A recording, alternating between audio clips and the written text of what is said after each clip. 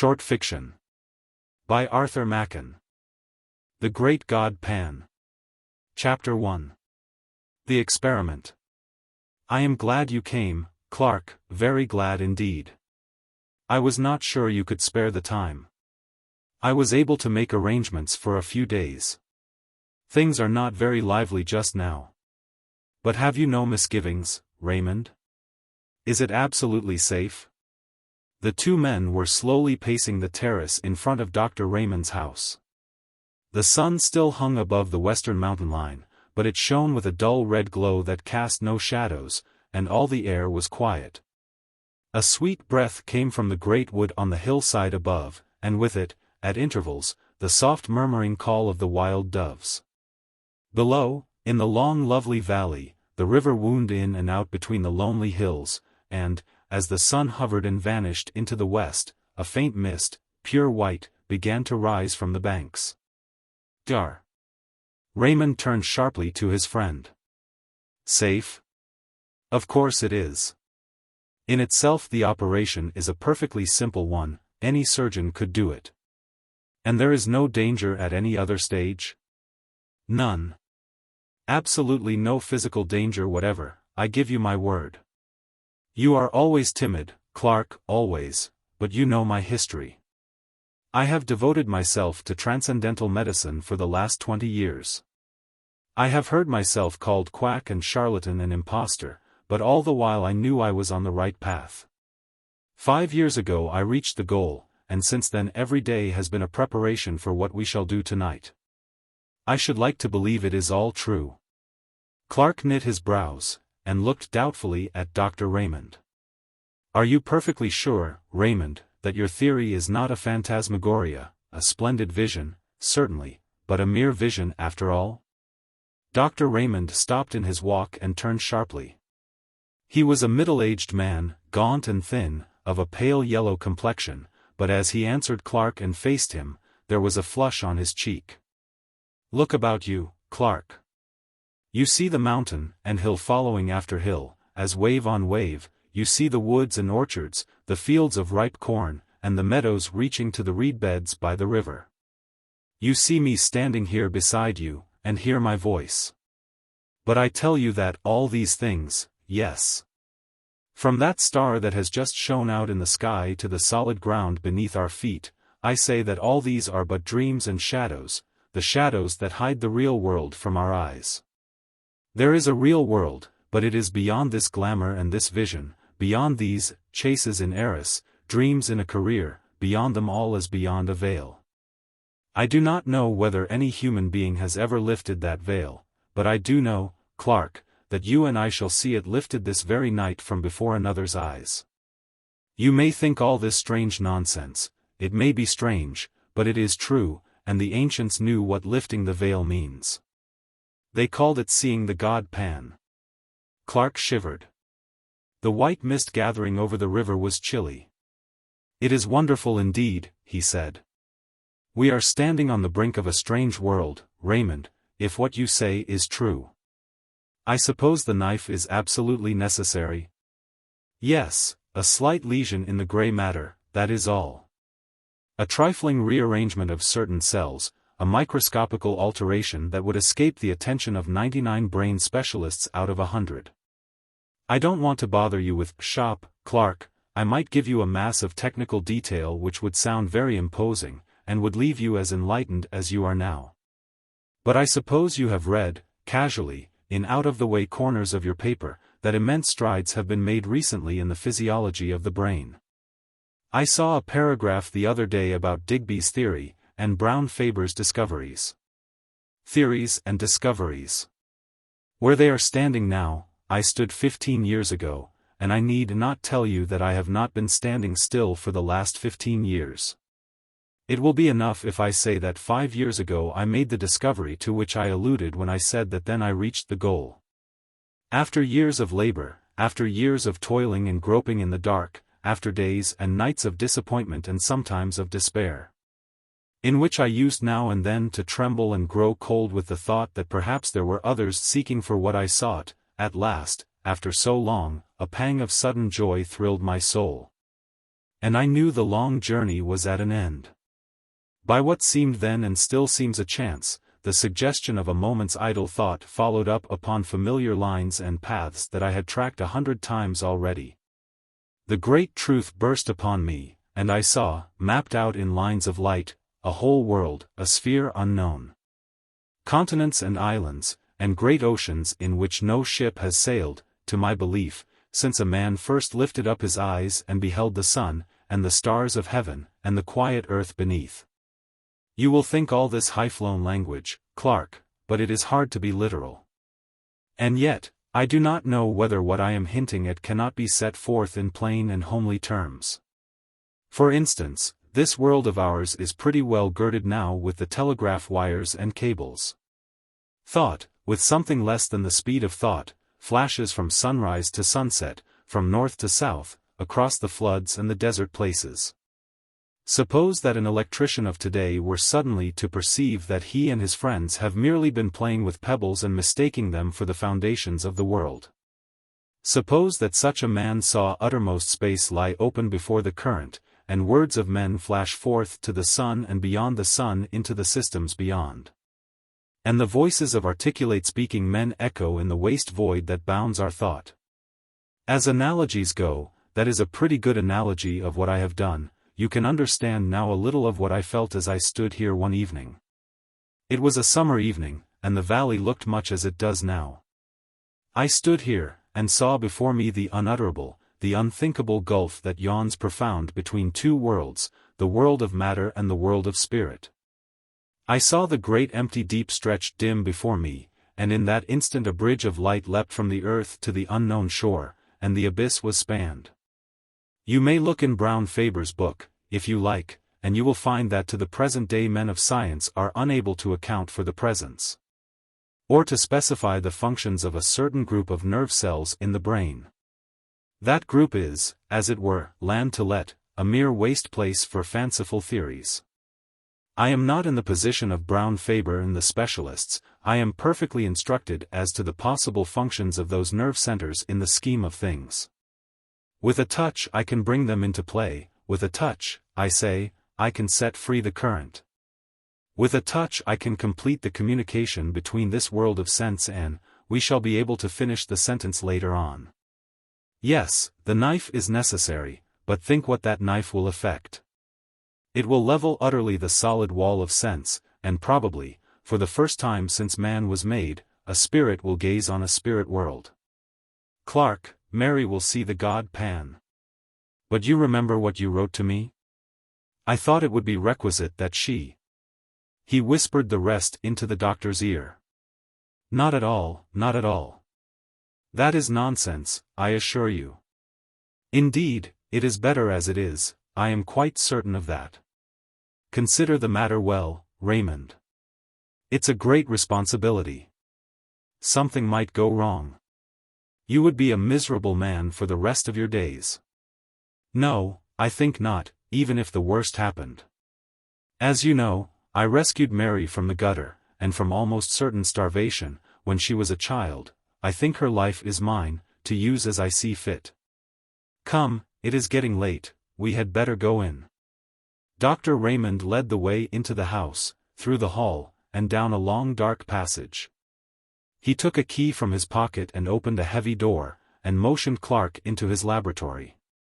It had once been a billiard room, and was lighted by a glass dome in the center of the ceiling, whence there still shone a sad grey light on the figure of the doctor as he lit a lamp with a heavy shade and placed it on a table in the middle of the room. Clark looked about him. Scarcely a foot of wall remained bare. There were shelves all around laden with bottles and phials of all shapes and colors, and at one end stood a little Chippendale bookcase. Raymond pointed to this. You see that parchment Oswald Crollius?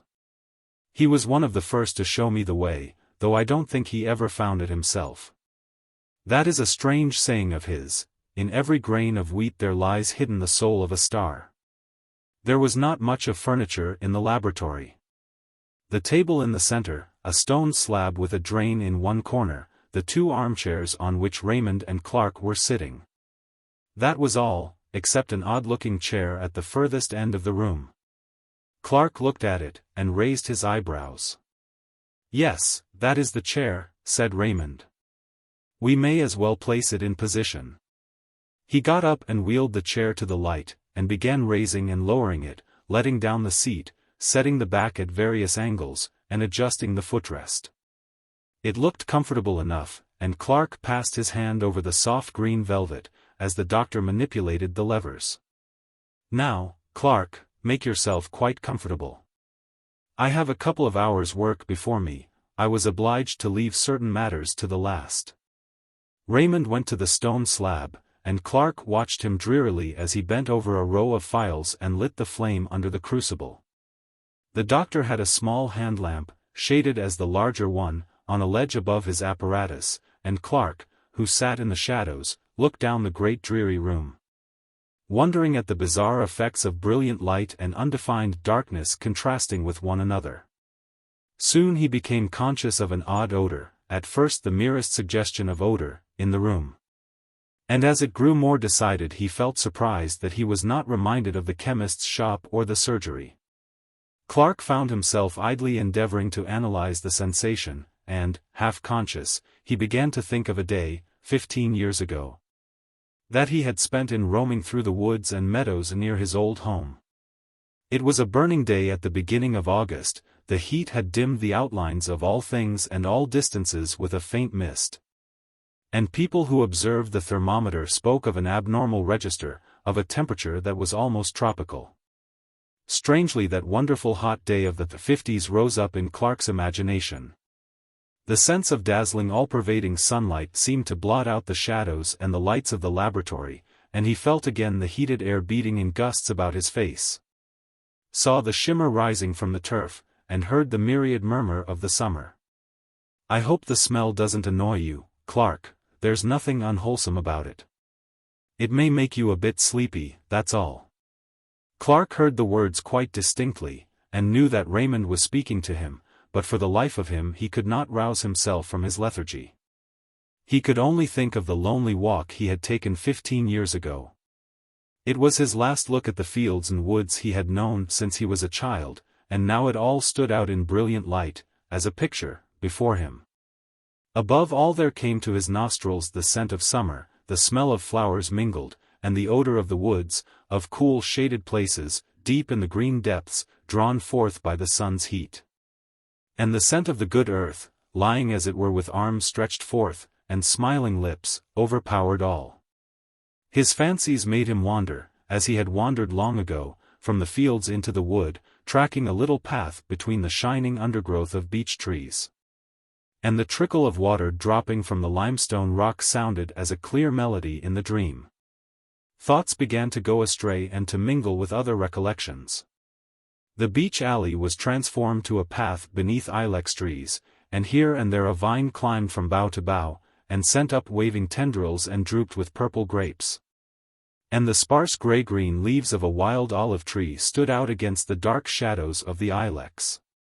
Clark, in the deep folds of dream, was conscious that the path from his father's house had led him into an undiscovered country, and he was wondering at the strangeness of it all, when suddenly, in place of the hum and murmur of the summer, an infinite silence seemed to fall on all things, and the wood was hushed, and for a moment of time he stood face to face there with a presence. That was neither man nor beast, neither the living nor the dead, but all things mingled, the form of all things but devoid of all form. And in that moment, the sacrament of body and soul was dissolved, and a voice seemed to cry, "Let us go hence," and then the darkness of darkness beyond the stars, the darkness of everlasting. When Clark woke up with a start he saw Raymond pouring a few drops of some oily fluid into a green phial, which he stoppered tightly. "You have been dozing," he said. "The journey must have tired you out. It is done now. I am going to fetch Mary. I shall be back in 10 minutes. Clark lay back in his chair and wondered. It seemed as if he had but passed from one dream into another. He half expected to see the walls of the laboratory melt and disappear, and to awake in London, shuddering at his own sleeping fancies. But at last the door opened, and the doctor returned, and behind him came a girl of about 17, dressed all in white. She was so beautiful that Clark did not wonder at what the doctor had written to him. She was blushing now over face and neck and arms, but Raymond seemed unmoved. "Mary," he said, "the time has come. You are quite free. Are you willing to trust yourself to me entirely?" "Yes, dear." "You hear that, Clark? You are my witness. Here is the chair, Mary. It is quite easy. Just sit in it and lean back. Are you ready?" "Yes, dear, quite ready." "Give me a kiss before you begin." The doctor stooped and kissed her mouth, kindly enough. "Now shut your eyes," he said. The girl closed her eyelids, as if she were tired, and longed for sleep, and Raymond held the green phial to her nostrils.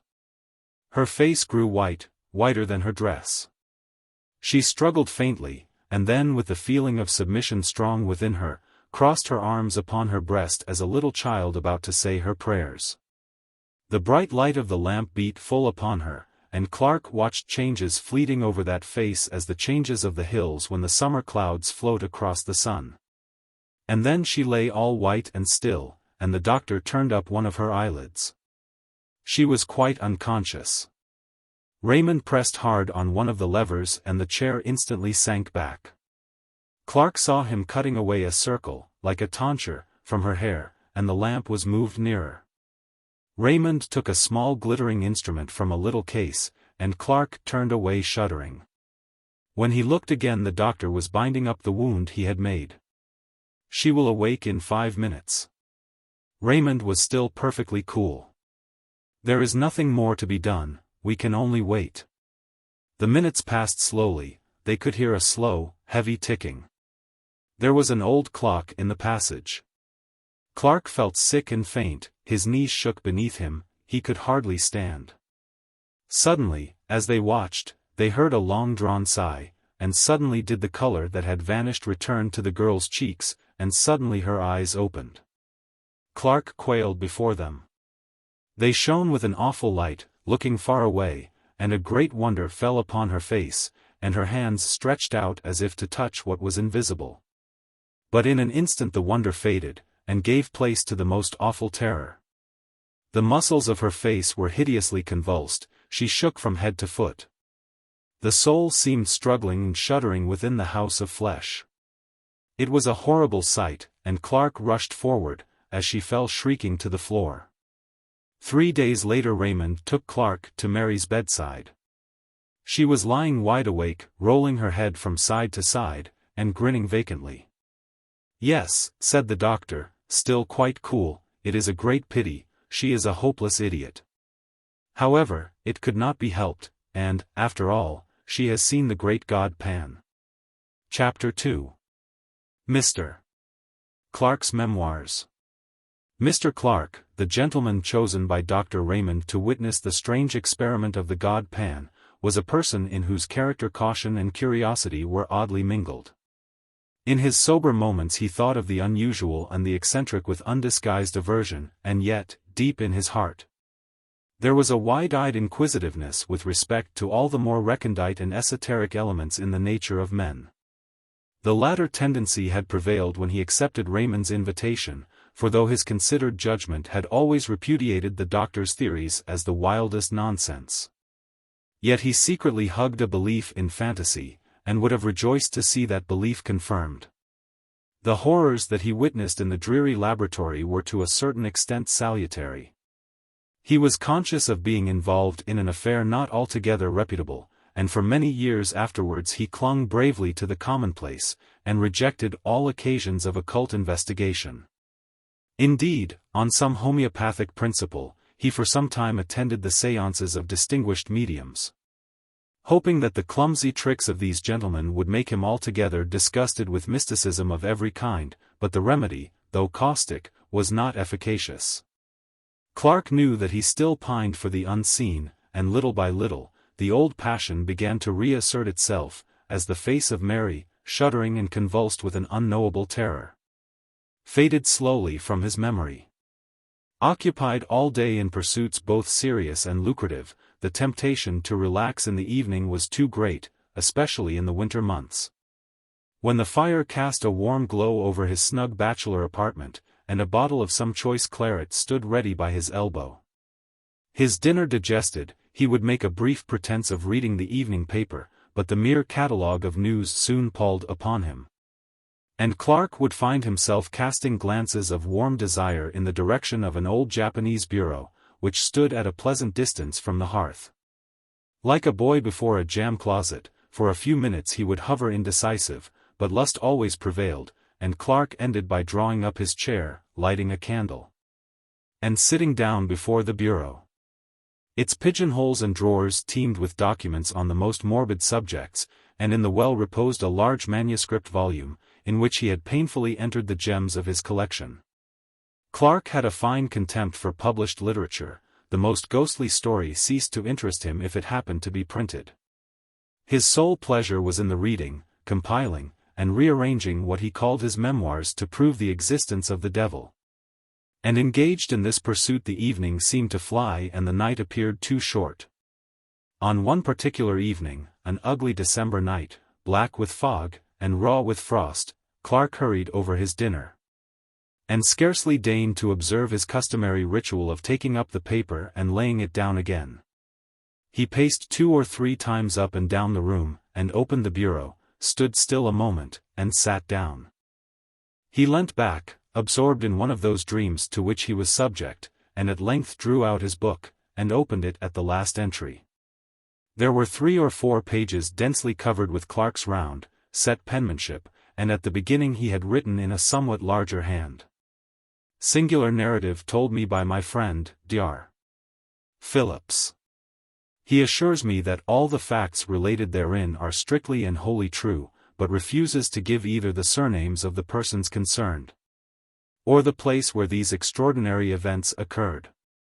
Mr. Clark began to read over the account for the 10th time, glancing now and then at the pencil notes he had made when it was told him by his friend. It was one of his humors to pride himself on a certain literary ability. He thought well of his style, and took pains in arranging the circumstances in dramatic order. He read the following story. The persons concerned in this statement are Helen V., who, if she is still alive, must now be a woman of 23, Rachel W. since deceased, who was a year younger than the above, and Trevor M., an imbecile, aged 18.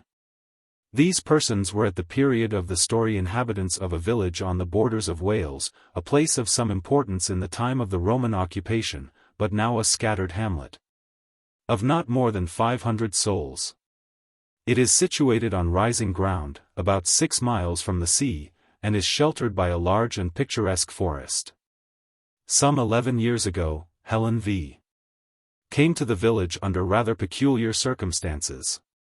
It is understood that she, being an orphan, was adopted in her infancy by a distant relative, who brought her up in his own house till she was 12 years old.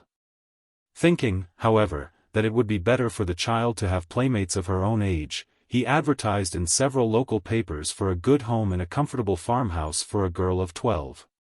And this advertisement was answered by Mr. R., a well-to-do farmer in the above-mentioned village.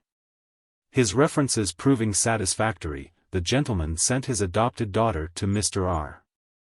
with a letter, in which he stipulated that the girl should have a room to herself, and stated that her guardians need be at no trouble in the matter of education, as she was already sufficiently educated for the position in life which she would occupy.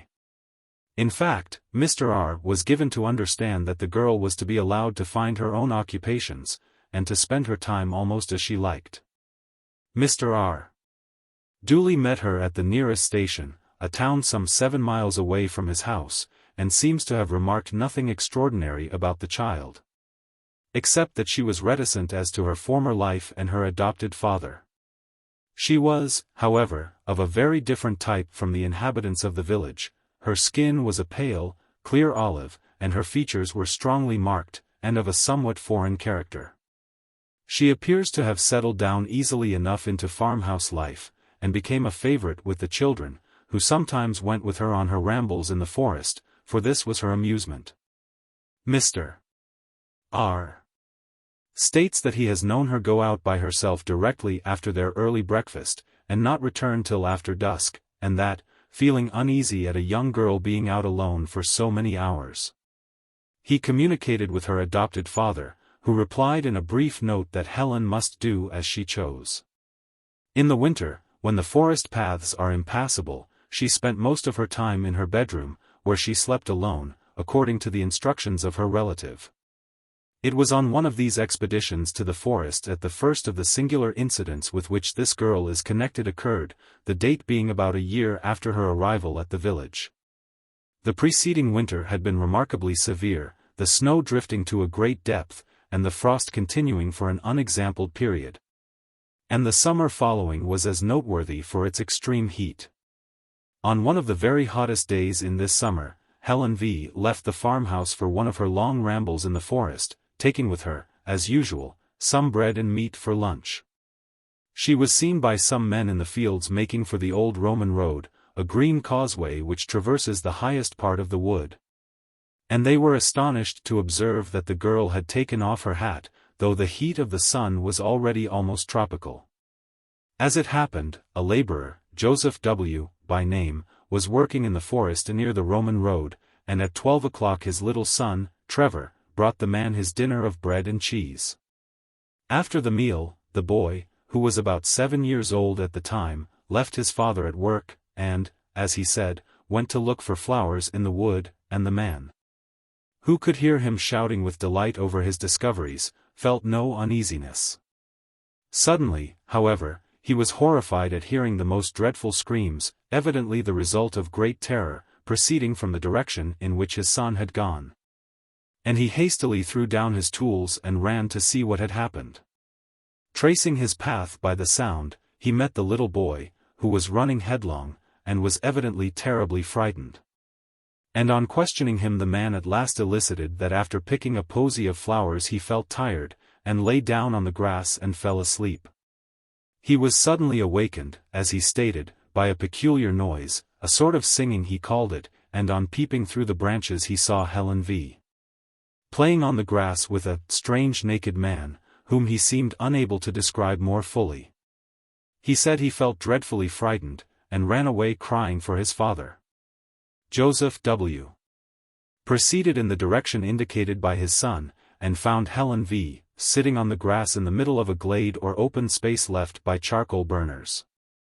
He angrily charged her with frightening his little boy, but she entirely denied the accusation and laughed at the child's story of a strange man, to which he himself did not attach much credence. Joseph W. came to the conclusion that the boy had woke up with a sudden fright, as children sometimes do, but Trevor persisted in his story, and continued in such evident distress that at last his father took him home, hoping that his mother would be able to soothe him. For many weeks, however, the boy gave his parents much anxiety. He became nervous and strange in his manner, refusing to leave the cottage by himself, and constantly alarming the household by waking in the night with cries of "the man in the wood. Father! Father!" In course of time, however, the impression seemed to have worn off, and about 3 months later he accompanied his father to the house of a gentleman in the neighborhood, for whom Joseph W. occasionally did work. The man was shown into the study, and the little boy was left sitting in the hall, and a few minutes later, while the gentleman was giving W.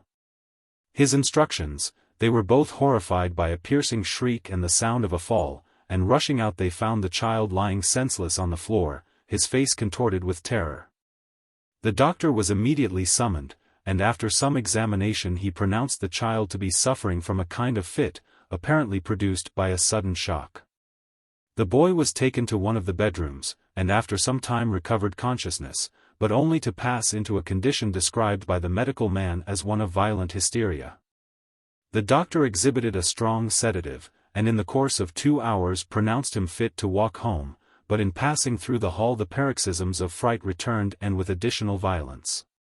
The father perceived that the child was pointing at some object, and heard the old cry, "The man in the wood," and looking in the direction indicated saw a stone head of grotesque appearance, which had been built into the wall above one of the doors.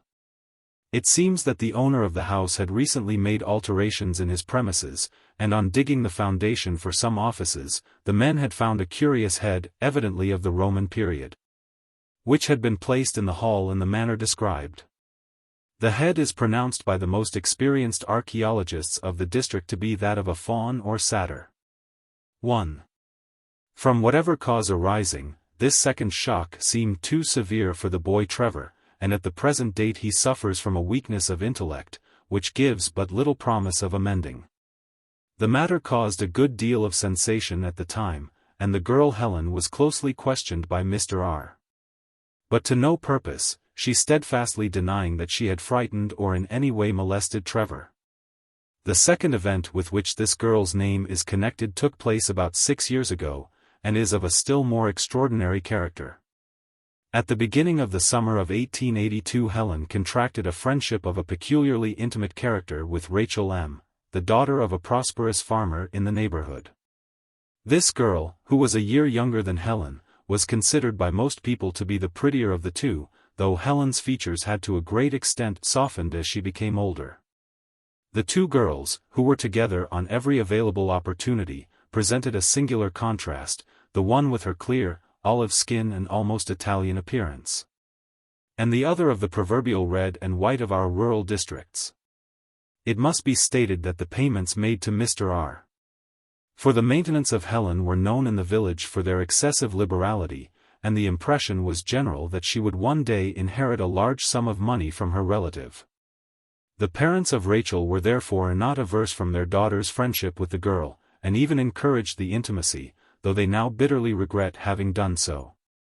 Helen still retained her extraordinary fondness for the forest, and on several occasions Rachel accompanied her, the two friends setting out early in the morning, and remaining in the wood till dusk.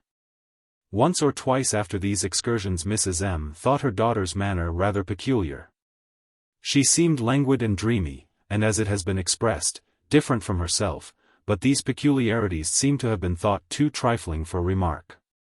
One evening, however, after Rachel had come home, her mother heard a noise which sounded like suppressed weeping in the girl's room, and on going in found her lying, half undressed, upon the bed, evidently in the greatest distress.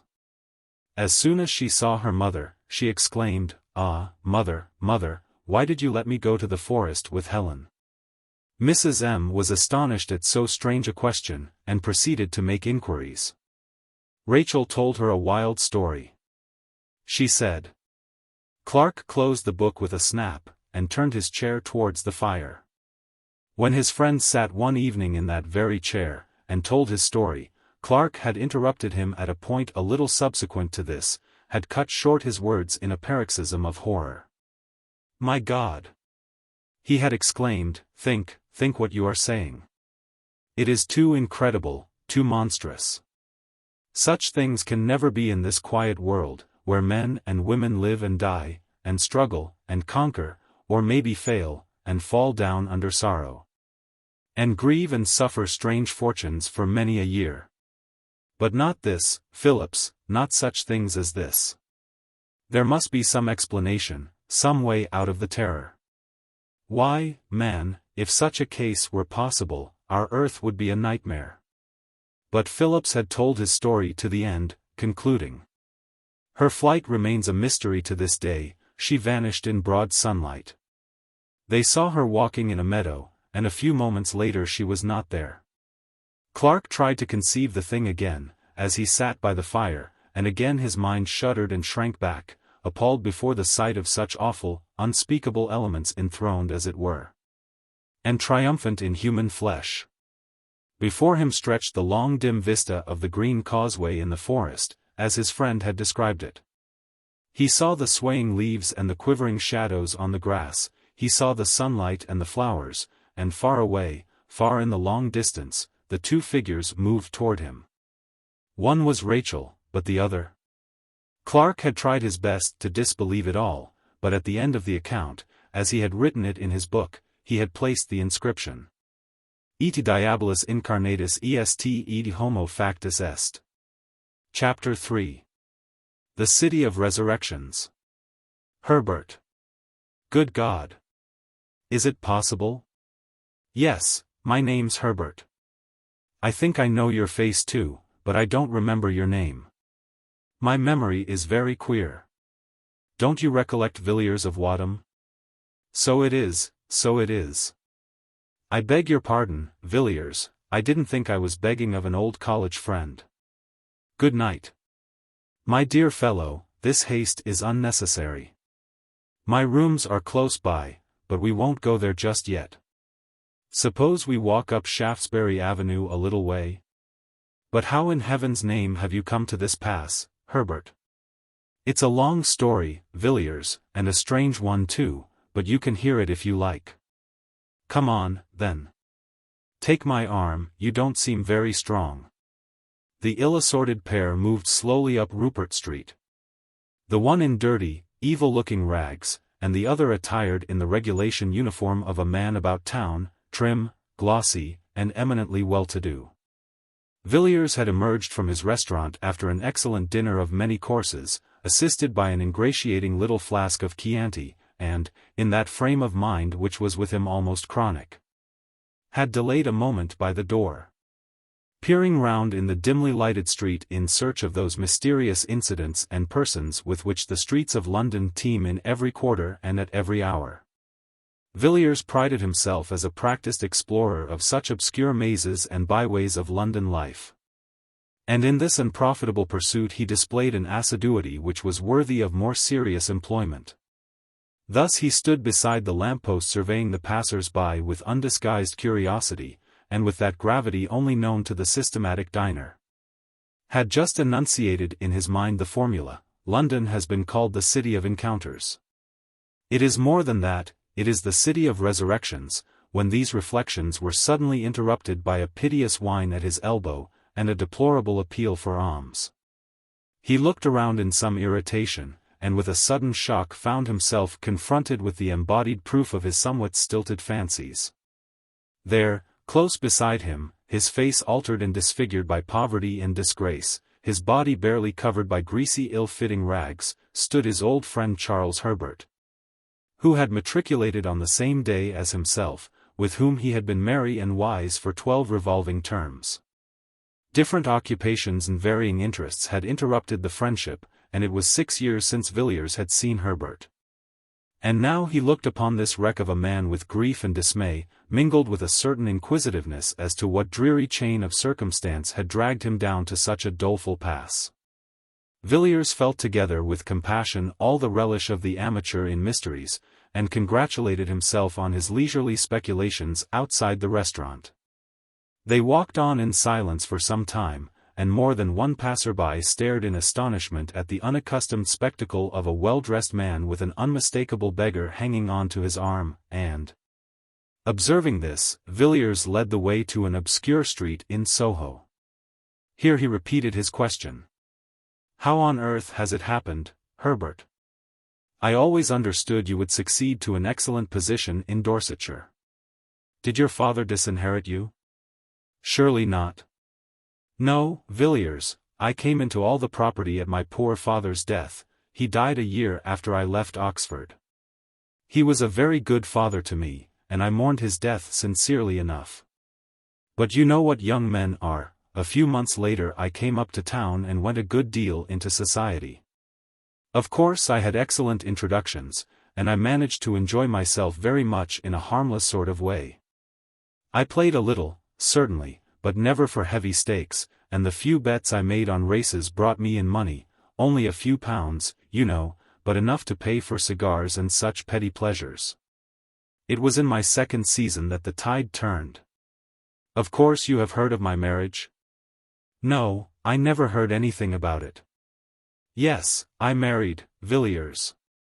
I met a girl of the most wonderful and most strange beauty, at the house of some people whom I knew. I cannot tell you her age.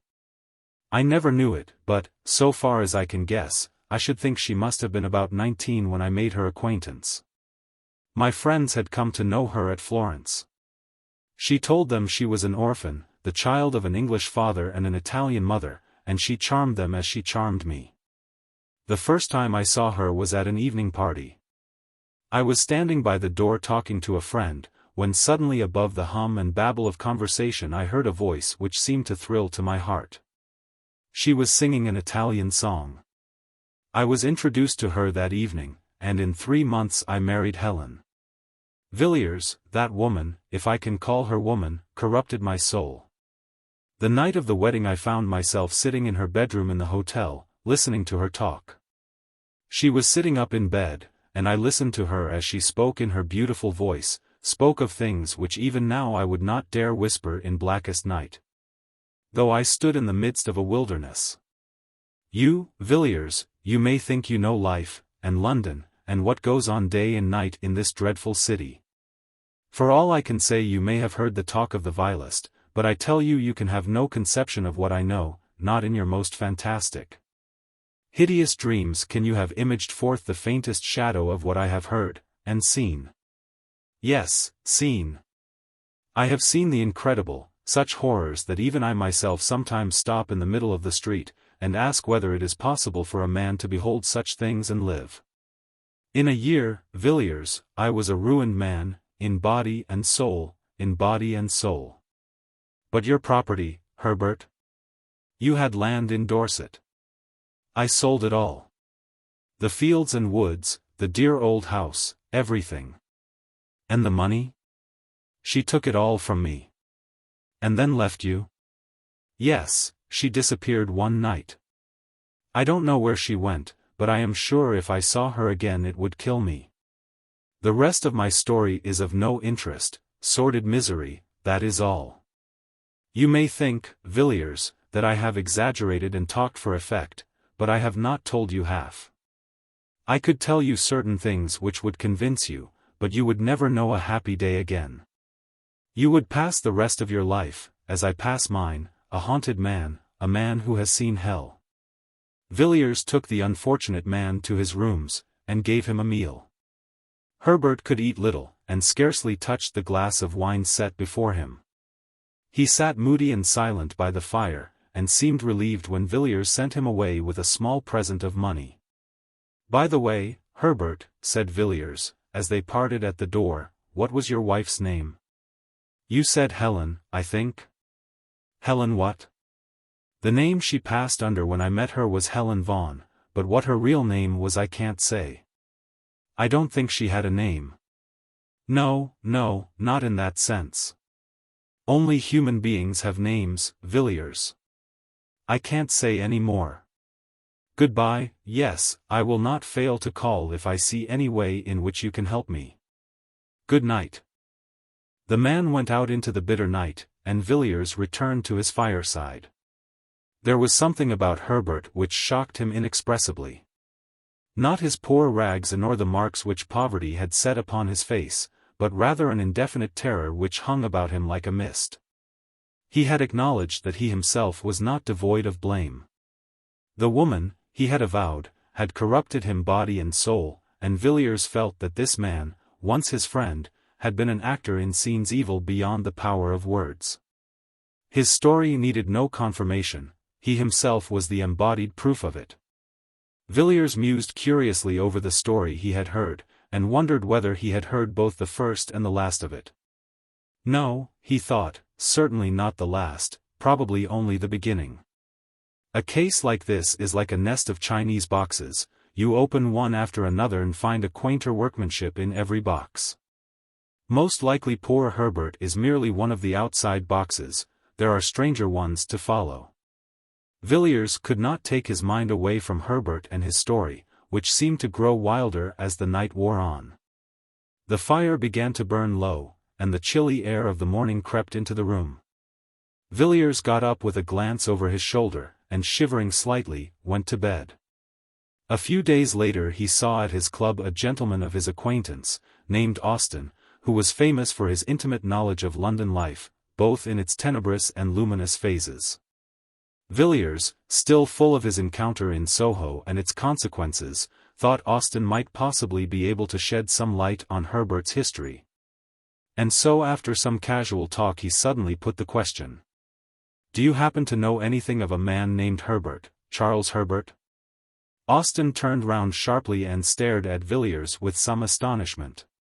Charles Herbert? Weren't you in town 3 years ago? No, then you have not heard of the Paul Street case? It caused a good deal of sensation at the time. What was the case?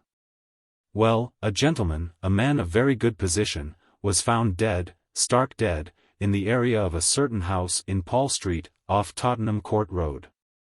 Of course the police did not make the discovery.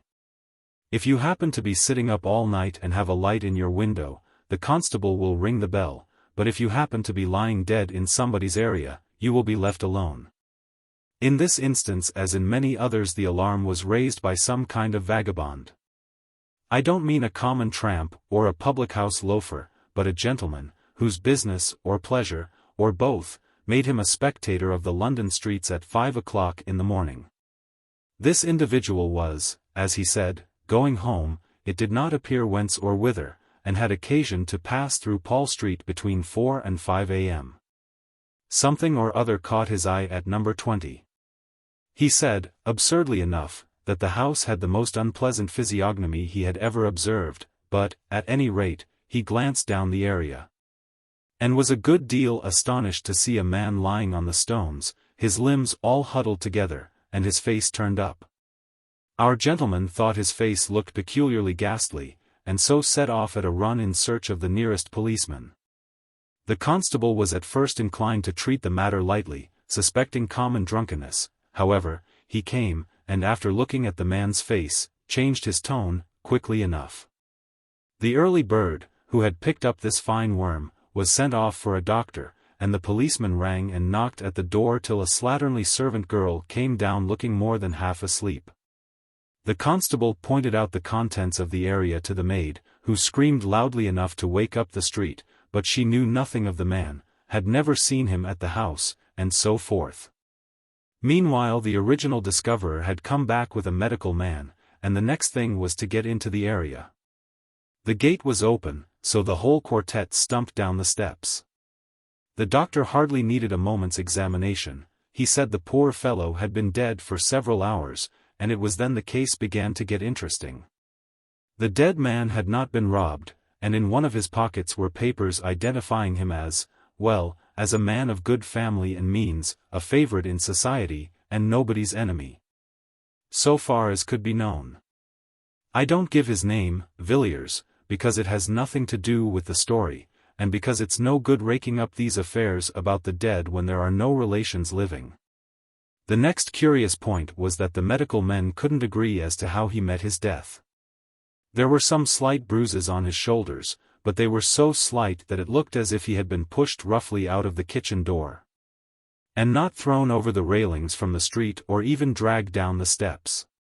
But there were positively no other marks of violence about him, certainly none that would account for his death, and when they came to the autopsy there wasn't a trace of poison of any kind. Of course the police wanted to know all about the people at number 20, and here again, so I have heard from private sources, one or two other very curious points came out. It appears that the occupants of the house were a Mr. and Mrs. Charles Herbert. He was said to be a landed proprietor, though it struck most people that Paul Street was not exactly the place to look for county gentry. As for Mrs. Herbert, nobody seemed to know who or what she was, and, between ourselves, I fancy the divers after her history found themselves in rather strange waters. Of course they both denied knowing anything about the deceased, and in default of any evidence against them they were discharged. But some very odd things came out about them.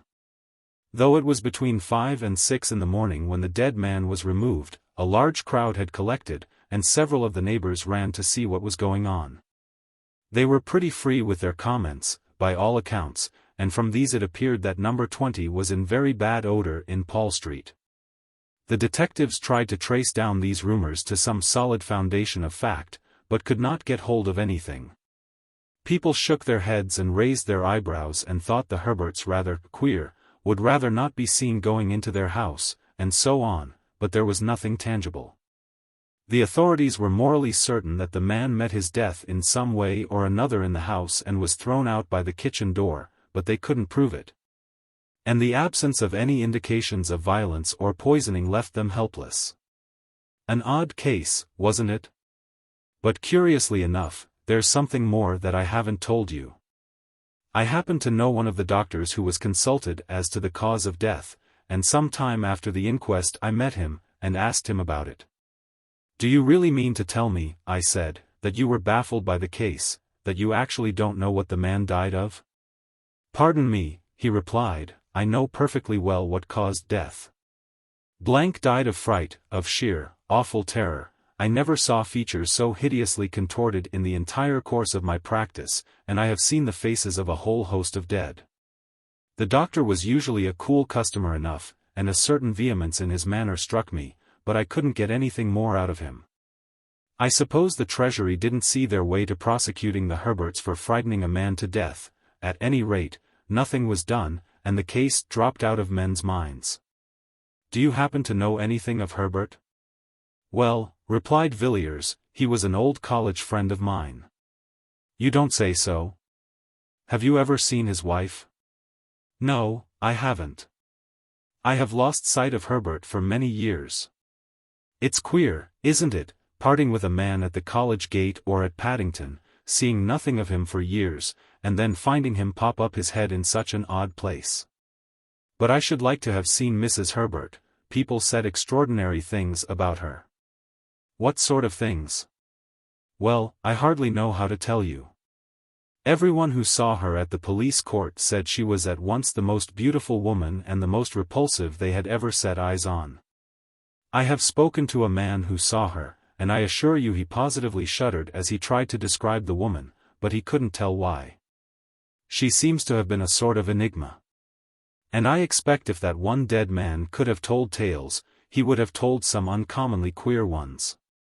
And there you are again in another puzzle. What could a respectable country gentleman like Mr. Blank, we'll call him that if you don't mind, want in such a very queer house as number 20? It's altogether a very odd case, isn't it? It is indeed, Austin, an extraordinary case. I didn't think, when I asked you about my old friend, should strike on such strange metal. Well, I must be off, good day. Villiers went away, thinking of his own conceit of the Chinese boxes. Here was quaint workmanship indeed. Chapter 4. The Discovery in Paul Street. A few months after Villiers's meeting with Herbert, Mr. Clark was sitting, as usual, by his after-dinner hearth, resolutely guarding his fancies from wandering in the direction of the bureau. For more than a week he had succeeded in keeping away from the memoirs, and he cherished hopes of a complete self-reformation. But, in spite of his endeavors, he could not hush the wonder and the strange curiosity that last case he had written down had excited within him. He had put the case, or rather the outline of it, conjecturally to a scientific friend, who shook his head, and thought Clark getting queer. And on this particular evening Clark was making an effort to rationalize the story, when a sudden knock at his door roused him from his meditations. Mr. Villiers to see you, sir. Dear me, Villiers, it is very kind of you to look me up. I have not seen you for many months, I should think nearly a year. Come in, come in. And how are you, Villiers? Want any advice about investments? No, thanks, I fancy everything I have in that way is pretty safe. No, Clark, I have really come to consult you about a rather curious matter that has been brought under my notice of late. I am afraid you will think it all rather absurd when I tell my tale. I sometimes think so myself, and that's just why I made up my mind to come to you, as I know you're a practical man. Mr. Villiers was ignorant of the memoirs to prove the existence of the devil. Well, Villiers, I shall be happy to give you my advice, to the best of my ability. What is the nature of the case? It's an extraordinary thing altogether. You know my ways. I always keep my eyes open in the streets, and in my time I have chanced upon some queer customers, and queer cases too, but this, I think, beats all. I was coming out of a restaurant one nasty winter night about 3 months ago. I had had a capital dinner and a good bottle of Chianti, and I stood for a moment on the pavement, thinking what a mystery there is about London streets and the companies that pass along them. A bottle of red wine encourages these fancies, Clark, and I dare say I should have thought a page of small type, but I was cut short by a beggar who had come behind me and was making the usual appeals. Of course I looked round, and this beggar turned out to be what was left of an old friend of mine, a man named Herbert. I asked him how he had come to such a wretched pass, and he told me. We walked up and down one of those long dark Soho streets, and there I listened to his story. He said he had married a beautiful girl, some years younger than himself, and, as he put it, she had corrupted him body and soul. He wouldn't go into details.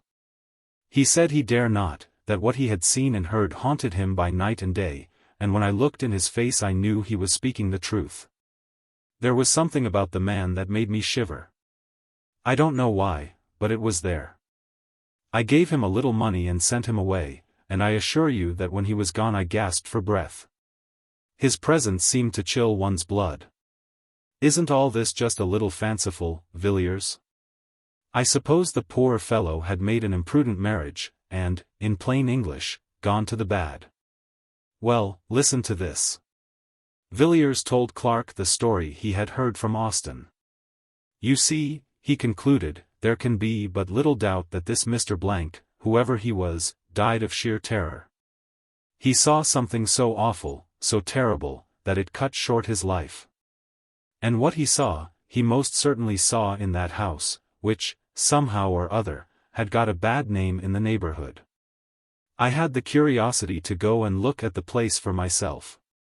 It's a saddening kind of street. The houses are old enough to be mean and dreary, but not old enough to be quaint. As far as I could see most of them are let in lodgings, furnished and unfurnished, and almost every door has 3 bells to it. Here and there the ground floors have been made into shops of the commonest kind. It's a dismal street in every way. I found number 20 was to let, and I went to the agents and got the key. Of course I should have heard nothing of the Herberts in that quarter, but I asked the man, fair and square, how long they had left the house, and whether there had been other tenants in the meanwhile. He looked at me queerly for a minute, and told me the Herberts had left immediately after the unpleasantness, as he called it, and since then the house had been empty. Mr. Villiers paused for a moment. I have always been rather fond of going over empty houses. There's a sort of fascination about the desolate empty rooms, with the nails sticking in the walls, and the dust thick upon the windowsills. But I didn't enjoy going over number 20 Paul Street. I had hardly put my foot inside the passage before I noticed a queer, heavy feeling about the air of the house. Of course all empty houses are stuffy, and so forth, but this was something quite different. I can't describe it to you, but it seemed to stop the breath. I went into the front room and the back room, and the kitchens downstairs. They were all dirty and dusty enough, as you would expect, but there was something strange about them all. I couldn't define it to you, I only know I felt queer. It was one of the rooms on the first floor, though, that was the worst. It was a largish room, and once on a time the paper must have been cheerful enough, but when I saw it, paint, paper, and everything were most doleful. But the room was full of horror. I felt my teeth grinding as I put my hand on the door, and when I went in, I thought I should have fallen fainting to the floor. However, I pulled myself together, and stood against the end wall, wondering what on earth there could be about the room to make my limbs tremble, and my heart beat as if I were at the hour of death. In one corner there was a pile of newspapers littered about on the floor, and I began looking at them. They were papers of 3 or 4 years ago, some of them half torn, and some crumpled as if they had been used for packing. I turned the whole pile over, and amongst them I found a curious drawing. I will show it you presently. But I couldn't stay in the room, I felt it was overpowering me. I was thankful to come out, safe and sound, into the open air. People stared at me as I walked along the street, and one man said I was drunk. I was staggering about from one side of the pavement to the other, and it was as much as I could do to take the key back to the agent and get home. I was in bed for a week, suffering from what my doctor called nervous shock and exhaustion. One of those days I was reading the evening paper, and happened to notice a paragraph headed, "Starved to Death." It was the usual style of thing. A model lodging house in Marylebone, a door locked for several days, and a dead man in his chair when they broke in. The deceased, said the paragraph, was known as Charles Herbert, and is believed to have been once a prosperous country gentleman. His name was familiar to the public 3 years ago in connection with the mysterious death in Paul Street, Tottenham Court Road, the deceased being the tenant of the house number 20. In the area of which a gentleman of good position was found dead under circumstances not devoid of suspicion. A tragic ending, wasn't it? But after all, if what he told me were true, which I am sure it was, the man's life was all a tragedy, and a tragedy of a stranger sort than they put on the boards. And that is the story, is it? Said Clark musingly. Yes, that is the story. Well, really, Villiers, I scarcely know what to say about it. There are, no doubt, circumstances in the case which seem peculiar, the finding of the dead man in the area of Herbert's house, for instance. And the extraordinary opinion of the physician as to the cause of death. But, after all, it is conceivable that the facts may be explained in a straightforward manner. As to your own sensations, when you went to see the house, would suggest that they were due to a vivid imagination, you must have been brooding, in a semi-conscious way, over what you had heard. I don't exactly see what more can be said or done in the matter. You evidently think there is a mystery of some kind, but Herbert is dead. Where then do you propose to look? I propose to look for the woman whom he married. She is the mystery. The two men sat silent by the fireside. Clark secretly congratulating himself on having successfully kept up the character of advocate of the commonplace, and Villiers wrapped in his gloomy fancies. I think I will have a cigarette, he said at last, and put his hand in his pocket to feel for the cigarette case. Ah, he said, starting slightly, I forgot I had something to show you. You remember my saying that I had found a rather curious sketch amongst the pile of old newspapers at the house in Paul Street? Here it is. Villiers drew out a small thin parcel from his pocket. It was covered with brown paper, and secured with string, and the knots were troublesome. In spite of himself, Clark felt inquisitive. He bent forward on his chair as Villiers painfully undid the string, and unfolded the outer covering. Inside was a second wrapping of tissue, and Villiers took it off and handed the small piece of paper to Clark without a word. There was dead silence in the room for 5 minutes or more. The two men sat so still that they could hear the ticking of the tall old-fashioned clock that stood outside in the hall, and in the mind of one of them the slow monotony of sound woke up a far memory. He was looking intently at the small pen and ink sketch of the woman's head. It had evidently been drawn with great care, and by a true artist, for the woman's soul looked out of the eyes, and the lips were parted with a strange smile. Clark gazed still at the face. It brought to his memory one summer evening long ago. He saw again the long lovely valley, the river winding between the hills, the meadows and the cornfields, the dull red sun, and the cold white mist rising from the water. He heard a voice speaking to him across the waves of many years, and saying, "Clark, Mary will see the god Pan." And then he was standing in the grim room beside the doctor, listening to the heavy ticking of the clock, waiting and watching the figure lying on the green chair beneath the lamplight. Mary rose up, and he looked into her eyes, and his heart grew cold within him. "Who is this woman?" he said at last. His voice was dry and hoarse. "That is the woman whom Herbert married." Clark looked again at the sketch. It was not Mary after all. There certainly was Mary's face, but there was something else, something he had not seen on Mary's features when the white-clad girl entered the laboratory with the doctor. Nor at her terrible awakening, nor when she lay grinning on the bed. Whatever it was, the glance that came from those eyes, the smile on the full lips, or the expression of the whole face, Clark shuddered before it in his inmost soul, and thought, unconsciously, of Dr. Phillips's words, "the most vivid presentment of evil I have ever seen." He turned the paper over mechanically in his hand and glanced at the back. "Good God! Clark, what is the matter? You are as white as death." Villiers had started wildly from his chair, as Clark fell back with a groan, and let the paper drop from his hands. "I don't feel very well, Villiers, I am subject to these attacks. Pour me out a little wine, thanks, that will do. I shall feel better in a few minutes." Villiers picked up the fallen sketch and turned it over as Clark had done. "You saw that?" he said. "That's how I identified it as being a portrait of Herbert's wife, or I should say his widow. How do you feel now?" "Better, thanks, it was only a passing faintness." "I don't think I quite catch your meaning. What did you say enabled you to identify the picture?" "This word, Helen, written on the back." "Didn't I tell you her name was Helen?" "Yes, Helen Vaughan." Clark groaned. There could be no shadow of doubt.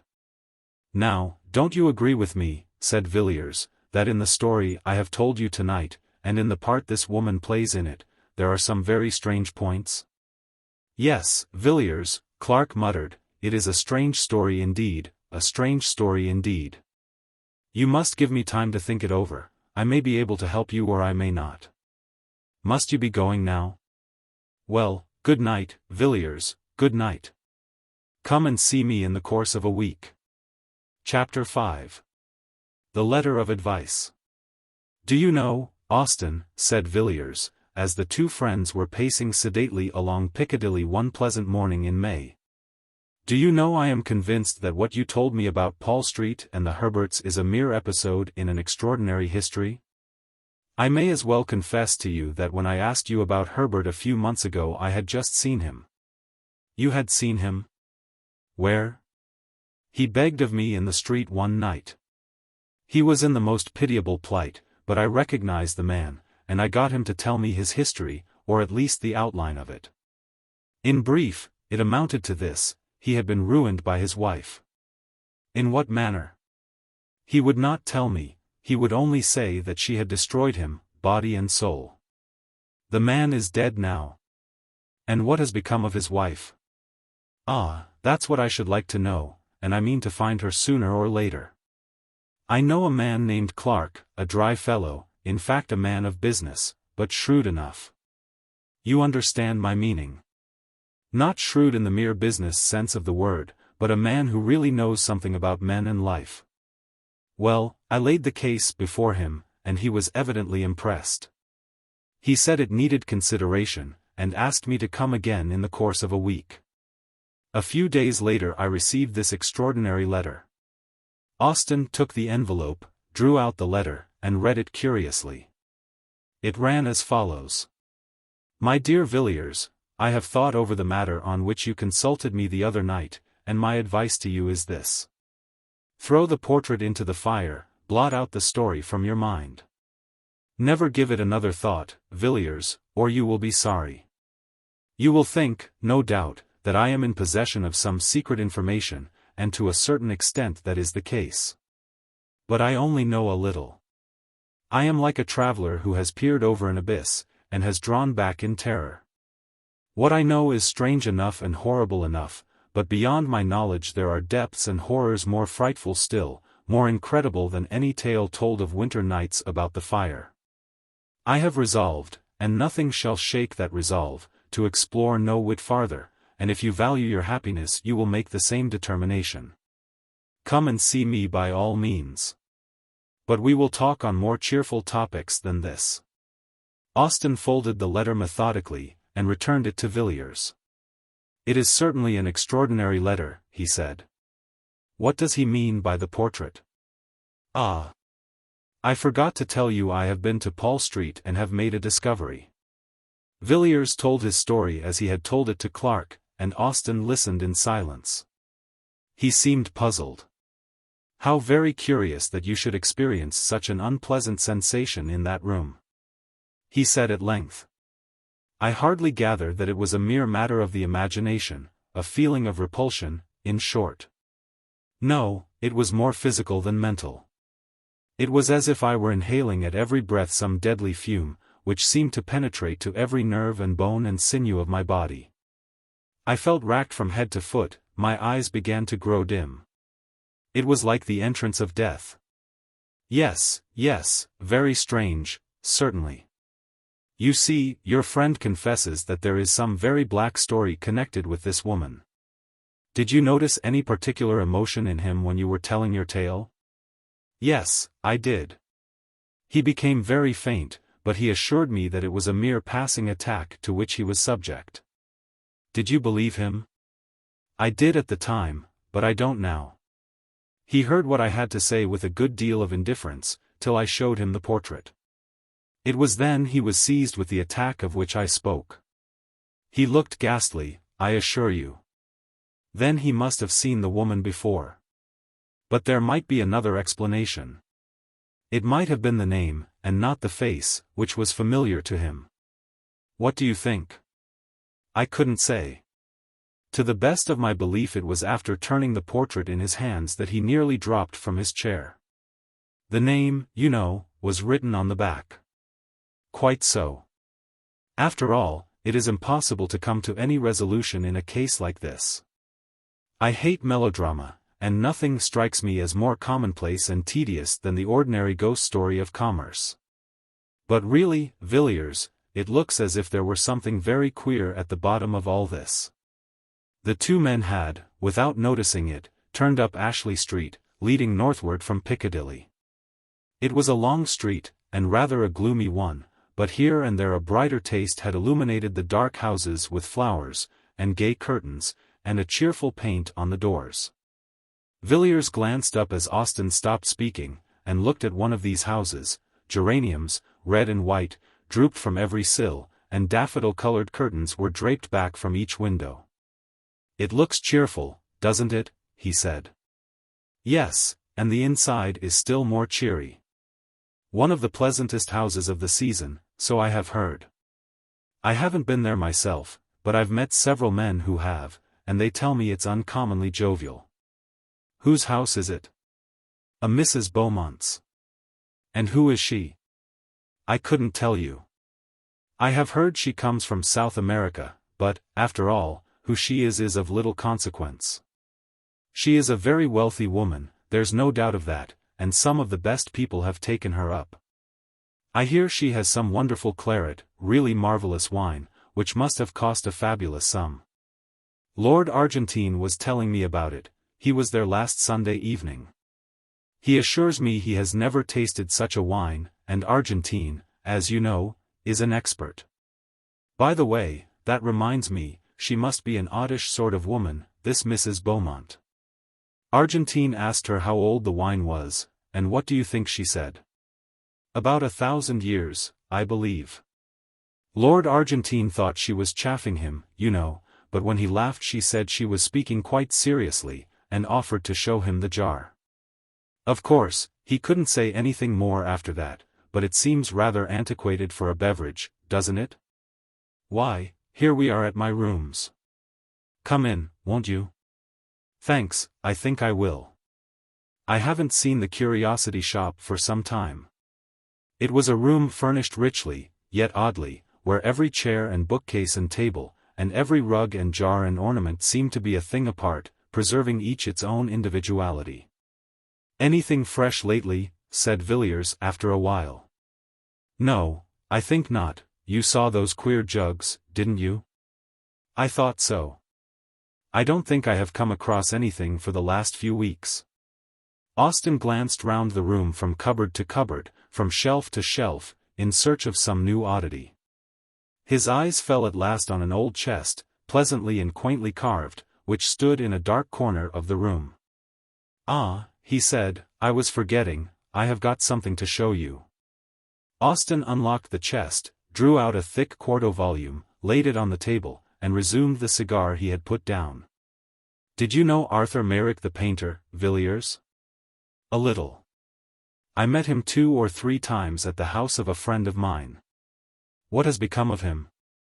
"I haven't heard his name mentioned for some time." "He's dead." "You don't say so." "Quite young, wasn't he?" "Yes, only 30 when he died." "What did he die of?" "I don't know. He was an intimate friend of mine, and a thoroughly good fellow. He used to come here and talk to me for hours, and he was one of the best talkers I have met. He could even talk about painting, and that's more than can be said of most painters. About 18 months ago he was feeling rather overworked, and partly at my suggestion he went off on a sort of roving expedition, with no very definite end or aim about it. I believe New York was to be his first port, but I never heard from him. 3 months ago I got this book, with a very civil letter from an English doctor practicing at Buenos Aires, stating that he had attended the late Mr. Merrick during his illness, and that the deceased had expressed an earnest wish that the enclosed packet should be sent to me after his death. That was all. And haven't you written for further particulars? I have been thinking of doing so. You would advise me to write to the doctor? Certainly. And what about the book? It was sealed up when I got it. I don't think the doctor had seen it. It is something very rare? Merrick was a collector, perhaps? No, I think not, hardly a collector. Now, what do you think of those Ainu jugs? They are peculiar, but I like them. But aren't you going to show me poor Merrick's legacy? Yes, to be sure. The fact is, it's rather a peculiar sort of thing, and I haven't shown it to anyone. I wouldn't say anything about it if I were you. There it is. Villiers took the book, and opened it at haphazard. It isn't a printed volume then, he said. No. It is a collection of drawings in black and white by my poor friend Merrick. Villiers turned to the first page, it was blank. The second bore a brief inscription, which he read. Silit per diem universis, nec sine horror secretus est. Lucet nocturnus ignibus, chorus Egyptianum undique personator, audiunter et contus tibiarum, et tinnitus cymbalorum per orum maridimum. On the third page was a design which made Villiers start and look up at Austin. He was gazing abstractedly out of the window. Villiers turned page after page, absorbed, in spite of himself, in the frightful Walpurgis night of evil, strange monstrous evil, that the dead artist had set forth in hard black and white. The figures of fauns and satyrs and Aegipans danced before his eyes, the darkness of the thicket, the dance on the mountain top, the scenes by lonely shores, in green vineyards. By rocks and desert places, passed before him, a world before which the human soul seemed to shrink back and shudder. Villiers whirled over the remaining pages. He had seen enough, but the picture on the last leaf caught his eye, as he almost closed the book. Austin. Well, what is it? Do you know who that is? It was a woman's face, alone on the white page. Know who it is? No, of course not. I do. Who is it? It is Mrs. Herbert. Are you sure? I am perfectly certain of it. Poor Merrick. He is one more chapter in her history. But what do you think of the designs? They are frightful. Lock the book up again, Austin. If I were you I would burn it. It must be a terrible companion even though it be in a chest. Yes, they are singular drawings. But I wonder what connection there could be between Merrick and Mrs. Herbert, or what link between her and these designs. Ah, who can say? It is possible that the matter may end here, and we shall never know, but in my own opinion this Helen Vaughan, or Mrs. Herbert, is only the beginning. She will come back to London, Austin, depend upon it, she will come back, and we shall hear more about her then. I don't think it will be very pleasant news. Chapter 6. The Suicides. Lord Argentine was a great favourite in London society. At 20 he had been a poor man, decked with the surname of an illustrious family, but forced to earn a livelihood as best he could. And the most speculative of moneylenders would not have entrusted him with £50 on the chance of his ever changing his name for a title, and his poverty for a great fortune. His father had been near enough to the fountain of good things to secure one of the family livings, but the son, even if he had taken orders, would scarcely have obtained so much as this. And moreover felt no vocation for the ecclesiastical estate. Thus he fronted the world with no better armor than the bachelor's gown and the wits of a younger son's grandson, with which equipment he contrived in some way to make a very tolerable fight of it. At 25 Mr. Charles Aubernoun saw himself still a man of struggles and of warfare with the world, but out of the 7 who stood between him and the high places of his family 3 only remained. These 3, however, were good lives, but yet not proof against the Zulu assegais and typhoid fever, and so one morning Aubernoun woke up and found himself Lord Argentine. A man of 30 who had faced the difficulties of existence, and had conquered. The situation amused him immensely, and he resolved that riches should be as pleasant to him as poverty had always been. Argentine, after some little consideration, came to the conclusion that dining, regarded as a fine art, was perhaps the most amusing pursuit open to fallen humanity. And thus his dinners became famous in London, and an invitation to his table a thing covetously desired. After 10 years of lordship and dinners, Argentine still declined to be jaded, still persisted in enjoying life, and by a kind of infection had become recognized as the cause of joy in others. In short, as the best of company. His sudden and tragical death therefore caused a wide and deep sensation. People could scarce believe it, even though the newspaper was before their eyes, and the cry of "a mysterious death of a nobleman" came ringing up from the street. But there stood the brief paragraph: Lord Argentine was found dead this morning by his valet under distressing circumstances. It is stated that there can be no doubt that his lordship committed suicide, though no motive can be assigned for the act. The deceased nobleman was widely known in society, and much liked for his genial manner and sumptuous hospitality. He is succeeded by, etc., etc. By slow degrees the details came to light, but the case still remained a mystery. The chief witness at the inquest was the dead nobleman's valet, who said that the night before his death Lord Argentine had dined with a lady of good position, whose name was suppressed in the newspaper reports. At about 11 o'clock Lord Argentine had returned, and informed his man that he should not require his services till the next morning. A little later the valet had occasion to cross the hall and was somewhat astonished to see his master quietly letting himself out at the front door. He had taken off his evening clothes, and was dressed in a Norfolk coat and knickerbockers, and wore a low brown hat. The valet had no reason to suppose that Lord Argentine had seen him, and though his master rarely kept late hours, thought little of the occurrence till the next morning, when he knocked at the bedroom door at 8:45 as usual. He received no answer, and, after knocking 2 or 3 times, entered the room, and saw Lord Argentine's body leaning forward at an angle from the bottom of the bed.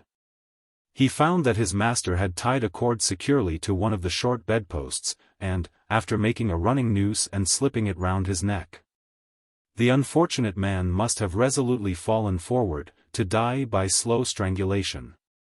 He was dressed in the light suit in which the valet had seen him go out, and the doctor who was summoned pronounced that life had been extinct for more than 4 hours. All papers, letters, and so forth seemed in perfect order, and nothing was discovered which pointed in the most remote way to any scandal either great or small. Here the evidence ended. Nothing more could be discovered. Several persons had been present at the dinner party at which Lord Argentine had assisted, and to all these he seemed in his usual genial spirits.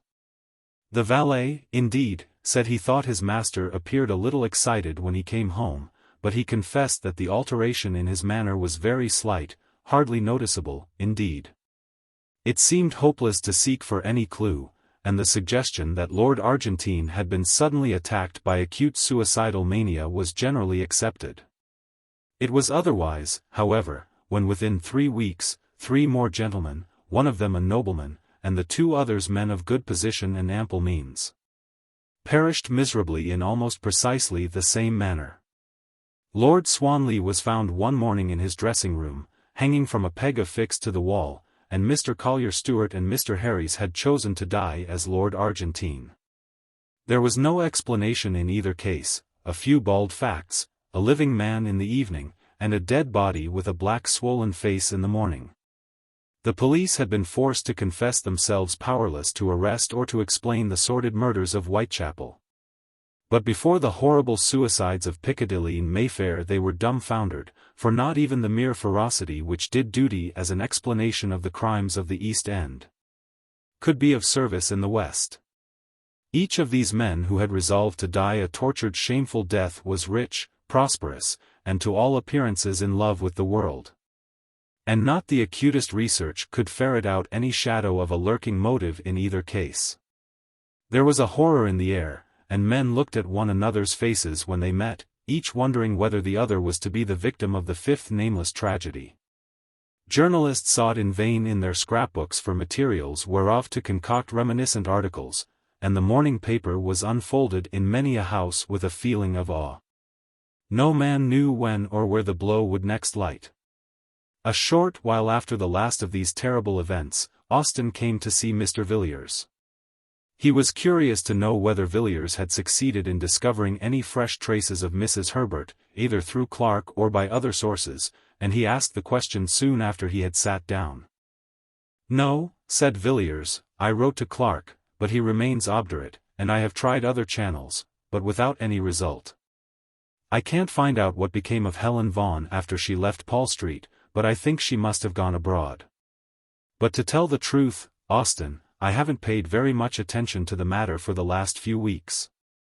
I knew poor Harry's intimately, and his terrible death has been a great shock to me, a great shock." "I can well believe it," answered Austen gravely. "You know Argentine was a friend of mine. If I remember rightly, we were speaking of him that day you came to my rooms." "Yes, it was in connection with that house in Ashley Street, Mrs. Beaumont's house. You said something about Argentine's dining there." "Quite so. Of course you know it was there Argentine dined the night before his death." "No, I haven't heard that." "Oh, yes. The name was kept out of the papers to spare Mrs. Beaumont. Argentine was a great favorite of hers, and it is said she was in a terrible state for some time after." A curious look came over Villiers's face. He seemed undecided whether to speak or not. Austen began again. "I never experienced such a feeling of horror as when I read the account of Argentine's death. I didn't understand it at the time, and I don't now. I knew him well, and it completely passes my understanding for what possible cause he, or any of the others for the matter of that, could have resolved in cold blood to die in such an awful manner. You know how men babble away each other's characters in London. You may be sure any buried scandal or hidden skeleton would have been brought to light in such a case as this. But nothing of the sort has taken place. As for the theory of mania, that is very well, of course, for the coroner's jury, but everybody knows that it's all nonsense. Suicidal mania is not smallpox." Austen relapsed into gloomy silence. Villiers sat silent also, watching his friend. The expression of indecision still fleeted across his face.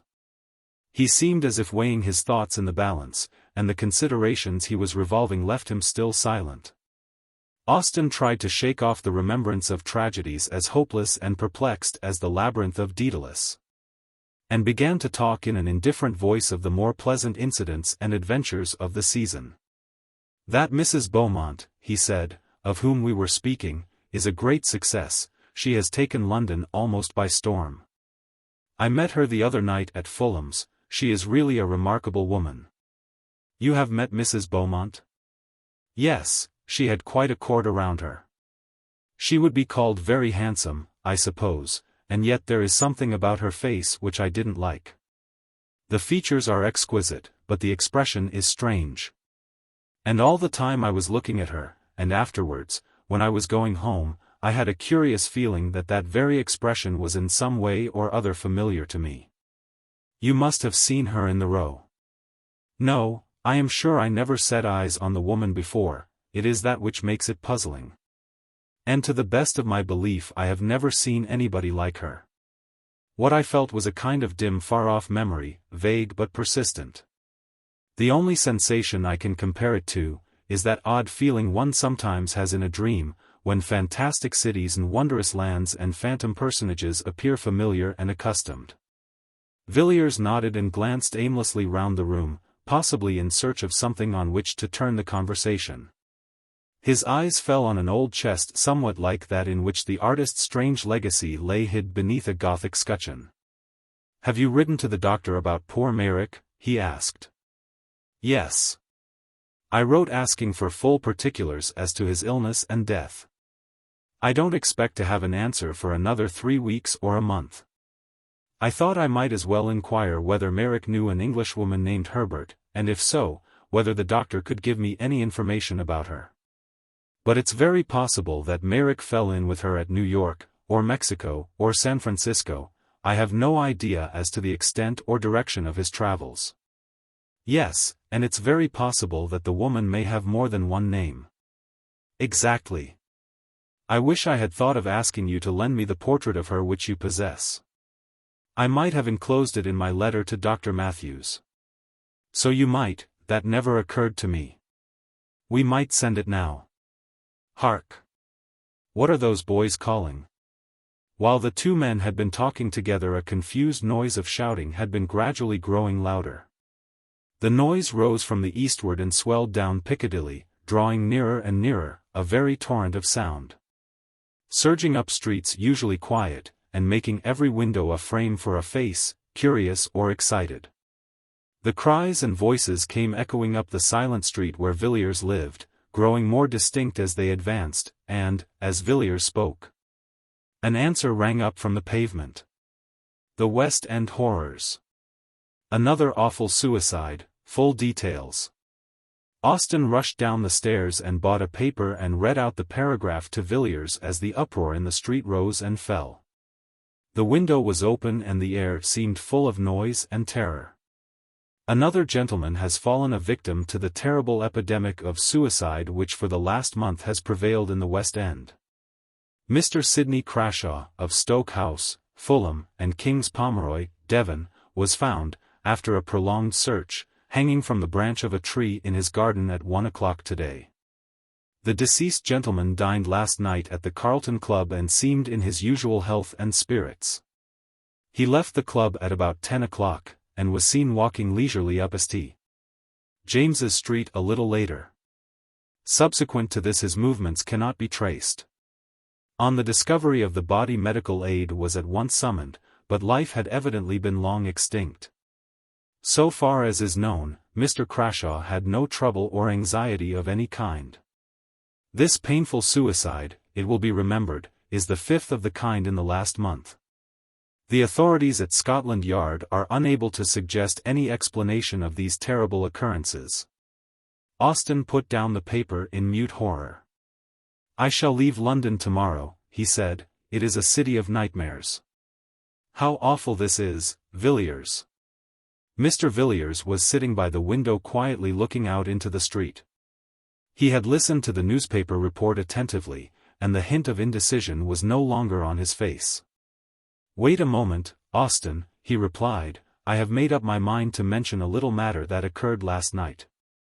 It is stated, I think, that Crashaw was last seen alive in St. James's Street shortly after 10. Yes, I think so. I will look again. Yes, you are quite right. Quite so. Well, I am in a position to contradict that statement at all events. Crashaw was seen after that, considerably later indeed. How do you know? Because I happened to see Crashaw myself at about 2 o'clock this morning. You saw Crashaw? You, Villiers? Yes, I saw him quite distinctly. Indeed, there were but a few feet between us.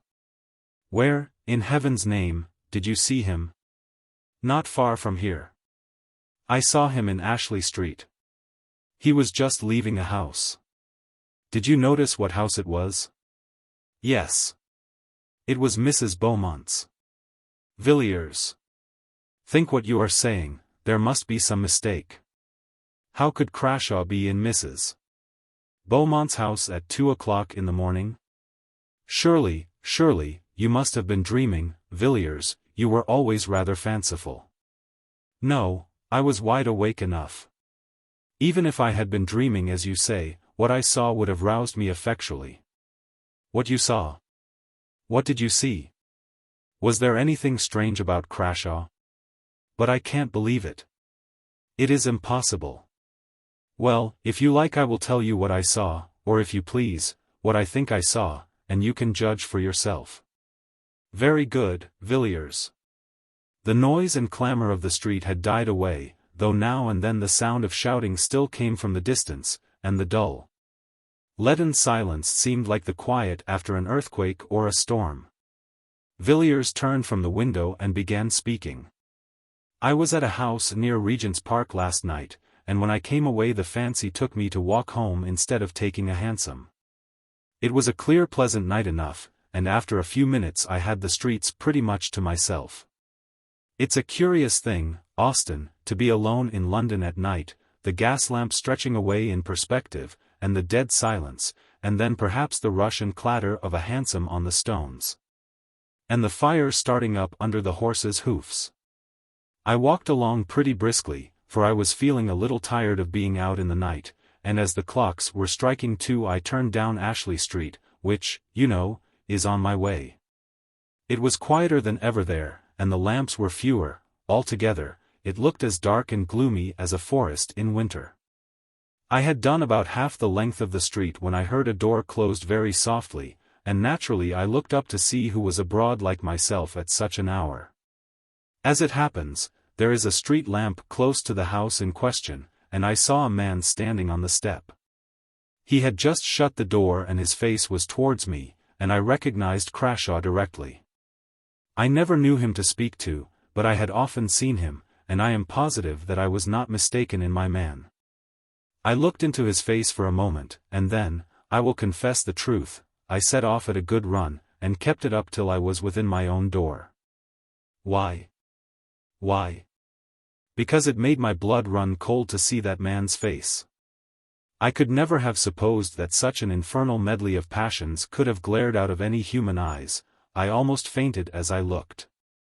I knew I had looked into the eyes of a lost soul. Austin, the man's outward form remained, but all hell was within it. Furious lust, and hate that was like fire, and the loss of all hope and horror that seemed to shriek aloud to the night, though his teeth were shut, and the utter blackness of despair. I am sure he did not see me, he saw nothing that you or I can see, but he saw what I hope we never shall. I do not know when he died. I suppose in an hour, or perhaps 2, but when I passed down Ashley Street and heard the closing door, that man no longer belonged to this world, it was a devil's face I looked upon. There was an interval of silence in the room when Villiers ceased speaking. The light was failing, and all the tumult of an hour ago was quite hushed. Austin had bent his head at the close of the story, and his hand covered his eyes. What can it mean? He said at length. Who knows, Austin, who knows? It's a black business, but I think we had better keep it to ourselves, for the present at any rate. I will see if I cannot learn anything about that house through private channels of information, and if I do light upon anything I will let you know. Chapter 7. The Encounter in Soho. 3 weeks later Austin received a note from Villiers, asking him to call either that afternoon or the next. He chose the nearer date, and found Villiers sitting as usual by the window, apparently lost in meditation on the drowsy traffic of the street. There was a bamboo table by his side, a fantastic thing, enriched with gilding and queer painted scenes, and on it lay a little pile of papers arranged and docketed as neatly as anything in Mr. Clark's office. Well, Villiers, have you made any discoveries in the last 3 weeks? I think so. I have here 1 or 2 memoranda which struck me as singular, and there is a statement to which I shall call your attention. And these documents relate to Mrs. Beaumont? It was really Crashaw whom you saw that night standing on the doorstep of the house in Ashley Street? As to that matter my belief remains unchanged, but neither my inquiries nor their results have any special relation to Crashaw. But my investigations have had a strange issue. I have found out who Mrs. Beaumont is. Who she is? In what way do you mean? I mean that you and I know her better under another name. What name is that? Herbert. Herbert. Austin repeated the word, dazed with astonishment. Yes, Mrs. Herbert of Paul Street, Helen Vaughan of earlier adventures unknown to me. You had reason to recognize the expression of her face. When you go home look at the face in Merrick's Book of Horrors, and you will know the sources of your recollection. And you have proof of this? Yes, the best of proof. I have seen Mrs. Beaumont, or shall we say Mrs. Herbert? Where did you see her? Hardly in a place where you would expect to see a lady who lives in Ashley Street, Piccadilly. I saw her entering a house in one of the meanest and most disreputable streets in Soho. In fact, I had made an appointment, though not with her, and she was precise both to time and place. All this seems very wonderful, but I cannot call it incredible. You must remember, Villiers, that I have seen this woman, in the ordinary adventure of London society, talking and laughing, and sipping her coffee in a commonplace drawing-room with commonplace people. But you know what you are saying. I do. I have not allowed myself to be led by surmises or fancies. It was with no thought of finding Helen Vaughan that I searched for Mrs. Beaumont in the dark waters of the life of London, but such has been the issue. You must have been in strange places, Villiers. Yes, I have been in very strange places. It would have been useless, you know, to go to Ashley Street, and ask Mrs. Beaumont to give me a short sketch of her previous history. No. Assuming, as I had to assume, that her record was not of the cleanest, it would be pretty certain that at some previous time she must have moved in circles not quite so refined as her present ones. If you see mud on the top of a stream, you may be sure that it was once at the bottom. I went to the bottom. I have always been fond of diving into Queer Street for my amusement, and I found my knowledge of that locality and its inhabitants very useful. It is, perhaps, needless to say that my friends had never heard the name of Beaumont, and as I had never seen the lady, and was quite unable to describe her, I had to set to work in an indirect way. The people there know me. I have been able to do some of them a service now and again, so they made no difficulty about giving their information. They were aware I had no communication direct or indirect with Scotland Yard. I had to cast out a good many lines, though, before I got what I wanted, and when I landed the fish I did not for a moment suppose it was my fish. But I listened to what I was told out of a constitutional liking for useless information, and I found myself in possession of a very curious story, though, as I imagined, not the story I was looking for. It was to this effect. Some 5 or 6 years ago, a woman named Raymond suddenly made her appearance in the neighborhood to which I am referring. She was described to me as being quite young, probably not more than 17 or 18, very handsome, and looking as if she came from the country. I should be wrong in saying that she found her level in going to this particular quarter, or associating with these people, for from what I was told, I should think the worst den in London far too good for her. The person from whom I got my information, as you may suppose, no great Puritan, shuddered and grew sick in telling me of the nameless infamies which were laid to her charge. After living there for a year, or perhaps a little more, she disappeared as suddenly as she came, and they saw nothing of her till about the time of the Paul Street case. At first she came to her old haunts only occasionally, then more frequently, and finally took up her abode there as before, and remained for 6 or 8 months. It's of no use my going into details as to the life that woman led. If you want particulars you can look at Meyrick's legacy. Those designs were not drawn from his imagination. She again disappeared, and the people of the place saw nothing of her till a few months ago. My informant told me that she had taken some rooms in a house which he pointed out, and these rooms she was in the habit of visiting 2 or 3 times a week and always at 10 in the morning.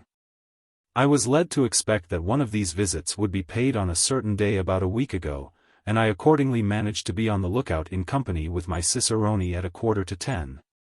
And the hour and the lady came with equal punctuality. My friend and I were standing under an archway, a little way back from the street, but she saw us, and gave me a glance that I shall be long in forgetting. That look was quite enough for me. I knew Miss Raymond to be Mrs. Herbert. As for Mrs. Beaumont she had quite gone out of my head. She went into the house, and I watched it till 4 o'clock, when she came out, and then I followed her. It was a long chase, and I had to be very careful to keep a long way in the background, and yet not lose sight of the woman. She took me down to the Strand, and then to Westminster, and then up St. James's Street, and along Piccadilly. I felt queerish when I saw her turn up Ashley Street. The thought that Mrs. Herbert was Mrs. Beaumont came into my mind, but it seemed too improbable to be true. I waited at the corner, keeping my eye on her all the time, and I took particular care to note the house at which she stopped. It was the house with the gay curtains, the house of flowers, the house out of which Crashaw came the night he hanged himself in his garden. I was just going away with my discovery, when I saw an empty carriage come round and draw up in front of the house, and I came to the conclusion that Mrs. Herbert was going out for a drive, and I was right. I took a hansom and followed the carriage into the park. There, as it happened, I met a man I know, and we stood talking together a little distance from the carriageway, to which I had my back. We had not been there for 10 minutes when my friend took off his hat, and I glanced round and saw the lady I had been following all day. "Who is that?" I said, and his answer was, "Mrs. Beaumont. Lives in Ashley Street." Of course there could be no doubt after that. I don't know whether she saw me, but I don't think she did. I went home at once, and, on consideration, I thought that I had a sufficiently good case with which to go to Clark. Why to Clark? Because I am sure that Clark is in possession of facts about this woman, facts of which I know nothing.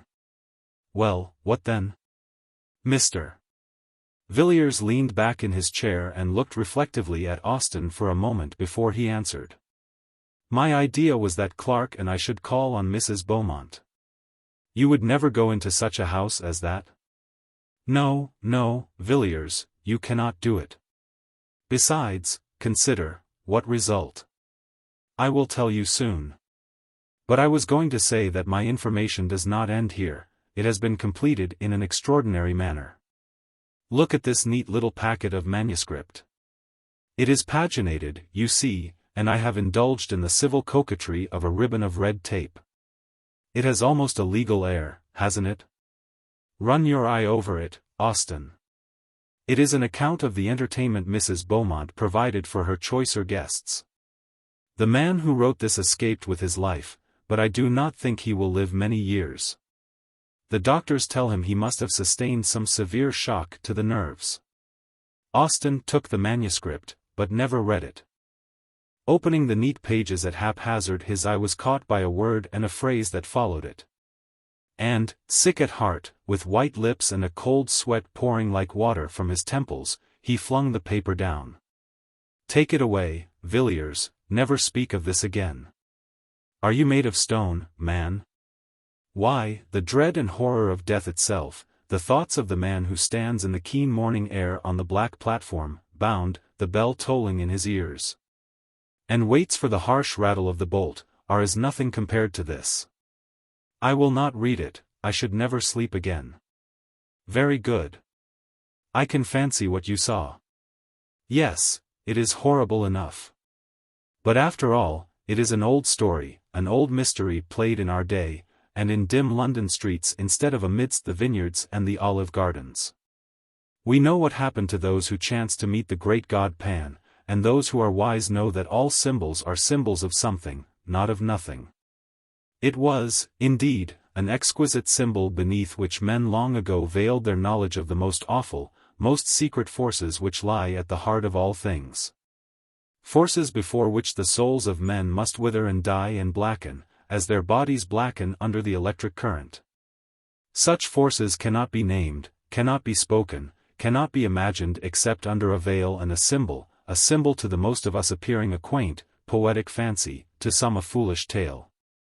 But you and I, at all events, have known something of the terror that may dwell in the secret place of life, manifested under human flesh, that which is without form taking to itself a form.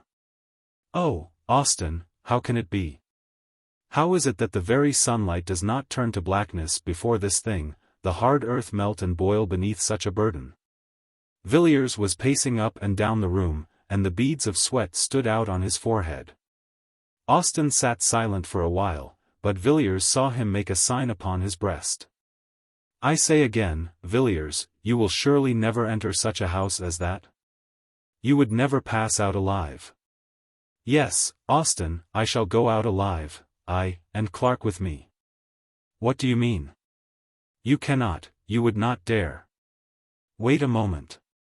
The air was very pleasant and fresh this morning, there was a breeze blowing, even through this dull street, and I thought I would take a walk.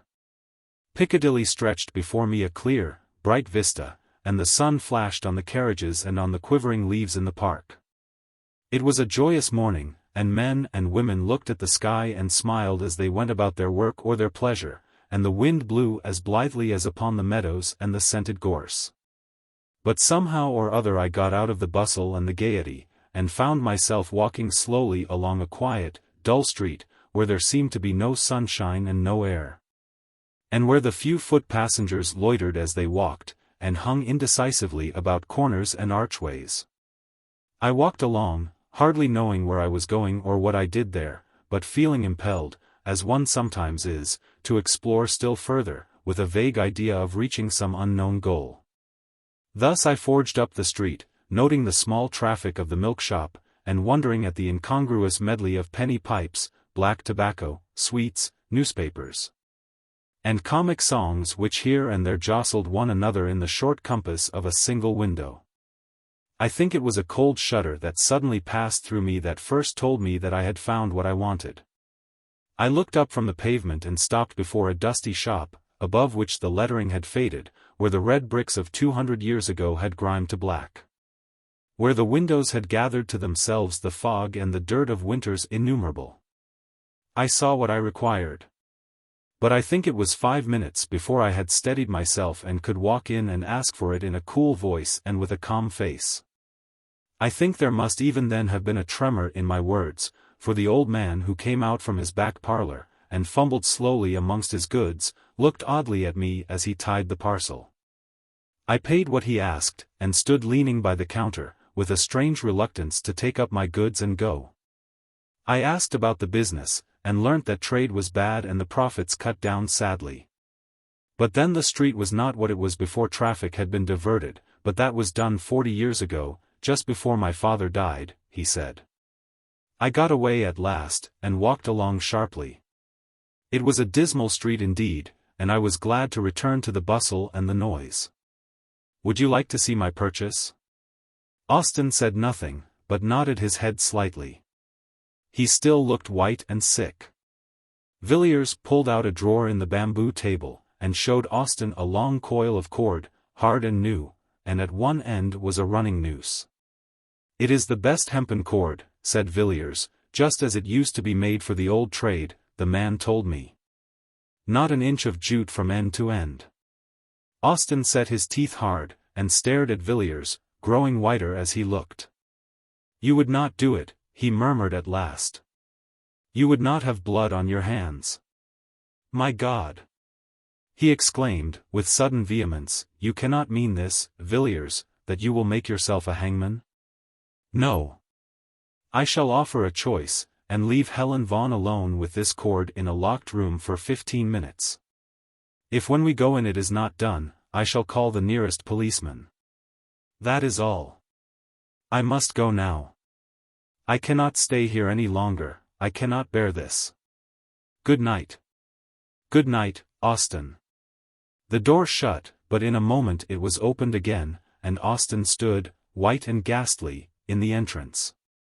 I was forgetting, he said, that I too have something to tell. I have received a letter from Dr. Harding of Buenos Aires. He says that he attended Merrick for 3 weeks before his death. And does he say what carried him off in the prime of life? It was not fever? No, it was not fever. According to the doctor, it was an utter collapse of the whole system, probably caused by some severe shock.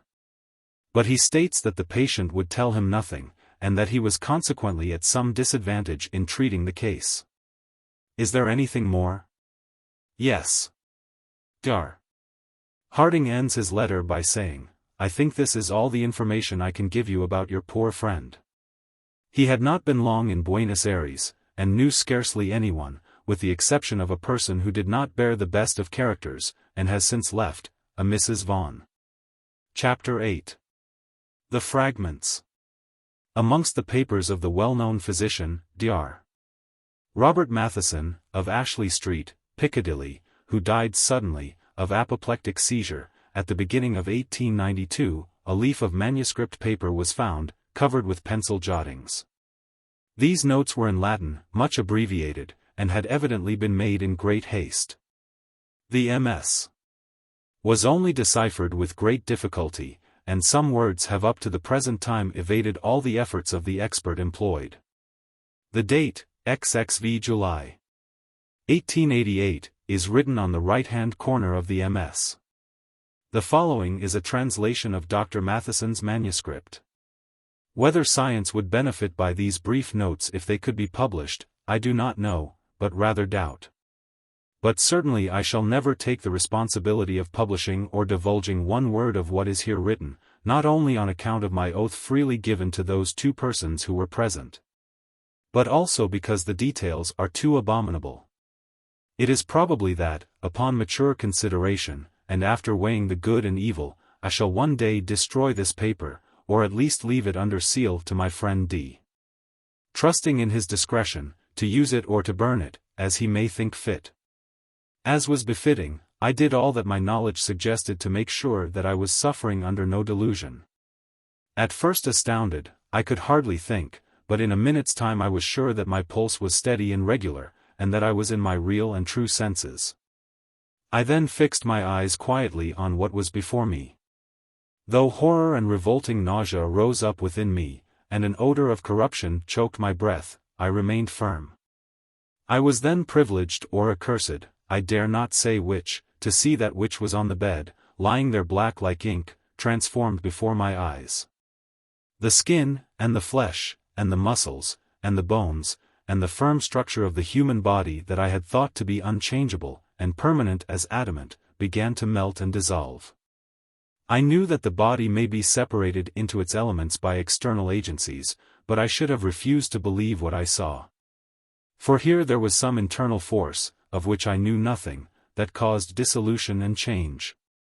Here too was all the work by which man had been made repeated before my eyes. I saw the form waver from sex to sex, dividing itself from itself, and then again reunited. Then I saw the body descend to the beasts whence it ascended, and that which was on the heights go down to the depths, even to the abyss of all being. The principle of life, which makes organism, always remained, while the outward form changed. The light within the room had turned to blackness, not the darkness of night, in which objects are seen dimly, for I could see clearly and without difficulty. But it was the negation of light. Objects were presented to my eyes, if I may say so, without any medium, in such a manner that if there had been a prism in the room I should have seen no colors represented in it. I watched, and at last I saw nothing but a substance as jelly. Then the ladder was ascended again. Here the MS is illegible. For one instant I saw a form, shaped in dimness before me, which I will not farther describe. But the symbol of this form may be seen in ancient sculptures, and in paintings which survived beneath the lava, too foul to be spoken of, as a horrible and unspeakable shape. Neither man nor beast was changed into human form, there came finally death. I who saw all this, not without great horror and loathing of soul, here write my name, declaring all that I have said on this paper to be true. Robert Matheson, Med. Dr. Such, Raymond, is the story of what I know and what I have seen. The burden of it was too heavy for me to bear alone, and yet I could tell it to none but you. Villiers, who was with me at the last, knows nothing of that awful secret of the wood, of how what we both saw die, lay upon the smooth, sweet turf amidst the summer flowers. Half in sun and half in shadow, and holding the girl Rachel's hand, called and summoned those companions, and shaped in solid form, upon the earth we tread on, the horror which we can but hint at, which we can only name under a figure. I would not tell Villiers of this, nor of that resemblance, which struck me as with a blow upon my heart, when I saw the portrait, which filled the cup of terror at the end. What this can mean I dare not guess. I know that what I saw perish was not Mary, and yet in the last agony Mary's eyes looked into mine. Whether there be anyone who can show the last link in this chain of awful mystery, I do not know, but if there be anyone who can do this, you, Raymond, are the man. And if you know the secret, it rests with you to tell it or not, as you please. I am writing this letter to you immediately on my getting back to town. I have been in the country for the last few days, perhaps you may be able to guess in what part. While the horror and wonder of London was at its height, for Mrs. Beaumont, as I have told you, was well known in society, I wrote to my friend Dr. Phillips, giving some brief outline, or rather hint, of what had happened, and asking him to tell me the name of the village where the events he had related to me occurred. He gave me the name, as he said with the less hesitation, because Rachel's father and mother were dead, and the rest of the family had gone to a relative in the state of Washington 6 months before. The parents, he said, had undoubtedly died of grief and horror caused by the terrible death of their daughter, and by what had gone before that death. On the evening of the day on which I received Phillips's letter I was at Kermain, and standing beneath the mouldering Roman walls, white with the winters of 1700 years. I looked over the meadow where once had stood the older temple of the God of the Deeps, and saw a house gleaming in the sunlight. It was the house where Helen had lived. I stayed at Kermain for several days. The people of the place, I found, knew little and had guessed less.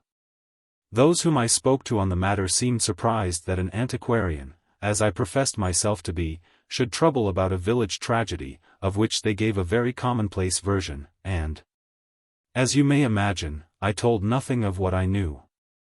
Most of my time was spent in the great wood that rises just above the village and climbs the hillside, and goes down to the river in the valley.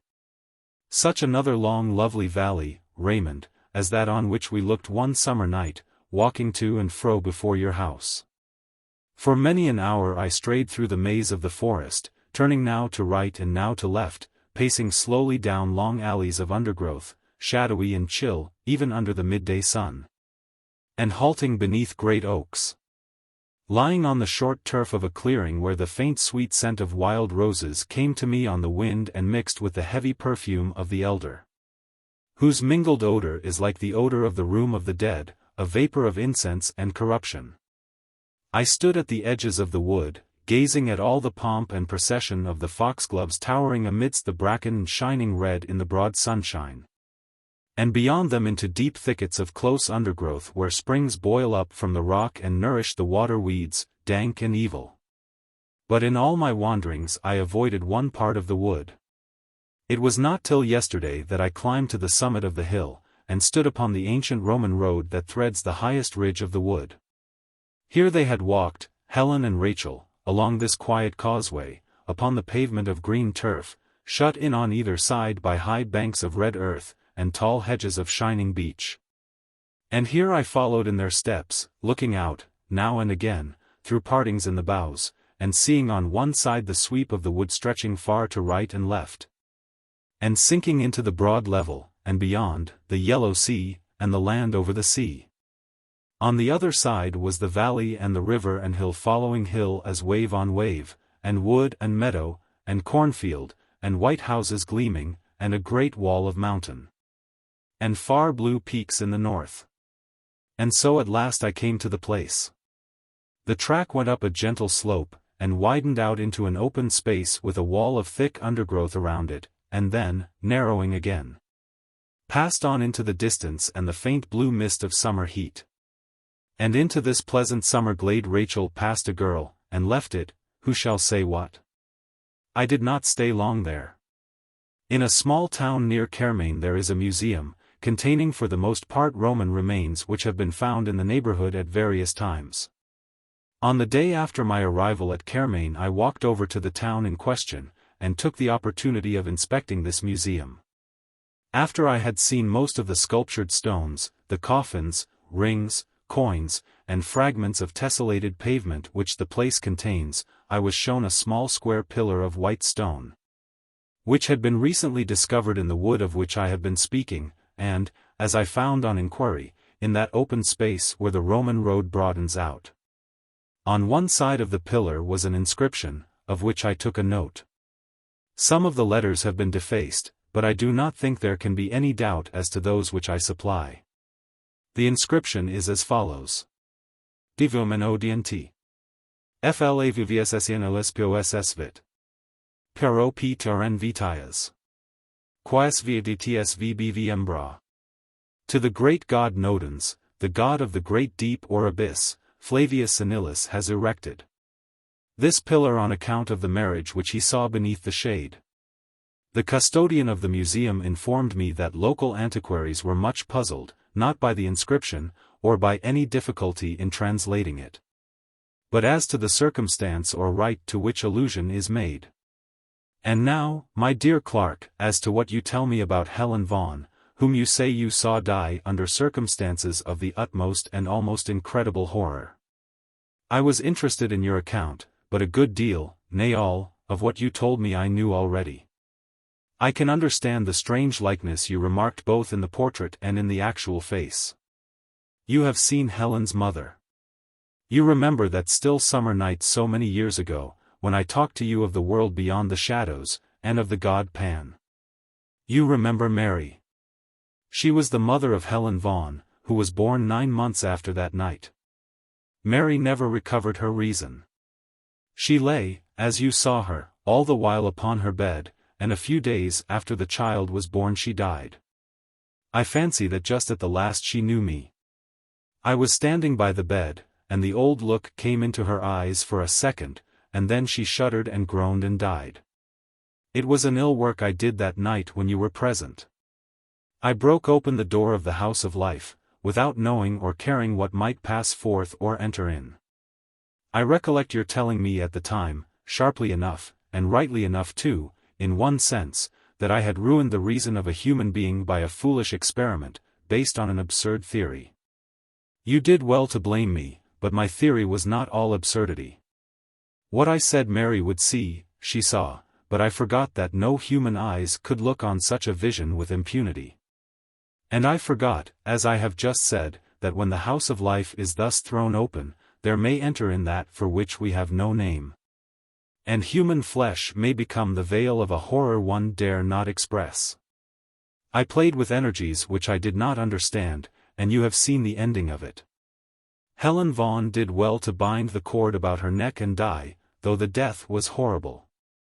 The blackened face, the hideous form upon the bed, changing and melting before your eyes from woman to man, from man to beast, and from beast to worse than beast.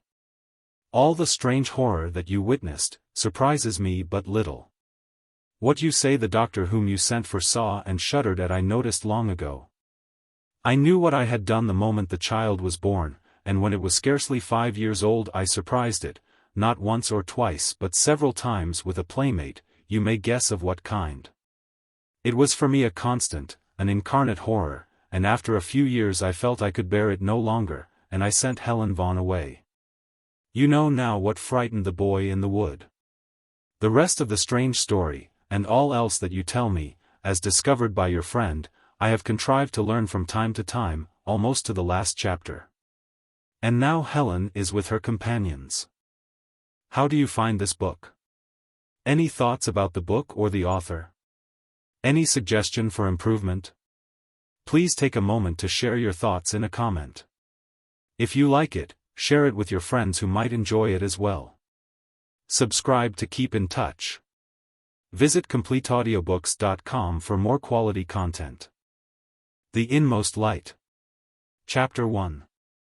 One evening in autumn, when the deformities of London were veiled in faint blue mist, and its vistas and far-reaching streets seemed splendid, Mr.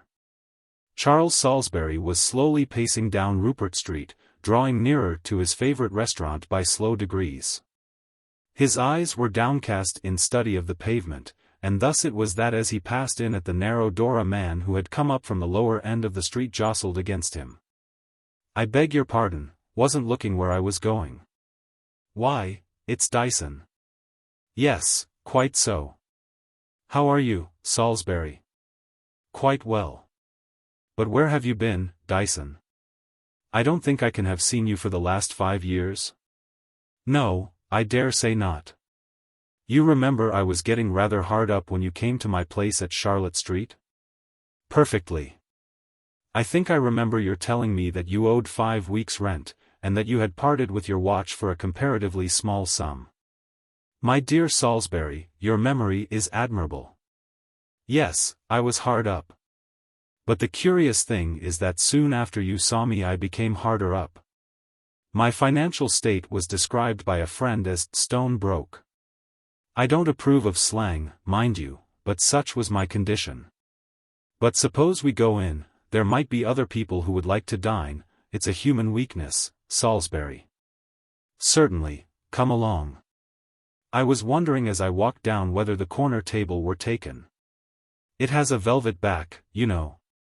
I know the spot, it's vacant. Yes, as I was saying, I became even harder up. What did you do then? Asked Salisbury, disposing of his hat, and settling down in the corner of the seat, with a glance of fond anticipation at the menu. What did I do? Why, I sat down and reflected.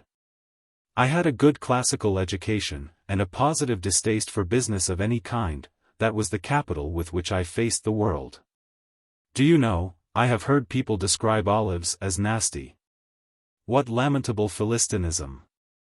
I have often thought, Salisbury, that I could write genuine poetry under the influence of olives and red wine. Let us have Chianti, it may not be very good, but the flasks are simply charming. It is pretty good here. We may as well have a big flask. Very good. I reflected, then, on my want of prospects, and I determined to embark in literature. Really, that was strange. You seem in pretty comfortable circumstances, though. What a satire upon a noble profession.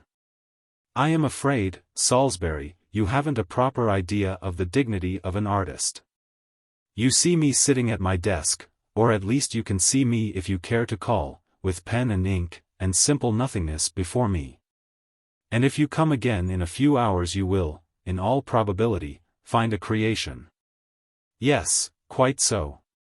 I had an idea that literature was not remunerative. You are mistaken, its rewards are great. I may mention, by the way, that shortly after you saw me I succeeded to a small income.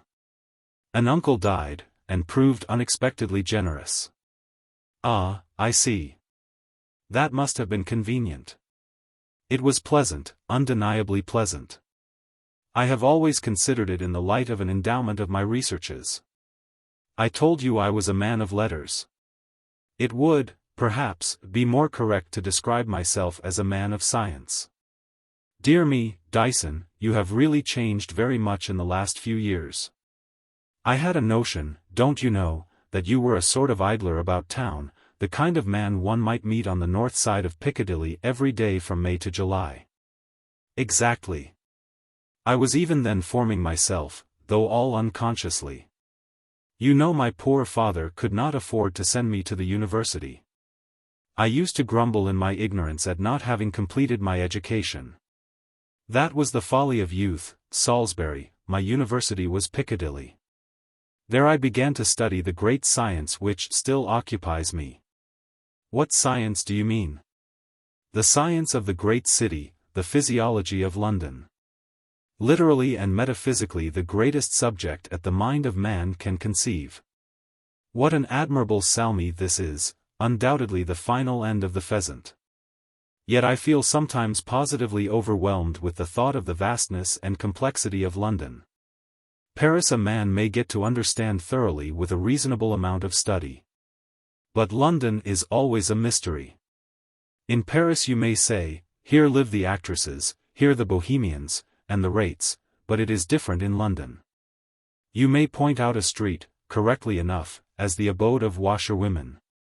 But, in that second floor, a man may be studying Chaldee roots, and in the garret over the way a forgotten artist is dying by inches. I see you are Dyson, unchanged and unchangeable, said Salisbury, slowly sipping his Chianti. I think you are misled by a too fervid imagination, the mystery of London exists only in your fancy. It seems to me a dull place enough. We seldom hear of a really artistic crime in London, whereas I believe Paris abounds in that sort of thing. Give me some more wine. Thanks. You are mistaken, my dear fellow, you are really mistaken. London has nothing to be ashamed of in the way of crime. Where we fail is for want of Homers, not Agamemnons. Carent quia vate sacro, you know. I recall the quotation. But I don't think I quite follow you. Well, in plain language, we have no good writers in London who make a speciality of that kind of thing. Our common reporter is a dull dog, every story that he has to tell is spoilt in the telling. His idea of horror and of what excites horror is so lamentably deficient. Nothing will content the fellow but blood, vulgar red blood, and when he can get it he lays it on thick, and considers that he has produced a telling article. It's a poor notion. And, by some curious fatality, it is the most commonplace and brutal murders which always attract the most attention and get written up the most. For instance, I dare say that you never heard of the Harlesden case? No, I don't remember anything about it. Of course not. And yet the story is a curious one. I will tell it you over our coffee. Harlesden, you know, or I expect you don't know, is quite on the outquarters of London. Something curiously different from your fine old crusted suburb like Norwood or Hampstead, different as each of these is from the other. Hampstead, I mean, is where you look for the head of your great China house with his 3 acres of land and pine houses, though of late there is the artistic substratum. While Norwood is the home of the prosperous middle-class family who took the house, because it was near the palace, and sickened of the palace 6 months afterwards. But Harlesden is a place of no character. It's too new to have any character as yet. There are the rows of red houses and the rows of white houses and the bright green Venetians, and the blistering doorways, and the little backyards they call gardens, and a few feeble shops. And then, just as you think you're going to grasp the physiognomy of the settlement, it all melts away. How the dickens is that? The houses don't tumble down before one's eyes, I suppose. Well, no, not exactly that. But Harlesden as an entity disappears. Your street turns into a quiet lane, and your staring houses into elm trees, and the back gardens into green meadows. You pass instantly from town to country. There is no transition as in a small country town, no soft gradations of wider lawns and orchards, with houses gradually becoming less dense, but a dead stop. I believe the people who live there mostly go into the city. I have seen once or twice a laden bus bound thitherwards. But however that may be, I can't conceive a greater loneliness in a desert at midnight than there is there at midday. It is like a city of the dead. The streets are glaring and desolate, and as you pass it suddenly strikes you that this too is part of London. Well, a year or 2 ago there was a doctor living there. He had set up his brass plate and his red lamp at the very end of one of those shining streets, and from the back of the house, the field stretched away to the north. I don't know what his reason was in settling down in such an out-of-the-way place. Perhaps Dr. Black, as we will call him, was a far-seeing man and looked ahead. His relations, so it appeared afterwards, had lost sight of him for many years and didn't even know he was a doctor, much less where he lived. However, there he was settled in Harlesden, with some fragments of a practice, and an uncommonly pretty wife.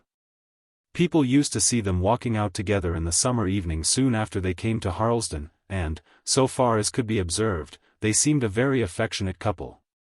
These walks went on through the autumn, and then ceased, but, of course, as the days grew dark and the weather cold, the lanes near Harlesden might be expected to lose many of their attractions. All through the winter nobody saw anything of Mrs. Black. The doctor used to reply to his patients' inquiries that she was a little out of sorts, would be better, no doubt, in the spring. But the spring came, and the summer, and no Mrs. Black appeared, and at last people began to rumor and talk amongst themselves, and all sorts of queer things were said at high teas. Which you may possibly have heard are the only form of entertainment known in such suburbs. Dr. Black began to surprise some very odd looks cast in his direction, and the practice, such as it was, fell off before his eyes.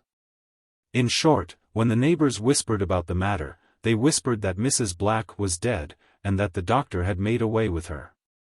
But this wasn't the case. Mrs. Black was seen alive in June. It was a Sunday afternoon, one of those few exquisite days that an English climate offers, and half London had strayed out into the fields, north, south, east, and west to smell the scent of the white May, and to see if the wild roses were yet in blossom in the hedges. I had gone out myself early in the morning, and had had a long ramble, and somehow or other as I was steering homeward I found myself in this very Harlesden we have been talking about. To be exact, I had a glass of beer in the General Gordon, the most flourishing house in the neighborhood, and as I was wandering rather aimlessly about, I saw an uncommonly tempting gap in a hedgerow, and resolved to explore the meadow beyond. Soft grass is very grateful to the feet after the infernal grit strewn on suburban sidewalks, and after walking about for some time I thought I should like to sit down on a bank and have a smoke. While I was getting out my pouch, I looked up in the direction of the houses, and as I looked I felt my breath caught back, and my teeth began to chatter. And the stick I had in one hand snapped in two with the grip I gave it. It was as if I had had an electric current down my spine, and yet for some moment of time which seemed long, but which must have been very short, I caught myself wondering what on earth was the matter. Then I knew what had made my very heart shudder and my bones grind together in an agony. As I glanced up I had looked straight towards the last house in the row before me, and in an upper window of that house I had seen for some short fraction of a second a face. It was the face of a woman, and yet it was not human. You and I, Salisbury, have heard in our time, as we sat in our seats in church in sober English fashion, of a lust that cannot be satiated and of a fire that is unquenchable. But few of us have any notion what these words mean. I hope you never may, for as I saw that face at the window, with the blue sky above me and the warm air playing in gusts about me, I knew I had looked into another world, looked through the window of a commonplace, brand new house, and seen hell open before me. When the first shock was over, I thought once or twice that I should have fainted, my face streamed with a cold sweat, and my breath came and went in sobs, as if I had been half drowned. I managed to get up at last, and walked round to the street, and there I saw the name Dr. Black on the post by the front gate. As fate or my luck would have it, the door opened and a man came down the steps as I passed by. I had no doubt it was the doctor himself. He was of a type rather common in London. Long and thin, with a pasty face and a dull black mustache. He gave me a look as we passed each other on the pavement, and though it was merely the casual glance which one foot passenger bestows on another, I felt convinced in my mind that here was an ugly customer to deal with. As you may imagine, I went my way a good deal puzzled and horrified too by what I had seen. For I had paid another visit to the General Gordon, and had got together a good deal of the common gossip of the place about the Blacks. I didn't mention the fact that I had seen a woman's face in the window, but I heard that Mrs. Black had been much admired for her beautiful golden hair, and round what had struck me with such a nameless terror, there was a mist of flowing yellow hair, as it were an aureole of glory round the visage of a satyr. The whole thing bothered me in an indescribable manner, and when I got home I tried my best to think of the impression I had received as an illusion, but it was no use. I knew very well I had seen what I have tried to describe to you, and I was morally certain that I had seen Mrs. Black. And then there was the gossip of the place, the suspicion of foul play, which I knew to be false, and my own conviction that there was some deadly mischief or other going on in that bright red house at the corner of Devon Road. How to construct a theory of a reasonable kind out of these two elements. In short, I found myself in a world of mystery. I puzzled my head over it and filled up my leisure moments by gathering together odd threads of speculation, but I never moved a step towards any real solution. And as the summer days went on the matter seemed to grow misty and indistinct, shadowing some vague terror, like a nightmare of last month. I suppose it would before long have faded into the background of my brain, should not have forgotten it. For such a thing could never be forgotten, but one morning as I was looking over the paper my eye was caught by a heading over some 24 lines of small type. The words I had seen were simply, "The Harlesden Case," and I knew what I was going to read. Mrs. Black was dead. Black had called in another medical man to certify as to cause of death, and something or other had aroused the strange doctor's suspicions, and there had been an inquest and post-mortem. And the result? That, I will confess, did astonish me considerably. It was the triumph of the unexpected. The two doctors who made the autopsy were obliged to confess that they could not discover the faintest trace of any kind of foul play. Their most exquisite tests and reagents failed to detect the presence of poison in the most infinitesimal quantity. Death, they found, had been caused by a somewhat obscure and scientifically interesting form of brain disease.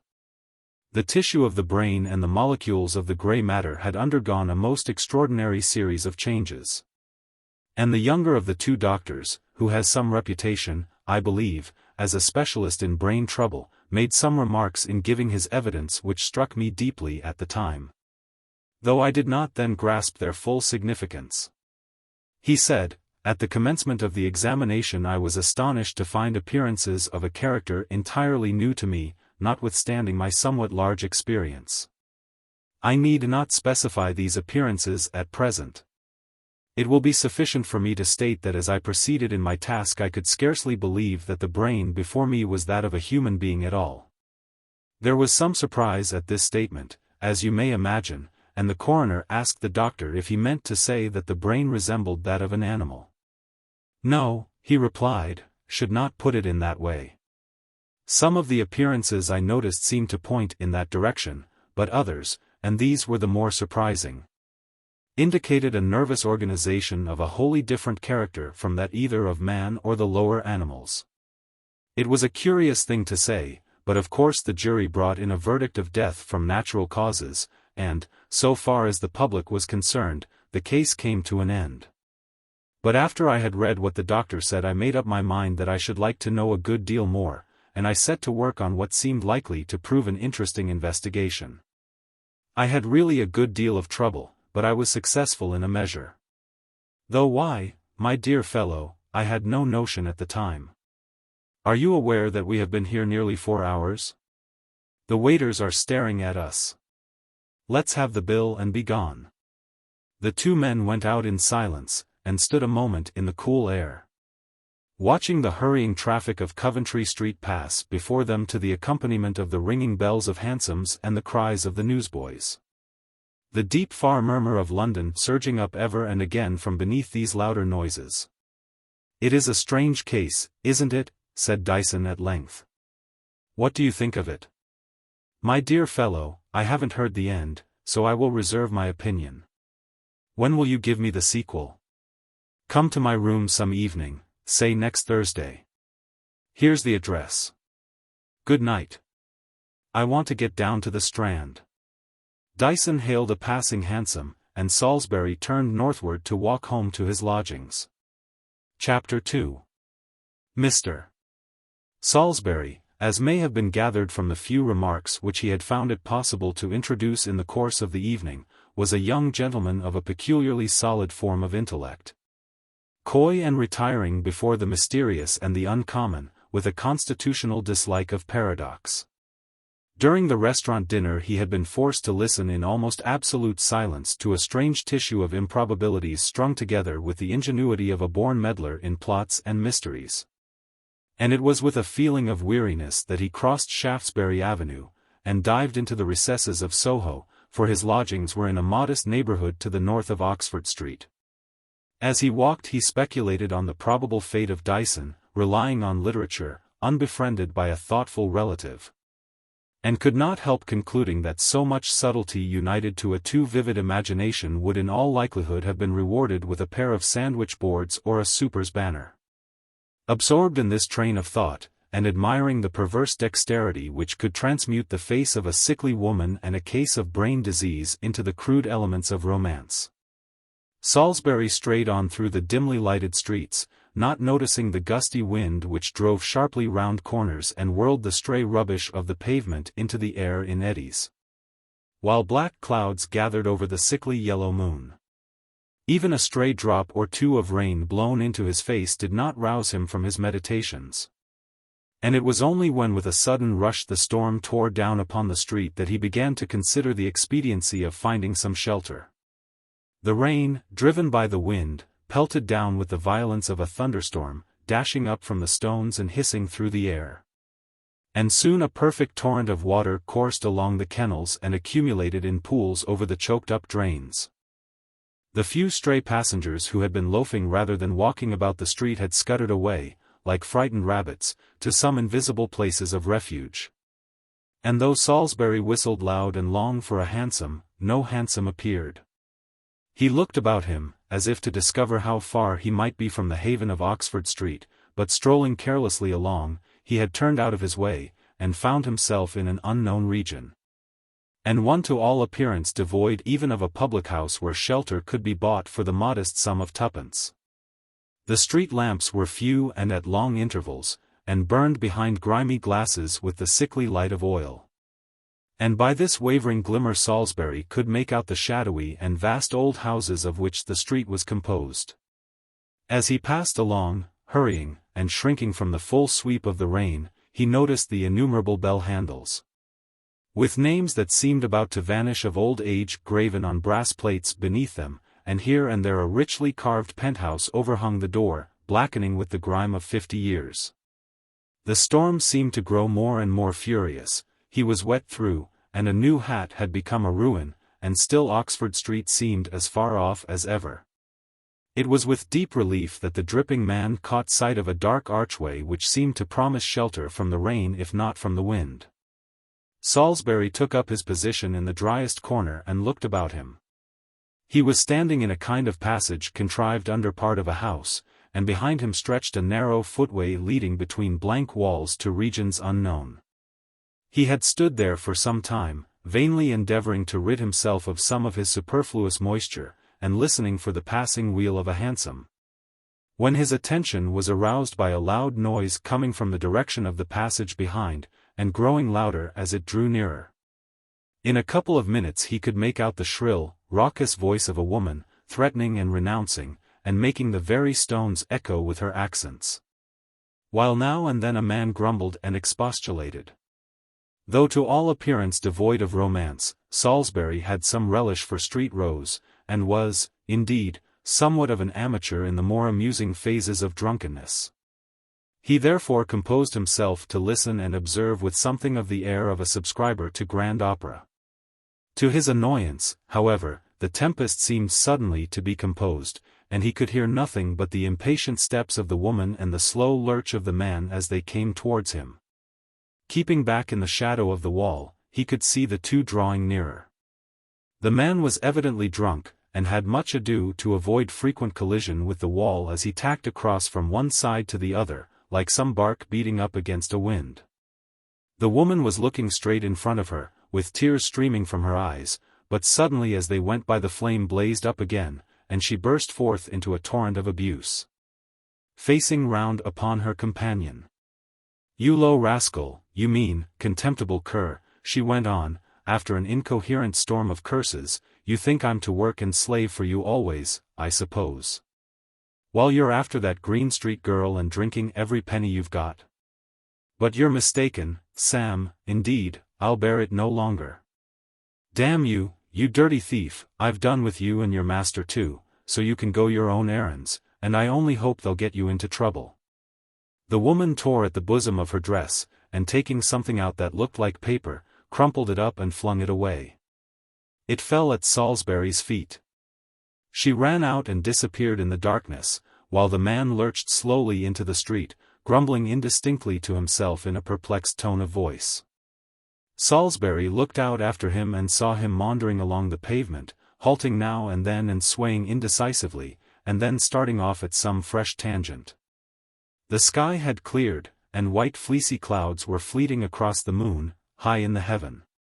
The light came and went by turns, as the clouds passed by, and, turning round as the clear, white rays shone into the passage. Salisbury saw the little ball of crumpled paper which the woman had cast down.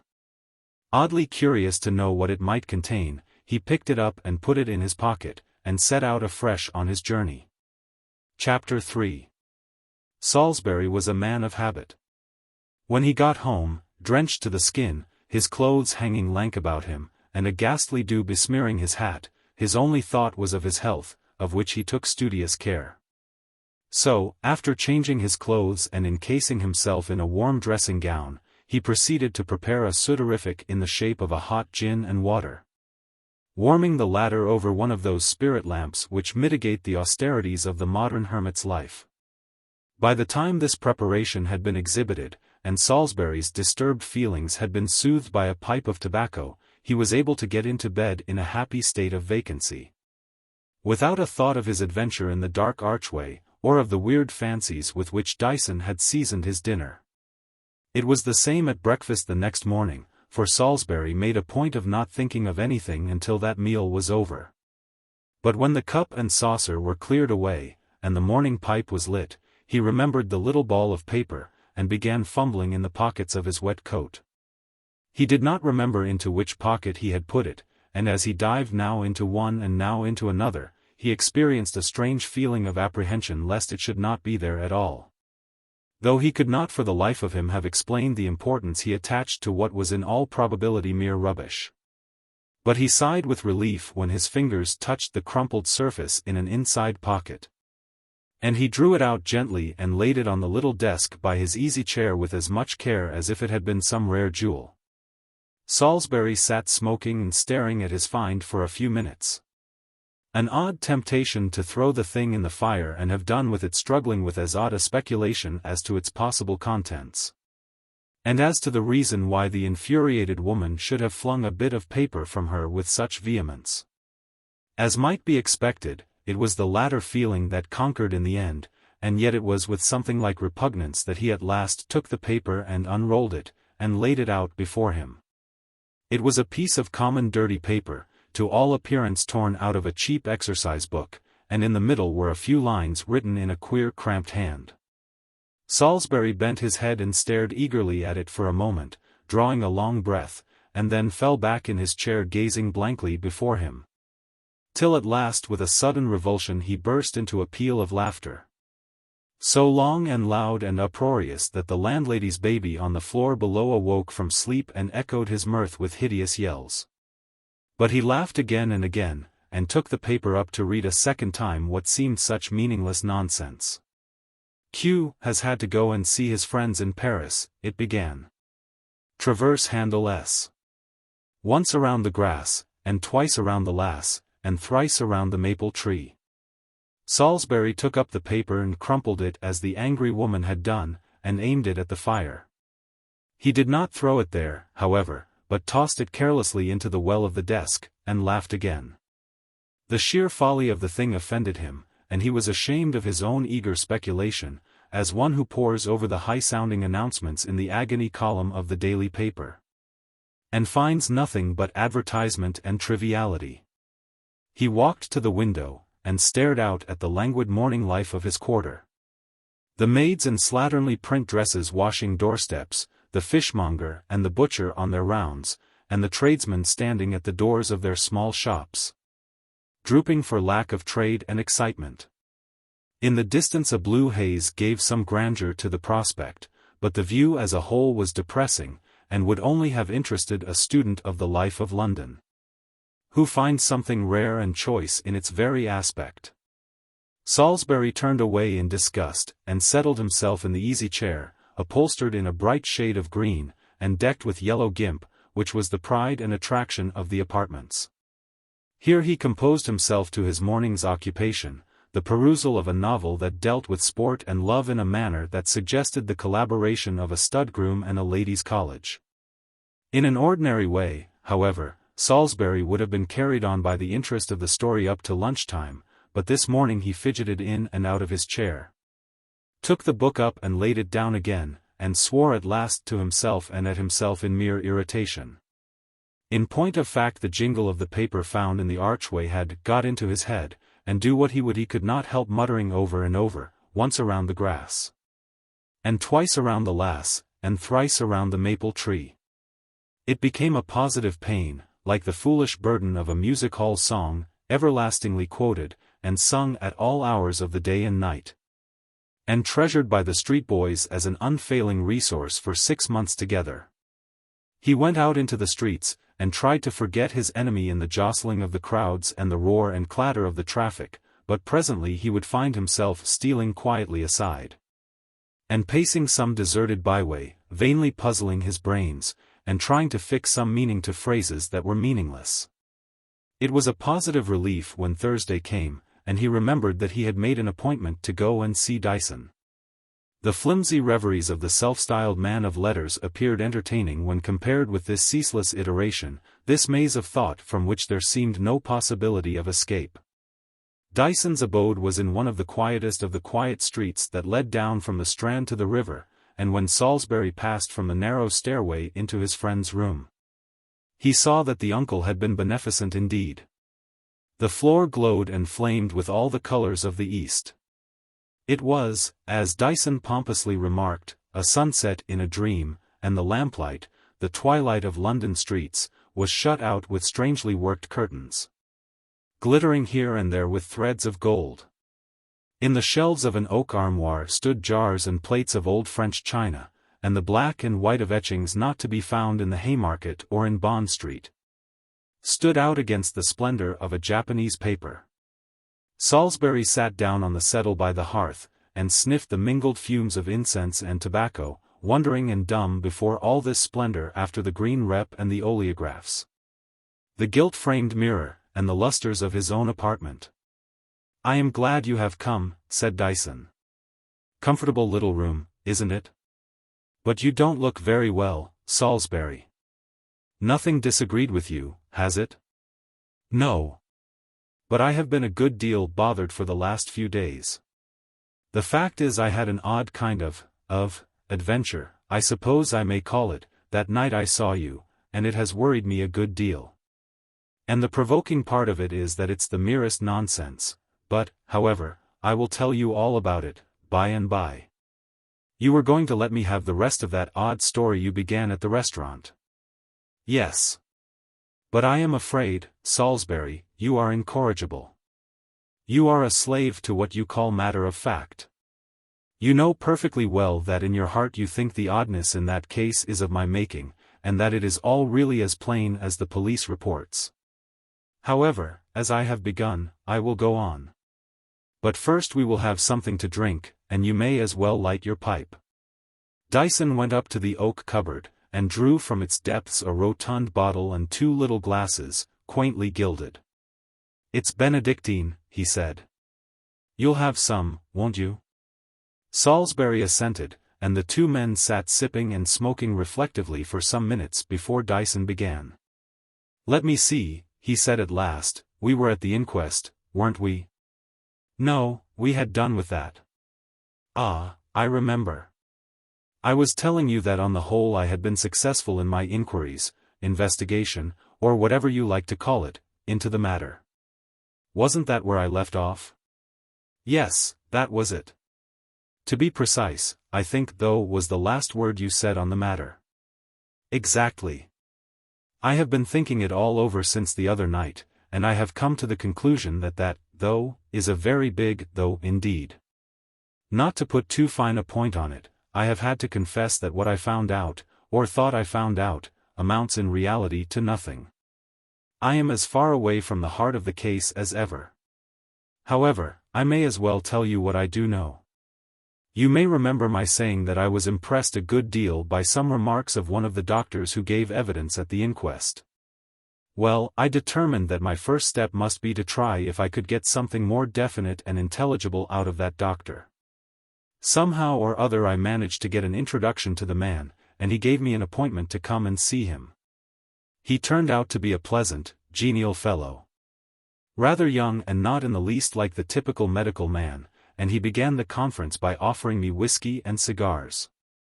I didn't think it worth while to beat about the bush, so I began by saying that part of his evidence at the Harlesden inquest struck me as very peculiar, and I gave him the printed report, with the sentences in question underlined. He just glanced at the slip, and gave me a queer look. "It struck you as peculiar, did it?" said he. "Well, you must remember that the Harlesden case was very peculiar. In fact, I think I may safely say that in some features it was unique, quite unique." "Quite so," I replied, and that's exactly why it interests me, and why I want to know more about it. And I thought that if anybody could give me any information it would be you. What is your opinion of the matter?" It was a pretty downright sort of question, and my doctor looked rather taken aback. "Well," he said, "as I fancy your motive in inquiring into the question must be mere curiosity, I think I may tell you my opinion with tolerable freedom. So, Mr. Dyson? If you want to know my theory, it is this: I believe that Dr. Black killed his wife." "But the verdict," I answered, "the verdict was given from your own evidence." "Quite so. The verdict was given in accordance with the evidence of my colleague and myself, and, under the circumstances, I think the jury acted very sensibly. In fact, I don't see what else they could have done. But I stick to my opinion, mind you, and I say this also. I don't wonder at Black's doing what I firmly believe he did. I think he was justified." "Justified? How could that be?" I asked. I was astonished, as you may imagine, at the answer I had got.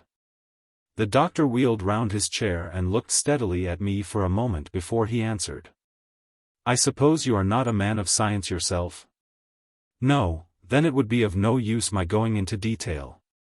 I have always been firmly opposed myself to any partnership between physiology and psychology. I believe that both are bound to suffer. No one recognizes more decidedly than I do the impassable gulf, the fathomless abyss that separates the world of consciousness from the sphere of matter. We know that every change of consciousness is accompanied by a rearrangement of the molecules in the gray matter, and that is all. What the link between them is, or why they occur together, we do not know, and most authorities believe that we never can know. Yet, I will tell you that as I did my work, the knife in my hand, I felt convinced, in spite of all theories, that what lay before me was not the brain of a dead woman, not the brain of a human being at all. Of course I saw the face, but it was quite placid, devoid of all expression. It must have been a beautiful face, no doubt, but I can honestly say that I would not have looked in that face when there was life behind it for 1,000 guineas, no, nor for twice that sum." "My dear sir," I said, "you surprise me extremely. You say that it was not the brain of a human being. What was it then?" "The brain of a devil." He spoke quite coolly, and never moved a muscle. "The brain of a devil," he repeated, and I have no doubt that Black found some way of putting an end to it. I don't blame him if he did.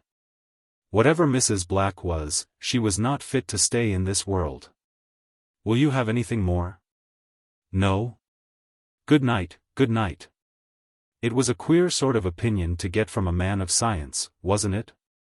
When he was saying that he would not have looked on that face when alive for 1,000 guineas, or 2,000 guineas, I was thinking of the face I had seen, but I said nothing.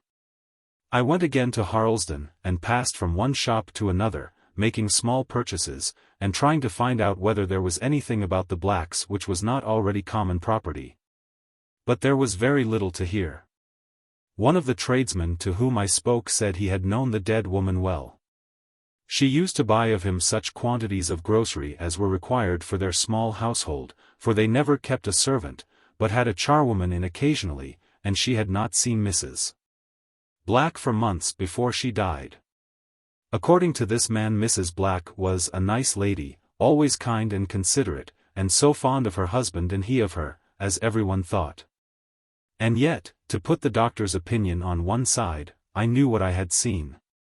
And then after thinking it all over, and putting one thing with another, it seemed to me that the only person likely to give me much assistance would be Black himself. And I made up my mind to find him. Of course he wasn't to be found in Harlesden. He had left, I was told, directly after the funeral. Everything in the house had been sold, and one fine day Black got into the train with a small portmanteau, and went, nobody knew where. It was a chance if he were ever heard of again, and it was by a mere chance that I came across him at last. I was walking one day along Gray's Inn Road, not bound for anywhere in particular, but looking about me, as usual, and holding on to my hat, for it was a gusty day in early March. And the wind was making the treetops in the inn rock and quiver. I had come up from the Holborn end, and I had almost got to Theobald's Road when I noticed a man walking in front of me, leaning on a stick, and to all appearance very feeble. There was something about his look that made me curious, I don't know why, and I began to walk briskly with the idea of overtaking him. When of a sudden his hat blew off and came bounding along the pavement to my feet. Of course I rescued the hat, and gave it a glance as I went towards its owner. It was a biography in itself. A Piccadilly maker's name in the inside, but I don't think a beggar would have picked it out of the gutter. Then I looked up and saw Dr. Black of Harlesden waiting for me. A queer thing, wasn't it? But, Salisbury, what a change. When I saw Dr. Black come down the steps of his house at Harlesden, he was an upright man, walking firmly with well-built limbs. A man, I should say, in the prime of his life. And now before me there crouched this wretched creature, bent and feeble, with shrunken cheeks, and hair that was whitening fast, and limbs that trembled and shook together, and misery in his eyes. He thanked me for bringing him his hat, saying, "I don't think I should ever have got it, I can't run much now. A gusty day, sir, isn't it?" And with this he was turning away, but by little and little I contrived to draw him into the current of conversation, and we walked together eastward.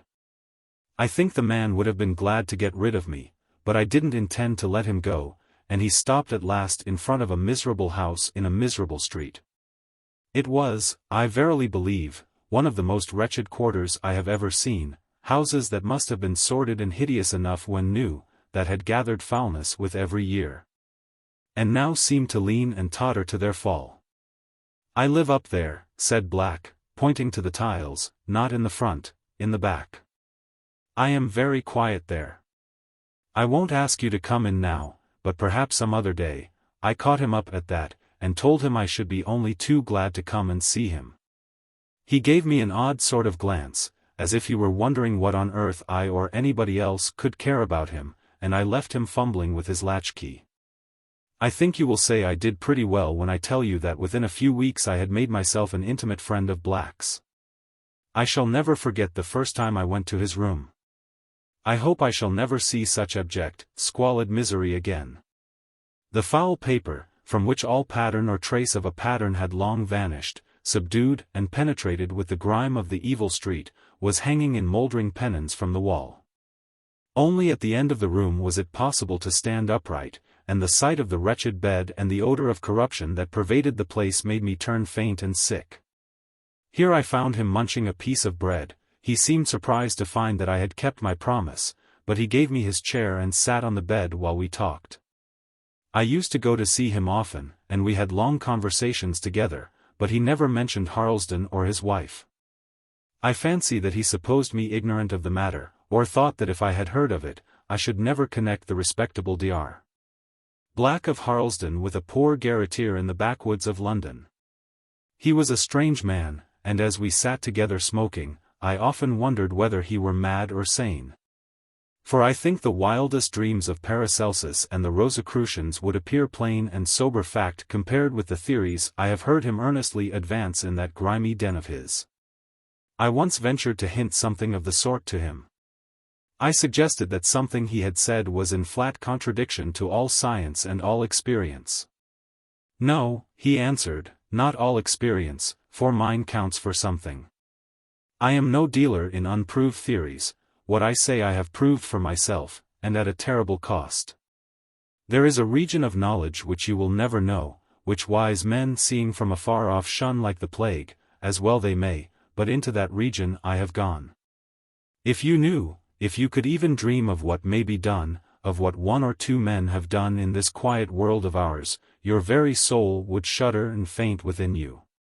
What you have heard from me has been but the merest husk and outer covering of true science, that science which means death, and that which is more awful than death, to those who gain it. No, when men say that there are strange things in the world, they little know the awe and the terror that dwell always with them and about them. There was a sort of fascination about the man that drew me to him, and I was quite sorry to have to leave London for a month or two. I missed his odd talk. A few days after I came back to town I thought I would look him up, but when I gave the 2 rings at the bell that used to summon him, there was no answer. I rang and rang again, and was just turning to go away, when the door opened and a dirty woman asked me what I wanted. From her look I fancy she took me for a plainclothes officer after one of her lodgers, but when I inquired if Mr. Black were in, she gave me a stare of another kind. "There's no Mr. Black lives here," she said. "He's gone. He's dead this 6 weeks. I always thought he was a bit queer in his head, or else had been and got into some trouble or other. He used to go out every morning from 10 till 1, and one Monday morning we heard him come in, and go into his room and shut the door, and a few minutes after, just as we was sitting down to our dinner, there was such a scream that I thought I should have gone right off. And then we heard a stamping, and down he came, raging and cursing most dreadful, swearing he had been robbed of something that was worth millions. And then he just dropped down in the passage, and we thought he was dead. We got him up to his room, and put him on his bed, and I just sat there and waited, while my husband he went for the doctor. And there was the winder wide open, and a little tin box he had lying on the floor open and empty, but of course nobody could possible have got in at the winder. And as for him having anything that was worth anything, it's nonsense, for he was often weeks and weeks behind with his rent, and my husband he threatened often and often to turn him into the street. For, as he said, we've got a living to make like other people, and, of course, that's true. But, somehow, I didn't like to do it, though he was an odd kind of a man, and I fancy had been better off. And then the doctor came and looked at him, and said as he couldn't do nothing, and that night he died as I was sitting by his bed. And I can tell you that, with one thing and another, we lost money by him, for the few bits of clothes as he had were worth next to nothing when they came to be sold. I gave the woman half a sovereign for her trouble, and went home thinking of Dr. Black and the epitaph she had made him, and wondering at his strange fancy that he had been robbed. I take it that he had very little to fear on that score, poor fellow, but I suppose that he was really mad, and died in a sudden access of his mania. His landlady said that once or twice when she had had occasion to go into his room, to dun the poor wretch for his rent, most likely, he would keep her at the door for about a minute. And that when she came in she would find him putting away his tin box in the corner by the window. I suppose he had become possessed with the idea of some great treasure, and fancied himself a wealthy man in the midst of all his misery. Explicit, my tale is ended, and you see that though I knew Black, I know nothing of his wife or of the history of her death. That's the Harlesden case, Salisbury, and I think it interests me all the more deeply because there does not seem the shadow of a possibility that I or anyone else will ever know more about it. What do you think of it? Well, Dyson, I must say that I think you have contrived to surround the whole thing with a mystery of your own making. I go for the doctor's solution. Black murdered his wife, being himself in all probability an undeveloped lunatic. What? Do you believe, then, that this woman was something too awful, too terrible to be allowed to remain on the earth? You will remember that the doctor said it was the brain of a devil? Yes, but he was speaking, of course, metaphorically. It's really quite a simple matter if you only look at it like that. Ah, well, you may be right, but yet I am sure you are not. Well, it's no good discussing it any more. A little more Benedictine? That's right, try some of this tobacco. Didn't you say that you had been bothered by something which happened that night we dined together? Yes, I have been worried, Dyson, worried a great deal. Aye, but it's such a trivial matter, indeed, such an absurdity, that I feel ashamed to trouble you with it. Never mind, let's have it, absurd or not. With many hesitations, and with much inward resentment of the folly of the thing, Salisbury told his tale. And repeated reluctantly the absurd intelligence and the absurder doggerel of the scrap of paper, expecting to hear Dyson burst out into a roar of laughter. Isn't it too bad that I should let myself be bothered by such stuff as that? He asked, when he had stuttered out the jingle of once, and twice, and thrice. Dyson listened to it all gravely, even to the end, and meditated for a few minutes in silence. Yes, he said at length, it was a curious chance, your taking shelter in that archway just as those two went by. But I don't know that I should call what was written on the paper nonsense. It is bizarre certainly, but I expect it has a meaning for somebody. Just repeat it again, will you, and I will write it down. Perhaps we might find a cipher of some sort, though I hardly think we shall. Again had the reluctant lips of Salisbury slowly to stammer out the rubbish that he abhorred, while Dyson jotted it down on a slip of paper. Look over it, will you, he said, when it was done. It may be important that I should have every word in its place. Is that all right? Yes, that is an accurate copy. But I don't think you will get much out of it. Depend upon it, it is mere nonsense, a wanton scribble. I must be going now, Dyson. No, no more, that stuff of yours is pretty strong. Good night. I suppose you would like to hear from me, if I did find out anything? No, not I don't want to hear about the thing again. You may regard the discovery, if it is one, as your own. Very well. Good night. Chapter 4. A good many hours after Salisbury had returned to the company of the green rep chairs, Dyson still sat at his desk, itself a Japanese romance, smoking many pipes, and meditating over his friend's story. The bizarre quality of the inscription which had annoyed Salisbury was to him an attraction, and now and again he took it up and scanned thoughtfully what he had written. Especially the quaint jingle at the end. It was a token, a symbol, he decided, and not a cipher, and the woman who had flung it away was in all probability entirely ignorant of its meaning.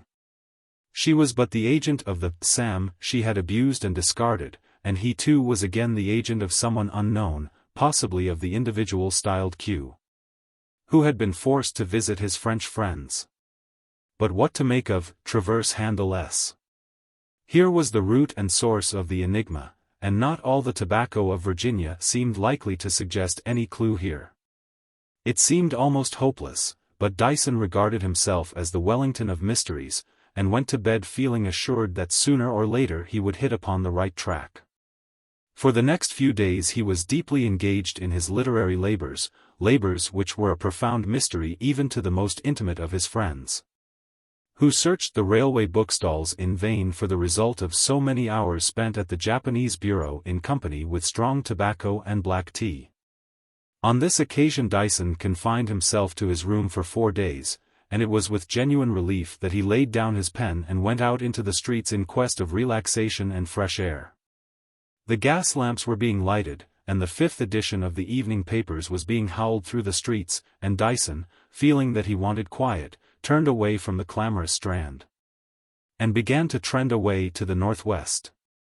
Soon he found himself in streets that echoed to his footsteps, and crossing a broad new thoroughfare, and verging still to the west, Dyson discovered that he had penetrated to the depths of Soho. Here again was life, rare vintages of France and Italy, at prices which seemed contemptibly small, allured the passer-by. Here were cheeses, vast and rich, here olive oil, and here a grove of Rabelaisian sausages, while in a neighboring shop the whole press of Paris appeared to be on sale. In the middle of the roadway a strange miscellany of nations sauntered to and fro, for their cab and hansom rarely ventured. And from window over window the inhabitants looked forth in pleased contemplation of the scene. Dyson made his way slowly along, mingling with the crowd on the cobblestones, listening to the queer babble of French and German and Italian and English, glancing now and again at the shop windows with their leveled batteries of bottles, and had almost gained the end of the street, when his attention was arrested by a small shop at the corner. A vivid contrast to its neighbors. It was the typical shop of the poor quarter, a shop entirely English. Here were vended tobacco and sweets, cheap pipes of clay and cherry wood. Penny exercise books and penholders jostled for precedence with comic songs, and story papers with appalling cuts showed that romance claimed its place beside the actualities of the evening paper, the bills of which fluttered at the doorway. Dyson glanced up at the name above the door, and stood by the kennel trembling, for a sharp pang, the pang of one who has made a discovery, had for a moment left him incapable of motion. The name over the shop was Travers. Dyson looked up again, this time at the corner of the wall above the lamppost, and read in white letters on a blue ground the words, Handel Street, W.C. And the legend was repeated in fainter letters just below. He gave a little sigh of satisfaction, and without more ado walked boldly into the shop, and stared full in the face the fat man who was sitting behind the counter. The fellow rose to his feet, and returned the stare a little curiously, and then began in stereotyped phrase. "What can I do for you, sir?" Dyson enjoyed the situation and a dawning perplexity on the man's face. He propped his stick carefully against the counter and leaning over it, said slowly and impressively. "Once around the grass, and twice around the lass, and thrice around the maple tree."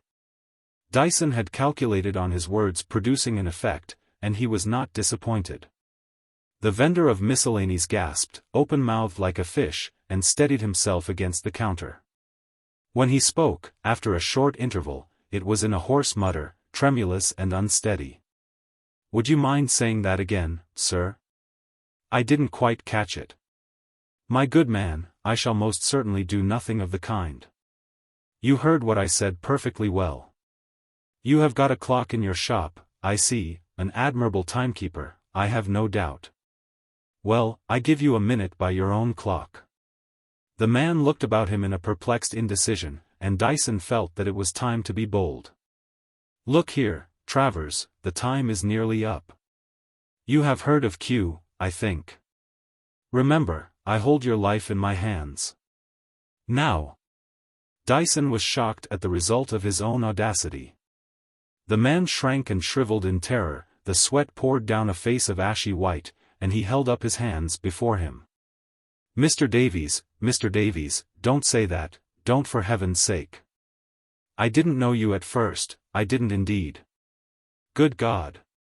Mr. Davies, you wouldn't ruin me? I'll get it in a moment. You had better not lose any more time." The man slunk piteously out of his own shop, and went into a back parlor.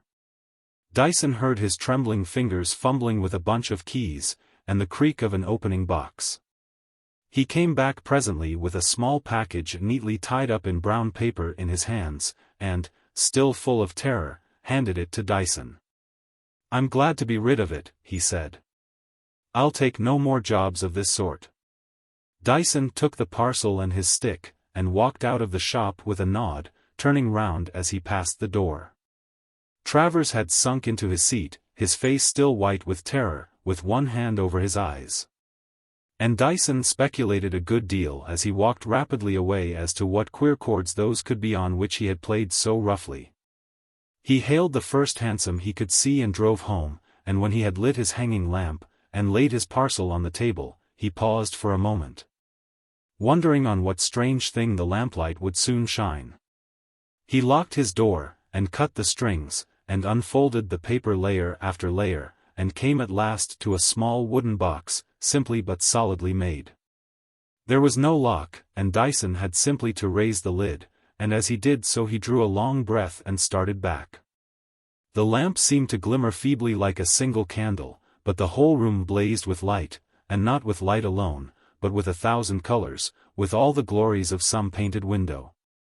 And upon the walls of his room and on the familiar furniture, the glow flamed back and seemed to flow again to its source, the little wooden box. For there upon a bed of soft wool lay the most splendid jewel, a jewel such as Dyson had never dreamed of, and within it shone the blue of far skies, and the green of the sea by the shore, and the red of the ruby, and deep violet rays, and in the middle of all it seemed a flame as if a fountain of fire rose up, and fell, and rose again with sparks like stars for drops.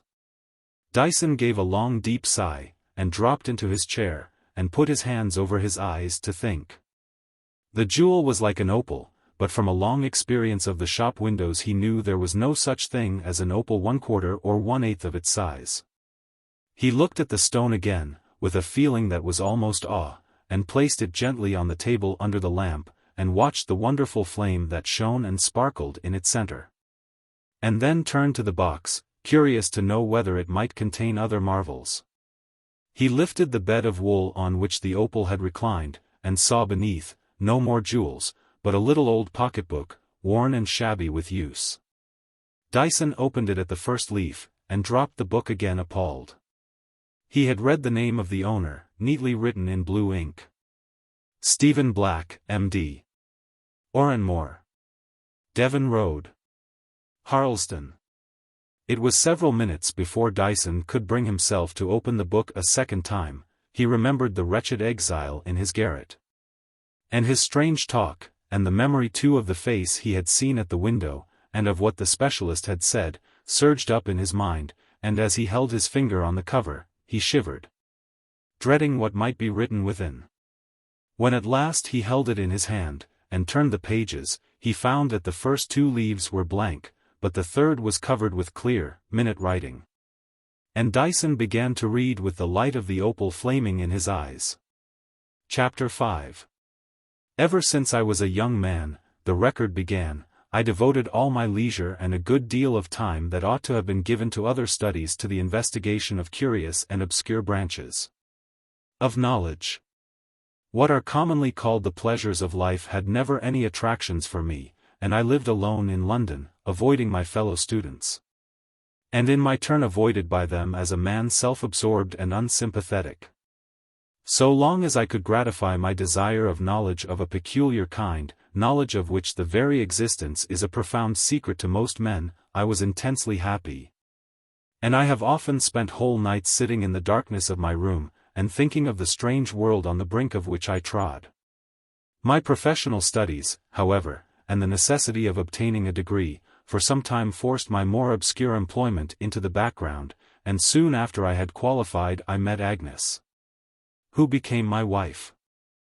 We took a new house in this remote suburb, and I began the regular routine of a sober practice, and for some months lived happily enough, sharing in the life about me, and only thinking at odd intervals of that occult science which had once fascinated my whole being.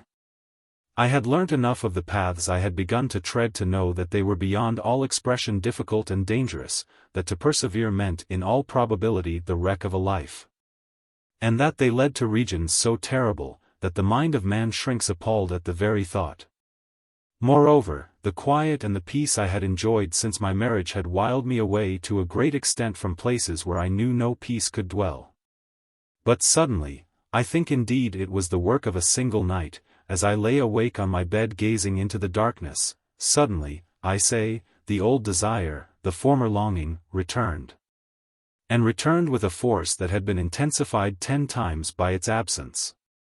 And when the day dawned and I looked out of the window, and saw with haggard eyes the sunrise in the east, I knew that my doom had been pronounced. That as I had gone far, so now I must go farther with unfaltering steps. I turned to the bed where my wife was sleeping peacefully, and lay down again, weeping bitter tears, for the sun had set on our happy life and had risen with a dawn of terror to us both. I will not set down here in minute detail what followed. Outwardly I went about the day's labor as before, saying nothing to my wife. But she soon saw that I had changed. I spent my spare time in a room which I had fitted up as a laboratory, and often I crept upstairs in the grey dawn of the morning, when the light of many lamps still glowed over London. And each night I had stolen a step nearer to that great abyss which I was to bridge over, the gulf between the world of consciousness and the world of matter. My experiments were many and complicated in their nature, and it was some months before I realized whither they all pointed, and when this was borne in upon me in a moment's time, I felt my face whiten and my heart still within me. But the power to draw back, the power to stand before the doors that now opened wide before me and not to enter in, had long ago been absent. The way was closed, and I could only pass onward.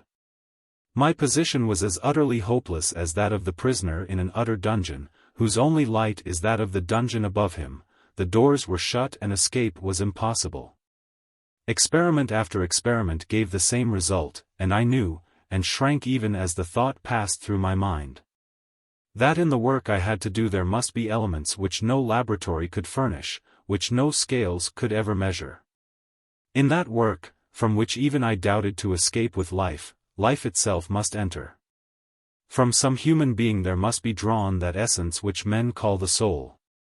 And in its place, for in the scheme of the world there is no vacant chamber, in its place would enter in what the lips can hardly utter.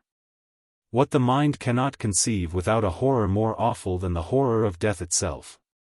And when I knew this, I knew also on whom this fate would fall. I looked into my wife's eyes.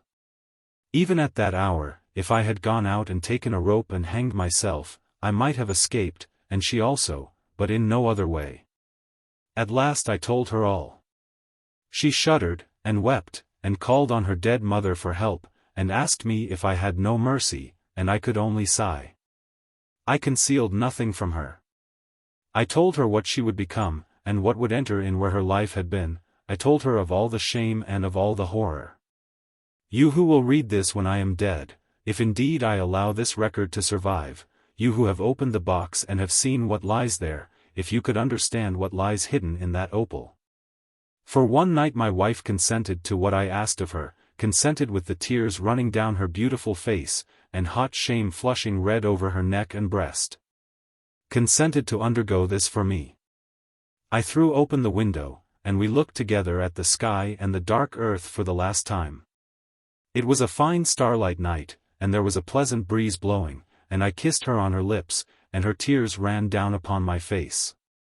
That night she came down to my laboratory, and there, with shutters bolted and barred down, with curtains drawn thick and close, so that the very stars might be shut out from the sight of that room.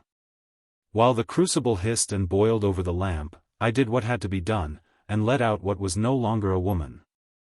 But on the table the opal flamed and sparkled with such light as no eyes of man have ever gazed on, and the rays of the flame that was within it flashed and glittered, and shone even to my heart. My wife had only asked one thing of me, that when there came at last what I had told her, I would kill her. I have kept that promise. There was nothing more. Dyson let the little pocketbook fall, and turned and looked again at the opal with its flaming inmost light, and then with unutterable irresistible horror surging up in his heart, grasped the jewel. And flung it on the ground, and trampled it beneath his heel. His face was white with terror as he turned away, and for a moment stood sick and trembling, and then with a start he leapt across the room and steadied himself against the door. There was an angry hiss, as of steam escaping under great pressure, and as he gazed, motionless, a volume of heavy yellow smoke was slowly issuing from the very center of the jewel, and wreathing itself in snake-like coils above it. And then a thin white flame burst forth from the smoke, and shot up into the air and vanished, and on the ground there lay a thing like a cinder, black and crumbling to the touch. The White People. Prologue. Sorcery and sanctity, said Ambrose, these are the only realities. Each is an ecstasy, a withdrawal from the common life. Cotgrave listened, interested. He had been brought by a friend to this mouldering house in a northern suburb, through an old garden to the room where Ambrose the recluse dozed and dreamed over his books. Yes, he went on, magic is justified of her children. There are many, I think, who eat dry crusts and drink water, with a joy infinitely sharper than anything within the experience of the practical epicure. You are speaking of the saints? Yes, and of the sinners, too. I think you are falling into the very general error of confining the spiritual world to the supremely good. But the supremely wicked, necessarily, have their portion in it. The merely carnal, sensual man can no more be a great sinner than he can be a great saint. Most of us are just indifferent, mixed-up creatures. We muddle through the world without realizing the meaning and the inner sense of things, and, consequently, our wickedness and our goodness are alike second-rate, unimportant. And you think the great sinner, then, will be an ascetic, as well as the great saint? Great people of all kinds forsake the imperfect copies and go to the perfect originals. I have no doubt but that many of the very highest among the saints have never done a good action, using the words in their ordinary sense. And, on the other hand, there have been those who have sounded the very depths of sin, who all their lives have never done an ill deed. He went out of the room for a moment, and Cotgrave, in high delight, turned to his friend and thanked him for the introduction. He's grand, he said. I never saw that kind of lunatic before. Ambrose returned with more whiskey and helped the two men in a liberal manner. He abused the teetotal sect with ferocity, as he handed the seltzer, and pouring out a glass of water for himself, was about to resume his monologue, when Cotgrave broke in. "I can't stand it. You know," he said, "your paradoxes are too monstrous. A man may be a great sinner and yet never do anything sinful." "Come. You're quite wrong," said Ambrose. "I never make paradoxes, I wish I could. I merely said that a man may have an exquisite taste in Romani Conti, and yet never have even smelt 4 ale. That's all, and it's more like a truism than a paradox, isn't it? Your surprise at my remark is due to the fact that you haven't realized what sin is. Oh, yes, there is a sort of connection between sin with the capital letter, and actions which are commonly called sinful, with murder, theft, adultery, and so forth. Much the same connection that there is between the A, B, C and fine literature. But I believe that the misconception, it is all but universal, arises in great measure from our looking at the matter through social spectacles. We think that a man who does evil to us and to his neighbors must be very evil. So he is, from a social standpoint. But can't you realize that evil in its essence is a lonely thing, a passion of the solitary, individual soul? Really, the average murderer, qua murderer, is not by any means a sinner in the true sense of the word. He is simply a wild beast that we have to get rid of to save our own necks from his knife. I should class him rather with tigers than with sinners. It seems a little strange. I think not. The murderer murders not from positive qualities, but from negative ones. He lacks something which non-murderers possess. Evil, of course, is wholly positive, only it is on the wrong side. You may believe me that sin in its proper sense is very rare. It is probable that there have been far fewer sinners than saints. Yes, your standpoint is all very well for practical, social purposes. We are naturally inclined to think that a person who is very disagreeable to us must be a very great sinner. It is very disagreeable to have one's pocket picked, and we pronounce the thief to be a very great sinner. In truth, he is merely an undeveloped man. He cannot be a saint, of course. But he may be, and often is, an infinitely better creature than thousands who have never broken a single commandment. He is a great nuisance to us, I admit, and we very properly lock him up if we catch him, but between his troublesome and unsocial action and evil, oh, the connection is of the weakest. It was getting very late. The man who had brought Cotgrave had probably heard all this before, since he assisted with a bland and judicious smile, but Cotgrave began to think that his lunatic was turning into a sage. "Do you know," he said, "you interest me immensely? You think, then, that we do not understand the real nature of evil? No, I don't think we do. We overestimate it and we underestimate it. We take the very numerous infractions of our social bylaws, the very necessary and very proper regulations which keep the human company together, and we get frightened at the prevalence of sin and evil. But this is really nonsense. Take theft, for example. Have you any horror at the thought of Robin Hood, of the Highland caterans of the 17th century, of the moss troopers, of the company promoters of our day? Then, on the other hand, we underrate evil. We attach such an enormous importance to the sin of meddling with our pockets, and our wives, that we have quite forgotten the awfulness of real sin. "And what is sin?" said Cotgrave. "I think I must reply to your question by another. What would your feelings be, seriously, if your cat or your dog began to talk to you, and to dispute with you in human accents? You would be overwhelmed with horror. I am sure of it. And if the roses in your garden sang a weird song, you would go mad. And suppose the stones in the road began to swell and grow before your eyes, and if the pebble that you noticed at night had shot out stony blossoms in the morning? Well, these examples may give you some notion of what sin really is." "Look here," said the third man, hitherto placid, "you two seem pretty well wound up. But I'm going home. I've missed my tram, and I shall have to walk." Ambrose and Cotgrave seemed to settle down more profoundly when the other had gone out into the early misty morning and the pale light of the lamps. "You astonish me," said Cotgrave. "I had never thought of that. If that is really so, one must turn everything upside down. Then the essence of sin really is in the taking of heaven by storm, it seems to me," said Ambrose. "It appears to me that it is simply an attempt to penetrate into another and higher sphere in a forbidden manner. You can understand why it is so rare. There are few, indeed, who wish to penetrate into other spheres, higher or lower, in ways allowed or forbidden. Men, in the mass, are amply content with life as they find it. Therefore there are few saints, and sinners, in the proper sense, are fewer still, and men of genius, who partake sometimes of each character, are rare also. Yes. On the whole, it is, perhaps, harder to be a great sinner than a great saint. There is something profoundly unnatural about sin. Is that what you mean?" "Exactly. Holiness requires as great, or almost as great, an effort, but holiness works on lines that were natural once. It is an effort to recover the ecstasy that was before the fall.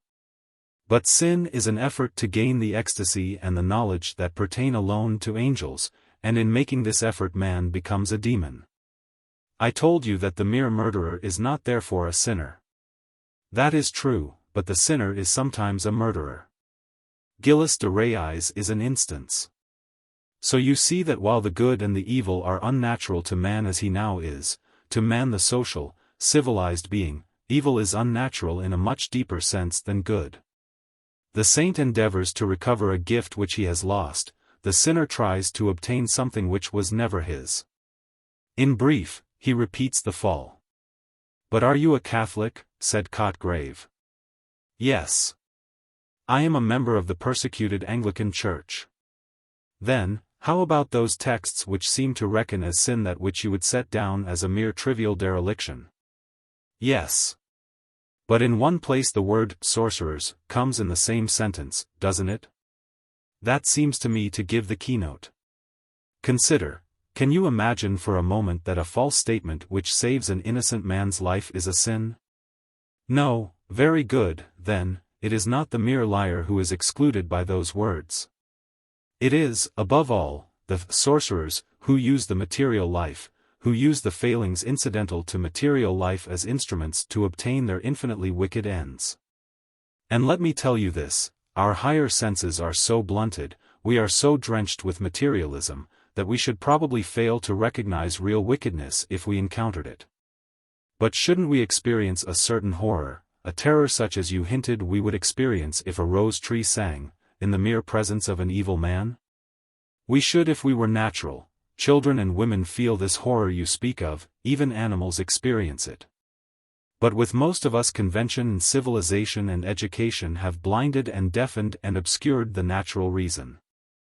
No, sometimes we may recognize evil by its hatred of the good. One doesn't need much penetration to guess at the influence which dictated, quite unconsciously, the Blackwood Review of Keats, but this is purely incidental. And, as a rule, I suspect that the hierarchs of Tophet pass quite unnoticed, or, perhaps, in certain cases, as good but mistaken men. But you used the word unconscious, just now, of Keats' reviewers. Is wickedness ever unconscious? Always. It must be so. It is like holiness and genius in this as in other points. It is a certain rapture or ecstasy of the soul, a transcendent effort to surpass the ordinary bounds. So, surpassing these, it surpasses also the understanding, the faculty that takes note of that which comes before it. No, a man may be infinitely and horribly wicked and never suspect it. But I tell you, evil in this, its certain and true sense, is rare, and I think it is growing rarer. I am trying to get hold of it all, said Cotgrave. From what you say, I gather that the true evil differs generically from that which we call evil? Quite so. There is, no doubt, an analogy between the two.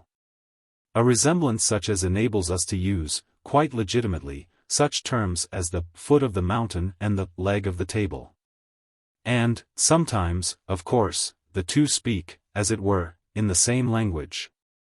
The rough miner, or puddler, the untrained, undeveloped tigerman, heated by a quart or two above his usual measure, comes home and kicks his irritating and injudicious wife to death. He is a murderer. And Gilles de Rayes was a murderer. But you see the gulf that separates the two? The word, if I may so speak, is accidentally the same in each case, but the meaning is utterly different. It is flagrant Hobson-Jobson to confuse the two, or rather, it is as if one supposed that Juggernaut and the Argonauts had something to do etymologically with one another. And no doubt the same weak likeness, or analogy, runs between all the social sins and the real spiritual sins, and in some cases, perhaps, the lesser may be schoolmasters to lead one on to the greater, from the shadow to the reality. If you are anything of a theologian, you will see the importance of all this. I am sorry to say, remarked Cotgrave, that I have devoted very little of my time to theology. Indeed, I have often wondered on what grounds theologians have claimed the title of science of sciences for their favorite study. Since the theological books I have looked into have always seemed to me to be concerned with feeble and obvious pieties, or with the kings of Israel and Judah. I do not care to hear about those kings. Ambrose grinned. We must try to avoid theological discussion, he said. I perceive that you would be a bitter disputant. But perhaps the dates of the kings have as much to do with theology as the hobnails of the murderous puddler with evil. Then, to return to our main subject, you think that sin is an esoteric, occult thing? Yes. It is the infernal miracle as holiness is the supernal. Now and then it is raised to such a pitch that we entirely fail to suspect its existence. It is like the note of the great pedal pipes of the organ, which is so deep that we cannot hear it. In other cases it may lead to the lunatic asylum, or to still stranger issues. But you must never confuse it with mere social misdoing. Remember how the Apostle, speaking of the other side, distinguishes between charitable actions and charity. And as one may give all one's goods to the poor, and yet lack charity, so, remember, one may avoid every crime and yet be a sinner. Your psychology is very strange to me, said Cotgrave, but I confess I like it. And I suppose that one might fairly deduce from your premises the conclusion that the real sinner might very possibly strike the observer as a harmless personage enough? Certainly, because the true evil has nothing to do with social life or social laws, or if it has, only incidentally and accidentally. It is a lonely passion of the soul, or a passion of the lonely soul, whichever you like. If, by chance, we understand it, and grasp its full significance, then, indeed, it will fill us with horror and with awe. But this emotion is widely distinguished from the fear and the disgust with which we regard the ordinary criminal.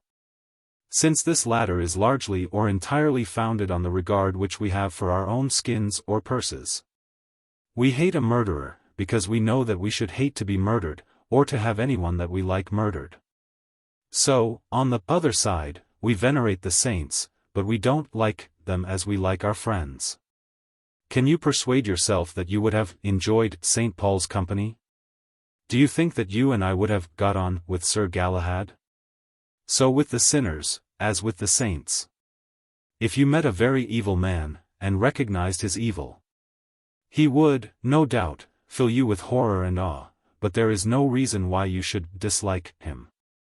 On the contrary, it is quite possible that if you could succeed in putting the sin out of your mind you might find the sinner capital company.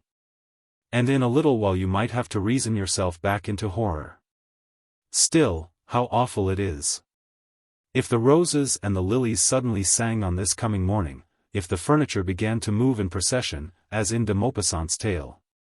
I am glad you have come back to that comparison, said Cotgrave, because I wanted to ask you what it is that corresponds in humanity to these imaginary feats of inanimate things. In a word, what is sin? You have given me, I know, an abstract definition, but I should like a concrete example. I told you it was very rare, said Ambrose, who appeared willing to avoid the giving of a direct answer. The materialism of the age, which has done a good deal to suppress sanctity, has done perhaps more to suppress evil. We find the earth so very comfortable that we have no inclination either for ascents or descents. It would seem as if the scholar who decided to specialize in Tophet would be reduced to purely antiquarian researches. No paleontologist could show you a live pterodactyl.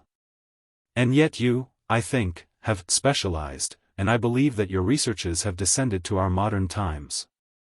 You are really interested, I see. Well, I confess that I have dabbled a little, and if you like I can show you something that bears on the very curious subject we have been discussing. Ambrose took a candle and went away to a far, dim corner of the room. Cotgrave saw him open a venerable bureau that stood there, and from some secret recess he drew out a parcel, and came back to the window where they had been sitting. Ambrose undid a wrapping of paper, and produced a green pocketbook. "You will take care of it," he said. "Don't leave it lying about. It is one of the choicer pieces in my collection, and I should be very sorry if it were lost." He fondled the faded binding. "I knew the girl who wrote this," he said. "When you read it, you will see how it illustrates the talk we have had tonight. There is a sequel, too, but I won't talk of that.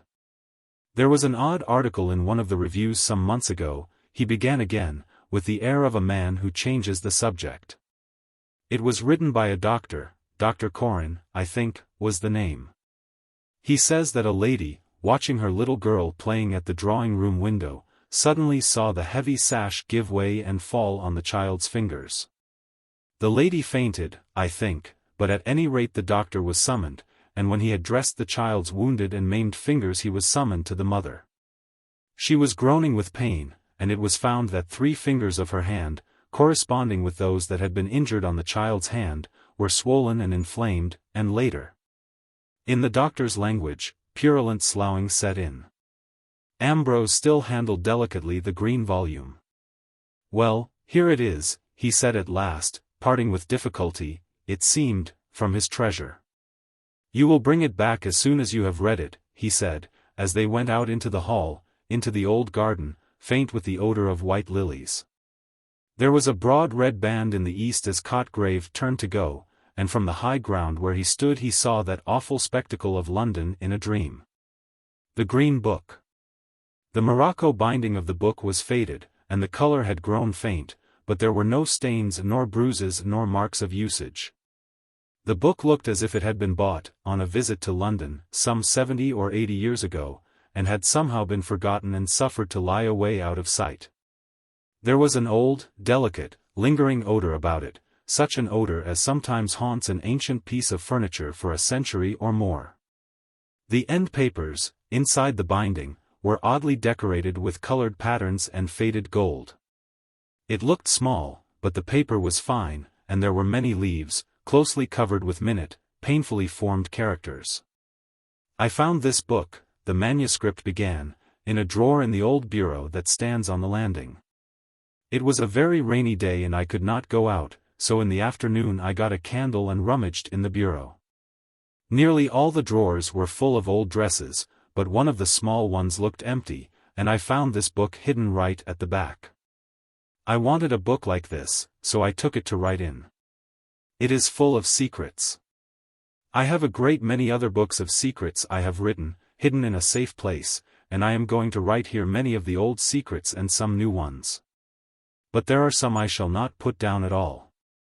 I must not write down the real names of the days and months which I found out a year ago, nor the way to make the Aklo letters, or the Chian language, or the great beautiful circles. Nor the Mao games, nor the chief songs. I may write something about all these things but not the way to do them, for peculiar reasons. And I must not say who the nymphs are, or the dolls, or Gilo, or what Vullas mean. All these are most secret secrets, and I am glad when I remember what they are, and how many wonderful languages I know. But there are some things that I call the secrets of the secrets of the secrets that I dare not think of unless I am quite alone, and then I shut my eyes and put my hands over them and whisper the word, and the Alala comes. I only do this at night in my room or in certain woods that I know, but I must not describe them, as they are secret woods. Then there are the ceremonies, which are all of them important, but some are more delightful than others. There are the white ceremonies, and the green ceremonies, and the scarlet ceremonies. The scarlet ceremonies are the best, but there is only one place where they can be performed properly, though there is a very nice imitation which I have done in other places. Besides these, I have the dances, and the comedy, and I have done the comedy sometimes when the others were looking, and they didn't understand anything about it. I was very little when I first knew about these things. When I was very small, and mother was alive, I can remembering things before that, only it has all got confused.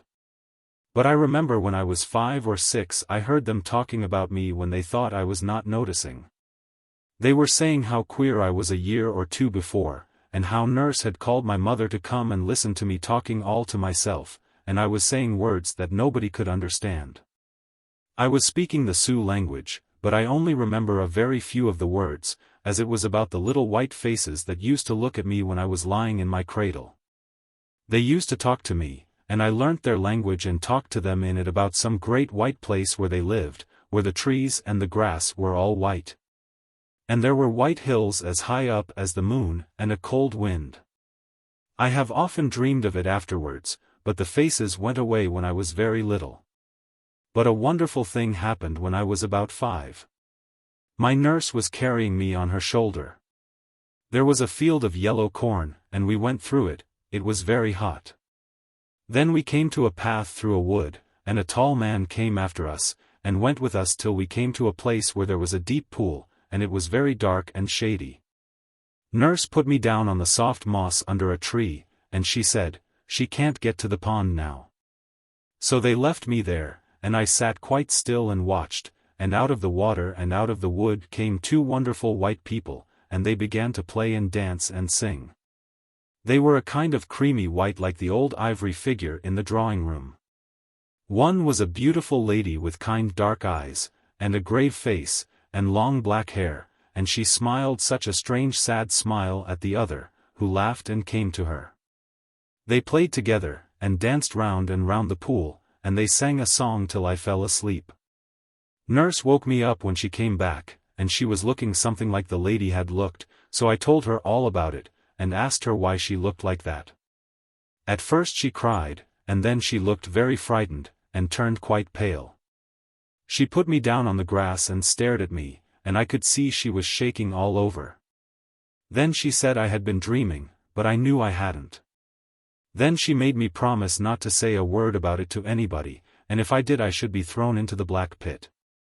I was not frightened at all, though nurse was, and I never forgot about it, because when I shut my eyes and it was quite quiet, and I was all alone, I could see them again, very faint and far away. But very splendid. And little bits of the song they sang came into my head, but I couldn't sing it. I was 13, nearly 14, when I had a very singular adventure, so strange that the day on which it happened is always called the White Day. My mother had been dead for more than a year, and in the morning I had lessons, but they let me go out for walks in the afternoon. And this afternoon I walked a new way, and a little brook led me into a new country, but I tore my frock getting through some of the difficult places, as the way was through many bushes. And beneath the low branches of trees, and up thorny thickets on the hills, and by dark woods full of creeping thorns. And it was a long, long way. It seemed as if I was going on for ever and ever, and I had to creep by a place like a tunnel where a brook must have been, but all the water had dried up, and the floor was rocky. And the bushes had grown overhead till they met, so that it was quite dark. And I went on and on through that dark place. It was a long, long way. And I came to a hill that I never saw before. I was in a dismal thicket full of black twisted boughs that tore me as I went through them, and I cried out because I was smarting all over, and then I found that I was climbing.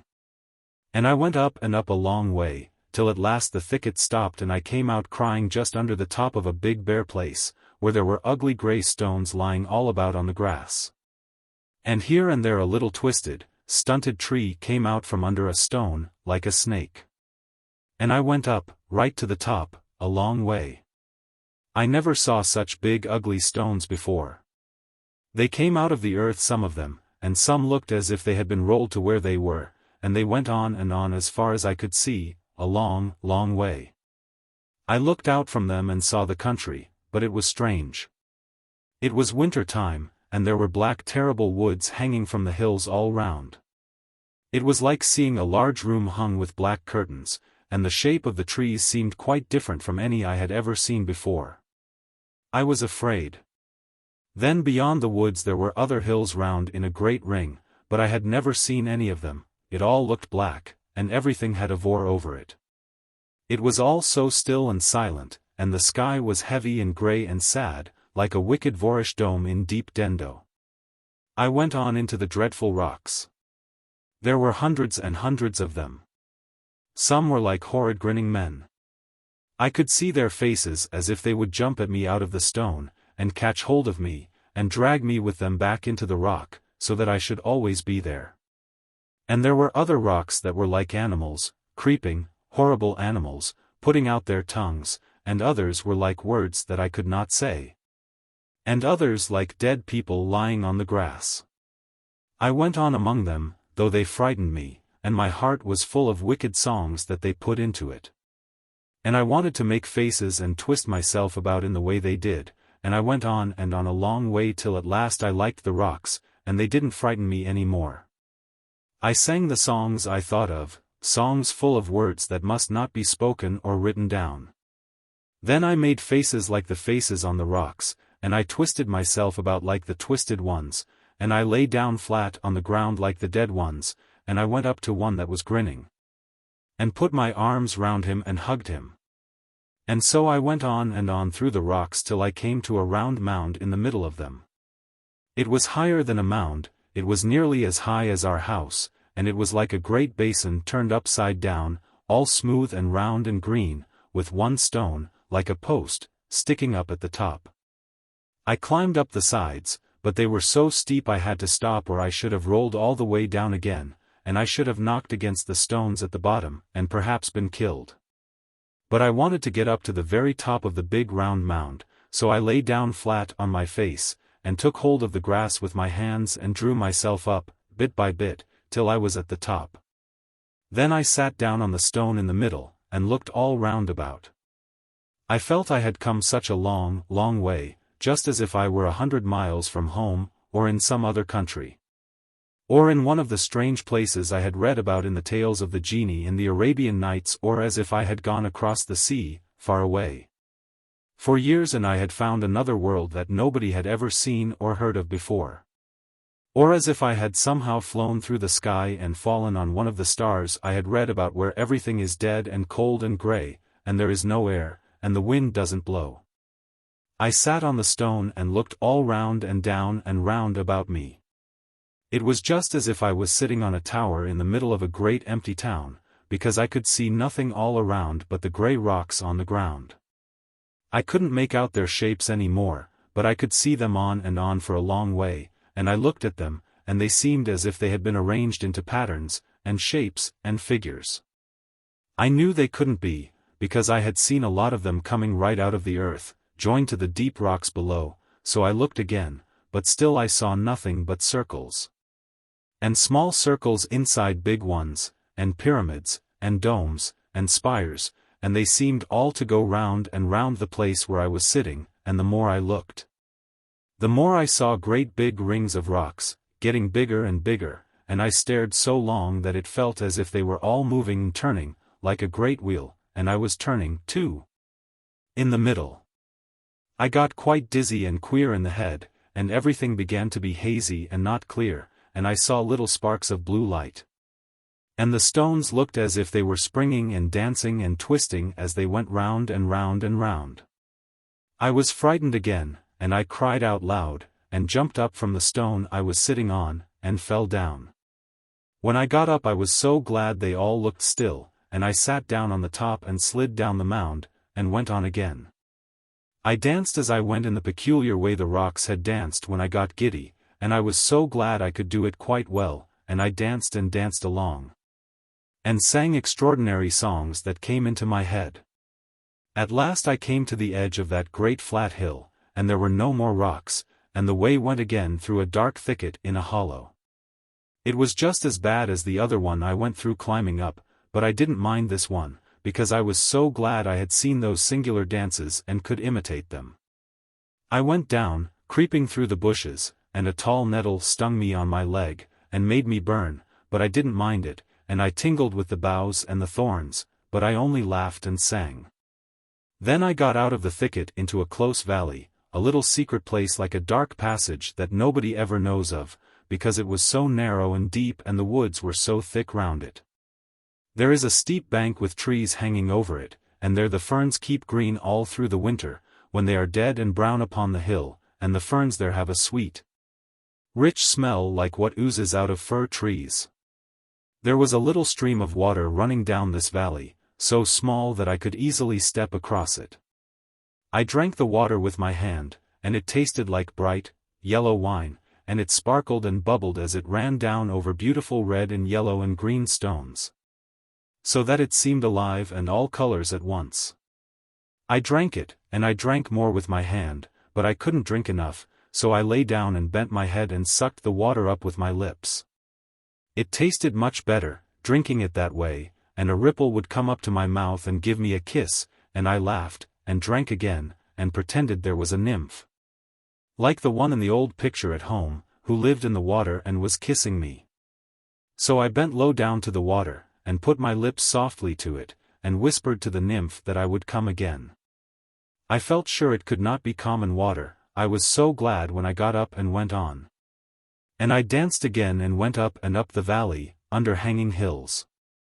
And when I came to the top, the ground rose up in front of me, tall and steep as a wall, and there was nothing but the green wall and the sky. I thought of forever and forever, world without end, amen. And I thought I must have really found the end of the world, because it was like the end of everything, as if there could be nothing at all beyond, except the kingdom of Vor, where the light goes when it is put out, and the water goes when the sun takes it away.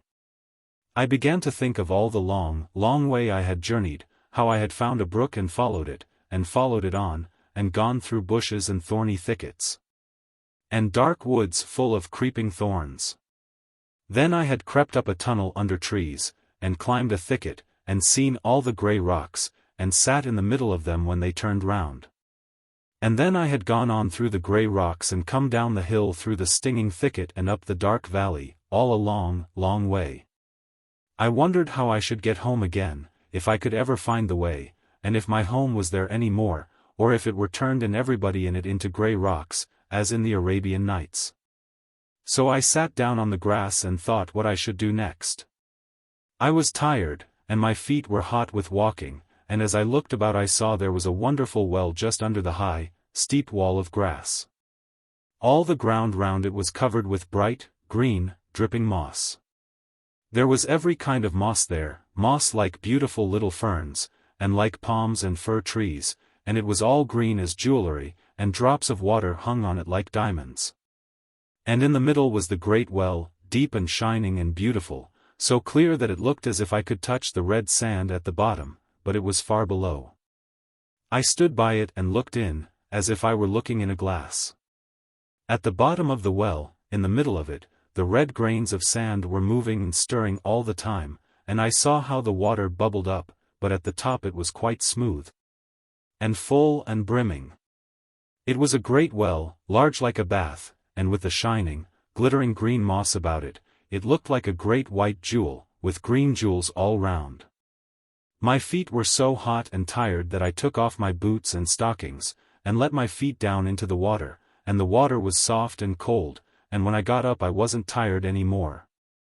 And I felt I must go on, farther and farther, and see what was on the other side of the wall. I climbed up it very slowly, going sideways all the time, and when I got to the top and looked over, I was in the queerest country I had seen, stranger even than the hill of the grey rocks. It looked as if earth children had been playing there with their spades, as it was all hills and hollows, and castles and walls made of earth and covered with grass. There were 2 mounds like big beehives, round and great and solemn, and then hollow basins. And then a steep mounting wall like the ones I saw once by the seaside where the big guns and the soldiers were. I nearly fell into one of the round hollows, it went away from under my feet so suddenly, and I ran fast down the side and stood at the bottom and looked up. It was strange and solemn to look up. There was nothing but the grey, heavy sky and the sides of the hollow. Everything else had gone away, and the hollow was the whole world. And I thought that at night it must be full of ghosts and moving shadows and pale things when the moon shone down to the bottom at the dead of the night, and the wind wailed up above. It was so strange and solemn and lonely, like a hollow temple of dead heathen gods. It reminded me of a tale my nurse had told me when I was quite little. It was the same nurse that took me into the wood where I saw the beautiful white people. And I remembered how nurse had told me the story one winter night, when the wind was beating the trees against the wall, and crying and moaning in the nursery chimney. She said there was, somewhere or other, a hollow pit, just like the one I was standing in. Everybody was afraid to go into it or near it, it was such a bad place. But once upon a time there was a poor girl who said she would go into the hollow pit, and everybody tried to stop her, but she would go. And she went down into the pit and came back laughing, and said there was nothing there at all, except green grass and red stones, and white stones and yellow flowers. And soon after people saw she had most beautiful emerald earrings, and they asked how she got them, as she and her mother were quite poor. But she laughed, and said her earrings were not made of emeralds at all, but only of green grass. Then, one day, she wore on her breast the reddest ruby that anyone had ever seen, and it was as big as a hen's egg, and glowed and sparkled like a hot burning coal of fire. And they asked how she got it, as she and her mother were quite poor. But she laughed, and said it was not a ruby at all, but only a red stone. Then one day she wore round her neck the loveliest necklace that anyone had ever seen, much finer than the queen's finest, and it was made of great bright diamonds, hundreds of them. And they shone like all the stars on a night in June. So they asked her how she got it, as she and her mother were quite poor. But she laughed, and said they were not diamonds at all, but only white stones. And one day she went to the court, and she wore on her head a crown of pure angel gold, so nurse said, and it shone like the sun. And it was much more splendid than the crown the king was wearing himself, and in her ears she wore the emeralds, and the big ruby was the brooch on her breast. And the great diamond necklace was sparkling on her neck. And the king and queen thought she was some great princess from a long way off, and got down from their thrones and went to meet her, but somebody told the king and queen who she was. And that she was quite poor. So the king asked why she wore a gold crown, and how she got it, as she and her mother were so poor. And she laughed, and said it wasn't a gold crown at all, but only some yellow flowers she had put in her hair. And the king thought it was very strange, and said she should stay at the court, and they would see what would happen next. And she was so lovely that everybody said that her eyes were greener than the emeralds, that her lips were redder than the ruby, that her skin was whiter than the diamonds, and that her hair was brighter than the golden crown. So the king's son said he would marry her, and the king said he might. And the bishop married them, and there was a great supper, and afterwards the king's son went to his wife's room. But just when he had his hand on the door, he saw a tall, black man, with a dreadful face, standing in front of the door, and a voice said, "Venture not upon your life. This is mine own wedded wife." Then the king's son fell down on the ground in a fit. And they came and tried to get into the room, but they couldn't, and they hacked at the door with hatchets, but the wood had turned hard as iron, and at last everybody ran away. They were so frightened at the screaming and laughing and shrieking and crying that came out of the room. But next day they went in, and found there was nothing in the room but thick black smoke, because the black man had come and taken her away. And on the bed there were 2 knots of faded grass and a red stone, and some white stones, and some faded yellow flowers. I remembered this tale of nurses while I was standing at the bottom of the deep hollow. It was so strange and solitary there, and I felt afraid. I could not see any stones or flowers, but I was afraid of bringing them away without knowing, and I thought I would do a charm that came into my head to keep the black man away. So I stood right in the very middle of the hollow, and I made sure that I had none of those things on me, and then I walked round the place, and touched my eyes, and my lips, and my hair in a peculiar manner, and whispered some queer words that nurse taught me to keep bad things away. Then I felt safe and climbed up out of the hollow, and went on through all those mounds and hollows and walls, till I came to the end, which was high above all the rest. And I could see that all the different shapes of the earth were arranged in patterns, something like the grey rocks, only the pattern was different. It was getting late, and the air was indistinct, but it looked from where I was standing something like two great figures of people lying on the grass. And I went on, and at last I found a certain wood, which is too secret to be described, and nobody knows of the passage into it, which I found out in a very curious manner, by seeing some little animal run into the wood through it. So I went after the animal by a very narrow dark way, under thorns and bushes, and it was almost dark when I came to a kind of open place in the middle. And there I saw the most wonderful sight I have ever seen, but it was only for a minute, as I ran away directly, and crept out of the wood by the passage I had come by. And ran as fast as ever I could, because I was afraid, what I had seen was so wonderful and so strange and beautiful. But I wanted to get home and think of it, and I did not know what might not happen if I stayed by the wood. I was hot all over and trembling, and my heart was beating, and strange cries that I could not help came from me as I ran from the wood. I was glad that a great white moon came up from over a round hill and showed me the way, so I went back through the mounds and hollows and down the close valley, and up through the thicket over the place of the grey rocks, and so at last I got home again. My father was busy in his study, and the servants had not told about my not coming home, though they were frightened, and wondered what they ought to do, so I told them I had lost my way. But I did not let them find out the real way I had been. I went to bed and lay awake all through the night, thinking of what I had seen.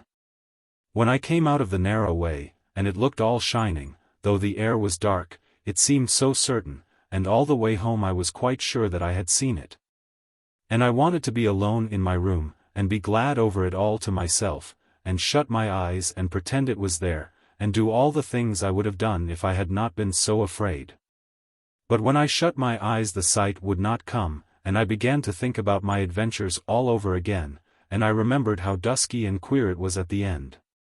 And I was afraid it must be all a mistake, because it seemed impossible it could happen. It seemed like one of Nurse's tales, which I didn't really believe in, though I was frightened at the bottom of the hollow.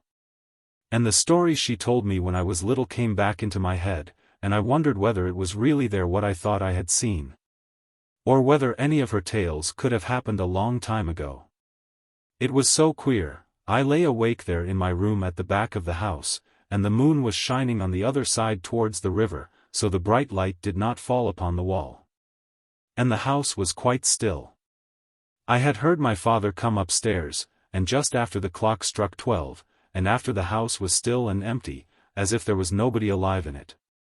And though it was all dark and indistinct in my room, a pale glimmering kind of light shone in through the white blind, and once I got up and looked out. And there was a great black shadow of the house covering the garden, looking like a prison where men are hanged. And then beyond it was all white, and the wood shone white with black gulfs between the trees. It was still and clear, and there were no clouds on the sky. I wanted to think of what I had seen but I couldn't, and I began to think of all the tales that Nurse had told me so long ago that I thought I had forgotten, but they all came back, and mixed up with the thickets and the grey rocks and the hollows in the earth and the secret wood, till I hardly knew what was new and what was old, or whether it was not all dreaming. And then I remembered that hot summer afternoon, so long ago, when Nurse left me by myself in the shade, and the white people came out of the water and out of the wood, and played, and danced, and sang, and I began to fancy that Nurse told me about something like it before I saw them, only I couldn't recollect exactly what she told me. Then I wondered whether she had been the White Lady, as I remembered she was just as white and beautiful, and had the same dark eyes and black hair. And sometimes she smiled and looked like the lady had looked, when she was telling me some of her stories, beginning with, "Once on a time," or, in the time of the fairies. But I thought she couldn't be the lady, as she seemed to have gone a different way into the wood, and I didn't think the man who came after us could be the other. Or I couldn't have seen that wonderful secret in the secret wood. I thought of the moon, but it was afterwards when I was in the middle of the wild land, where the earth was made into the shape of great figures, and it was all walls, and mysterious hollows, and smooth round mounds, that I saw the great white moon come up over a round hill. I was wondering about all these things, till at last I got quite frightened, because I was afraid something had happened to me. And I remembered Nurse's tale of the poor girl who went into the hollow pit, and was carried away at last by the black man. I knew I had gone into a hollow pit too, and perhaps it was the same, and I had done something dreadful. So I did the charm over again, and touched my eyes and my lips and my hair in a peculiar manner, and said the old words from the fairy language, so that I might be sure I had not been carried away. I tried again to see the secret wood, and to creep up the passage and see what I had seen there, but somehow I couldn't, and I kept on thinking of Nurse's stories. There was one I remembered about a young man who once upon a time went hunting, and all the day he and his hounds hunted everywhere, and they crossed the rivers and went into all the woods, and went round the marshes, but they couldn't find anything at all, and they hunted all day till the sun sank down and began to set behind the mountain. And the young man was angry because he couldn't find anything, and he was going to turn back, when just as the sun touched the mountain, he saw come out of a break in front of him a beautiful white stag. And he cheered to his hounds, but they whined and would not follow, and he cheered to his horse, but it shivered and stood stock still. And the young man jumped off the horse and left the hounds and began to follow the white stag all alone. And soon it was quite dark, and the sky was black, without a single star shining in it, and the stag went away into the darkness. And though the man had brought his gun with him, he never shot at the stag, because he wanted to catch it, and he was afraid he would lose it in the night. But he never lost it once, though the sky was so black and the air was so dark, and the stag went on and on till the young man didn't know a bit where he was. And they went through enormous woods where the air was full of whispers, and a pale, dead light came out from the rotten trunks that were lying on the ground. And just as the man thought he had lost the stag, he would see it all white and shining in front of him, and he would run fast to catch it, but the stag always ran faster, so he did not catch it. And they went through the enormous woods, and they swam across rivers, and they waded through black marshes where the ground bubbled, and the air was full of will-o'-the-wisps. And the stag fled away down into rocky narrow valleys, where the air was like the smell of a vault, and the man went after it. And they went over the great mountains, and the man heard the wind come down from the sky, and the stag went on and the man went after. At last the sun rose and the young man found he was in a country that he had never seen before. It was a beautiful valley with a bright stream running through it, and a great, big round hill in the middle. And the stag went down the valley, towards the hill, and it seemed to be getting tired and went slower and slower, and though the man was tired, too, he began to run faster. And he was sure he would catch the stag at last. But just as they got to the bottom of the hill, and the man stretched out his hand to catch the stag, it vanished into the earth, and the man began to cry. He was so sorry that he had lost it after all his long hunting. But as he was crying he saw there was a door in the hill, just in front of him, and he went in, and it was quite dark, but he went on, as he thought he would find the white stag. And all of a sudden it got light, and there was the sky, and the sun shining, and birds singing in the trees, and there was a beautiful fountain. And by the fountain a lovely lady was sitting, who was the queen of the fairies, and she told the man that she had changed herself into a stag to bring him there because she loved him so much. Then she brought out a great gold cup, covered with jewels, from her fairy palace, and she offered him wine in the cup to drink. And he drank, and the more he drank the more he longed to drink, because the wine was enchanted. So he kissed the lovely lady, and she became his wife, and he stayed all that day and all that night in the hill where she lived, and when he woke he found he was lying on the ground, close to where he had seen the stag first, and his horse was there and his hounds were there waiting, and he looked up, and the sun sank behind the mountain. And he went home and lived a long time, but he would never kiss any other lady because he had kissed the queen of the fairies, and he would never drink common wine any more, because he had drunk enchanted wine. And sometimes Nurse told me tales that she had heard from her great-grandmother, who was very old, and lived in a cottage on the mountain all alone. And most of these tales were about a hill where people used to meet at night long ago, and they used to play all sorts of strange games and do queer things that Nurse told me of. But I couldn't understand, and now, she said, everybody but her great-grandmother had forgotten all about it, and nobody knew where the hill was, not even her great-grandmother. But she told me one very strange story about the hill, and I trembled when I remembered it. She said that people always went there in summer, when it was very hot, and they had to dance a good deal. It would be all dark at first, and there were trees there, which made it much darker, and people would come, one by one, from all directions, by a secret path which nobody else knew. And 2 persons would keep the gate, and everyone as they came up had to give a very curious sign, which Nurse showed me as well as she could, but she said she couldn't show me properly. And all kinds of people would come. There would be gentle folks and village folks, and some old people and boys and girls, and quite small children, who sat and watched.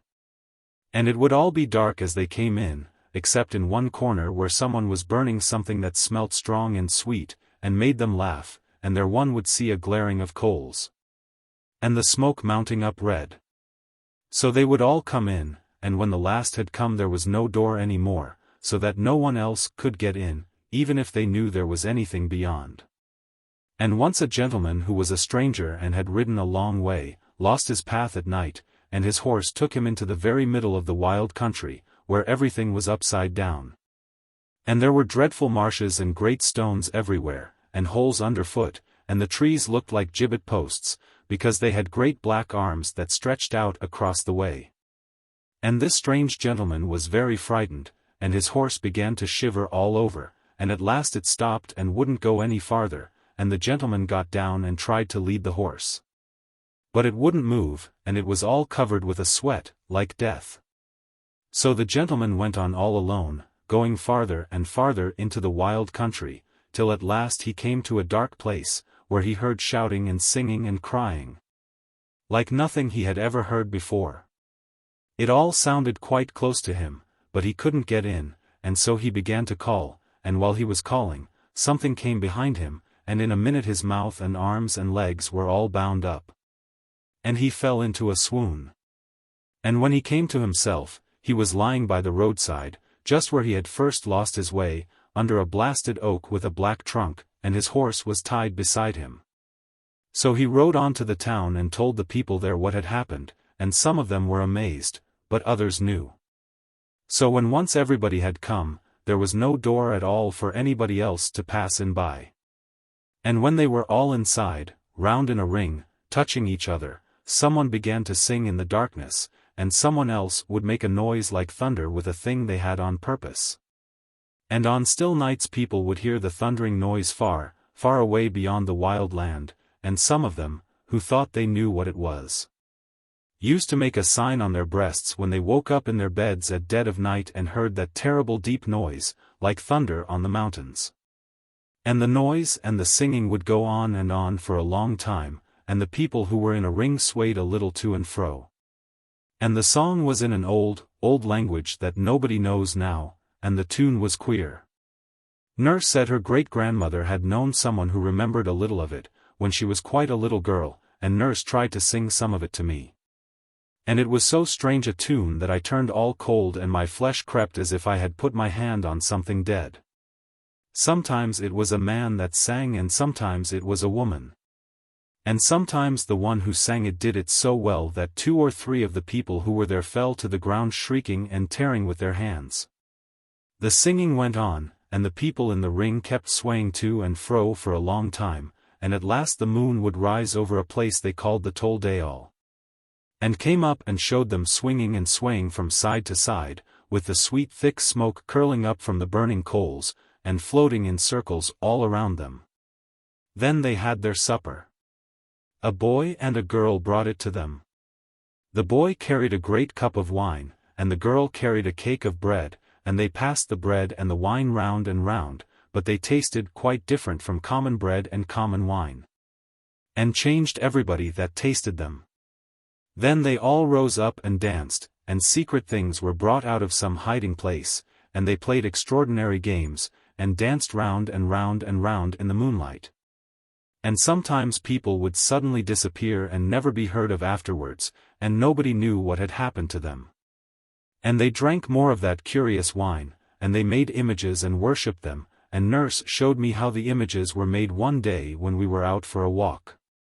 And we passed by a place where there was a lot of wet clay. So Nurse asked me if I would like to know what those things were like that they made on the hill, and I said yes. Then she asked me if I would promise never to tell a living soul a word about it, and if I did I was to be thrown into the black pit with the dead people, and I said I wouldn't tell anybody. And she said the same thing again and again, and I promised. So she took my wooden spade and dug a big lump of clay and put it in my tin bucket, and told me to say if anyone met us that I was going to make pies when I went home. Then we went on a little way till we came to a little break growing right down into the road, and Nurse stopped, and looked up the road and down it. And then peeped through the hedge into the field on the other side, and then she said, "Quick!" And we ran into the break, and crept in and out among the bushes till we had gone a good way from the road. Then we sat down under a bush, and I wanted so much to know what Nurse was going to make with the clay, but before she would begin she made me promise again not to say a word about it. And she went again and peeped through the bushes on every side, though the lane was so small and deep that hardly anybody ever went there. So we sat down, and Nurse took the clay out of the bucket, and began to knead it with her hands, and do queer things with it, and turn it about. And she hid it under a big dock leaf for a minute or two, and then she brought it out again, and then she stood up and sat down, and walked round the clay in a peculiar manner. And all the time she was softly singing a sort of rhyme, and her face got very red. Then she sat down again, and took the clay in her hands and began to shape it into a doll, but not like the dolls I have at home, and she made the queerest doll I had ever seen. All out of the wet clay, and hid it under a bush to get dry and hard, and all the time she was making it she was singing these rhymes to herself, and her face got redder and redder. So we left the doll there, hidden away in the bushes where nobody would ever find it. And a few days later we went the same walk, and when we came to that narrow, dark part of the lane where the break runs down to the bank, Nurse made me promise all over again, and she looked about. Just as she had done before, and we crept into the bushes till we got to the green place where the little clay man was hidden.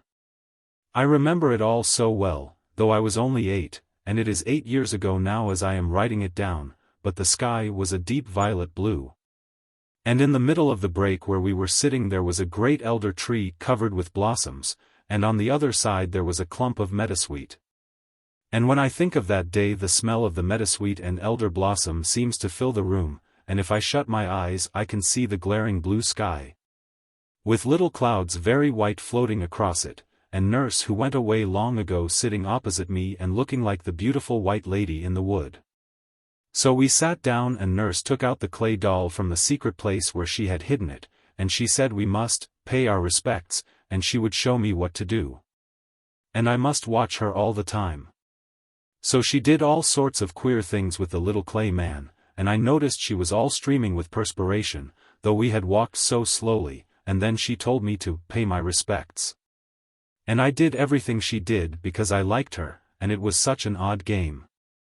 And she said that if one loved very much, the clay man was very good, if one did certain things with it, and if one hated very much, it was just as good, only one had to do different things. And we played with it a long time, and pretended all sorts of things. Nurse said her great-grandmother had told her all about these images, but what we did was no harm at all, only a game. But she told me a story about these images that frightened me very much, and that was what I remembered that night when I was lying awake in my room in the pale, empty darkness, thinking of what I had seen and the secret wood. Nurse said there was once a young lady of the high gentry, who lived in a great castle. And she was so beautiful that all the gentlemen wanted to marry her, because she was the loveliest lady that anybody had ever seen, and she was kind to everybody. And everybody thought she was very good. But though she was polite to all the gentlemen who wished to marry her, she put them off, and said she couldn't make up her mind, and she wasn't sure she wanted to marry anybody at all. And her father, who was a very great lord, was angry, though he was so fond of her, and he asked her why she wouldn't choose a bachelor out of all the handsome young men who came to the castle. But she only said she didn't love any of them very much, and she must wait, and if they pestered her, she said she would go and be a nun in a nunnery. So all the gentlemen said they would go away and wait for a year and a day, and when a year and a day were gone, they would come back again and ask her to say which one she would marry. So the day was appointed and they all went away, and the lady had promised that in a year and a day it would be her wedding day with one of them. But the truth was, that she was the queen of the people who danced on the hill on summer nights, and on the proper nights she would lock the door of her room. And she and her maid would steal out of the castle by a secret passage that only they knew of, and go away up to the hill in the wild land. And she knew more of the secret things than anyone else, and more than anyone knew before or after, because she would not tell anybody the most secret secrets. She knew how to do all the awful things, how to destroy young men, and how to put a curse on people, and other things that I could not understand. And her real name was the Lady Avelin, but the dancing people called her Cassap, which meant somebody very wise, in the old language. And she was whiter than any of them and taller, and her eyes shone in the dark like burning rubies. And she could sing songs that none of the others could sing, and when she sang they all fell down on their faces and worshipped her. And she could do what they called shibsho, which was a very wonderful enchantment. She would tell the great lord, her father, that she wanted to go into the woods to gather flowers, so he let her go, and she and her maid went into the woods where nobody came. And the maid would keep watch. Then the lady would lie down under the trees and begin to sing a particular song, and she stretched out her arms, and from every part of the wood great serpents would come, hissing and gliding in and out among the trees, and shooting out their forked tongues as they crawled up to the lady. And they all came to her, and twisted round her body, and her arms, and her neck, till she was covered with writhing serpents, and there was only her head to be seen. And she whispered to them, and she sang to them, and they writhed round and round, faster and faster, till she told them to go. And they all went away directly, back to their holes, and on the lady's breast there would be a most curious, beautiful stone, shaped something like an egg, and colored dark blue and yellow, and red, and green, marked like a serpent's scales. It was called a glame stone, and with it one could do all sorts of wonderful things, and nurse said her great-grandmother had seen a glame stone with her own eyes. And it was for all the world shiny and scaly like a snake. And the lady could do a lot of other things as well, but she was quite fixed that she would not be married. And there were a great many gentlemen who wanted to marry her, but there were 5 of them who were chief, and their names were Sir Simon, Sir John, Sir Oliver, Sir Richard, and Sir Rowland. All the others believed she spoke the truth, and that she would choose one of them to be her man when a year and a day was done. It was only Sir Simon, who was very crafty, who thought she was deceiving them all, and he vowed he would watch and try if he could find out anything. And though he was very wise he was very young, and he had a smooth, soft face like a girl's, and he pretended, as the rest did, that he would not come to the castle for a year and a day. And he said he was going away beyond the sea to foreign parts. But he really only went a very little way, and came back dressed like a servant girl, and so he got a place in the castle to wash the dishes. And he waited and watched, and he listened and said nothing, and he hid in dark places, and woke up at night and looked out, and he heard things and he saw things that he thought were very strange. And he was so sly that he told the girl that waited on the lady that he was really a young man, and that he had dressed up as a girl because he loved her so very much and wanted to be in the same house with her, and the girl was so pleased that she told him many things. And he was more than ever certain that the Lady Avelin was deceiving him and the others. And he was so clever, and told the servants so many lies, that one night he managed to hide in the Lady Avelin's room behind the curtains. And he stayed quite still and never moved, and at last the lady came. And she bent down under the bed, and raised up a stone, and there was a hollow place underneath, and out of it she took a waxen image, just like the clay one that I and nurse had made in the break. And all the time her eyes were burning like rubies. And she took the little wax doll up in her arms and held it to her breast, and she whispered and she murmured, and she took it up and she laid it down again, and she held it high. And she held it low, and she laid it down again. And she said, "Happy is he that begot the bishop, that ordered the clerk, that married the man, that had the wife, that fashioned the hive, that harbored the bee, that gathered the wax that my own true love was made of." And she brought out of an aumbry a great golden bowl, and she brought out of a closet a great jar of wine, and she poured some of the wine into the bowl. And she laid her manikin very gently in the wine, and washed it in the wine all over. Then she went to a cupboard and took a small round cake and laid it on the image's mouth, and then she bore it softly and covered it up. And Sir Simon, who was watching all the time, though he was terribly frightened, saw the lady bend down and stretch out her arms and whisper and sing. And then Sir Simon saw beside her a handsome young man, who kissed her on the lips. And they drank wine out of the golden bowl together, and they ate the cake together. But when the sun rose there was only the little wax doll, and the lady hid it again under the bed in the hollow place. So Sir Simon knew quite well what the lady was, and he waited and he watched, till the time she had said was nearly over, and in a week the year and a day would be done. And one night, when he was watching behind the curtains in her room, he saw her making more wax dolls. And she made 5, and hid them away. And the next night she took one out, and held it up, and filled the golden bowl with water, and took the doll by the neck and held it under the water. Then she said, Sir Dickon, your day is done. You shall be drowned in the water one." And the next day news came to the castle that Sir Richard had been drowned at the ford. And at night she took another doll and tied a violet cord round its neck and hung it up on a nail. Then she said, "Sir Rowland, your life has ended its span. High on a tree I see you hang." And the next day news came to the castle that Sir Rowland had been hanged by robbers in the wood. And at night she took another doll, and drove her bodkin right into its heart. Then she said, Sir Noel, so cease your life. Your heart pierced with the knife." And the next day news came to the castle that Sir Oliver had fought in a tavern, and a stranger had stabbed him to the heart. And at night she took another doll, and held it to a fire of charcoal till it was melted. Then she said, Sir John, return, and turn to clay. In fire of fever you waste away. And the next day news came to the castle that Sir John had died in a burning fever. So then Sir Simon went out of the castle and mounted his horse and rode away to the bishop and told him everything.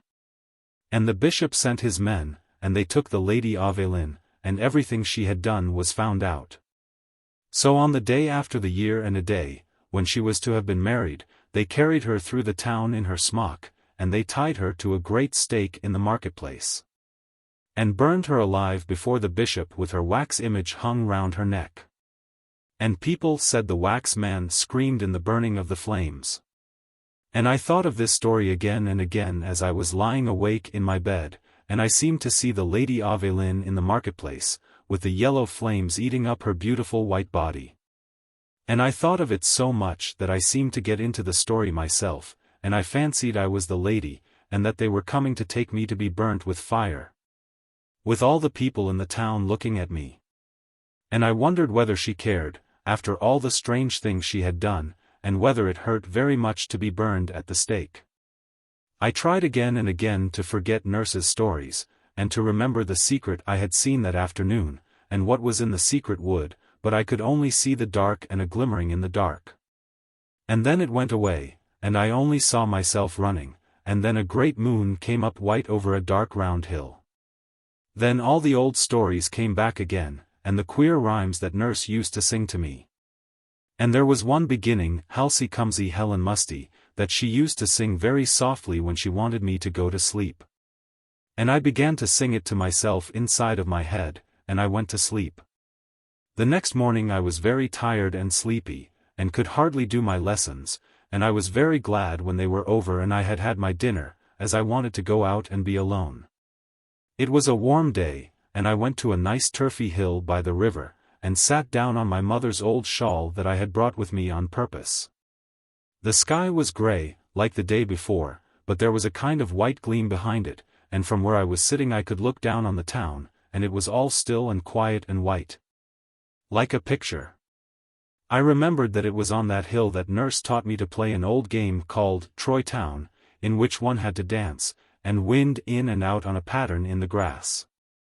And then when one had danced and turned long enough the other person asks you questions, and you can't help answering whether you want to or not.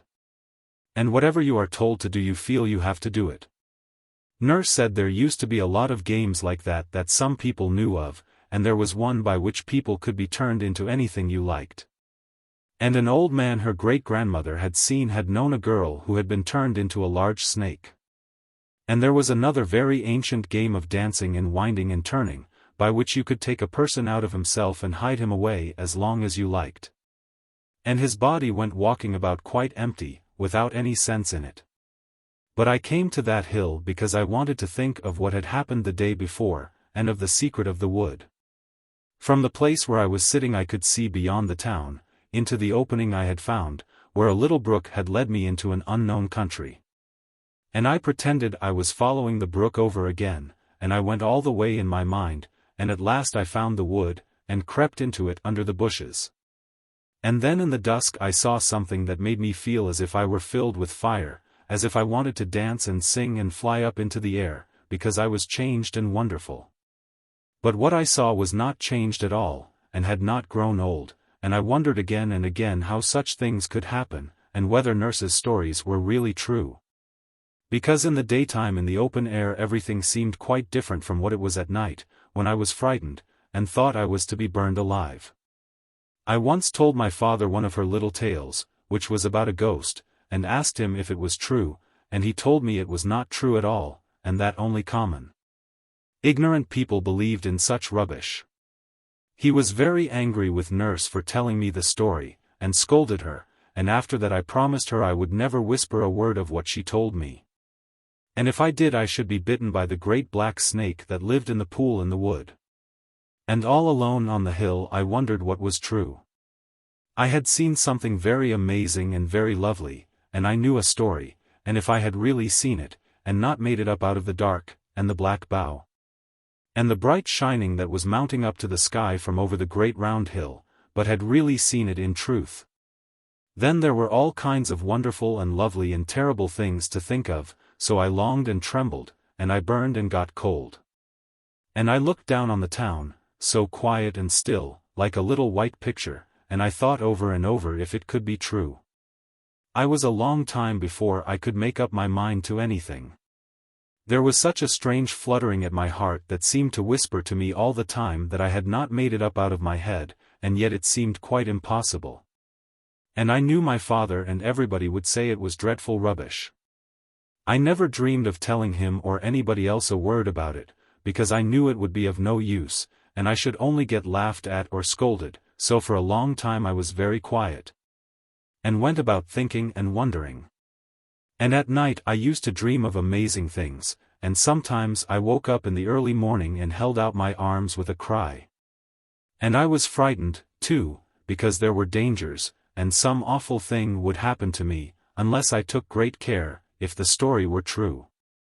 These old tales were always in my head, night and morning, and I went over them and told them to myself over and over again, and went for walks in the places where Nurse had told them to me.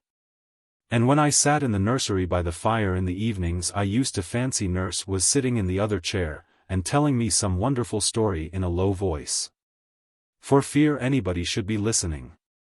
But she used to like best to tell me about things when we were right out in the country, far from the house, because she said she was telling me such secrets, and walls have ears. And if it was something more than ever secret, we had to hide in breaks or woods. And I used to think it was such fun creeping along a hedge, and going very softly, and then we would get behind the bushes or run into the wood all of a sudden, when we were sure that none was watching us. So we knew that we had our secrets quite all to ourselves, and nobody else at all knew anything about them. Now and then, when we had hidden ourselves as I have described, she used to show me all sorts of odd things. One day, I remember, we were in a hazel brake, overlooking the brook, and we were so snug and warm, as though it was April. The sun was quite hot, and the leaves were just coming out. Nurse said she would show me something funny that would make me laugh, and then she showed me, as she said, how one could turn a whole house upside down, without anybody being able to find out. And the pots and pans would jump about, and the china would be broken, and the chairs would tumble over of themselves. I tried it one day in the kitchen, and I found I could do it quite well, and a whole row of plates on the dresser fell off it. And Cook's little worktable tilted up and turned right over, before her eyes, as she said, but she was so frightened and turned so white that I didn't do it again, as I liked her. And afterwards, in the hazel copse, when she had shown me how to make things tumble about, she showed me how to make rapping noises, and I learnt how to do that, too. Then she taught me rhymes to say on certain occasions, and peculiar marks to make on other occasions, and other things that her great-grandmother had taught her when she was a little girl herself. And these were all the things I was thinking about in those days after the strange walk when I thought I had seen a great secret, and I wished Nurse were there for me to ask her about it. But she had gone away more than 2 years before, and nobody seemed to know what had become of her, or where she had gone. But I shall always remember those days if I live to be quite old, because all the time I felt so strange, wondering and doubting, and feeling quite sure at one time, and making up my mind. And then I would feel quite sure that such things couldn't happen really, and it began all over again. But I took great care not to do certain things that might be very dangerous. So I waited and wondered for a long time, and though I was not sure at all, I never dared to try to find out. But one day I became sure that all that Nurse said was quite true, and I was all alone when I found it out. I trembled all over with joy and terror, and as fast as I could I ran into one of the old brakes where we used to go. It was the one by the lane, where Nurse made the little clay man, and I ran into it, and I crept into it. And when I came to the place where the elder was, I covered up my face with my hands and lay down flat on the grass, and I stayed there for 2 hours without moving, whispering to myself delicious, terrible things, and saying some words over and over again. It was all true and wonderful and splendid, and when I remembered the story I knew and thought of what I had really seen, I got hot and I got cold, and the air seemed full of scent, and flowers, and singing. And first I wanted to make a little clay man, like the one Nurse had made so long ago, and I had to invent plans and stratagems, and to look about, and to think of things beforehand. Because nobody must dream of anything that I was doing or going to do, and I was too old to carry clay about in a tin bucket. At last I thought of a plan, and I brought the wet clay to the brake, and did everything that Nurse had done, only I made a much finer image than the one she had made. And when it was finished I did everything that I could imagine and much more than she did, because it was the likeness of something far better. And a few days later, when I had done my lessons early, I went for the second time by the way of the little brook that had led me into a strange country. And I followed the brook, and went through the bushes, and beneath the low branches of trees, and up thorny thickets on the hill, and by dark woods full of creeping thorns, a long, long way. Then I crept through the dark tunnel where the brook had been and the ground was stony, till at last I came to the thicket that climbed up the hill. And though the leaves were coming out upon the trees, everything looked almost as black as it was on the first day that I went there. And the thicket was just the same, and I went up slowly till I came out on the big bare hill, and began to walk among the wonderful rocks. I saw the terrible vor again on everything, for though the sky was brighter, the ring of wild hills all around was still dark, and the hanging woods looked dark and dreadful. And the strange rocks were as grey as ever. And when I looked down on them from the great mound, sitting on the stone, I saw all their amazing circles and rounds within rounds. And I had to sit quite still and watch them as they began to turn about me, and each stone danced in its place, and they seemed to go round and round in a great whirl, as if one were in the middle of all the stars and heard them rushing through the air. So I went down among the rocks to dance with them and to sing extraordinary songs. And I went down through the other thicket, and drank from the bright stream in the close and secret valley, putting my lips down to the bubbling water. And then I went on till I came to the deep, brimming well among the glittering moss, and I sat down. I looked before me into the secret darkness of the valley, and behind me was the great high wall of grass, and all around me there were the hanging woods that made the valley such a secret place. I knew there was nobody here at all besides myself, and that no one could see me. So I took off my boots and stockings, and let my feet down into the water, saying the words that I knew. And it was not cold at all, as I expected, but warm and very pleasant, and when my feet were in it I felt as if they were in silk, or as if the nymph were kissing them. So when I had done, I said the other words and made the signs, and then I dried my feet with a towel I had brought on purpose, and put on my stockings and boots. Then I climbed up the steep wall, and went into the place where there are the hollows, and the two beautiful mounds, and the round ridges of land, and all the strange shapes. I did not go down into the hollow this time, but I turned at the end, and made out the figures quite plainly, as it was lighter, and I had remembered the story I had quite forgotten before. And in the story the two figures are called Adam and Eve, and only those who know the story understand what they mean. So I went on and on till I came to the secret wood which must not be described, and I crept into it by the way I had found. And when I had gone about halfway I stopped, and turned round, and got ready, and I bound the handkerchief tightly round my eyes, and made quite sure that I could not see at all, not a twig, nor the end of a leaf, nor the light of the sky, as it was an old red silk handkerchief with large yellow spots, that went round twice and covered my eyes, so that I could see nothing. Then I began to go on, step by step, very slowly. My heart beat faster and faster, and something rose in my throat that choked me and made me want to cry out, but I shut my lips, and went on. Boughs caught in my hair as I went, and great thorns tore me, but I went on to the end of the path. Then I stopped, and held out my arms and bowed, and I went round the first time, feeling with my hands, and there was nothing. I went round the second time, feeling with my hands, and there was nothing. Then I went round the third time, feeling with my hands, and the story was all true, and I wished that the years were gone by, and that I had not so long a time to wait before I was happy for ever and ever. Nurse must have been a prophet like those we read of in the Bible. Everything that she said began to come true, and since then other things that she told me of have happened. That was how I came to know that her stories were true and that I had not made up the secret myself out of my own head. But there was another thing that happened that day. I went a second time to the secret place. It was at the deep brimming well, and when I was standing on the moss I bent over and looked in. And then I knew who the white lady was that I had seen come out of the water in the wood long ago when I was quite little. And I trembled all over, because that told me other things. Then I remembered how sometime after I had seen the white people in the wood, Nurse asked me more about them, and I told her all over again, and she listened, and said nothing for a long, long time. And at last she said, "You will see her again." So I understood what had happened and what was to happen. And I understood about the nymphs.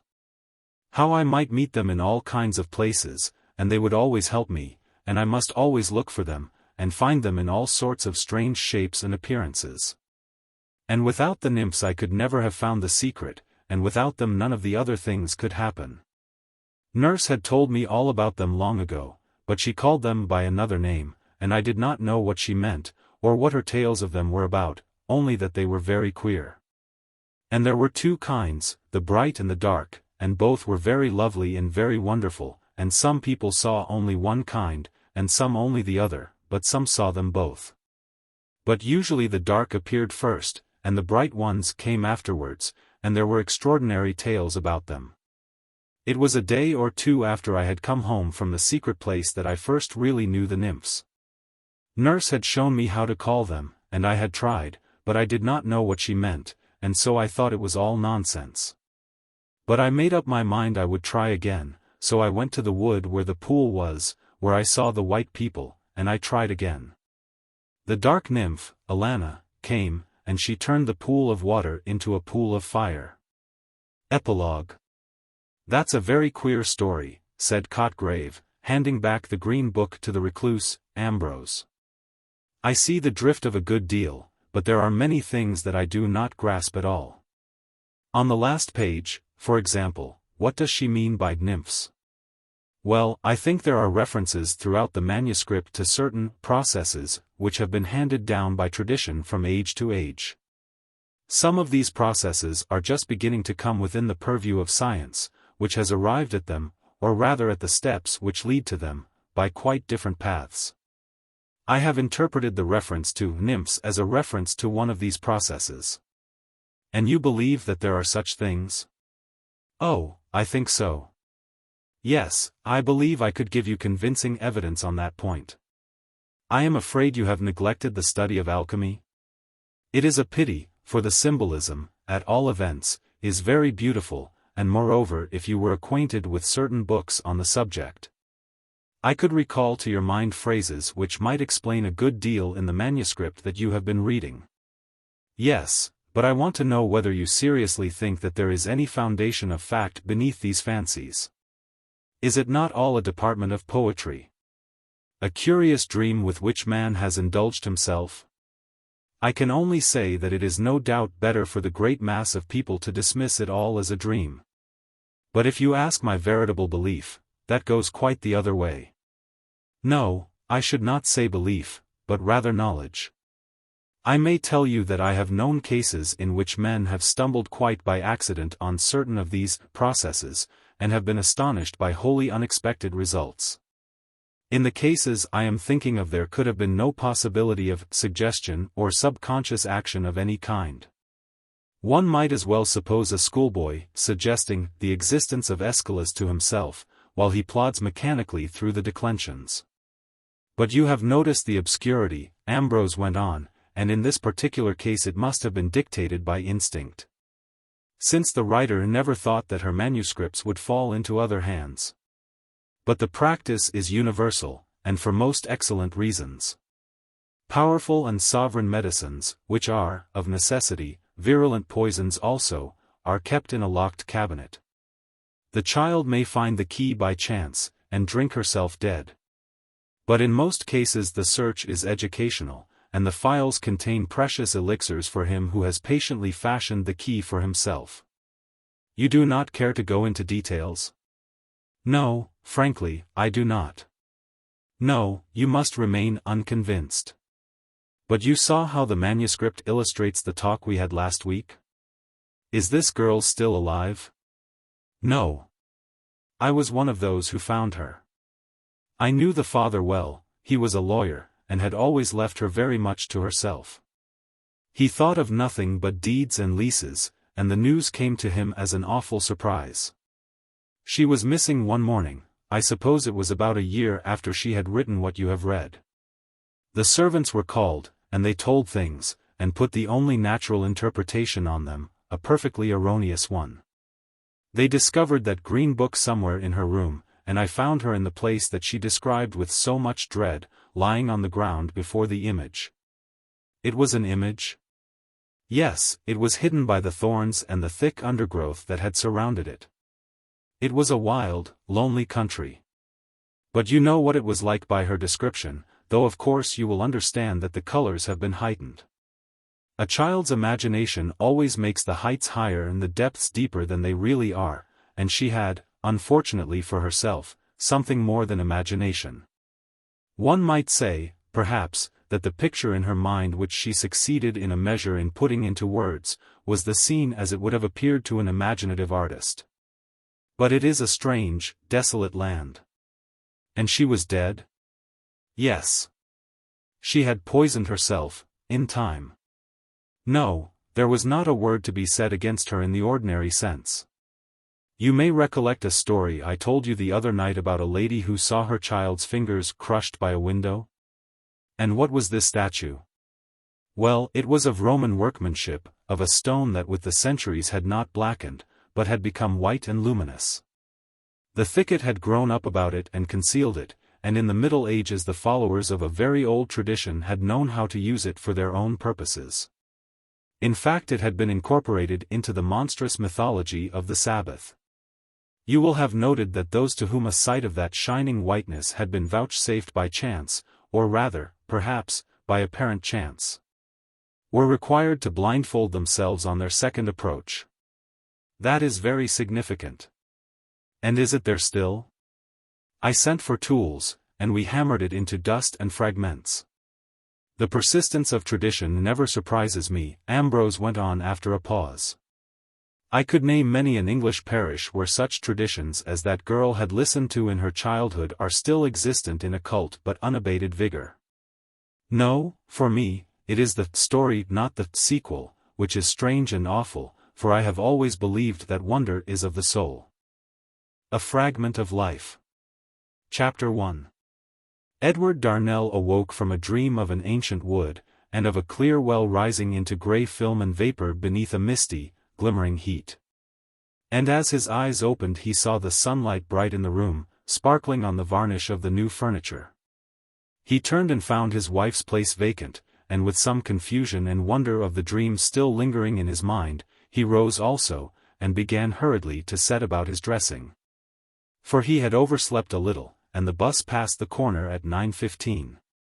He was a tall, thin man, dark-haired and dark-eyed, and in spite of the routine of the city, the counting of coupons, and all the mechanical drudgery that had lasted for 10 years, there still remained about him the curious hint of a wild grace, as if he had been born a creature of the antique wood, and had seen the fountain rising from the green moss and the grey rocks.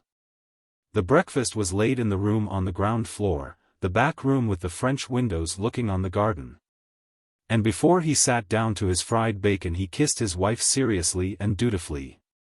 She had brown hair and brown eyes, and though her lovely face was grave and quiet, one would have said that she might have awaited her husband under the old trees, and bathed in the pool hollowed out of the rocks. They had a good deal to talk over while the coffee was poured out and the bacon eaten, and Darnell's egg brought in by the stupid, staring servant girl of the dusty face. They had been married for a year, and they had got on excellently, rarely sitting silent for more than an hour. But for the past few weeks Aunt Marian's presence had afforded a subject for conversation which seemed inexhaustible. Mrs. Darnell had been Miss Mary Reynolds, the daughter of an auctioneer and estate agent in Notting Hill, and Aunt Marian was her mother's sister, who was supposed rather to have lowered herself by marrying a coal merchant, in a small way, at Turnham Green. Marian had felt the family attitude a good deal, and the Reynoldses were sorry for many things that had been said. When the coal merchant saved money and took up land on building leases in the neighbourhood of Crouch End, greatly to his advantage, as it appeared, nobody had thought that Nixon could ever do very much. But he and his wife had been living for years in a beautiful house at Barnet, with bow windows, shrubs, and a paddock, and the two families saw but little of each other, for Mr. Reynolds was not very prosperous. Of course, Aunt Marian and her husband had been asked to Mary's wedding, but they had sent excuses with a nice little set of silver apostle spoons. And it was feared that nothing more was to be looked for. However, on Mary's birthday her aunt had written a most affectionate letter, enclosing a cheque for £100 from Robert and herself. And ever since the receipt of the money the Darnells had discussed the question of its judicious disposal. Mrs. Darnell had wished to invest the whole sum in government securities, but Mr. Darnell had pointed out that the rate of interest was absurdly low, and after a good deal of talk he had persuaded his wife to put £90 of the money in a safe mine, which was paying 5%.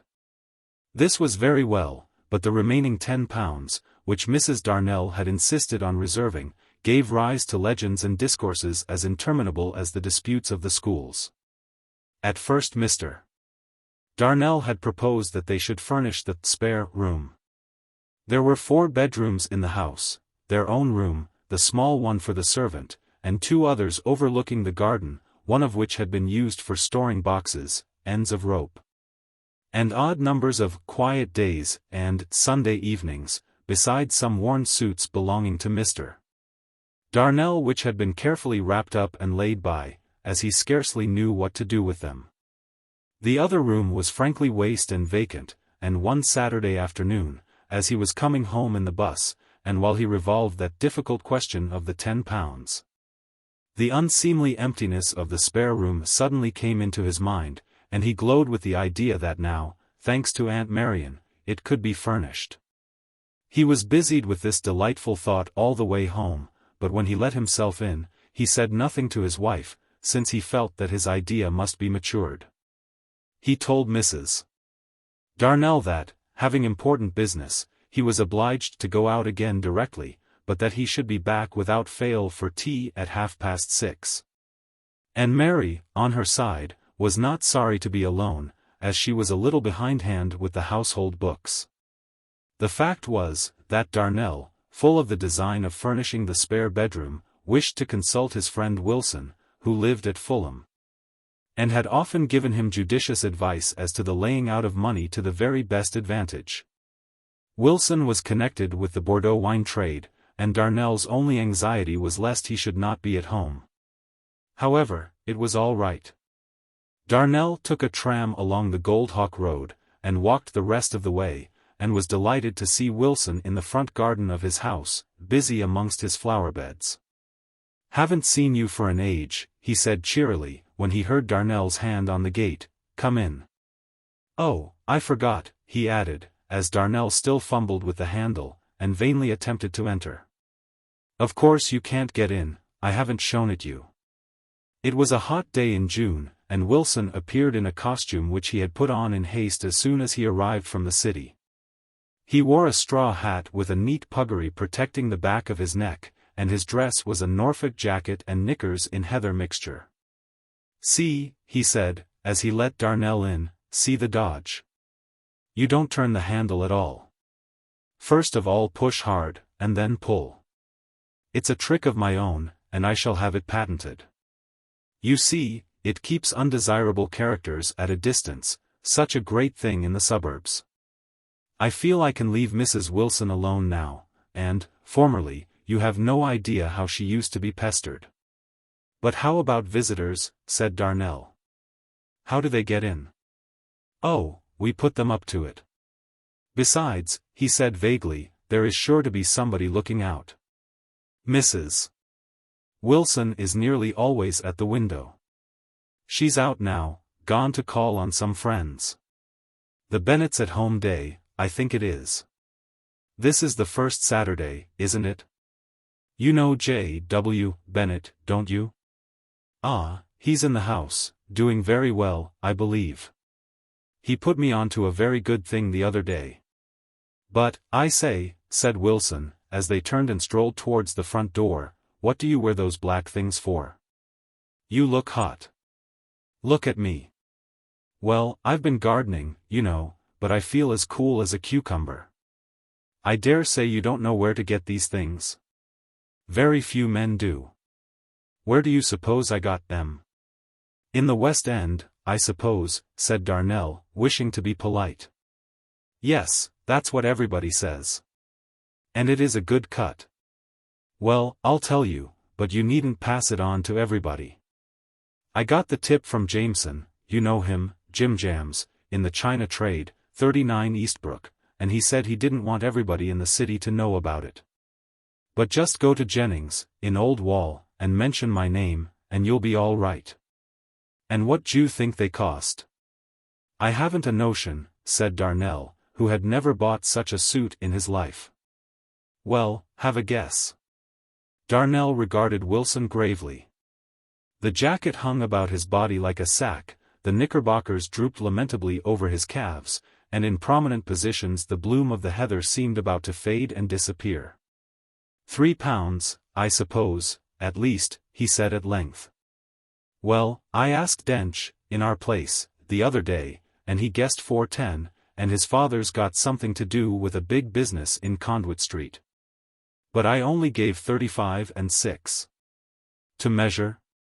Of course, look at the cut, man." Darnell was astonished at so low a price. "And, by the way," Wilson went on, pointing to his new brown boots, "you know where to go for shoe leather?" "Oh, I thought everybody was up to that." "There's only one place. Mr. Bill, in Gunning Street, 9 and 6. They were walking round and round the garden, and Wilson pointed out the flowers in the beds and borders. There were hardly any blossoms, but everything was neatly arranged. Here are the tuberous-rooted Glasgownias, he said, showing a rigid row of stunted plants. Those are Squintaceae. This is a new introduction, Moldavia semperflorida andersonii. And this is Pratzia. When do they come out? Said Darnell. Most of them in the end of August or beginning of September, said Wilson briefly. He was slightly annoyed with himself for having talked so much about his plants, since he saw that Darnell cared nothing for flowers. And, indeed, the visitor could hardly dissemble vague recollections that came to him. Thoughts of an old, wild garden, full of odors, beneath grey walls, of the fragrance of the meadowsweet beside the brook. I wanted to consult you about some furniture, Darnell said at last. You know we've got a spare room, and I'm thinking of putting a few things into it. I haven't exactly made up my mind, but I thought you might advise me. Come into my den, said Wilson. No. This way, by the back, and he showed Darnell another ingenious arrangement at the side door whereby a violent high-toned bell was set pealing in the house if one did but touch the latch. Indeed, Wilson handled it so briskly that the bell rang a wild alarm, and the servant, who was trying on her mistress's things in the bedroom, jumped madly to the window and then danced a hysteric dance. There was plaster found on the drawing-room table on Sunday afternoon, and Wilson wrote a letter to the Fulham Chronicle, ascribing the phenomenon to some disturbance of a seismic nature. For the moment he knew nothing of the great results of his contrivance, and solemnly led the way towards the back of the house. Here there was a patch of turf, beginning to look a little brown, with a background of shrubs. In the middle of the turf, a boy of 9 or 10 was standing all alone, with something of an air. The eldest, said Wilson. Havelock. Well, Lockie, what are you doing now? And where are your brother and sister? The boy was not at all shy. Indeed, he seemed eager to explain the course of events. I'm playing at being God, he said, with an engaging frankness. And I've sent Fergus and Janet to the bad place. That's in the shrubbery. And they're never to come out any more. And they're burning for ever and ever. What d'you think of that? Said Wilson admiringly. Not bad for a youngster of 9, is it? They think a lot of him at the Sunday school. But come into my den. The den was an apartment projecting from the back of the house.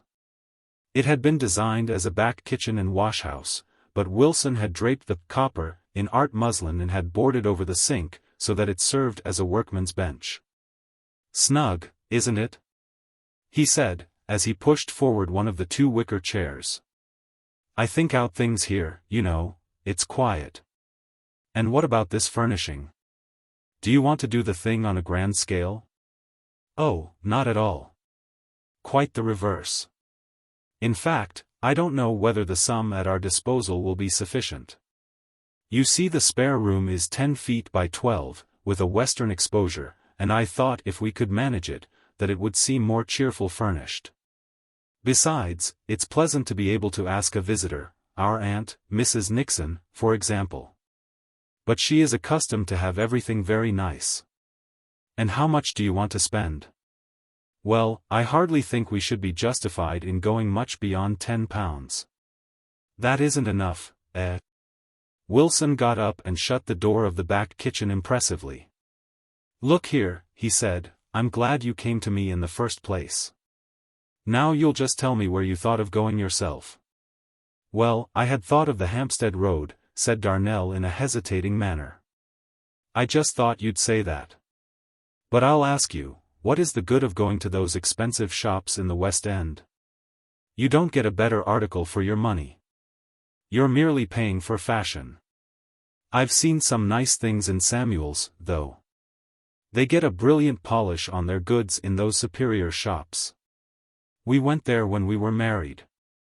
Exactly, and paid 10% more than you need have paid. It's throwing money away. And how much did you say you had to spend? £10. Well, I can tell you where to get a beautiful bedroom suite, in the very highest finish, for £6.10. What d'you think of that? China included, mind you. And a square of carpet, brilliant colors, will only cost you 15 and 6. Look here, go any Saturday afternoon to Dick's, in the Seven Sisters Road, mention my name, and ask for Mr. Johnston. The suite's in ash, Elizabethan, they call it. £6.10, including the china, with one of their Orient carpets, 9 by 9, for 15 and 6. Dick's. Wilson spoke with some eloquence on the subject of furnishing. He pointed out that the times were changed, and that the old heavy style was quite out of date. You know, he said, it isn't like it was in the old days, when people used to buy things to last hundreds of years. Why, just before the wife and I were married, an uncle of mine died up in the north and left me his furniture. I was thinking of furnishing at the time, and I thought the things might come in handy. But I assure you there wasn't a single article that I cared to give house-room to. All dingy, old mahogany, big bookcases and bureaus, and claw-legged chairs and tables. As I said to the wife, as she was soon afterwards, we don't exactly want to set up a chamber of horrors, do we? So I sold off the lot for what I could get. I must confess I like a cheerful room. Darnell said he had heard that artists liked the old-fashioned furniture. Oh, I dare say. The unclean cult of the sunflower, You saw that piece in the Daily Post? I hate all that rot myself. It isn't healthy, you know, and I don't believe the English people will stand it. But talking of curiosities, I've got something here that's worth a bit of money. He dived into some dusty receptacle in a corner of the room, and showed Darnell a small, worm-eaten Bible, wanting the first 5 chapters of Genesis and the last leaf of the Apocalypse.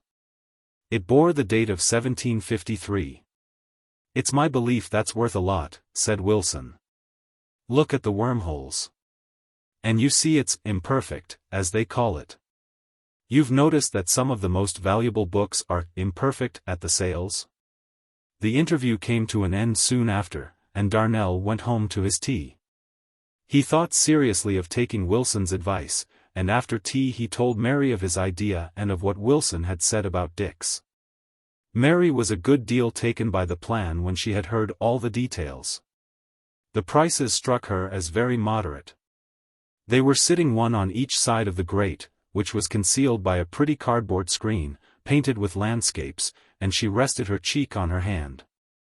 And her beautiful dark eyes seemed to dream and behold strange visions. In reality she was thinking of Darnell's plan. It would be very nice in some ways, she said at last. But we must talk it over. What I am afraid of is that it will come to much more than £10 in the long run. There are so many things to be considered.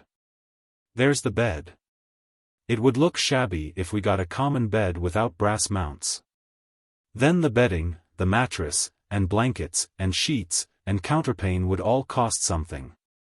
She dreamed again, calculating the cost of all the necessaries, and Darnell stared anxiously, reckoning with her, and wondering what her conclusion would be. For a moment the delicate coloring of her face, the grace of her form, and the brown hair, drooping over her ears and clustering in little curls about her neck, seemed to hint at a language which he had not yet learned. But she spoke again. The bedding would come to a great deal, I am afraid. Even if Dick's are considerably cheaper than Boone's or Samuel's. And, my dear, we must have some ornaments on the mantelpiece. I saw some very nice vases at 11.3 the other day at Wilkin and Dodd's. We should want 6 at least, and there ought to be a centerpiece. You see how it mounts up. Darnell was silent. He saw that his wife was summing up against his scheme, and though he had set his heart on it, he could not resist her arguments. It would be nearer £12 than 10, she said.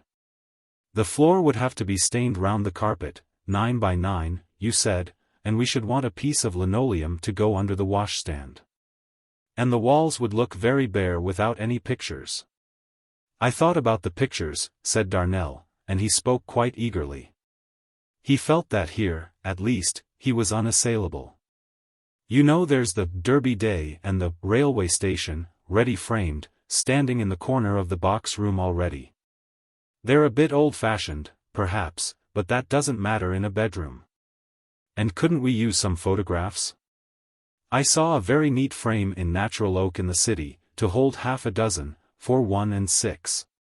We might put in your father, and your brother James, and Aunt Marion, and your grandmother, in her widow's cap, and any of the others in the album. And then there's that old family picture in the hair trunk, that might do over the mantelpiece. You mean your great-grandfather in the gilt frame? But that's very old-fashioned, isn't it? He looks so queer in his wig.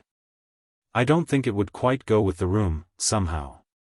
Darnell thought a moment. The portrait was a Kit-Kat of a young gentleman, bravely dressed in the fashion of 1750.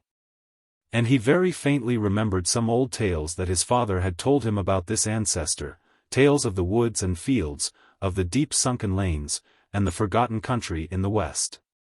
No, he said, I suppose it is rather out of date. But I saw some very nice prints in the city, framed and quite cheap. Yes, but everything counts.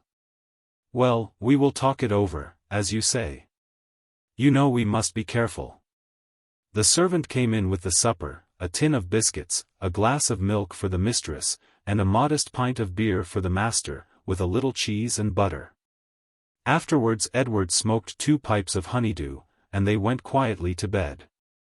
Mary going first, and her husband following a quarter of an hour later, according to the ritual established from the first days of their marriage. Front and back doors were locked, the gas was turned off at the meter, and when Darnell got upstairs he found his wife already in bed, her face turned round on the pillow. She spoke softly to him as he came into the room.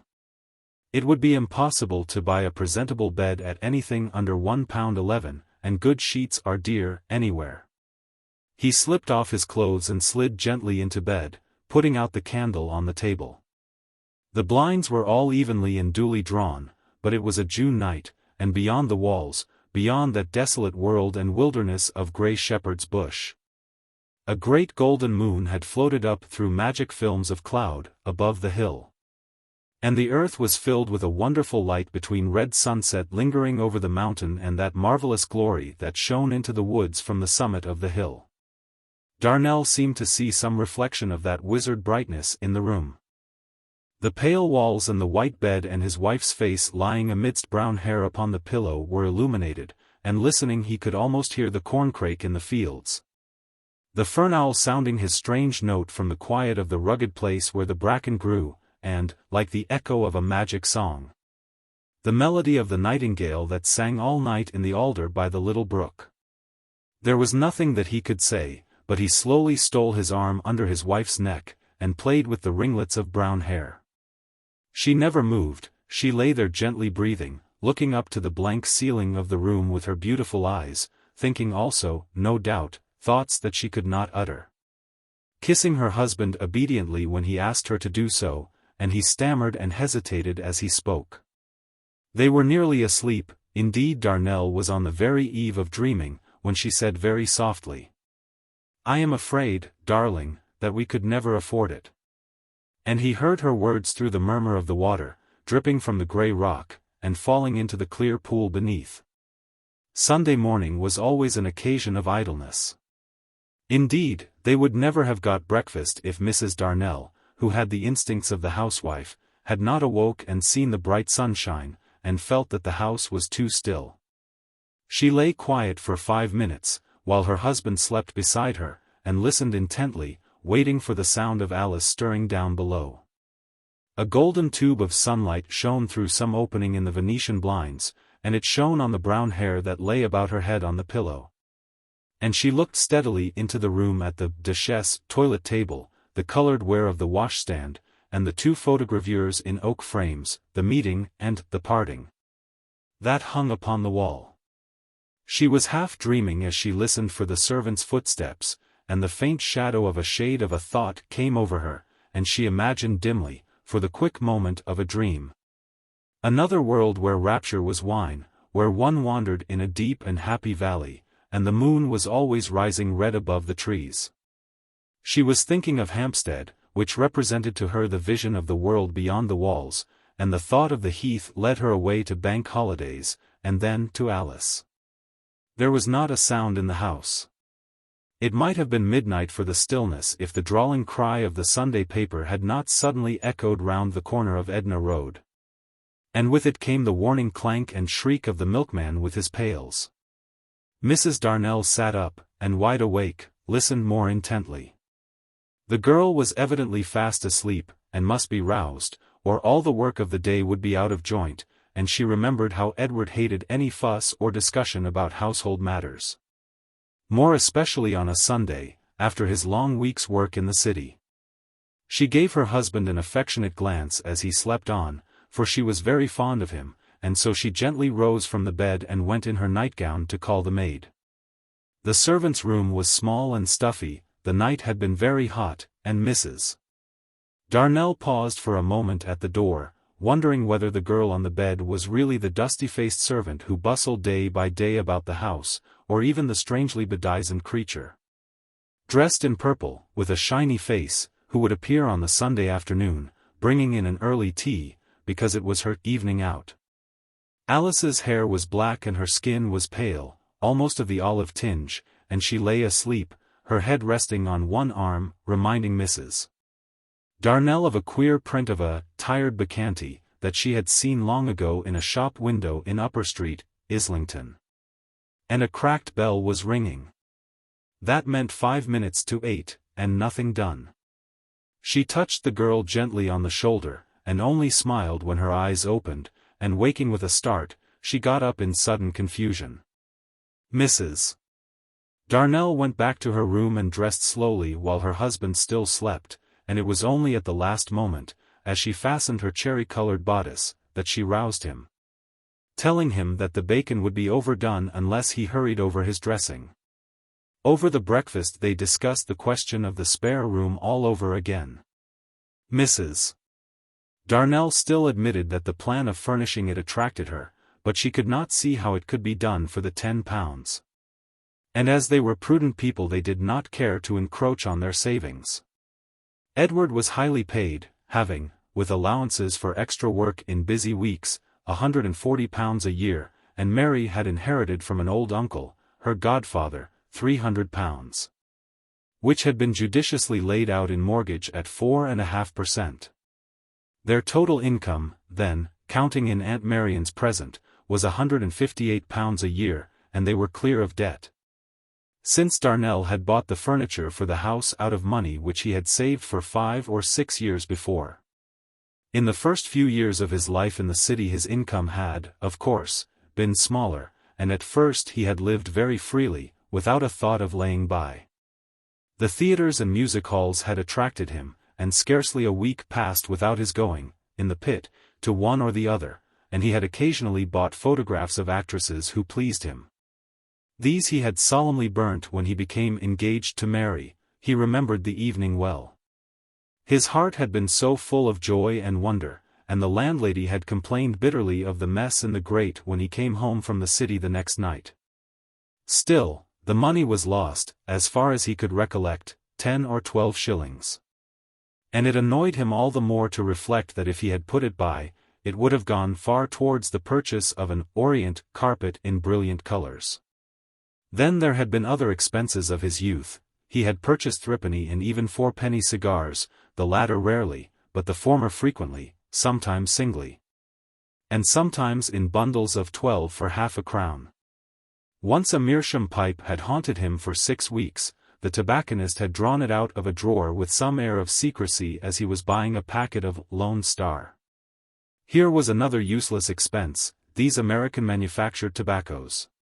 His Lone Star, Long Judge, Old Hank, Sultry Climb, and the rest of them cost from 1 shilling to 1 6 the 2-ounce packet. Whereas now he got excellent loose honeydew for 3 halfpenny an ounce. But the crafty tradesman, who had marked him down as a buyer of expensive fancy goods, nodded with his air of mystery, and, snapping open the case, displayed the meerschaum before the dazzled eyes of Darnell. The bowl was carved in the likeness of a female figure, showing the head and torso, and the mouthpiece was of the very best amber, only 12 and 6, the man said, and the amber alone, he declared, was worth more than that. He explained that he felt some delicacy about showing the pipe to any but a regular customer, and was willing to take a little under cost price and cut the loss. Darnell resisted for the time, but the pipe troubled him, and at last he bought it.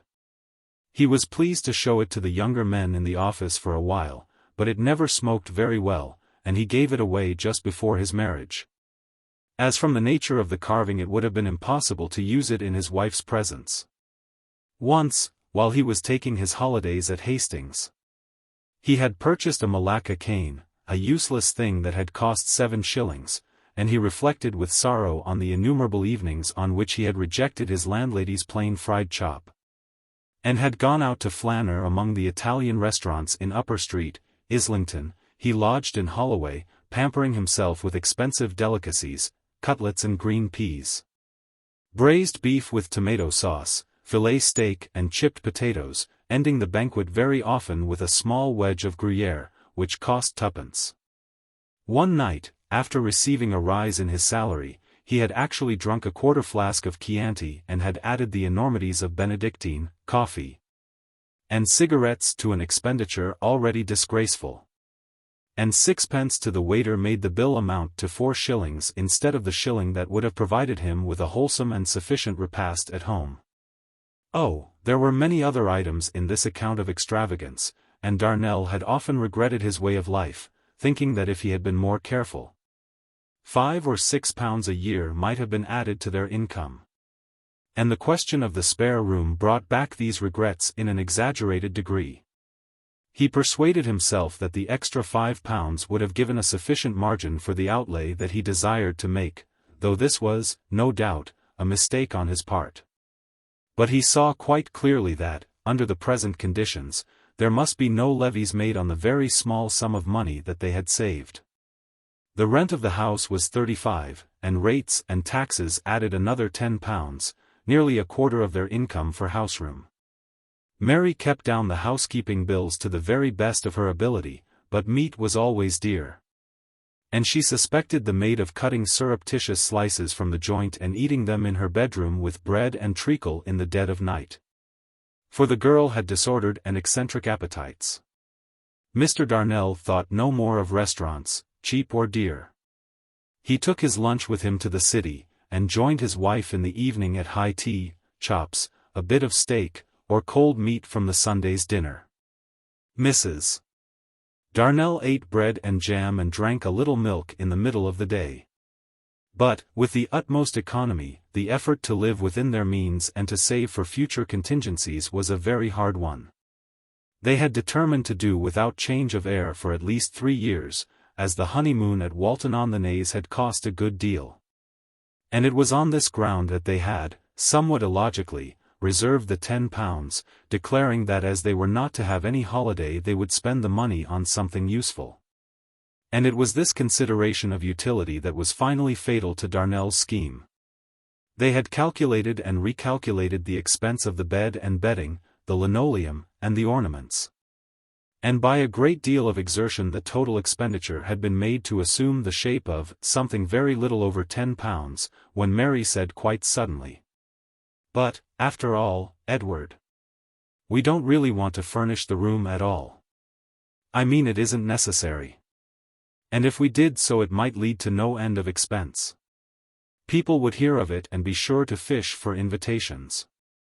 You know we have relatives in the country, and they would be almost certain, the Mallings, at any rate, to give hints." Darnell saw the force of the argument and gave way. But he was bitterly disappointed. "It would have been very nice, wouldn't it?" he said with a sigh. "Never mind, dear," said Mary, who saw that he was a good deal cast down. "We must think of some other plan that will be nice and useful too." She often spoke to him in that tone of a kind mother, though she was by 3 years the younger. "And now," she said, "I must get ready for church. Are you coming?" Darnell said that he thought not.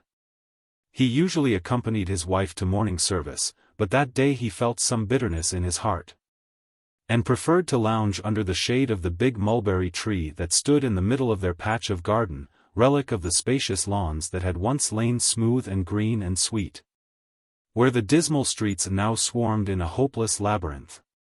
So Mary went quietly and alone to church. St. Paul's stood in a neighboring street, and its Gothic design would have interested a curious inquirer into the history of a strange revival. Obviously, mechanically, there was nothing amiss. The style chosen was geometrical decorated, and the tracery of the windows seemed correct. The nave, the aisles, the spacious chancel, were reasonably proportioned. And, to be quite serious, the only feature obviously wrong was the substitution of a low, chancel wall with iron gates for the rood screen with the loft and rood. But this, it might plausibly be contended, was merely an adaptation of the old idea to modern requirements, and it would have been quite difficult to explain why the whole building, from the mere mortar setting between the stones to the Gothic gas standards, was a mysterious and elaborate blasphemy. The canticles were sung to Jol in B-flat, the chants were Anglican, and the sermon was the gospel for the day, amplified and rendered into the more modern and graceful English of the preacher. And Mary came away. After their dinner, an excellent piece of Australian mutton, bought in the worldwide stores, in Hammersmith, they sat for some time in the garden, partly sheltered by the big mulberry tree from the observation of their neighbors. Edward smoked his honeydew, and Mary looked at him with placid affection. "You never tell me about the men in your office," she said at length. "Some of them are nice fellows, aren't they?" "Oh, yes, they're very decent. I must bring some of them round, one of these days." He remembered with a pang that it would be necessary to provide whiskey. One couldn't ask the guest to drink table beer at 10p the gallon. "Who are they, though?" said Mary. "I think they might have given you a wedding present." "Well, I don't know. We never have gone in for that sort of thing. But they're very decent chaps. Well, there's Harvey, Sauce, they call him behind his back. He's mad on bicycling. He went in last year for the 2 miles amateur record. He'd have made it, too, if he could have got into better training. Then there's James, a sporting man. You wouldn't care for him. I always think he smells of the stable." "How horrid," said Mrs. Darnell, finding her husband a little frank, lowering her eyes as she spoke. "Dickinson might amuse you," Darnell went on. "He's always got a joke. A terrible liar, though. When he tells a tale we never know how much to believe. He swore the other day he'd seen one of the governors buying cockles off a barrow near London Bridge, and Jones, who's just come, believed every word of it." Darnell laughed at the humorous recollection of the jest. "And that wasn't a bad yarn about Salter's wife," he went on. "Salter is the manager, you know. Dickinson lives close by, in Notting Hill, and he said one morning that he had seen Mrs. Salter, in the Portobello Road, in red stockings, dancing to a piano organ." "He's a little coarse, isn't he?" said Mrs. Darnell. "I don't see much fun in that." "Well, you know, amongst men it's different. You might like Wallace, he's a tremendous photographer. He often shows us photos he's taken of his children, one, a little girl of 3, in her bath. I asked him how he thought she'd like it when she was 23. Mrs. Darnell looked down and made no answer. There was silence for some minutes while Darnell smoked his pipe. "I say, Mary," he said at length, "what do you say to our taking a paying guest?" "A paying guest? I never thought of it. Where should we put him?" "Why, I was thinking of the spare room. The plan would obviate your objection, wouldn't it? Lots of men in the city take them, and make money of it too. I dare say it would add £10 a year to our income. Redgrave, the cashier, finds it worth his while to take a large house on purpose. They have a regular lawn for tennis and a billiard room." Mary considered gravely, always with the dream in her eyes. "I don't think we could manage it, Edward," she said. It would be inconvenient in many ways. She hesitated for a moment. And I don't think I should care to have a young man in the house. It is so very small, and our accommodation, as you know, is so limited. She blushed slightly, and Edward, a little disappointed as he was, looked at her with a singular longing, as if he were a scholar confronted with a doubtful hieroglyph. Either wholly wonderful or altogether commonplace. Next door children were playing in the garden, playing shrilly, laughing, crying, quarreling, racing to and fro. Suddenly a clear, pleasant voice sounded from an upper window. "Enid! Charles! Come up to my room at once." There was an instant's sudden hush. The children's voices died away. "Mrs. Parker is supposed to keep her children in great order," said Mary. "Alice was telling me about it the other day. She had been talking to Mrs. Parker's servant. I listened to her without any remark, as I don't think it right to encourage servants' gossip. They always exaggerate everything. And I dare say children often require to be corrected." The children were struck silent as if some ghastly terror had seized them. Darnell fancied that he heard a queer sort of cry from the house, but could not be quite sure. He turned to the other side, where an elderly, ordinary man with a grey mustache was strolling up and down on the further side of his garden. He caught Darnell's eye, and Mrs. Darnell looking towards him at the same moment, he very politely raised his tweed cap. Darnell was surprised to see his wife blushing fiercely. "Sayce and I often go into the city by the same bus," he said, "and as it happens we've sat next to each other 2 or 3 times lately.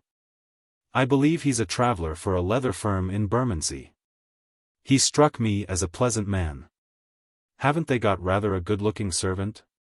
"Alice has spoken to me about her, and the Sayces," said Mrs. Darnell. "I understand that they are not very well thought of in the neighborhood. But I must go in and see whether the tea is ready. Alice will be wanting to go out directly." Darnell looked after his wife as she walked quickly away. He only dimly understood, but he could see the charm of her figure, the delight of the brown curls clustering about her neck. And he again felt that sense of the scholar confronted by the hieroglyphic. He could not have expressed his emotion, but he wondered whether he would ever find the key, and something told him that before she could speak to him his own lips must be unclosed. She had gone into the house by the back kitchen door, leaving it open, and he heard her speaking to the girl about the water being really boiling. He was amazed, almost indignant with himself. But the sound of the words came to his ears as strange, heart-piercing music, tones from another, wonderful sphere. And yet he was her husband, and they had been married nearly a year. And yet, whenever she spoke, he had to listen to the sense of what she said, constraining himself, lest he should believe she was a magic creature, knowing the secrets of immeasurable delight. He looked out through the leaves of the mulberry tree. Mr. Sayce had disappeared from his view, but he saw the light blue fume of the cigar that he was smoking floating slowly across the shadowed air. He was wondering at his wife's manner when Sayce's name was mentioned, puzzling his head as to what could be amiss in the household of a most respectable personage. When his wife appeared at the dining-room window and called him in to tea. She smiled as he looked up, and he rose hastily and walked in, wondering whether he were not a little queer, so strange were the dim emotions and the dimmer impulses that rose within him. Alice was all shining purple and strong scent, as she brought in the teapot and the jug of hot water. It seemed that a visit to the kitchen had inspired Mrs. Darnell in her turn with a novel plan for disposing of the famous £10. The range had always been a trouble to her, and when sometimes she went into the kitchen, and found, as she said, the fire roaring halfway up the chimney, it was in vain that she reproved the maid on the ground of extravagance and waste of coal. Alice was ready to admit the absurdity of making up such an enormous fire merely to bake, they called it, roast, a bit of beef or mutton, and to boil the potatoes and the cabbage. But she was able to show Mrs. Darnell that the fault lay in the defective contrivance of the range, in an oven which would not get hot. Even with a chop or a steak it was almost as bad. The heat seemed to escape up the chimney or into the room, and Mary had spoken several times to her husband on the shocking waste of coal. And the cheapest coal procurable was never less than 18 shillings the ton. Mr. Darnell had written to the landlord, a builder, who had replied in an illiterate but offensive communication, maintaining the excellence of the stove and charging all the faults to the account of "your good lady," which really implied that the Darnells kept no servant, and that Mrs. Darnell did everything. The range, then, remained a standing annoyance and expense. Every morning, Alice said, she had the greatest difficulty in getting the fire to light at all, and once lighted it seemed as if it fled right up the chimney. Only a few nights before Mrs. Darnell had spoken seriously to her husband about it. She had got Alice to weigh the coals expended in cooking a cottage pie, the dish of the evening, and deducting what remained in the scuttle after the pie was done. It appeared that the wretched thing had consumed nearly twice the proper quantity of fuel. "You remember what I said the other night about the range," said Mrs. Darnell, as she poured out the tea and watered the leaves. She thought the introduction a good one, for though her husband was a most amiable man, she guessed that he had been just a little hurt by her decision against his furnishing scheme. "The range?" said Darnell. He paused as he helped himself to the marmalade and considered for a moment. "No, I don't recollect. What night was it?" "Tuesday. Don't you remember? You had overtime, and didn't get home till quite late." She paused for a moment, blushing slightly, and then began to recapitulate the misdeeds of the range, and the outrageous outlay of coal in the preparation of the cottage pie.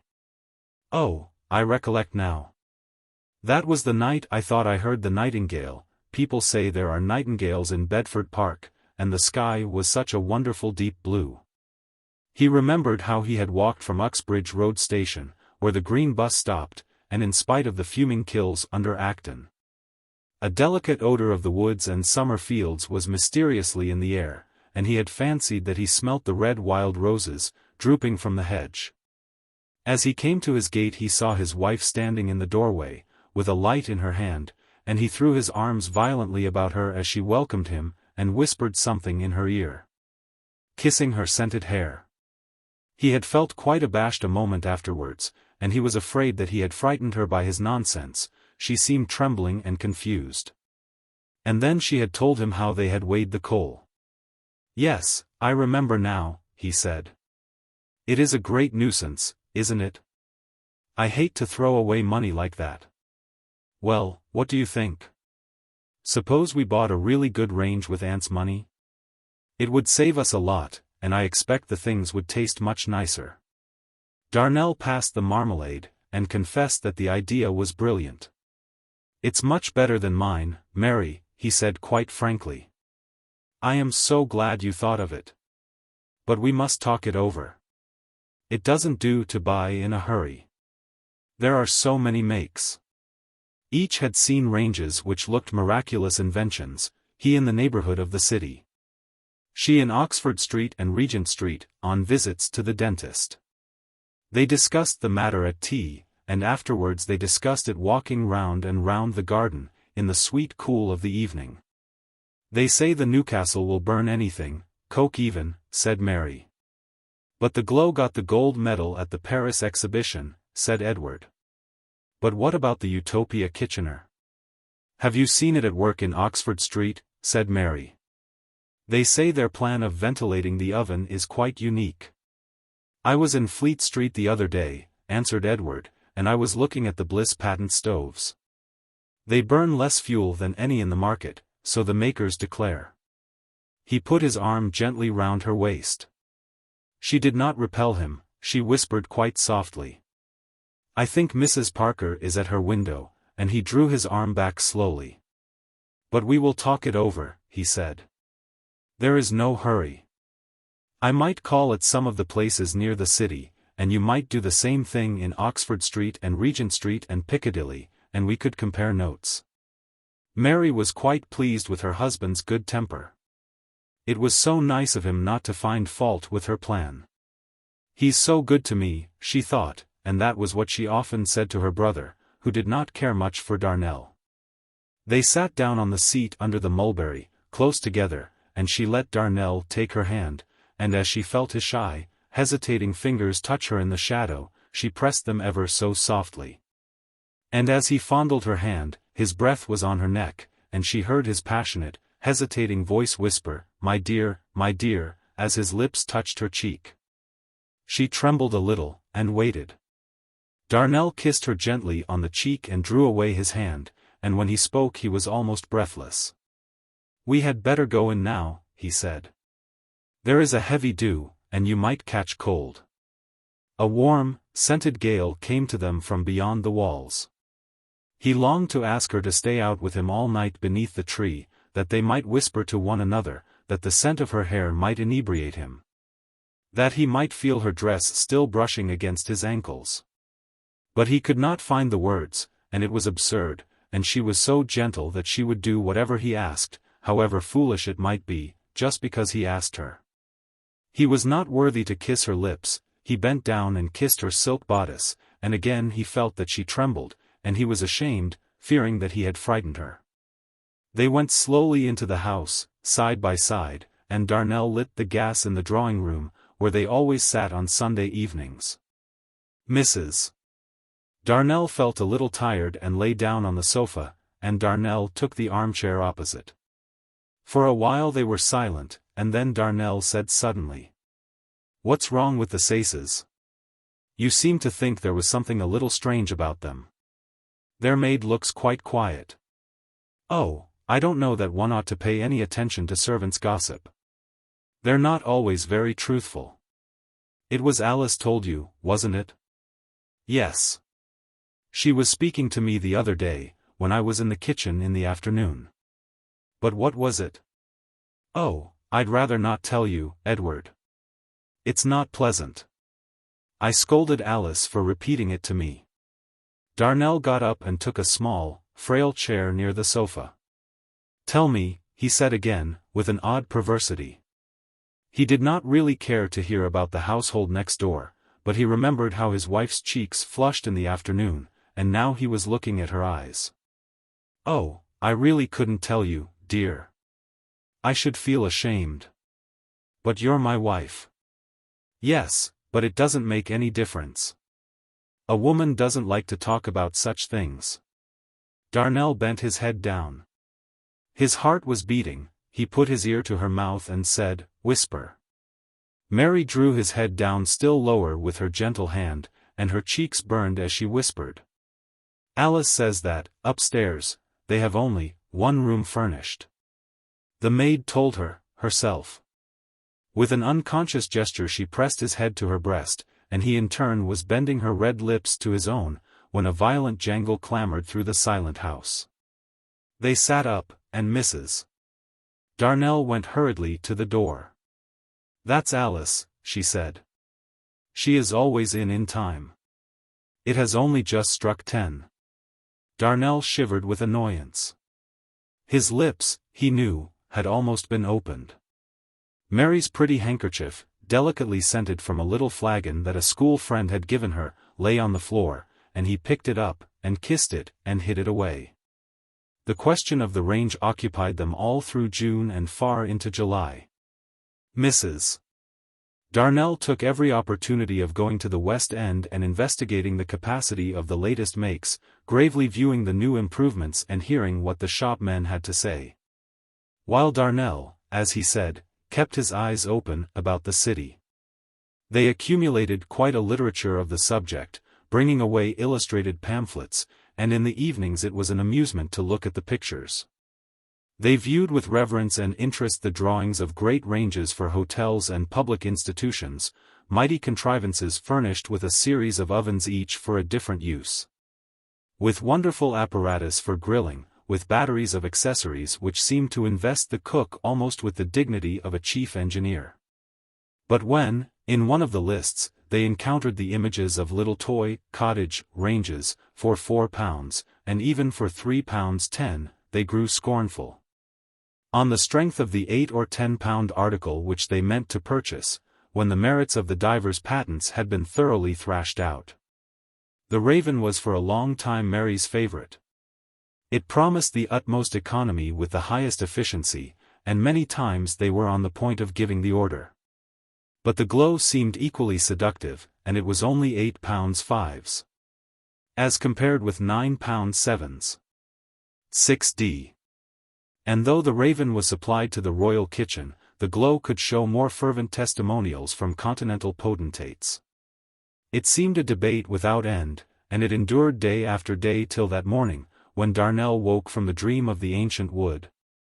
Of the fountains rising into grey vapour beneath the heat of the sun.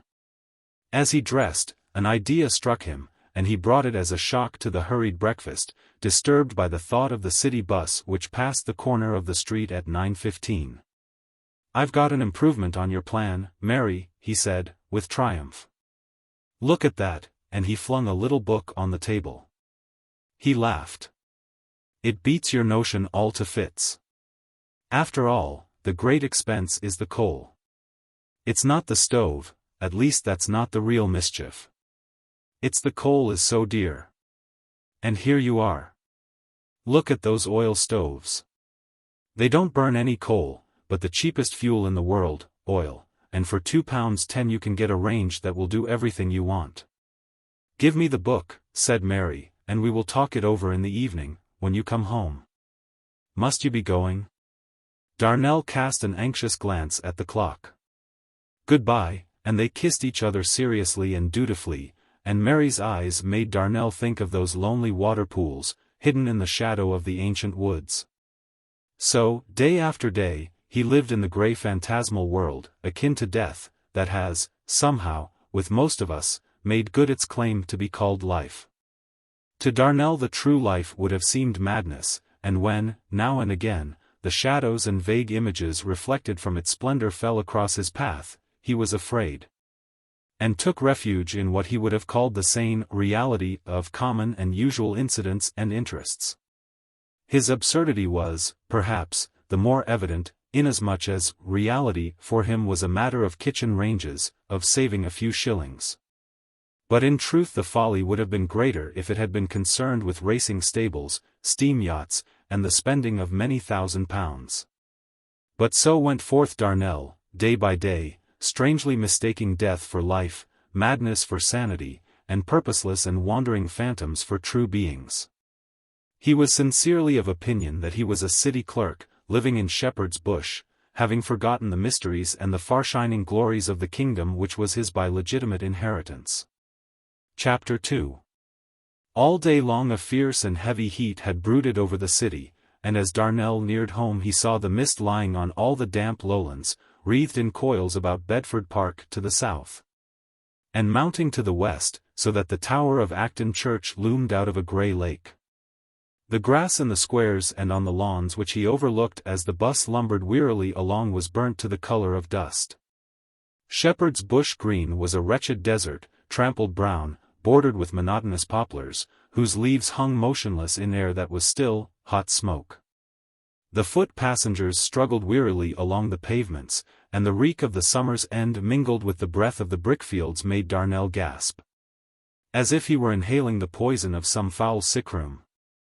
He made but a slight inroad into the cold mutton that adorned the tea-table, and confessed that he felt rather done up by the weather and the day's work. "I have had a trying day, too," said Mary. "Alice has been very queer and troublesome all day, and I have had to speak to her quite seriously. You know, I think her Sunday evenings out have a rather unsettling influence on the girl. But what is one to do? Has she got a young man?" "Of course, a grocer's assistant from the Goldhawk Road, Wilkins, you know. I tried them when we settled here, but they were not very satisfactory." "What do they do with themselves all the evening?" "They have from 5 to 10, haven't they?" "Yes, 5, or sometimes half-past, when the water won't boil." "Well, I believe they go for walks usually. Once or twice he has taken her to the City Temple, and the Sunday before last they walked up and down Oxford Street, and then sat in the park. But it seems that last Sunday they went to tea with his mother at Putney. I should like to tell the old woman what I really think of her." "Why? What happened?" Was she nasty to the girl? No. That's just it. Before this, she has been very unpleasant on several occasions. When the young man first took Alice to see her, that was in March, the girl came away crying. She told me so herself. Indeed, she said she never wanted to see old Mrs. Murray again, and I told Alice that, if she had not exaggerated things, I could hardly blame her for feeling like that. Why? What did she cry for? Well, it seems that the old lady, she lives in quite a small cottage in some Putney back street, was so stately that she would hardly speak. She had borrowed a little girl from some neighbor's family, and had managed to dress her up to imitate a servant, and Alice said nothing could be sillier than to see that mite opening the door. With her black dress and her white cap and apron, and she hardly able to turn the handle, as Alice said. George, that's the young man's name, had told Alice that it was a little bit of a house, but he said the kitchen was comfortable, though very plain and old-fashioned. But, instead of going straight to the back, and sitting by a big fire on the old settle that they had brought up from the country, that child asked for their names. Did you ever hear such nonsense? And showed them into a little poky parlor, where old Mrs. Murray was sitting like a duchess, by a fireplace full of colored paper, and the room as cold as ice. And she was so grand that she would hardly speak to Alice. That must have been very unpleasant. Oh, the poor girl had a dreadful time. She began with, "Very pleased to make your acquaintance, Miss Dill. I know so very few persons in service." Alice imitates her mincing way of talking, but I can't do it. And then she went on to talk about her family, how they had farmed their own land for 500 years, such stuff. George had told Alice all about it. They had had an old cottage with a good strip of garden and 2 fields somewhere in Essex, and that old woman talked almost as if they had been country gentry. And boasted about the rector, Dr. somebody, coming to see them so often, and of Squire somebody else always looking them up, as if they didn't visit them out of kindness. Alice told me it was as much as she could do to keep from laughing in Mrs. Murray's face, her young man having told her all about the place, and how small it was, and how the squire had been so kind about buying it when old Murray died and George was a little boy. And his mother not able to keep things going. However, that silly old woman laid it on thick, as you say, and the young man got more and more uncomfortable, especially when she went on to speak about marrying in one's own class. And how unhappy she had known young men to be who had married beneath them, giving some very pointed looks at Alice as she talked. And then such an amusing thing happened. Alice had noticed George looking about him in a puzzled sort of way, as if he couldn't make out something or other. And at last he burst out and asked his mother if she had been buying up the neighbors' ornaments, as he remembered the 2 green cut-glass vases on the mantelpiece at Mrs. Ellis's, and the wax flowers at Miss Turvey's. He was going on, but his mother scowled at him, and upset some books, which he had to pick up. But Alice quite understood she had been borrowing things from her neighbors, just as she had borrowed the little girl, so as to look grander. And then they had tea, water bewitched, Alice calls it, and very thin bread and butter, and rubbishy foreign pastry from the Swiss shop in the High Street, all sour froth and rancid fat. Alice declares. And then Mrs. Murray began boasting again about her family, and snubbing Alice and talking at her, till the girl came away quite furious, and very unhappy, too. I don't wonder at it, do you? It doesn't sound very enjoyable, certainly, said Darnell, looking dreamily at his wife. He had not been attending very carefully to the subject matter of her story, but he loved to hear a voice that was incantation in his ears, tones that summoned before him the vision of a magic world. And has the young man's mother always been like this? He said after a long pause, desiring that the music should continue. Always, till quite lately, till last Sunday in fact. Of course Alice spoke to George Murray at once, and said, like a sensible girl, that she didn't think it ever answered for a married couple to live with the man's mother, especially, she went on, as I can see your mother hasn't taken much of a fancy to me. He told her, in the usual style, it was only his mother's way, that she didn't really mean anything, and so on. But Alice kept away for a long time, and rather hinted, I think, that it might come to having to choose between her and his mother. And so affairs went on all through the spring and summer, and then, just before the August bank holiday, George spoke to Alice again about it. And told her how sorry the thought of any unpleasantness made him, and how he wanted his mother and her to get on with each other, and how she was only a bit old-fashioned and queer in her ways. And had spoken very nicely to him about her when there was nobody by.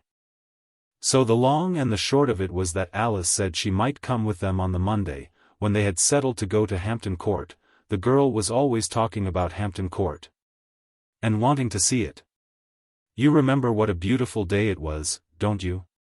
Let me see, said Darnell dreamily. Oh yes, of course, I sat out under the mulberry tree all day, and we had our meals there. It was quite a picnic. The caterpillars were a nuisance, but I enjoyed the day very much. His ears were charmed, ravished with the grave, supernal melody, as of antique song, rather of the first-made world in which all speech was descant, and all words were sacraments of might. Speaking not to the mind but to the soul. He lay back in his chair, and said, "Well, what happened to them? My dear, would you believe it, but that wretched old woman behaved worse than ever. They met as had been arranged, at Kew Bridge, and got places, with a good deal of difficulty, in one of those charabanc things, and Alice thought she was going to enjoy herself tremendously. Nothing of the kind. They had hardly said good morning, when old Mrs. Murray began to talk about Kew Gardens, and how beautiful it must be there, and how much more convenient it was than Hampton, and no expense at all, just the trouble of walking over the bridge. Then she went on to say, as they were waiting for the charabanc, that she had always heard there was nothing to see at Hampton, except a lot of nasty, grimy old pictures. And some of them not fit for any decent woman, let alone girl, to look at, and she wondered why the Queen allowed such things to be shown. Putting all kinds of notions into girls' heads that were light enough already. And as she said that she looked at Alice so nastily, horrid old thing, that, as she told me afterwards, Alice would have slapped her face if she hadn't been an elderly woman and George's mother. Then she talked about Kew again, saying how wonderful the hothouses were, with palms and all sorts of wonderful things, and a lily as big as a parlor table, and the view over the river. George was very good, Alice told me. He was quite taken aback at first, as the old woman had promised faithfully to be as nice as ever she could be. But then he said, gently but firmly, "Well, mother, we must go to Kew some other day, as Alice has set her heart on Hampton for today, and I want to see it myself." All Mrs.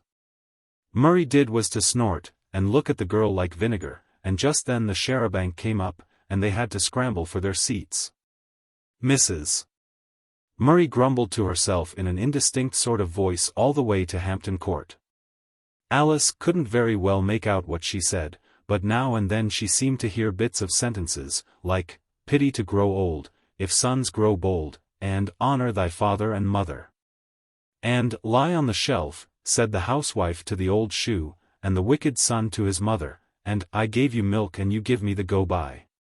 Alice thought they must be proverbs, except the commandment, of course, as George was always saying how old-fashioned his mother is. But she says there were so many of them, and all pointed at her and George, that she thinks now Mrs. Murray must have made them up as they drove along. She says it would be just like her to do it, being old-fashioned, and ill-natured too, and fuller of talk than a butcher on Saturday night. Well, they got to Hampton at last, and Alice thought the place would please her, perhaps, and they might have some enjoyment. But she did nothing but grumble, and out loud too, so that people looked at them, and a woman said, so that they could hear, "Well, they'll be old themselves some day." Which made Alice very angry, for, as she said, they weren't doing anything. When they showed her the Chestnut Avenue in Bushy Park, she said it was so long and straight that it made her quite dull to look at it, and she thought the dear, you know how pretty they are, really, looked thin and miserable, as if they would be all the better for a good feed of hogwash, with plenty of meal in it. She said she knew they weren't happy by the look in their eyes, which seemed to tell her that their keepers beat them. It was the same with everything. She said she remembered market gardens in Hammersmith and Gunnersbury that had a better show of flowers, and when they took her to the place where the water is, under the trees, she burst out with its being rather hard to tramp her off her legs to show her a common canal, with not so much as a barge on it to liven it up a bit. She went on like that the whole day, and Alice told me she was only too thankful to get home and get rid of her. Wasn't it wretched for the girl? It must have been, indeed. But what happened last Sunday? That's the most extraordinary thing of all. I noticed that Alice was rather queer in her manner this morning. She was a longer time washing up the breakfast things, and she answered me quite sharply when I called to her to ask when she would be ready to help me with the wash. And when I went into the kitchen to see about something, I noticed that she was going about her work in a sulky sort of way. So I asked her what was the matter, and then it all came out. I could scarcely believe my own ears when she mumbled out something about Mrs. Murray thinking she could do very much better for herself. But I asked her one question after another till I had it all out of her. It just shows one how foolish and empty-headed these girls are. I told her she was no better than a weathercock. If you will believe me, that horrid old woman was quite another person when Alice went to see her the other night. Why, I can't think, but so she was. She told the girl how pretty she was. What a neat figure she had, how well she walked, and how she'd known many a girl not half so clever or well-looking earning her 25 or 30 pounds a year, and with good families. She seems to have gone into all sorts of details, and made elaborate calculations as to what she would be able to save, with decent folks, who don't screw, and pinch, and lock up everything in the house, and then she went off into a lot of hypocritical nonsense about how fond she was of Alice, and how she could go to her grave in peace, knowing how happy her dear George would be with such a good wife, and about her savings from good wages helping to set up a little home, ending up with, and, if you take an old woman's advice, dearie, it won't be long before you hear the marriage bells. I see, said Darnell, and the upshot of it all is, I suppose, that the girl is thoroughly dissatisfied? Yes, she is so young and silly. I talked to her, and reminded her of how nasty old Mrs. Murray had been, and told her that she might change her place and change for the worse. I think I have persuaded her to think it over quietly, at all events. Do you know what it is, Edward? I have an idea. I believe that wicked old woman is trying to get Alice to leave us, that she may tell her son how changeable she is. And I suppose she would make up some of her stupid old proverbs, a changeable wife, a troublesome life, or some nonsense of the kind. Horrid old thing. Well, well, said Darnell, I hope she won't go, for your sake. It would be such a bother for you, hunting for a fresh servant. He refilled his pipe and smoked placidly, refreshed somewhat after the emptiness and the burden of the day. The French window was wide open, and now at last there came a breath of quickening air, distilled by the night from such trees as still wore green in that arid valley. The song to which Darnell had listened in rapture, and now the breeze, which even in that dry, grim suburb still bore the word of the woodland, had summoned the dream to his eyes. And he meditated over matters that his lips could not express. She must, indeed, be a villainous old woman, he said at length. Old Mrs. Murray? Of course she is, the mischievous old thing. Trying to take the girl from a comfortable place where she is happy. Yes, and not to like Hampton Court. That shows how bad she must be, more than anything. It is beautiful, isn't it? I shall never forget the first time I saw it. It was soon after I went into the city, the first year. I had my holidays in July, and I was getting such a small salary that I couldn't think of going away to the seaside, or anything like that. I remember one of the other men wanted me to come with him on a walking tour in Kent. I should have liked that, but the money wouldn't run to it. And do you know what I did? I lived in Great College Street then, and the first day I was off, I stayed in bed till past dinner time, and lounged about in an armchair with a pipe all the afternoon. I had got a new kind of tobacco, 1 and 4 for the 2-ounce packet, much dearer than I could afford to smoke, and I was enjoying it immensely. It was awfully hot, and when I shut the window and drew down the red blind it grew hotter. At 5 o'clock the room was like an oven. But I was so pleased at not having to go into the city, that I didn't mind anything, and now and again I read bits from a queer old book that had belonged to my poor dad. I couldn't make out what a lot of it meant, but it fitted in somehow, and I read and smoked till tea time. Then I went out for a walk, thinking I should be better for a little fresh air before I went to bed. And I went wandering away, not much noticing where I was going, turning here and there as the fancy took me. I must have gone miles and miles, and a good many of them round and round, as they say they do in Australia if they lose their way in the bush. And I am sure I couldn't have gone exactly the same way all over again for any money. Anyhow, I was still in the streets when the twilight came on, and the lamplighters were trotting round from one lamp to another. It was a wonderful night. I wish you had been there, my dear. I was quite a little girl then. Yes, I suppose you were. Well, it was a wonderful night. I remember, I was walking in a little street of little grey houses all alike, with stucco copings and stucco doorposts. There were brass plates on a lot of the doors, and one had a maker of shell boxes on it, and I was quite pleased. As I had often wondered where those boxes and things that you buy at the seaside came from. A few children were playing about in the road with some rubbish or other, and men were singing in a small public house at the corner, and I happened to look up. And I noticed what a wonderful color the sky had turned. I have seen it since, but I don't think it has ever been quite what it was that night, a dark blue, glowing like a violet, just as they say the sky looks in foreign countries. I don't know why, but the sky or something made me feel quite queer. Everything seemed changed in a way I couldn't understand. I remember, I told an old gentleman I knew then, a friend of my poor father's, he's been dead for 5 years, if not more, about how I felt, and he looked at me and said something about fairyland. I don't know what he meant, and I dare say I didn't explain myself properly. But, do you know, for a moment or two I felt as if that little back street was beautiful. And the noise of the children and the men in the public house seemed to fit in with the sky and become part of it. You know that old saying about treading on air when one is glad? Well, I really felt like that as I walked, not exactly like air, you know, but as if the pavement was velvet or some very soft carpet. And then, I suppose it was all my fancy, the air seemed to smell sweet, like the incense in Catholic churches, and my breath came queer and catchy. As it does when one gets very excited about anything. I felt altogether stranger than I've ever felt before or since. Darnell stopped suddenly and looked up at his wife.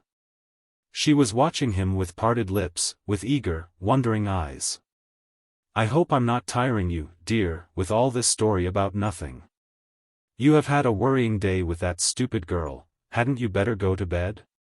Oh, no, please, Edward. I'm not a bit tired now. I love to hear you talk like that. Please go on. Well, after I had walked a bit further, that queer sort of feeling seemed to fade away.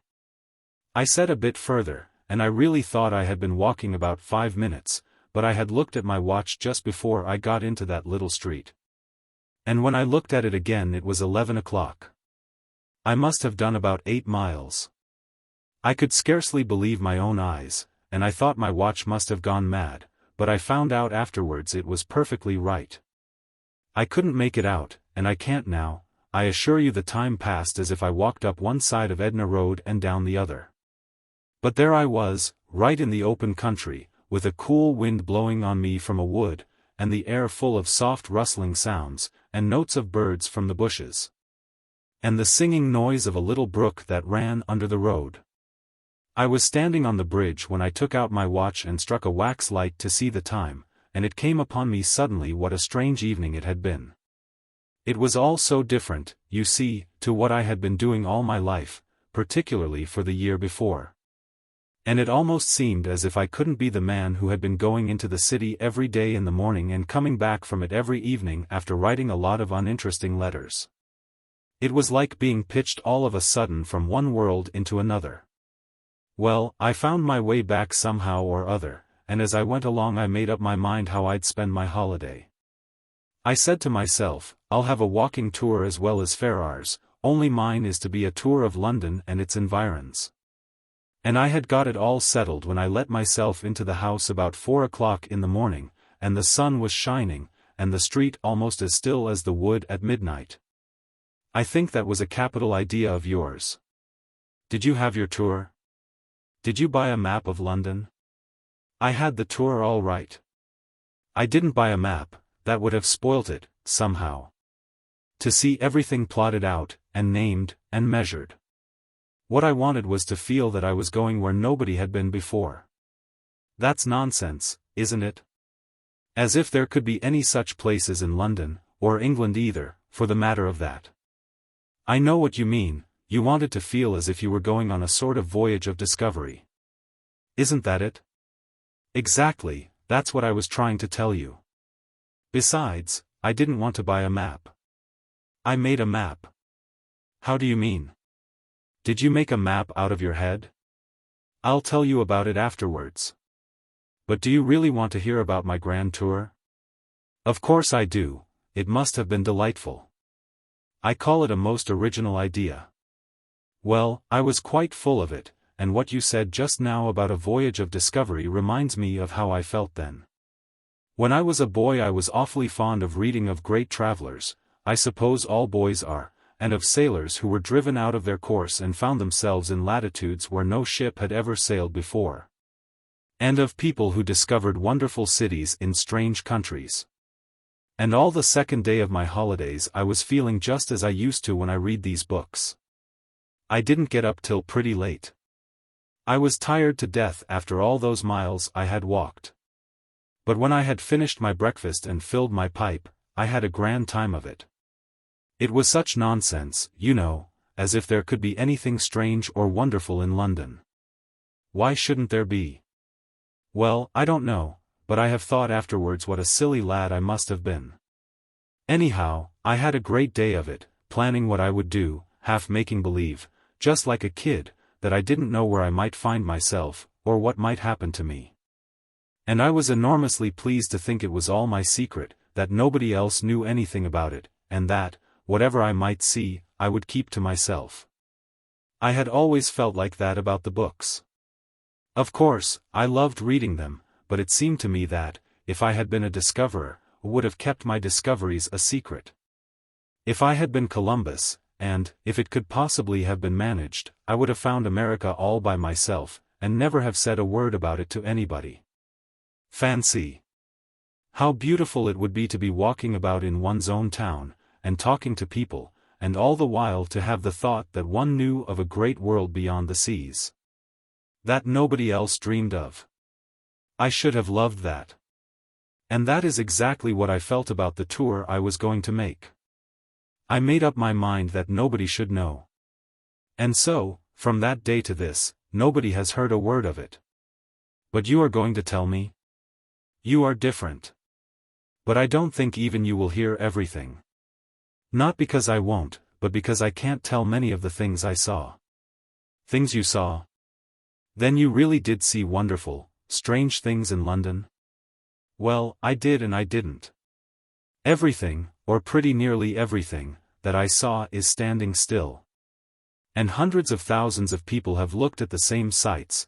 There were many places that the fellows in the office knew quite well, I found out afterwards.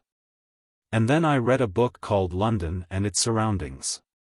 But, I don't know how it is, neither the men at the office nor the writers of the book seem to have seen the things that I did. That's why I stopped reading the book. It seemed to take the life, the real heart, out of everything, making it as dry and stupid as the stuffed birds in a museum. I thought about what I was going to do all that day, and went to bed early, so as to be fresh. I knew wonderfully little about London, really. Though, except for an odd week now and then, I had spent all my life in town. Of course I knew the main streets, the Strand, Regent Street, Oxford Street, and so on, and I knew the way to the school I used to go to when I was a boy, and the way into the city. But I had just kept to a few tracks, as they say the sheep do on the mountains, and that made it all the easier for me to imagine that I was going to discover a new world. Darnell paused in the stream of his talk. He looked keenly at his wife to see if he were wearying her. But her eyes gazed at him with unabated interest. One would have almost said that they were the eyes of one who longed and half expected to be initiated into the mysteries. Who knew not what great wonder was to be revealed. She sat with her back to the open window, framed in the sweet dusk of the night, as if a painter had made a curtain of heavy velvet behind her. And the work that she had been doing had fallen to the floor. She supported her head with her two hands placed on each side of her brow, and her eyes were as the wells in the wood of which Darnell dreamed in the night-time and in the day. And all the strange tales I had ever heard were in my head that morning, he went on, as if continuing the thoughts that had filled his mind while his lips were silent. I had gone to bed early, as I told you, to get a thorough rest, and I had set my alarm clock to wake me at 3. So that I might set out at an hour that was quite strange for the beginning of a journey. There was a hush in the world when I awoke, before the clock had rung to arouse me, and then a bird began to sing and twitter in the elm tree that grew in the next garden. And I looked out of the window, and everything was still, and the morning air breathed in pure and sweet, as I had never known it before. My room was at the back of the house, and most of the gardens had trees in them, and beyond these trees I could see the backs of the houses of the next street rising like the wall of an old city. And as I looked the sun rose, and the great light came in at my window, and the day began. And I found that when I was once out of the streets just about me that I knew, some of the queer feeling that had come to me 2 days before came back again. It was not nearly so strong, the streets no longer smelt of incense, but still there was enough of it to show me what a strange world I passed by. There were things that one may see again and again in many London streets, a vine or a fig tree on a wall, a lark singing in a cage, a curious shrub blossoming in a garden, an odd shape of a roof. Or a balcony with an uncommon-looking trellis work in iron. There's scarcely a street, perhaps, where you won't see one or other of such things as these. But that morning they rose to my eyes in a new light, as if I had on the magic spectacles in the fairy tale, and just like the man in the fairy tale, I went on and on in the new light. I remember going through wild land on a high place. There were pools of water shining in the sun, and great white houses in the middle of dark, rocking pines. And then on the turn of the height I came to a little lane that went aside from the main road, a lane that led to a wood, and in the lane was a little old shadowed house. With a bell turret in the roof, and a porch of trellis work all dim and faded into the color of the sea. And in the garden there were growing tall, white lilies, just as we saw them that day we went to look at the old pictures. They were shining like silver, and they filled the air with their sweet scent. It was from near that house I saw the valley and high places far away in the sun. So, as I say, I went on and on, by woods and fields, till I came to a little town on the top of a hill, a town full of old houses bowing to the ground beneath their years. And the morning was so still that the blue smoke rose up straight into the sky from all the rooftops. So still that I heard far down in the valley the song of a boy who was singing an old song through the streets as he went to school, and as I passed through the awakening town, beneath the old grave houses, the church bells began to ring. It was soon after I had left this town behind me that I found the strange road. I saw it branching off from the dusty high road, and it looked so green that I turned aside into it, and soon I felt as if I had really come into a new country. I don't know whether it was one of the roads the old Romans made that my father used to tell me about. But it was covered with deep, soft turf, and the great tall hedges on each side looked as if they had not been touched for 100 years. They had grown so broad and high and wild that they met overhead, and I could only get glimpses here and there of the country through which I was passing, as one passes in a dream. The strange road led me on and on, up and down hill. Sometimes the rose bushes had grown so thick that I could scarcely make my way between them, and sometimes the road broadened out into a green, and in one valley a brook, spanned by an old wooden bridge, ran across it. I was tired, and I found a soft and shady place beneath an ash tree, where I must have slept for many hours, for when I woke up it was late in the afternoon. So I went on again, and at last the green road came out into the highway, and I looked up and saw another town on a high place with a great church in the middle of it. And when I went up to it there was a great organ sounding from within, and the choir was singing.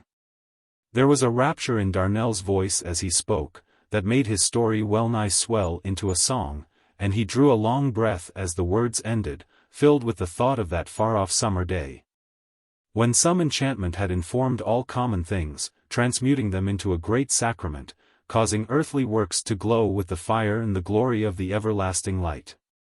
And some splendor of that light shone on the face of Mary as she sat still against the sweet gloom of the night, her dark hair making her face more radiant. She was silent for a little while, and then she spoke.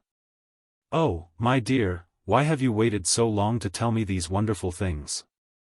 I think it is beautiful. Please go on." "I have always been afraid it was all nonsense," said Darnell. "And I don't know how to explain what I feel. I didn't think I could say so much as I have tonight." "And did you find it the same day after day? All through the tour?" "Yes, I think every journey was a success. Of course, I didn't go so far afield every day, I was too tired. Often I rested all day long, and went out in the evening, after the lamps were lit, and then only for a mile or two. I would roam about old, dim squares, and hear the wind from the hills whispering in the trees. And when I knew I was within call of some great glittering street, I was sunk in the silence of ways where I was almost the only passenger. And the lamps were so few and faint that they seemed to give out shadows instead of light.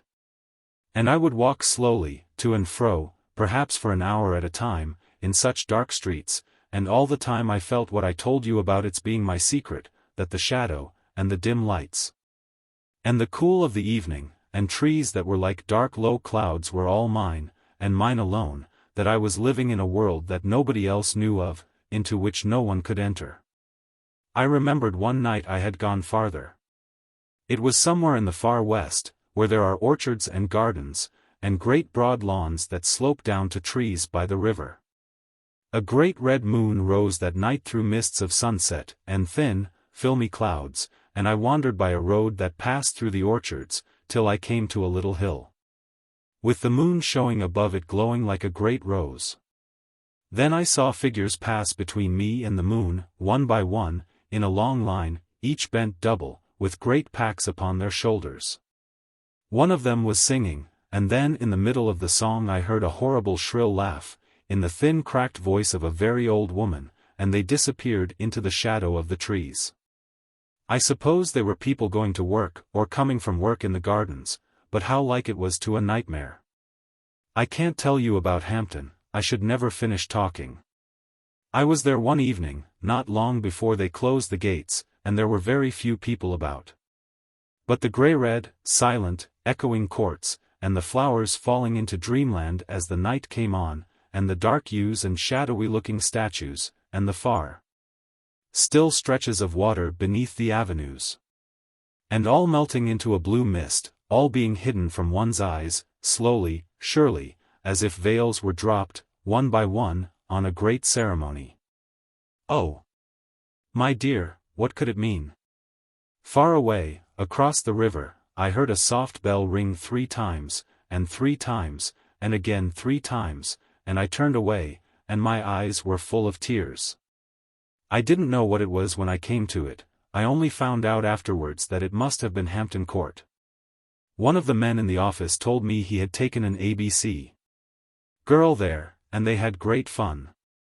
They got into the maze and couldn't get out again, and then they went on the river and were nearly drowned. He told me there were some spicy pictures in the galleries, his girl shrieked with laughter, so he said. Mary quite disregarded this interlude. But you told me you had made a map. What was it like? I'll show it you some day, if you want to see it. I marked down all the places I had gone to, and made signs, things like queer letters, to remind me of what I had seen. Nobody but myself could understand it. I wanted to draw pictures, but I never learned how to draw, so when I tried nothing was like what I wanted it to be. I tried to draw a picture of that town on the hill that I came to on the evening of the first day. I wanted to make a steep hill with houses on top, and in the middle, but high above them, the great church, all spires and pinnacles, and above it, in the air, a cup with rays coming from it. But it wasn't a success. I made a very strange sign for Hampton Court, and gave it a name that I made up out of my head. The Darnells avoided one another's eyes as they sat at breakfast the next morning. The air had lightened in the night, for rain had fallen at dawn. And there was a bright blue sky, with vast white clouds rolling across it from the southwest, and a fresh and joyous wind blew in at the open window. The mists had vanished. And with the mists there seemed to have vanished also the sense of strange things that had possessed Mary and her husband the night before. And as they looked out into the clear light they could scarcely believe that the one had spoken and the other had listened a few hours before to histories very far removed from the usual current of their thoughts and of their lives.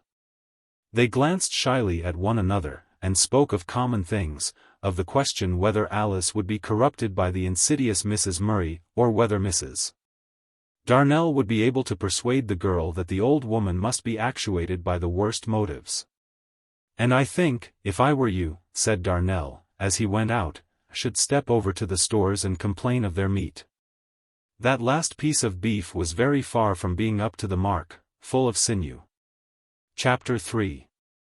It might have been different in the evening, and Darnell had matured a plan by which he hoped to gain much. He intended to ask his wife if she would mind having only one gas, and that a good deal lowered, on the pretext that his eyes were tired with work. He thought many things might happen if the room were dimly lit, and the window opened, so that they could sit and watch the night, and listen to the rustling murmur of the tree on the lawn. But his plans were made in vain, for when he got to the garden gate his wife, in tears, came forth to meet him. "Oh, Edward," she began, "such a dreadful thing has happened. I never liked him much, but I didn't think he would ever do such awful things." "What do you mean? Who are you talking about? What has happened? Is it Alice's young man?" "No, no. But come in, dear. I can see that woman opposite watching us, she's always on the lookout." "Now, what is it?" said Darnell, as they sat down to tea. "Tell me, quick. You've quite frightened me. I don't know how to begin, or where to start. Aunt Marion has thought that there was something queer for weeks. And then she found, oh, well, the long and short of it is that Uncle Robert has been carrying on dreadfully with some horrid girl, and Aunt has found out everything." "Lord! You don't say so. The old rascal. Why, he must be nearer 70 than 60. He's just 65, and the money he has given her." The first shock of surprise over, Darnell turned resolutely to his mince. "We'll have it all out after tea," he said. "I am not going to have my meals spoilt by that old fool of a Nixon. Fill up my cup, will you, dear? Excellent mince this," he went on, calmly. "A little lemon juice and a bit of ham in it? I thought there was something extra. Alice all right today? That's good. I expect she's getting over all that nonsense." He went on calmly chattering in a manner that astonished Mrs. Darnell, who felt that by the fall of Uncle Robert the natural order had been inverted, and had scarcely touched food since the intelligence had arrived by the second post. She had started out to keep the appointment her aunt had made early in the morning, and had spent most of the day in a first-class waiting room at Victoria Station, where she had heard all the story. "Now," said Darnell, when the table had been cleared, "tell us all about it. How long has it been going on? Aunt thinks now, from little things she remembers, that it must have been going on for a year at least. She says there has been a horrid kind of mystery about Uncle's behavior for a long time, and her nerves were quite shaken, as she thought he must be involved with anarchists. Or something dreadful of the sort." "What on earth made her think that?" "Well, you see, once or twice when she was out walking with her husband, she has been startled by whistles, which seem to follow them everywhere. You know there are some nice country walks at Barnet, and one in particular, in the fields near Totteridge, that uncle and aunt rather made a point of going to on fine Sunday evenings. Of course, this was not the first thing she noticed, but, at the time, it made a great impression on her mind. She could hardly get a wink of sleep for weeks and weeks. "Whistling?" said Darnell. "I don't quite understand. Why should she be frightened by whistling?" "I'll tell you. The first time it happened was one Sunday in last May. Aunt had a fancy they were being followed a Sunday or two before, but she didn't see or hear anything, except a sort of crackling noise in the hedge. But this particular Sunday they had hardly got through the stile into the fields, when she heard a peculiar kind of low whistle. She took no notice, thinking it was no concern of hers or her husband's, but as they went on she heard it again, and then again, and it followed them the whole walk, and it made her so uncomfortable. Because she didn't know where it was coming from or who was doing it, or why. Then, just as they got out of the fields into the lane, Uncle said he felt quite faint, and he thought he would try a little brandy at the Turpin's Head, a small public house there is there. And she looked at him and saw his face was quite purple, more like apoplexy, as she says, than fainting fits, which make people look a sort of greenish-white. But she said nothing, and thought perhaps Uncle had a peculiar way of fainting of his own, as he always was a man to have his own way of doing everything. So she just waited in the road, and he went ahead and slipped into the public, and Aunt says she thought she saw a little figure rise out of the dusk and slip in after him, but she couldn't be sure. And when Uncle came out he looked red instead of purple, and said he felt much better, and so they went home quietly together, and nothing more was said.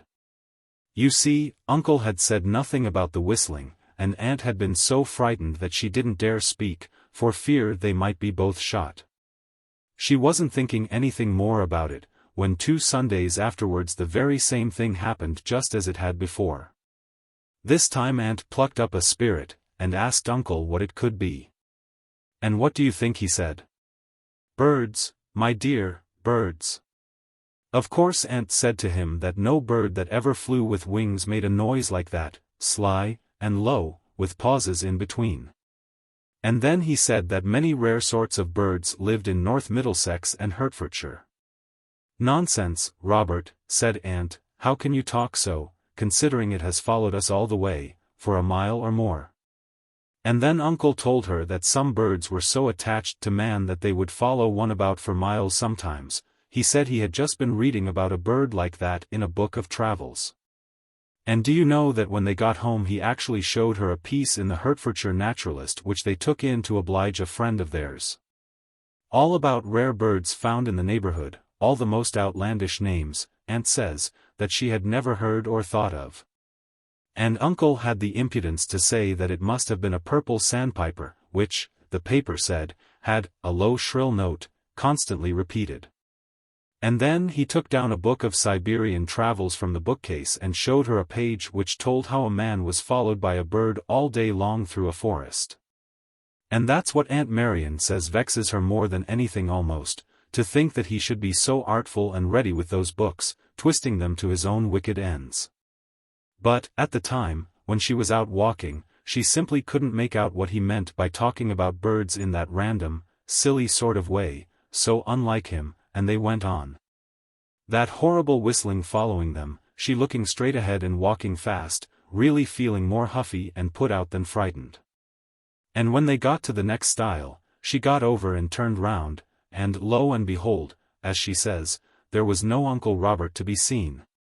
She felt herself go quite white with alarm, thinking of that whistle, and making sure he'd been spirited away or snatched in some way or another.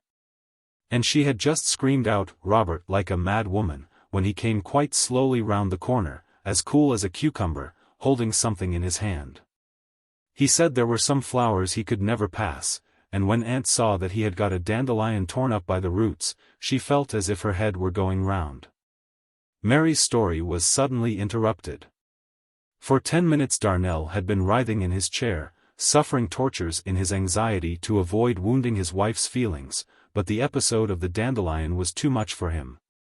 And he burst into a long, wild shriek of laughter, aggravated by suppression into the semblance of a Red Indian's war-whoop. Alice, who was washing up in the scullery, dropped some 3 shillings worth of china, and the neighbors ran out into their gardens wondering if it were murder. Mary gazed reproachfully at her husband. "How can you be so unfeeling, Edward?" she said, at length, when Darnell had passed into the feebleness of exhaustion. "If you had seen the tears rolling down poor Aunt Marian's cheeks as she told me, I don't think you would have laughed. I didn't think you were so hard-hearted." "My dear Mary," said Darnell, faintly, through sobs and catching of the breath, "I am awfully sorry. I know it's very sad, really, and I'm not unfeeling, but it is such an odd tale, now, isn't it? The sandpiper, you know, and then the dandelion." His face twitched and he ground his teeth together. Mary looked gravely at him for a moment, and then she put her hands to her face, and Darnell could see that she also shook with merriment. "I am as bad as you," she said, at last. "I never thought of it in that way. I'm glad I didn't, or I should have laughed in Aunt Marian's face, and I wouldn't have done that for the world. Poor old thing. She cried as if her heart would break. I met her at Victoria, as she asked me, and we had some soup at a confectioner's. I could scarcely touch it. Her tears kept dropping into the plate all the time, and then we went to the waiting room at the station, and she cried there terribly." "Well," said Darnell, "what happened next?" "I won't laugh any more." "No, we mustn't, it's much too horrible for a joke." "Well, of course Aunt went home and wondered what could be the matter, and tried to think it out, but, as she says, she could make nothing of it. She began to be afraid that Uncle's brain was giving way through overwork, as he had stopped in the city, as he said, up to all hours lately, and he had to go to Yorkshire, wicked old storyteller. About some very tiresome business connected with his leases.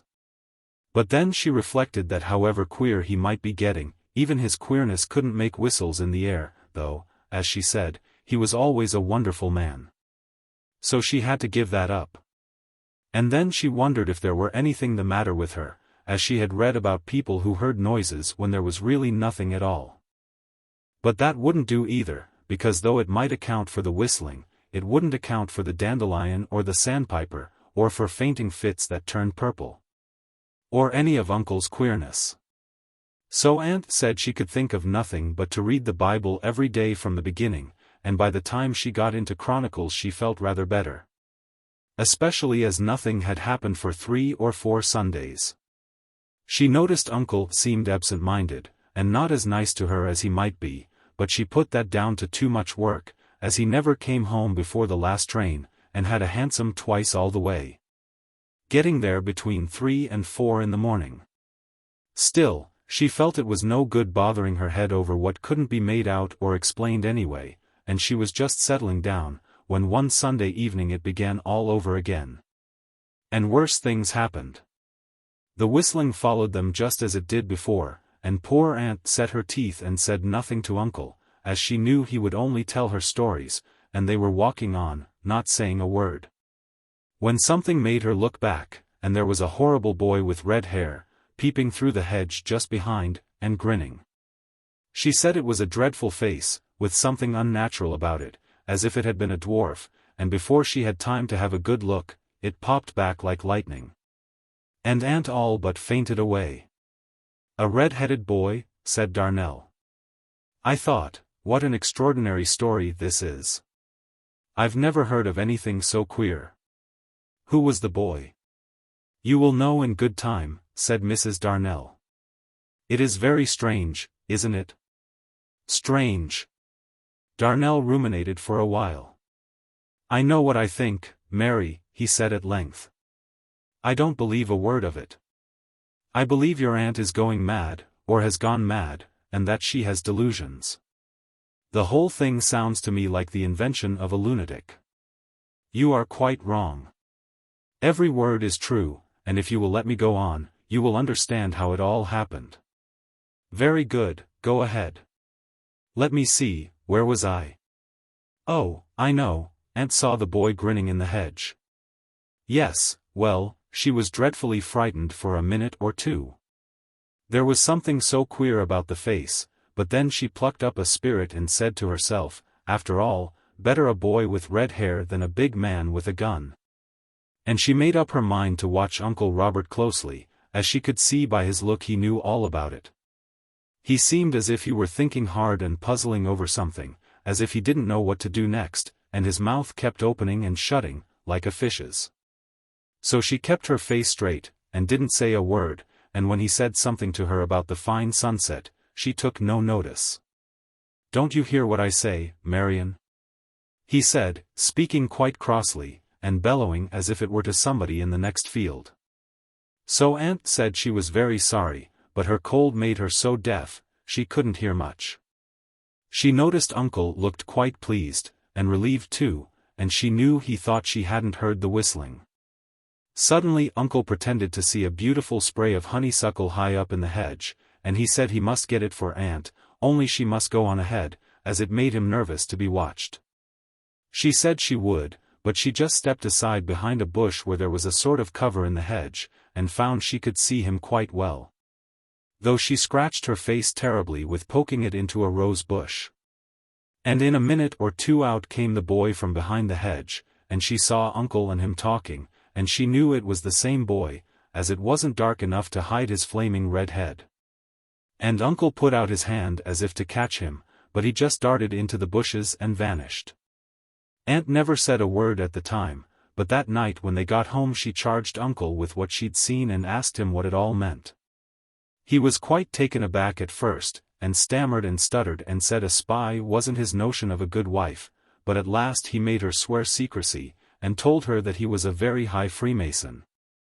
And that the boy was an emissary of the order who brought him messages of the greatest importance. But Aunt didn't believe a word of it, as an uncle of hers was a Mason, and he never behaved like that. It was then she began to be afraid that it was really anarchists, or something of the kind, and every time the bell rang she thought that Uncle had been found out, and the police had come for him. What nonsense! As if a man with house property would be an anarchist. Well, she could see there must be some horrible secret, and she didn't know what else to think. And then she began to have the things through the post. Things through the post. What do you mean by that? All sorts of things. Bits of broken bottle glass, packed carefully as if it were jewelry, parcels that unrolled and unrolled worse than Chinese boxes, and then had "cat" in large letters when you came to the middle. Old artificial teeth, a cake of red paint, and at last cockroaches. Cockroaches by post. Stuff and nonsense, your aunt's mad. Edward, she showed me the box. It was made to hold cigarettes, and there were 3 dead cockroaches inside. And when she found a box of exactly the same kind, half full of cigarettes, in Uncle's greatcoat pocket, then her head began to turn again.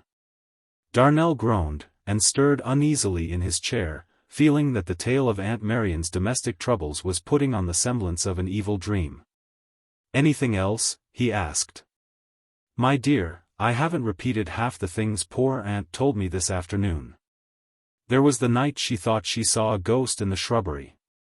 She was anxious about some chickens that were just due to hatch out, so she went out after dark with some egg and breadcrumbs, in case they might be out. And just before her she saw a figure gliding by the rhododendrons. It looked like a short, slim man dressed as they used to be hundreds of years ago.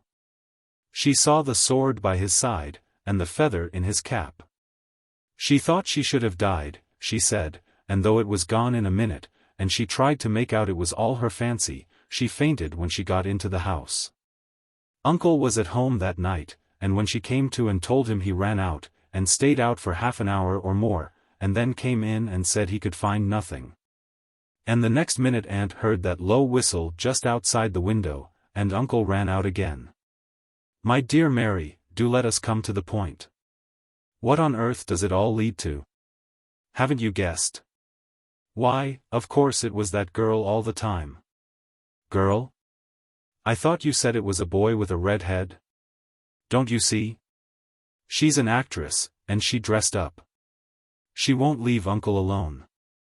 It wasn't enough that he was with her nearly every evening in the week, but she must be after him on Sundays too. Aunt found a letter the horrid thing had written, and so it has all come out. Enid Vivian she calls herself, though I don't suppose she has any right to one name or the other. And the question is, what is to be done? Let us talk of that again. I'll have a pipe, and then we'll go to bed. They were almost asleep when Mary said suddenly. Doesn't it seem queer, Edward? Last night you were telling me such beautiful things, and tonight I have been talking about that disgraceful old man and his goings-on. I don't know, answered Darnell, dreamily. On the walls of that great church upon the hill I saw all kinds of strange grinning monsters, carved in stone. The misdemeanors of Mr. Robert Nixon brought in their train consequences strange beyond imagination. It was not that they continued to develop on the somewhat fantastic lines of these first adventures which Mrs. Darnell had related, indeed, when Aunt Marian came over to Shepherd's Bush, one Sunday afternoon, Darnell wondered how he had had the heart to laugh at the misfortunes of a broken-hearted woman. He had never seen his wife's aunt before, and he was strangely surprised when Alice showed her into the garden where they were sitting on the warm and misty Sunday in September. To him, save during these latter days, she had always been associated with ideas of splendor and success. His wife had always mentioned the Nixons with a tinge of reverence. He had heard, many times, the epic of Mr. Nixon's struggles and of his slow but triumphant rise. Mary had told the story as she had received it from her parents, beginning with the flight to London from some small, dull, and unprosperous town in the flattest of the Midlands, long ago, when a young man from the country had great chances of fortune. Robert Nixon's father had been a grocer in the High Street, and in after days the successful coal merchant and builder loved to tell of that dull provincial life. And while he glorified his own victories, he gave his hearers to understand that he came of a race which had also known how to achieve. That had been long ago, he would explain, in the days when that rare citizen who desired to go to London or to York was forced to rise in the dead of night, and make his way, somehow or other, by 10 miles of quagmire-ish, wandering lanes to the Great North Road, there to meet the lightning coach. A vehicle which stood to all the countryside as the visible and tangible embodiment of tremendous speed, and indeed, as Nixon would add, it was always up to time. Which is more than can be said of the Dunham branch line nowadays. It was in this ancient Dunham that the Nixons had waged successful trade for perhaps 100 years, in a shop with bulging bay windows looking on the marketplace. There was no competition, and the townsfolk, and well-to-do farmers, the clergy and the country families, looked upon the house of Nixon as an institution fixed as the town hall, which stood on Roman pillars, and the parish church. But the change came, the railway crept nearer and nearer, the farmers and the country gentry became less well-to-do. The tanning, which was the local industry, suffered from a great business which had been established in a larger town, some 20 miles away, and the profits of the Nixons grew less and less. Hence the hegira of Robert, and he would dilate on the poorness of his beginnings, how he saved, by little and little, from his sorry wage of city clerk, and how he and a fellow clerk, who had come into £100, saw an opening in the coal trade, and filled it. It was at this stage of Robert's fortunes, still far from magnificent, that Miss Marian Reynolds had encountered him, she being on a visit to friends in Gunnersbury. Afterwards, victory followed victory. Nixon's wharf became a landmark to bargemen, his power stretched abroad, his dusky fleets went outwards to the sea, and inward by all the far reaches of canals. Lime, cement, and bricks were added to his merchandise, and at last he hit upon the great stroke, that extensive taking up of land in the north of London. Nixon himself ascribed this coup to native sagacity, and the possession of capital. And there were also obscure rumors to the effect that some one or other had been done in the course of the transaction. However that might be, the Nixons grew wealthy to excess, and Mary had often told her husband of the state in which they dwelt, of their liveried servants, of the glories of their drawing-room, of their broad lawn, shadowed by a splendid and ancient cedar. And so Darnell had somehow been led into conceiving the lady of this domain as a personage of no small pomp. He saw her, tall, of dignified port and presence, inclining, it might be, to some measure of obesity, such a measure as was not unbefitting in an elderly lady of position, who lived well and lived at ease. He even imagined a slight ruddiness of complexion, which went very well with hair that was beginning to turn grey, and when he heard the doorbell ring, as he sat under the mulberry on the Sunday afternoon, he bent forward to catch sight of this stately figure, clad, of course, in the richest, blackest silk, girt about with heavy chains of gold. He started with amazement when he saw the strange presence that followed the servant into the garden. Mrs. Nixon was a little, thin old woman, who bent as she feebly trotted after Alice. Her eyes were on the ground, and she did not lift them when the Darnells rose to greet her. She glanced to the right, uneasily, as she shook hands with Darnell, to the left when Mary kissed her, and when she was placed on the garden seat with a cushion at her back. She looked away at the back of the houses in the next street. She was dressed in black, it was true, but even Darnell could see that her gown was old and shabby, that the fur trimming of her cape and the fur boa which was twisted about her neck were dingy and disconsolate, and had all the melancholy air which fur wears when it is seen in a second-hand clothes shop in a back street.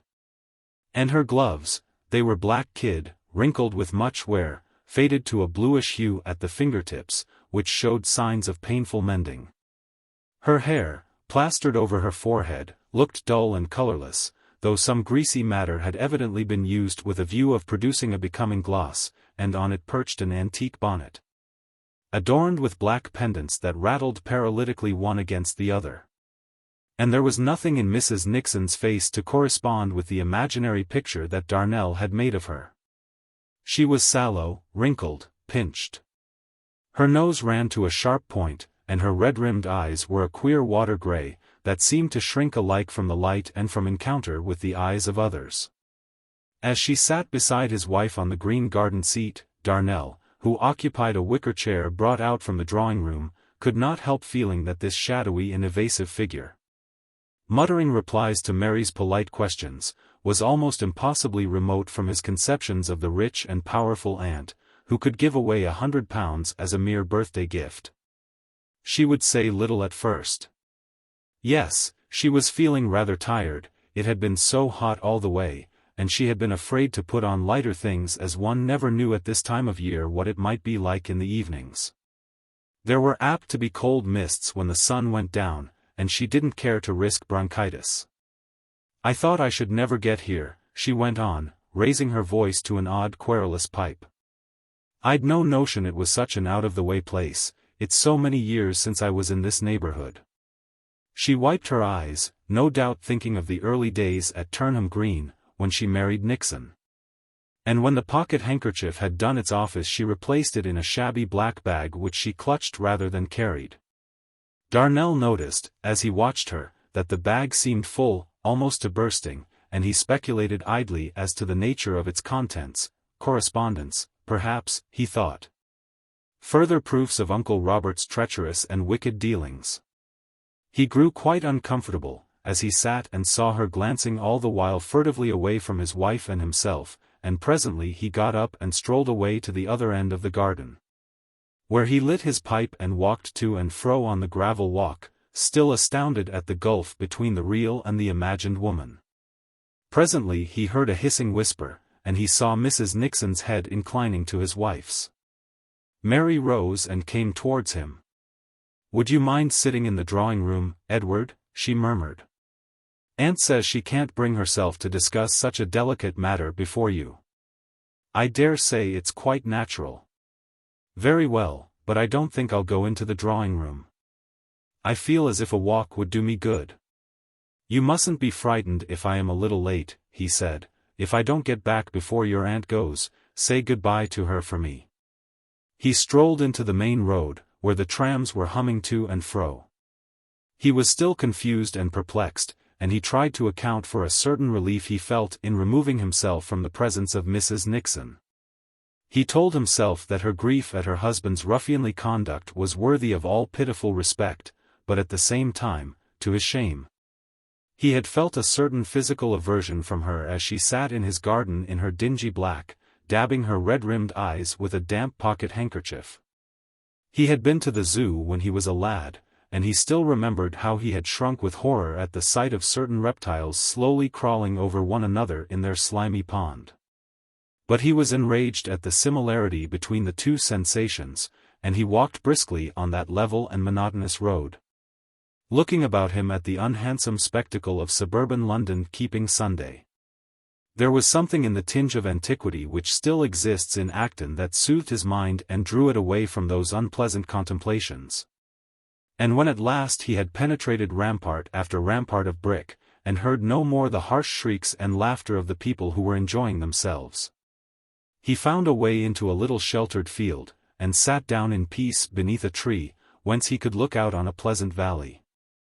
The sun sank down beneath the hills, the clouds changed into the likeness of blossoming rose gardens. And he still sat there in the gathering darkness till a cool breeze blew upon him, and he rose with a sigh, and turned back to the brick ramparts and the glimmering streets, and the noisy idlers sauntering to and fro in the procession of their dismal festival. But he was murmuring to himself some words that seemed a magic song, and it was with uplifted heart that he let himself into his house.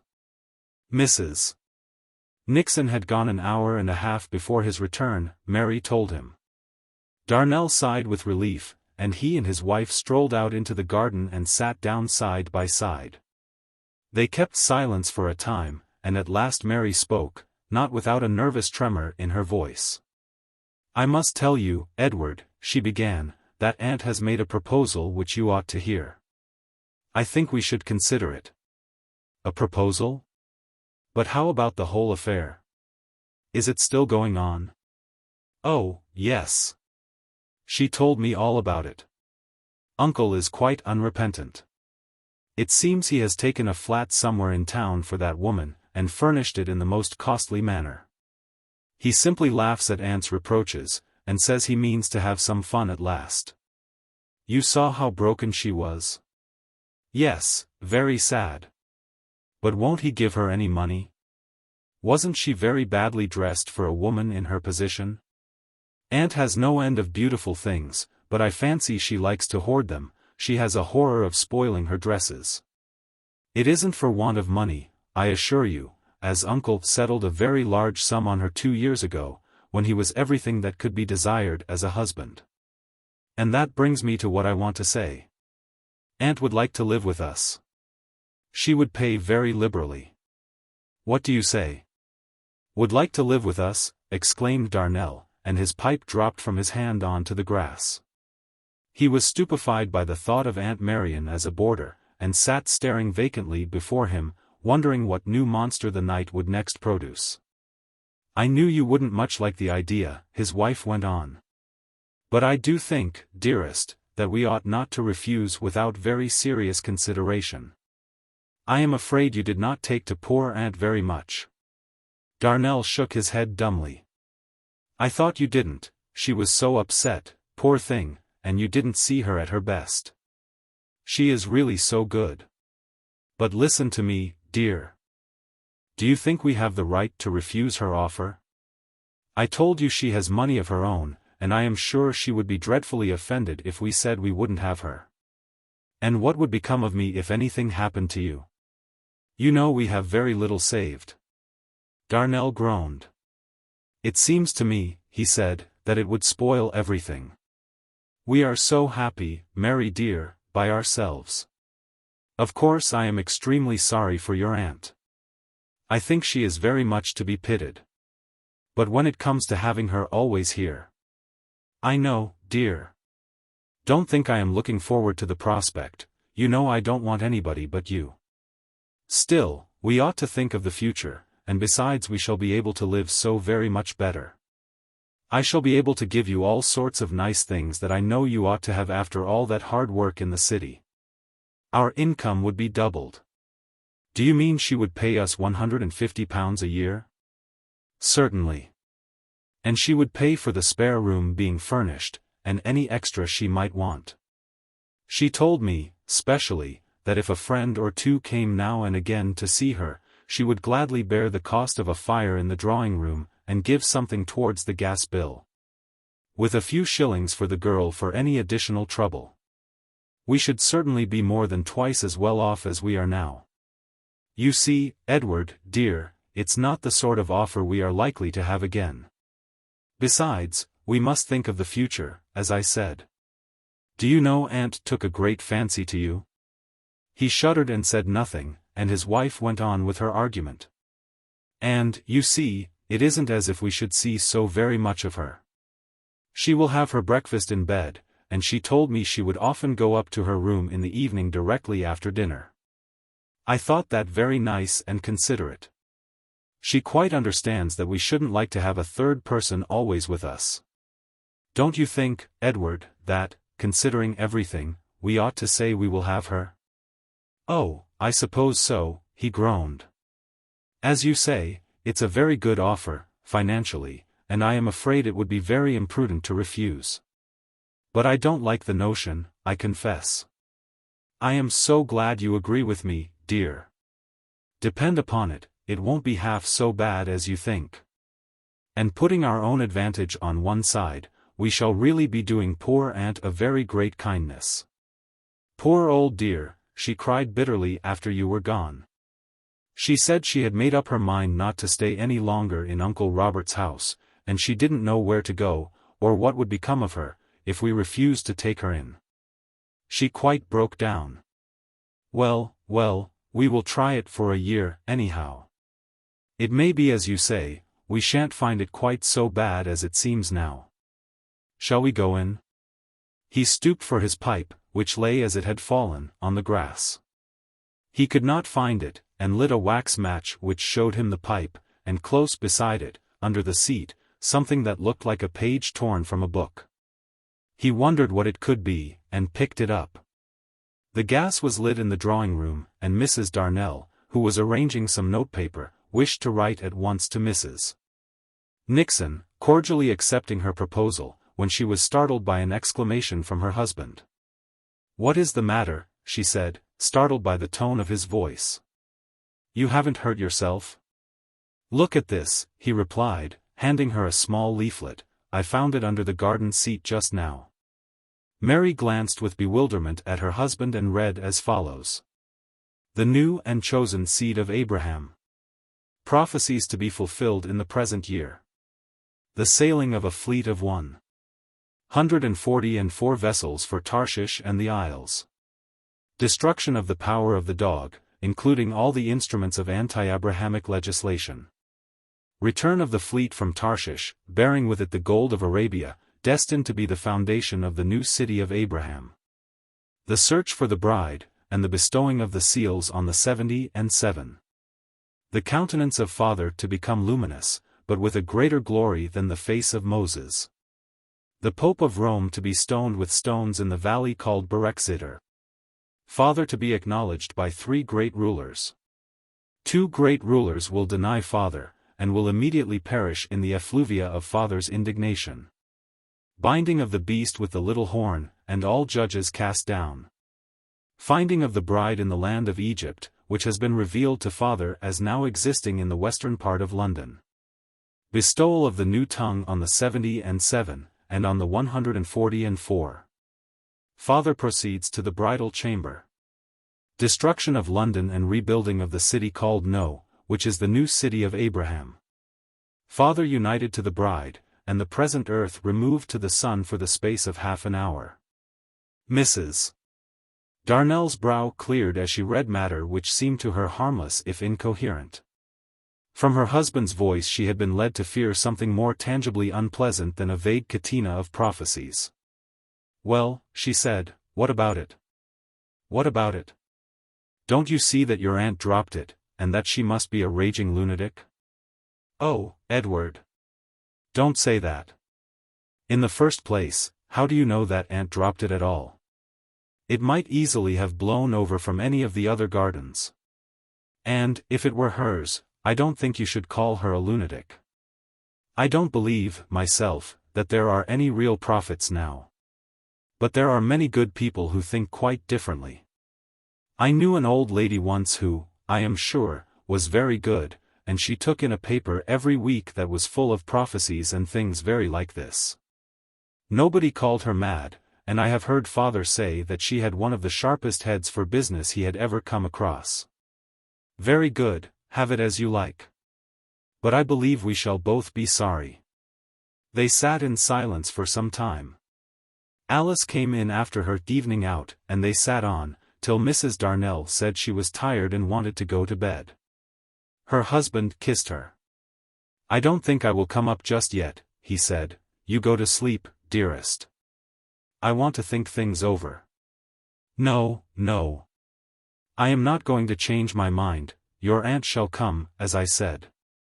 But there are one or two things I should like to get settled in my mind." He meditated for a long while, pacing up and down the room.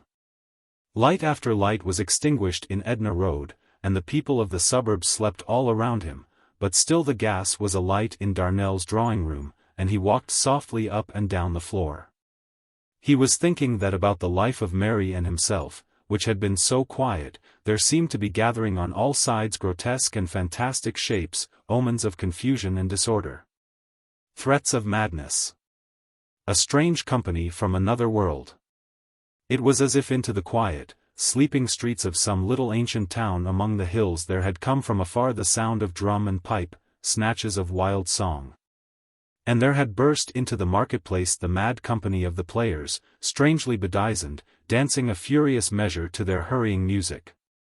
Drawing forth the citizens from their sheltered homes and peaceful lives, and alluring them to mingle in the significant figures of their dance. Yet afar and near, for it was hidden in his heart, he beheld the glimmer of a sure and constant star. Beneath, darkness came on, and mists and shadows closed about the town. The red, flickering flame of torches was kindled in the midst of it. The song grew louder, with more insistent, magical tones, surging and falling in unearthly modulations, the very speech of incantation. And the drum beat madly, and the pipe shrilled to a scream, summoning all to issue forth, to leave their peaceful hearths, for a strange rite was preconized in their midst. The streets that were wont to be so still, so hushed with the cool and tranquil veils of darkness, asleep beneath the patronage of the evening star, now danced with glimmering lanterns. Resounded with the cries of those who hurried forth, drawn as by a magistral spell. And the song swelled and triumphed, the reverberant beating of the drum grew louder, and in the midst of the awakened town the players, fantastically arrayed, performed their interlude under the red blaze of torches. He knew not whether they were players, men that would vanish suddenly as they came, disappearing by the track that climbed the hill. Or whether they were indeed magicians, workers of great and efficacious spells, who knew the secret word by which the earth may be transformed into the hall of Gehenna. So that they that gazed and listened, as at a passing spectacle, should be entrapped by the sound and the sight presented to them, should be drawn into the elaborated figures of that mystic dance. And so should be whirled away into those unending mazes on the wild hills that were abhorred, there to wander for evermore. But Darnell was not afraid, because of the daystar that had risen in his heart. It had dwelt there all his life, and had slowly shone forth with clearer and clearer light. And he began to see that though his earthly steps might be in the ways of the ancient town that was beset by the enchanters, and resounded with their songs and their processions, yet he dwelt also in that serene and secure world of brightness, and from a great and unutterable height looked on the confusion of the mortal pageant. Beholding mysteries in which he was no true actor, hearing magic songs that could by no means draw him down from the battlements of the high and holy city. His heart was filled with a great joy and a great peace as he lay down beside his wife and fell asleep, and in the morning, when he woke up, he was glad. Chapter 4. In a haze as of a dream Darnell's thoughts seemed to move through the opening days of the next week. Perhaps nature had not intended that he should be practical or much given to that which is usually called sound common sense, but his training had made him desirous of good, plain qualities of the mind, and he uneasily strove to account to himself for his strange mood of the Sunday night. As he had often endeavored to interpret the fancies of his boyhood and early manhood. At first he was annoyed by his want of success. The morning paper, which he always secured as the bus delayed at Uxbridge Road Station, fell from his hands unread, while he vainly reasoned, assuring himself that the threatened incursion of a whimsical old woman, though tiresome enough, was no rational excuse for those curious hours of meditation in which his thoughts seemed to have dressed themselves in unfamiliar, fantastic habits, and to parley with him in a strange speech. And yet a speech that he had understood.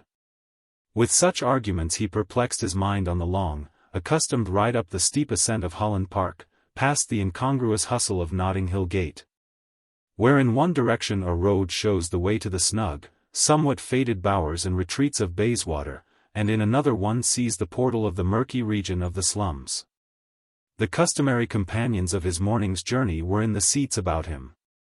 He heard the hum of their talk, as they disputed concerning politics, and the man next to him, who came from Acton, asked him what he thought of the government now. There was a discussion, and a loud and excited one, just in front, as to whether rhubarb was a fruit or vegetable, and in his ear he heard Redman, who was a near neighbor, praising the economy of the wife. "I don't know how she does it. Look here, what do you think we had yesterday? Breakfast, fish cakes, beautifully fried, rich, you know, lots of herbs. It's a receipt of her aunt's. You should just taste coffee, bread, butter, marmalade, and, of course, all the usual etceteras. Dinner, roast beef, Yorkshire, potatoes, greens, and horseradish sauce, plum tart, cheese. And where will you get a better dinner than that? Well, I call it wonderful, I really do." But in spite of these distractions he fell into a dream as the bus rolled and tossed on its way citywards, and still he strove to solve the enigma of his vigil of the night before. And as the shapes of trees and green lawns and houses passed before his eyes, and as he saw the procession moving on the pavement, and while the murmur of the streets sounded in his ears, all was to him strange and unaccustomed, as if he moved through the avenues of some city in a foreign land. It was, perhaps, on these mornings, as he rode to his mechanical work, that vague and floating fancies that must have long haunted his brain began to shape themselves, and to put on the form of definite conclusions, from which he could no longer escape, even if he had wished it. Darnell had received what is called a sound commercial education, and would therefore have found very great difficulty in putting into articulate speech any thought that was worth thinking. But he grew certain on these mornings that the common sense, which he had always heard exalted as man's supremest faculty was, in all probability, the smallest and least considered item in the equipment of an ant of average intelligence. And with this, as an almost necessary corollary, came a firm belief that the whole fabric of life in which he moved was sunken, past all thinking, in the grossest absurdity.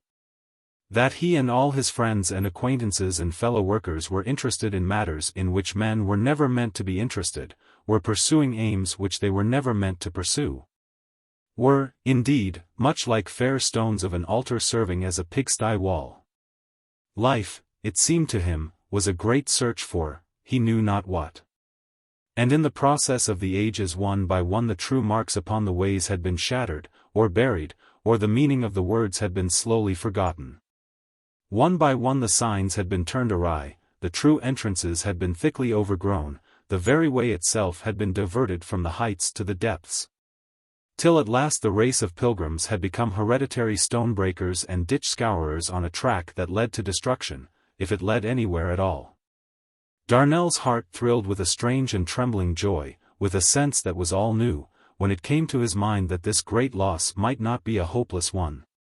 That perhaps the difficulties were by no means insuperable. It might be, he considered, that the stone-breaker had merely to throw down his hammer and set out, and the way would be plain before him.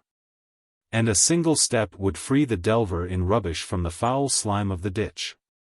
It was, of course, with difficulty and slowly that these things became clear to him. He was an English city clerk, flourishing towards the end of the 19th century, and the rubbish heap that had been accumulating for some centuries could not be cleared away in an instant. Again and again the spirit of nonsense that had been implanted in him as in his fellows assured him that the true world was the visible and tangible world.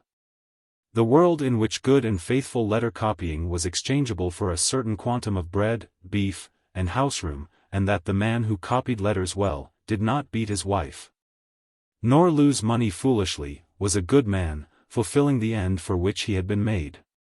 But in spite of these arguments, in spite of their acceptance by all who were about him, he had the grace to perceive the utter falsity and absurdity of the whole position. He was fortunate in his entire ignorance of sixpenny science. But if the whole library had been projected into his brain, it would not have moved him to deny in the darkness that which he had known in the light. Darnell knew by experience that man is made a mystery for mysteries and visions, for the realization in his consciousness of ineffable bliss, for a great joy that transmutes the whole world. For a joy that surpasses all joys and overcomes all sorrows. He knew this certainly, though he knew it dimly, and he was apart from other men, preparing himself for a great experiment. With such thoughts as these for his secret and concealed treasure, he was able to bear the threatened invasion of Mrs. Nixon with something approaching indifference. He knew, indeed, that her presence between his wife and himself would be unwelcome to him, and he was not without grave doubts as to the woman's sanity, but after all, what did it matter? Besides, already a faint glimmering light had risen within him that showed the profit of self-negation, and in this matter he had preferred his wife's will to his own. Id non sua poma. To his astonishment he found a delight in denying himself his own wish, a process that he had always regarded as thoroughly detestable. This was a state of things which he could not in the least understand. But, again, though a member of a most hopeless class, living in the most hopeless surroundings that the world has ever seen, though he knew as much of the ascesis as of Chinese metaphysics. Again, he had the grace not to deny the light that had begun to glimmer in his soul. And he found a present reward in the eyes of Mary, when she welcomed him home after his foolish labors in the cool of the evening. They sat together, hand in hand, under the mulberry tree, at the coming of the dusk, and as the ugly walls about them became obscure and vanished into the formless world of shadows.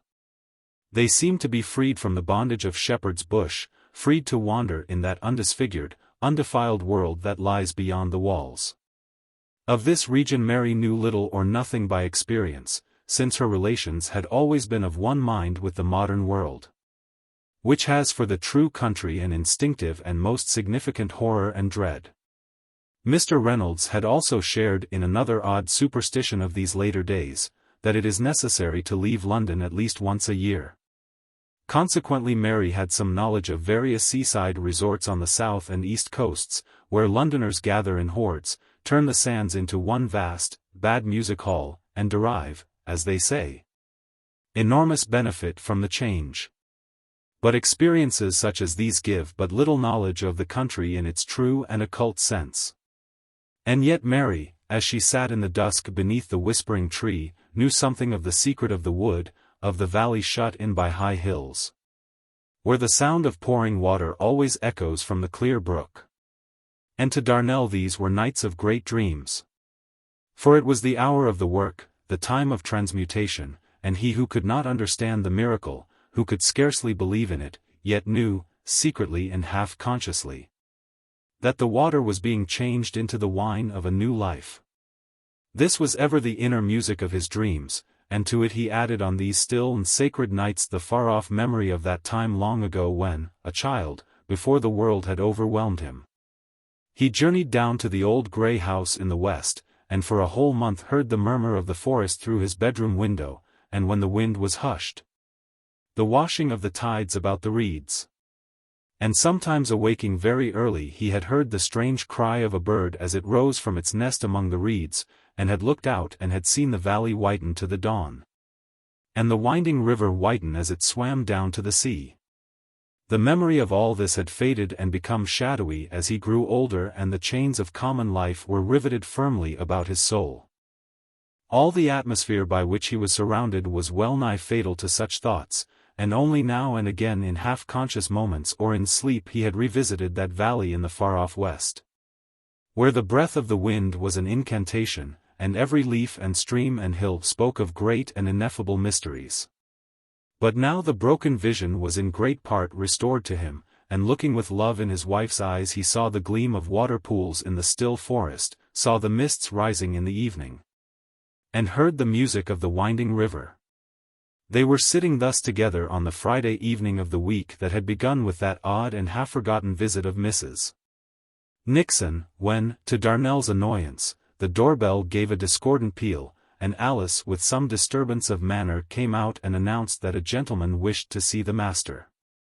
Darnell went into the drawing-room, where Alice had lit one gas so that it flared and burnt with a rushing sound, and in this distorting light there waited a stout, elderly gentleman, whose countenance was altogether unknown to him. He stared blankly, and hesitated, about to speak, but the visitor began. "You don't know who I am, but I expect you'll know my name. It's Nixon." He did not wait to be interrupted. He sat down and plunged into narrative, and after the first few words, Darnell, whose mind was not altogether unprepared, listened without much astonishment. "And the long and the short of it is," Mr. Nixon said at last, "she's gone stark, staring mad, and we had to put her away today, poor thing." His voice broke a little, and he wiped his eyes hastily, for though stout and successful he was not unfeeling, and he was fond of his wife. He had spoken quickly, and had gone lightly over many details which might have interested specialists in certain kinds of mania, and Darnell was sorry for his evident distress. "I came here," he went on after a brief pause, "because I found out she had been to see you last Sunday, and I knew the sort of story she must have told." Darnell showed him the prophetic leaflet which Mrs. Nixon had dropped in the garden. "Did you know about this?" he said. "Oh, him," said the old man, with some approach to cheerfulness. "Oh yes, I thrashed him black and blue the day before yesterday." "Isn't he mad?" "Who is the man?" "He's not mad, he's bad. He's a little Welsh skunk named Richards. He's been running some sort of chapel over at New Barnet for the last few years.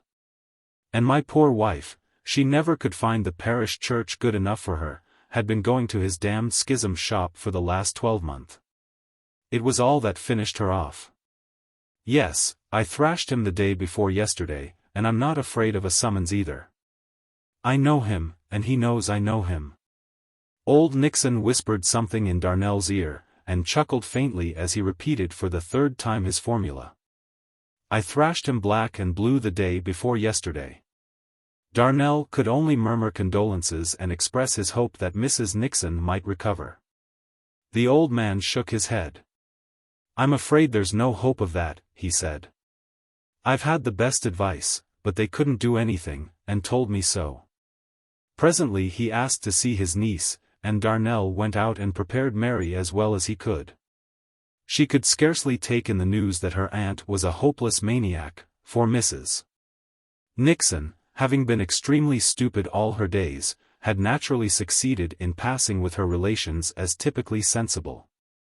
With the Reynolds family, as with the great majority of us, want of imagination is always equated with sanity, and though many of us have never heard of Lombroso, we are his ready-made converts.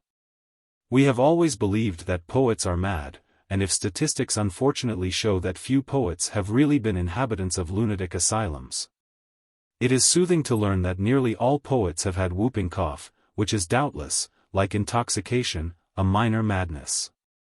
"But is it really true?" she asked at length. "Are you certain Uncle is not deceiving you? Aunt seemed so sensible always." She was helped at last by recollecting that Aunt Marion used to get up very early of mornings, and then they went into the drawing-room and talked to the old man. His evident kindliness and honesty grew upon Mary, in spite of a lingering belief in her aunt's fables, and when he left, it was with a promise to come to see them again. Mrs. Darnell said she felt tired, and went to bed, and Darnell returned to the garden and began to pace to and fro, collecting his thoughts. His immeasurable relief at the intelligence that, after all, Mrs. Nixon was not coming to live with them taught him that, despite his submission, his dread of the event had been very great. The weight was removed, and now he was free to consider his life without reference to the grotesque intrusion that he had feared. He sighed for joy, and as he paced to and fro he savored the scent of the night, which, though it came faintly to him in that brick-bound suburb, summoned to his mind across many years the odor of the world at night as he had known it in that short sojourn of his boyhood. The odor that rose from the earth when the flame of the sun had gone down beyond the mountain, and the afterglow had paled in the sky and on the fields. And as he recovered as best he could these lost dreams of an enchanted land, there came to him other images of his childhood, forgotten and yet not forgotten. Dwelling unheeded in dark places of the memory, but ready to be summoned forth. He remembered one fantasy that had long haunted him. As he lay half asleep in the forest on one hot afternoon of that memorable visit to the country, he had made believe that a little companion had come to him out of the blue mists and the green light beneath the leaves, a white girl with long black hair, who had played with him and whispered her secrets in his ear, as his father lay sleeping under a tree. And from that summer afternoon, day by day, she had been beside him.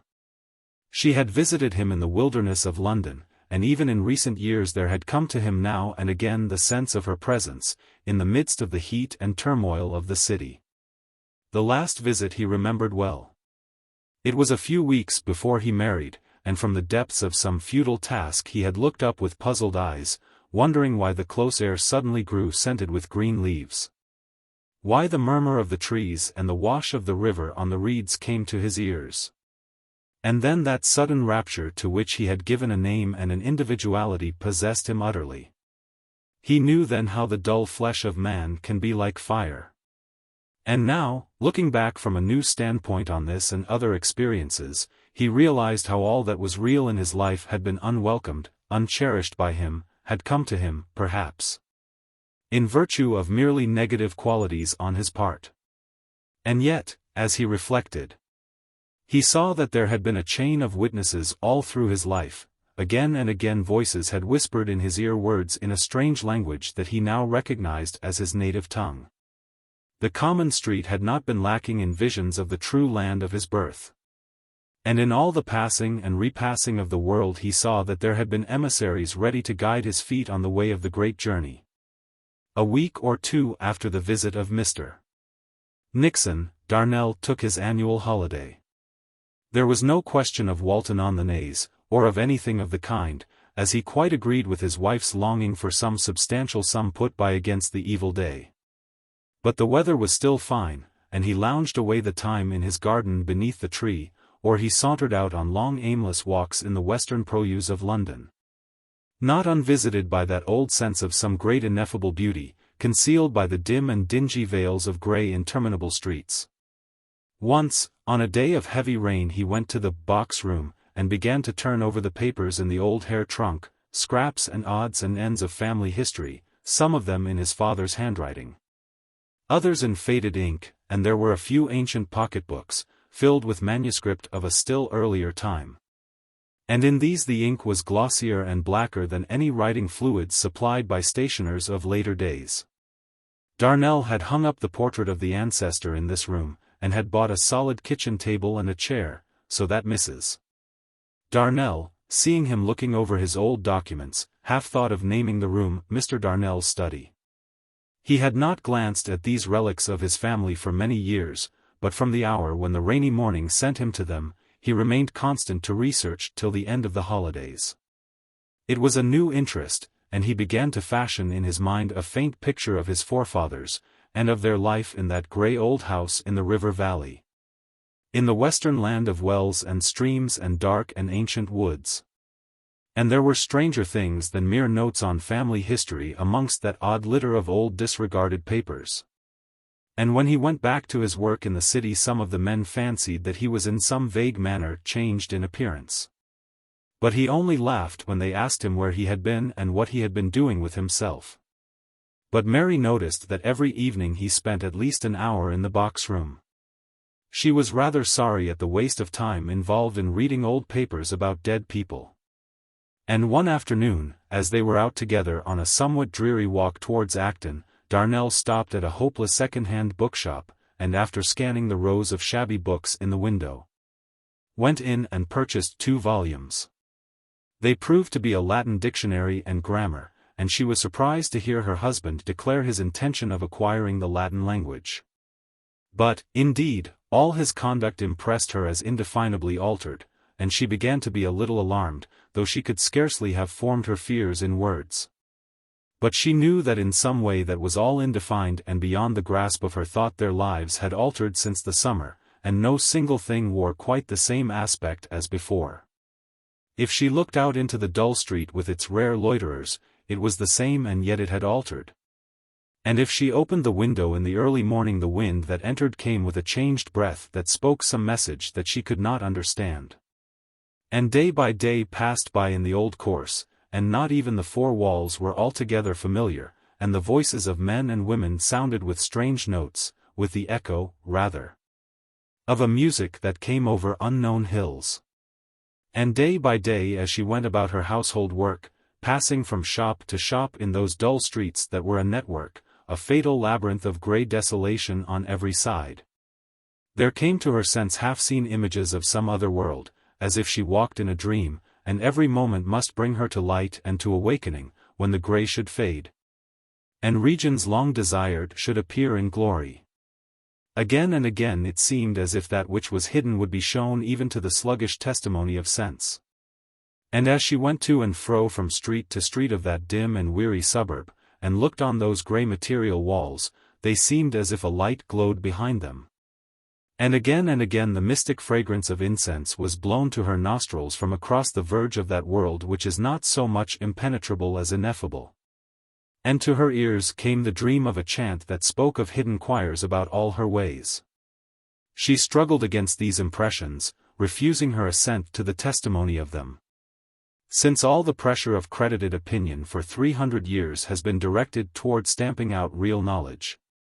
And so effectually has this been accomplished that we can only recover the truth through much anguish. And so Mary passed the days in a strange perturbation, clinging to common things and common thoughts, as if she feared that one morning she would wake up in an unknown world to a changed life. And Edward Darnell went day by day to his labor and returned in the evening, always with that shining of light within his eyes and upon his face, with the gaze of wonder that was greater day by day. As if for him the veil grew thin and soon would disappear. From these great matters both in herself and in her husband Mary shrank back, afraid, perhaps, that if she began the question the answer might be too wonderful. She rather taught herself to be troubled over little things. She asked herself what attraction there could be in the old records over which she supposed Edward to be poring night after night in the cold room upstairs. She had glanced over the papers at Darnell's invitation, and could see but little interest in them. There were one or two sketches, roughly done in pen and ink, of the old house in the west. It looked a shapeless and fantastic place, furnished with strange pillars and stranger ornaments on the projecting porch. And on one side a roof dipped down almost to the earth, and in the center there was something that might almost be a tower rising above the rest of the building. Then there were documents that seemed all names and dates, with here and there a coat of arms done in the margin. And she came upon a string of uncouth Welsh names linked together by the word AP in a chain that looked endless. There was a paper covered with signs and figures that meant nothing to her, and then there were the pocketbooks, full of old-fashioned writing, and much of it in Latin. As her husband told her, it was a collection as void of significance as a treatise on conic sections, so far as Mary was concerned. But night after night Darnell shut himself up with the musty rolls, and more than ever when he rejoined her he bore upon his face the blazonry of some great adventure. And one night she asked him what interested him so much in the papers he had shown her. He was delighted with the question. Somehow they had not talked much together for the last few weeks, and he began to tell her of the records of the old race from which he came. Of the old strange house of grey stone between the forest and the river. The family went back and back, he said, far into the dim past, beyond the Normans, beyond the Saxons, far into the Roman days, and for many hundred years they had been petty kings. With a strong fortress high up on the hill, in the heart of the forest. And even now the great mounds remained, whence one could look through the trees towards the mountain on one side and across the yellow sea on the other. The real name of the family was not Darnell. That was assumed by one Iolo ap Taliesin ap Ireworth in the 16th century. Why, Darnell did not seem to understand. And then he told her how the race had dwindled in prosperity, century by century, till at last there was nothing left but the grey house and a few acres of land bordering the river. And do you know, Mary, he said, I suppose we shall go and live there some day or other. My great-uncle, who has the place now, made money in business when he was a young man, and I believe he will leave it all to me. I know I am the only relation he has. How strange it would be. What a change from the life here. You never told me that. Don't you think your great-uncle might leave his house and his money to somebody he knows really well? You haven't seen him since you were a little boy, have you? No, but we write once a year. And from what I have heard my father say, I am sure the old man would never leave the house out of the family. Do you think you would like it? I don't know. Isn't it very lonely? I suppose it is. I forget whether there are any other houses in sight, but I don't think there are any at all near. But what a change! No city, no streets, no people passing to and fro. Only the sound of the wind and the sight of the green leaves and the green hills, and the song of the voices of the earth. He checked himself suddenly, as if he feared that he was about to tell some secret that must not yet be uttered. And indeed, as he spoke of the change from the little street in Shepherd's Bush to that ancient house in the woods of the far west, a change seemed already to possess himself. And his voice put on the modulation of an antique chant. Mary looked at him steadily and touched his arm, and he drew a long breath before he spoke again. It is the old blood calling to the old land, he said. I was forgetting that I am a clerk in the city. It was, doubtless, the old blood that had suddenly stirred in him. The resurrection of the old spirit that for many centuries had been faithful to secrets that are now disregarded by most of us, that now day by day was quickened more and more in his heart. And grew so strong that it was hard to conceal. He was indeed almost in the position of the man in the tale, who, by a sudden electric shock, lost the vision of the things about him in the London streets. And gazed instead upon the sea and shore of an island in the antipodes. For Darnell only clung with an effort to the interests and the atmosphere which, till lately, had seemed all the world to him. And the grey house and the wood and the river, symbols of the other sphere, intruded as it were into the landscape of the London suburb. But he went on, with more restraint, telling his stories of far-off ancestors, how one of them, the most remote of all, was called a saint, and was supposed to possess certain mysterious secrets often alluded to in the papers as the hidden songs of Iolo Sant. And then with an abrupt transition he recalled memories of his father and of the strange, shiftless life in dingy lodgings in the backwaters of London. Of the dim stucco streets that were his first recollections, of forgotten squares in North London, and of the figure of his father, a grave-bearded man who seemed always in a dream. As if he too sought for the vision of a land beyond the strong walls, a land where there were deep orchards and many shining hills. And fountains and water pools gleaming under the leaves of the wood. I believe my father earned his living, he went on, such a living as he did earn, at the Record Office and the British Museum. He used to hunt up things for lawyers and country parsons who wanted old deeds inspected. He never made much, and we were always moving from one lodging to another, always to out-of-the-way places where everything seemed to have run to seed. We never knew our neighbors, we moved too often for that, but my father had about half a dozen friends, elderly men like himself, who used to come to see us pretty often. And then, if there was any money, the lodging-house servant would go out for beer, and they would sit and smoke far into the night. I never knew much about these friends of his, but they all had the same look, the look of longing for something hidden. They talked of mysteries that I never understood, very little of their own lives. And when they did speak of ordinary affairs one could tell that they thought such matters as money and the want of it were unimportant trifles. When I grew up and went into the city, and met other young fellows and heard their way of talking, I wondered whether my father and his friends were not a little queer in their heads. But I know better now. So night after night Darnell talked to his wife, seeming to wander aimlessly from the dingy lodging houses, where he had spent his boyhood in the company of his father and the other seekers, to the old house hidden in that far western valley, and the old race that had so long looked at the setting of the sun over the mountain. But in truth there was one end in all that he spoke, and Mary felt that beneath his words, however indifferent they might seem, there was hidden a purpose. That they were to embark on a great and marvelous adventure. So day by day the world became more magical, day by day the work of separation was being performed, the gross accidents were being refined away. Darnell neglected no instruments that might be useful in the work. And now he neither lounged at home on Sunday mornings, nor did he accompany his wife to the Gothic blasphemy which pretended to be a church. They had discovered a little church of another fashion in a back street, and Darnell, who had found in one of the old notebooks the maxim incredibilia sola credenda, soon perceived how high and glorious a thing was that service at which he assisted. Our stupid ancestors taught us that we could become wise by studying books on science, by meddling with test tubes, geological specimens, microscopic preparations, and the like. But they who have cast off these follies know that they must read not science books, but mass books. And that the soul is made wise by the contemplation of mystic ceremonies and elaborate and curious rites. In such things Darnell found a wonderful mystery language, which spoke at once more secretly and more directly than the formal creeds.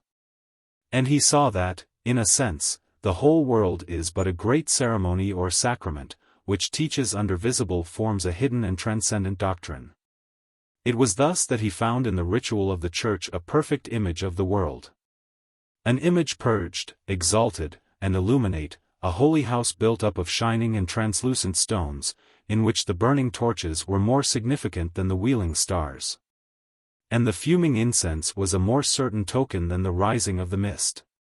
His soul went forth with the albed procession in its white and solemn order, the mystic dance that signifies rapture and a joy above all joys. And when he beheld love slain and rise again victorious, he knew that he witnessed, in a figure, the consummation of all things, the bridal of all bridals, the mystery that is beyond all mysteries, accomplished from the foundation of the world. So day by day the house of his life became more magical.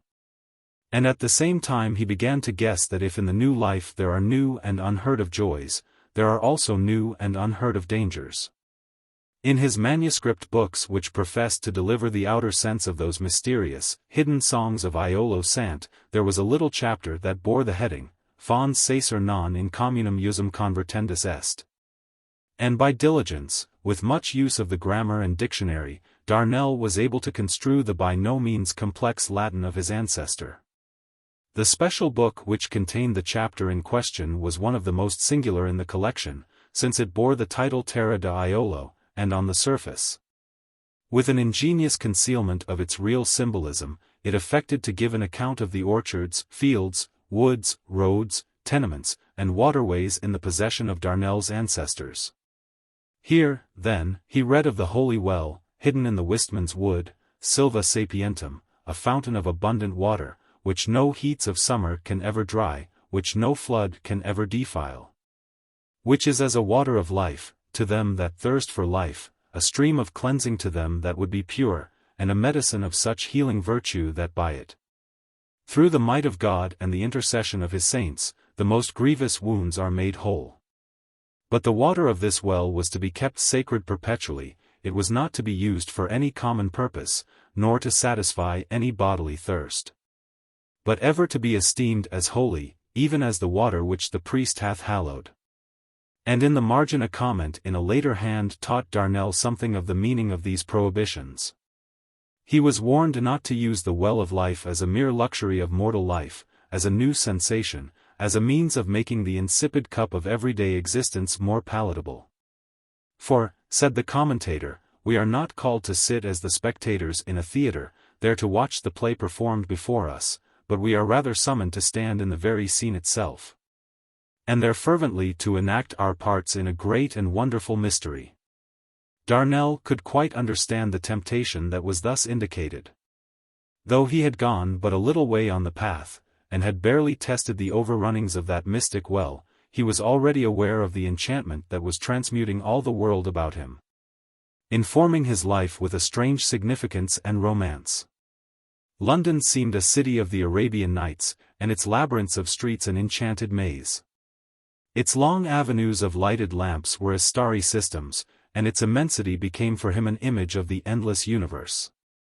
He could well imagine how pleasant it might be to linger in such a world as this, to sit apart and dream, beholding the strange pageant played before him. But the sacred well was not for common use, it was for the cleansing of the soul, and the healing of the grievous wounds of the spirit. There must be yet another transformation. London had become Baghdad, it must at last be transmuted to Sion, or in the phrase of one of his old documents, the city of the cup. And there were yet darker perils which the Iolo Mizas, as his father had named the collection, hinted at more or less obscurely. There were suggestions of an awful region which the soul might enter, of a transmutation that was unto death. Of evocations which could summon the utmost forces of evil from their dark places, in a word. Of that sphere which is represented to most of us under the crude and somewhat childish symbolism of black magic. And here again he was not altogether without a dim comprehension of what was meant. He found himself recalling an odd incident that had happened long ago, which had remained all the years in his mind unheeded, amongst the many insignificant recollections of his childhood. And now rose before him, clear and distinct and full of meaning.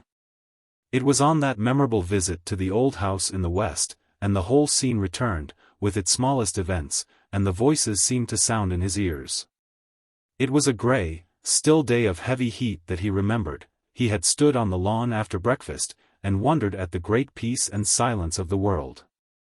Not a leaf stirred in the trees on the lawn, not a whisper came from the myriad leaves of the wood. The flowers gave out sweet and heavy odors as if they breathed the dreams of the summer night. And far down the valley, the winding river was like dim silver under that dim and silvery sky, and the far hills and woods and fields vanished in the mist. The stillness of the air held him as with a charm. He leant all the morning against the rails that parted the lawn from the meadow, breathing the mystic breath of summer. And watching the fields brighten as with a sudden blossoming of shining flowers as the high mist grew thin for a moment before the hidden sun. As he watched thus, a man weary with heat, with some glance of horror in his eyes, passed him on his way to the house. But he stayed at his post till the old bell in the turret rang, and they dined all together, masters and servants, in the dark cool room that looked towards the still leaves of the wood. He could see that his uncle was upset about something, and when they had finished dinner he heard him tell his father that there was trouble at a farm. And it was settled that they should all drive over in the afternoon to some place with a strange name. But when the time came Mr. Darnell was too deep in old books and tobacco smoke to be stirred from his corner, and Edward and his uncle went alone in the dog-cart. They drove swiftly down the narrow lane, into the road that followed the winding river, and crossed the bridge at Kermain by the mouldering Roman walls, and then, skirting the deserted, echoing village, they came out on a broad white turnpike road, and the limestone dust followed them like a cloud. Then, suddenly, they turned to the north by such a road as Edward had never seen before. It was so narrow that there was barely room for the cart to pass, and the footway was of rock, and the banks rose high above them as they slowly climbed the long, steep way. And the untrimmed hedges on either side shut out the light. And the ferns grew thick and green upon the banks, and hidden wells dripped down upon them. And the old man told him how the lane in winter was a torrent of swirling water, so that no one could pass by it. On they went, ascending and then again descending, always in that deep hollow under the wild woven boughs, and the boy wondered vainly what the country was like on either side. And now the air grew darker, and the hedge on one bank was but the verge of a dark and rustling wood. And the grey limestone rocks had changed to dark red earth flecked with green patches and veins of marl. And suddenly in the stillness from the depths of the wood a bird began to sing a melody that charmed the heart into another world. That sang to the child's soul of the blessed fairy realm beyond the woods of the earth, where the wounds of man are healed. And so at last, after many turnings and windings, they came to a high bare land where the lane broadened out into a kind of common. And along the edge of this place there were scattered 3 or 4 old cottages, and one of them was a little tavern. Here they stopped, and a man came out and tethered the tired horse to a post and gave him water, and old Mr. Darnell took the child's hand and led him by a path across the fields. The boy could see the country now, but it was all a strange, undiscovered land. They were in the heart of a wilderness of hills and valleys that he had never looked upon, and they were going down a wild, steep hillside, where the narrow path wound in and out amidst gorse and towering bracken, and the sun gleaming out for a moment. There was a gleam of white water far below in a narrow valley, where a little brook poured and rippled from stone to stone. They went down the hill, and through a break, and then, hidden in dark green orchards, they came upon a long, low whitewashed house, with a stone roof strangely colored by the growth of moss and lichens. Mr. Darnell knocked at a heavy oaken door, and they came into a dim room where but little light entered through the thick glass in the deep-set window. There were heavy beams in the ceiling, and a great fireplace sent out an odor of burning wood that Darnell never forgot. And the room seemed to him full of women who talked all together in frightened tones. Mr. Darnell beckoned to a tall, gray old man, who wore corduroy knee breeches, and the boy, sitting on a high straight-backed chair, could see the old man and his uncle passing to and fro across the window panes, as they walked together on the garden path. The women stopped their talk for a moment, and one of them brought him a glass of milk and an apple from some cold inner chamber. And then, suddenly, from a room above there rang out a shrill and terrible shriek, and then, in a young girl's voice, a more terrible song. It was not like anything the child had ever heard, but as the man recalled it to his memory, he knew to what song it might be compared, to a certain chant indeed that summons the angels and archangels to assist in the great sacrifice. But as this song chants of the heavenly army, so did that seem to summon all the hierarchy of evil, the hosts of Lilith and Samel. And the words that rang out with such awful modulations, numita inferorum, were in some unknown tongue that few men have ever heard on earth. The women glared at one another with horror in their eyes, and he saw one or two of the oldest of them clumsily making an old sign upon their breasts. Then they began to speak again, and he remembered fragments of their talk. "She has been up there," said one, pointing vaguely over her shoulder. "She'd never know the way," answered another. "They be all gone that went there. There be not there in these days." "How can you tell that, Gwenllian? 'Tis not for us to say that." "My great-grandmother did know some that had been there," said a very old woman. "She told me how they was taken afterwards." And then his uncle appeared at the door, and they went their way as they had come. Edward Darnell never heard any more of it, nor whether the girl died or recovered from her strange attack. But the scene had haunted his mind in boyhood, and now the recollection of it came to him with a certain note of warning, as a symbol of dangers that might be in the way. It would be impossible to carry on the history of Edward Darnell and of Mary his wife to a greater length, since from this point their legend is full of impossible events, and seems to put on the semblance of the stories of the Graal.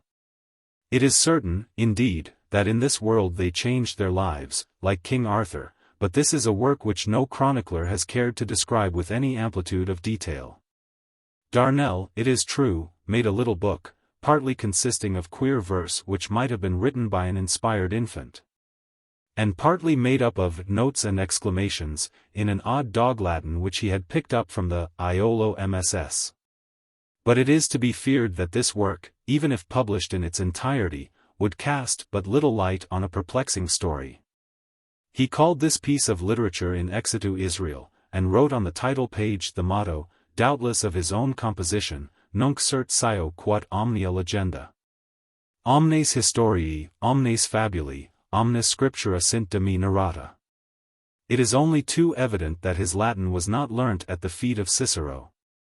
But in this dialect he relates the great history of the new life as it was manifested to him. The poems are even stranger. 1. Headed, with an odd reminiscence of old-fashioned books, lines written on looking down from a height in London on a board school suddenly lit up by the sun, begins thus. One day when I was all alone, I found a wondrous little stone. It lay forgotten on the road, far from the ways of man's abode.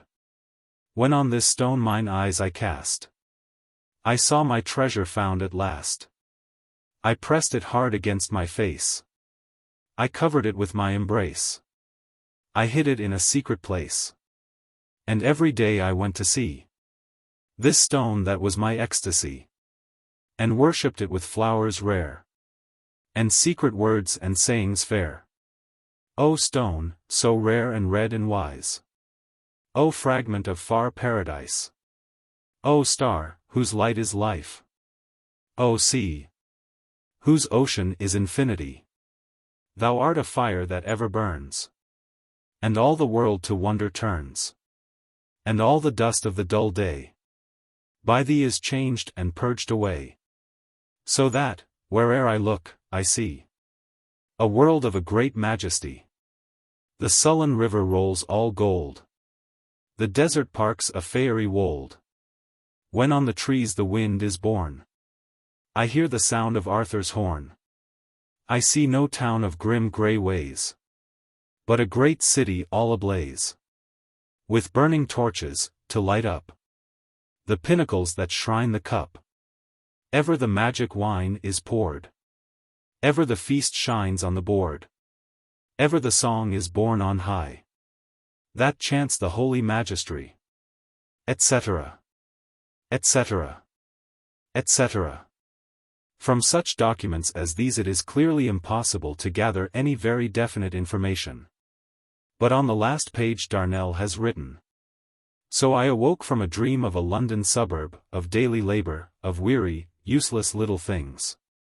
And as my eyes were opened I saw that I was in an ancient wood, where a clear well rose into grey film and vapor beneath a misty, glimmering heat. And a form came towards me from the hidden places of the wood, and my love and I were united by the well. The Bowmen. It was during the retreat of the 80,000, and the authority of the censorship is sufficient excuse for not being more explicit. But it was on the most awful day of that awful time, on the day when ruin and disaster came so near that their shadow fell over London far away. And, without any certain news, the hearts of men failed within them and grew faint, as if the agony of the army in the battlefield had entered into their souls. On this dreadful day, then, when 300,000 men in arms with all their artillery swelled like a flood against the little English company, there was one point above all other points in our battle line that was for a time in awful danger, not merely of defeat, but of utter annihilation. With the permission of the censorship and of the military expert, this corner may, perhaps, be described as a salient, and if this angle were crushed and broken, then the English force as a whole would be shattered, the Allied left would be turned, and Sedan would inevitably follow. All the morning the German guns had thundered and shrieked against this corner, and against the 1,000 or so of men who held it. The men joked at the shells, and found funny names for them, and had bets about them, and greeted them with scraps of music-hall songs. But the shells came on and burst, and tore good Englishmen limb from limb, and tore brother from brother, and as the heat of the day increased so did the fury of that terrific cannonade. There was no help, it seemed. The English artillery was good, but there was not nearly enough of it, it was being steadily battered into scrap iron. There comes a moment in a storm at sea when people say to one another, it is at its worst, it can blow no harder, and then there is a blast 10 times more fierce than any before it. So it was in these British trenches. There were no stouter hearts in the whole world than the hearts of these men. But even they were appalled as this 7 times heated hell of the German cannonade fell upon them and overwhelmed them and destroyed them. And at this very moment they saw from their trenches that a tremendous host was moving against their lines. 500 of the 1,000 remained, and as far as they could see the German infantry was pressing on against them, column upon column, a grey world of men, 10,000 of them. As it appeared afterwards, there was no hope at all. They shook hands, some of them. One man improvised a new version of the battle song, Goodbye, Goodbye to Tipperary, ending with, and we shan't get there. And they all went on firing steadily. The officers pointed out that such an opportunity for high-class, fancy shooting might never occur again. The Germans dropped line after line. The Tipperary humorist asked, what price Sydney Street? And the few machine guns did their best. But everybody knew it was of no use. The dead grey bodies lay in companies and battalions, as others came on and on and on, and they swarmed and stirred and advanced from beyond and beyond. World without end. Amen, said one of the British soldiers with some irrelevance as he took aim and fired. And then he remembered, he says he cannot think why or wherefore, a queer vegetarian restaurant in London where he had once or twice eaten eccentric dishes of cutlets made of lentils and nuts that pretended to be steak.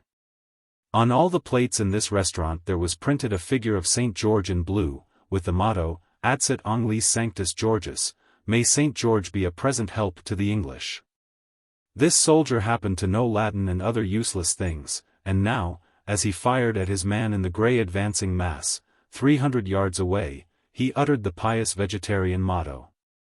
He went on firing to the end, and at last Bill on his right had to clout him cheerfully over the head to make him stop, pointing out as he did so that the king's ammunition cost money and was not lightly to be wasted in drilling funny patterns into dead Germans. For as the Latin scholar uttered his invocation he felt something between a shudder and an electric shock pass through his body. The roar of the battle died down in his ears to a gentle murmur. Instead of it, he says, he heard a great voice and a shout louder than a thunder peal crying, "Array, array, array!" His heart grew hot as a burning coal, it grew cold as ice within him, as it seemed to him that a tumult of voices answered to his summons. He heard, or seemed to hear, thousands shouting, "St. George! St. George! Ha! Messire, ha! Sweet Saint, grant us good deliverance! St. George for merry England! Harrow! Harrow! Monseigneur St. George, succor us! Ha! St. George! Ha! St. George! A long bow and a strong bow. Heaven's Knight, aid us! And as the soldier heard these voices he saw before him, beyond the trench, a long line of shapes, with a shining about them. They were like men who drew the bow, and with another shout their cloud of arrows flew singing and tingling through the air towards the German hosts. The other men in the trench were firing all the while. They had no hope, but they aimed just as if they had been shooting at Bisley. Suddenly one of them lifted up his voice in the plainest English, "God help us," he bellowed to the man next to him, "but we're blooming marvels. Look at those grey, gentlemen, look at them. D'ye see them? They're not going down in dozens, nor in hundreds, it's thousands, it is. Look! Look! There's a regiment gone while I'm talking to ye. Shut it!" The other soldier bellowed, taking aim, "What are ye gassing about?" But he gulped with astonishment even as he spoke, for, indeed, the grey men were falling by the thousands. The English could hear the guttural scream of the German officers, the crackle of their revolvers as they shot the reluctant, and still line after line crashed to the earth. All the while the Latin-bred soldier heard the cry, "Harrow! Harrow! Monseigneur, dear saint, quick to our aid! St. George help us! High Chevalier, defend us!" The singing arrows fled so swift and thick that they darkened the air, the heathen horde melted from before them. More machine guns! Bill yelled to Tom. "Don't hear them," Tom yelled back. "But, thank God, anyway, they've got it in the neck." In fact, there were 10,000 dead German soldiers left before that salient of the English army, and consequently there was no Sedan. In Germany, a country ruled by scientific principles, the great general staff decided that the contemptible English must have employed shells containing an unknown gas of a poisonous nature. As no wounds were discernible on the bodies of the dead German soldiers. But the man who knew what nuts tasted like when they called themselves steak knew also that St. George had brought his Agincourt Bowmen to help the English. The soldiers rest. The soldier with the ugly wound in the head opened his eyes at last, and looked about him with an air of pleasant satisfaction. He still felt drowsy and dazed with some fierce experience through which he had passed, but so far he could not recollect much about it. But an agreeable glow began to steal about his heart, such a glow as comes to people who have been in a tight place and have come through it better than they had expected. In its mildest form, this set of emotions may be observed in passengers who have crossed the Channel on a windy day without being sick. They triumph a little internally, and are suffused with vague, kindly feelings. The wounded soldier was somewhat of this disposition as he opened his eyes, pulled himself together, and looked about him. He felt a sense of delicious ease and repose in bones that had been racked and weary, and deep in the heart that had so lately been tormented there was an assurance of comfort, of the battle won. The thundering, roaring waves were past, he had entered into the haven of calm waters. After fatigues and terrors that as yet he could not recollect, he seemed now to be resting in the easiest of all easy chairs in a dim, low room. In the hearth there was a glint of fire and a blue, sweet-scented puff of wood smoke. A great black oak beam roughly hewn crossed the ceiling. Through the leaded panes of the windows he saw a rich glow of sunlight, green lawns, and against the deepest and most radiant of all blue skies the wonderful far-lifted towers of a vast Gothic cathedral, mystic, rich with imagery. "Good Lord," he murmured to himself. "I didn't know they had such places in France. It's just like Wells. And it might be the other day when I was going past the Swan, just as it might be past that window, and asked the ostler what time it was, and he says, 'What time?' Why, summer time. And there outside it looks like summer that would last forever. If this was an inn they ought to call it the Soldier's Rest." He dozed off again, and when he opened his eyes once more a kindly-looking man in some sort of black robe was standing by him. "It's all right now, isn't it?" he said, speaking in good English. "Yes, thank you, sir, as right as can be. I hope to be back again soon." "Well, well, but how did you come here? Where did you get that?" He pointed to the wound on the soldier's forehead. The soldier put his hand up to his brow and looked dazed and puzzled. "Well, sir," he said at last, "it was like this, to begin at the beginning.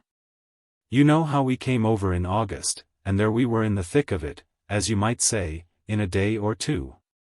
An awful time it was, and I don't know how I got through it alive.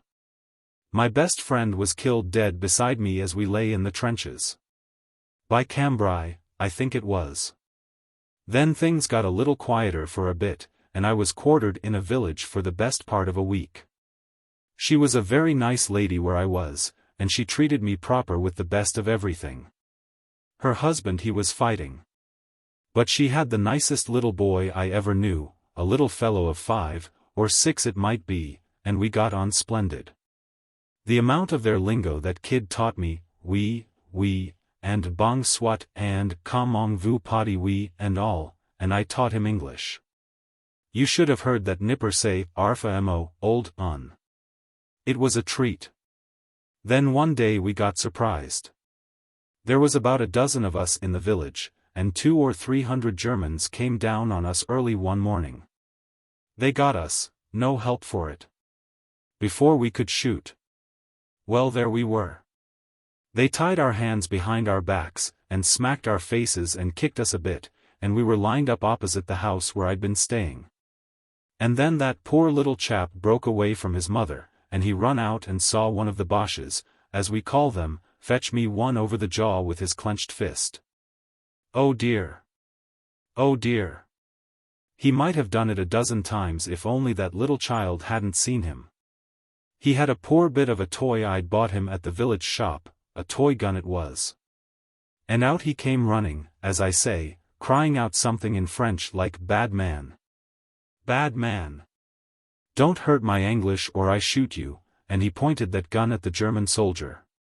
The German, he took his bayonet, and he drove it right through the poor little chap's throat. The soldier's face worked and twitched and twisted itself into a sort of grin, and he sat grinding his teeth and staring at the man in the black robe. He was silent for a little. And then he found his voice, and the oaths rolled terrible, thundering from him, as he cursed that murderous wretch, and bade him go down and burn forever in hell. And the tears were raining down his face, and they choked him at last. "I beg your pardon, sir, I'm sure," he said, especially you being a minister of some kind, I suppose. But I can't help it, he was such a dear little man. The man in black murmured something to himself, Preciosa in conspectu Domini mors innocentium aegis, dear in the sight of the Lord is the death of his innocence. Then he put a hand very gently on the soldier's shoulder. Never mind, said he, I've seen some service in my time, myself. But what about that wound? Oh, that's nothing. But I'll tell you how I got it. It was just like this. The Germans had us fair, as I tell you, and they shut us up in a barn in the village. Just flung us on the ground and left us to starve seemingly. They barred up the big door of the barn, and put a sentry there, and thought we were all right. There were sort of slits like very narrow windows in one of the walls, and on the second day I was looking out of these slits down the street. And I could see those German devils were up to mischief. They were planting their machine guns everywhere handy where an ordinary man coming up the street would never see them, but I see them, and I see the infantry lining up behind the garden walls. Then I had a sort of a notion of what was coming, and presently, sure enough, I could hear some of our chaps singing, "Hello, hello, hello," in the distance, and I says to myself, not this time. So I looked about me, and I found a hole under the wall, a kind of a drain I should think it was, and I found I could just squeeze through. And I got out and crept round, and away I goes running down the street, yelling for all I was worth, just as our chaps were getting round the corner at the bottom. Bang, bang! Went the guns, behind me and in front of me, and on each side of me, and then, bash! Something hit me on the head and over I went, and I don't remember anything more till I woke up here just now. The soldier lay back in his chair and closed his eyes for a moment. When he opened them he saw that there were other people in the room besides the minister in the black robes. One was a man in a big black cloak. He had a grim old face and a great beaky nose. He shook the soldier by the hand. "By God! Sir," he said, "you're a credit to the British Army. You're a damned fine soldier and a good man, and, by God, I'm proud to shake hands with you." And then someone came out of the shadow, someone in queer clothes such as the soldier had seen worn by the heralds when he had been on duty at the opening of Parliament by the King. "Now, by Corpus Domini," this man said, "of all knights ye be noblest and gentlest, and ye be of fairest report. And now ye be a brother of the noblest brotherhood that ever was since this world's beginning, since ye have yielded dear life for your friend's sake." The soldier did not understand what the man was saying to him. There were others, too, in strange dresses, who came and spoke to him.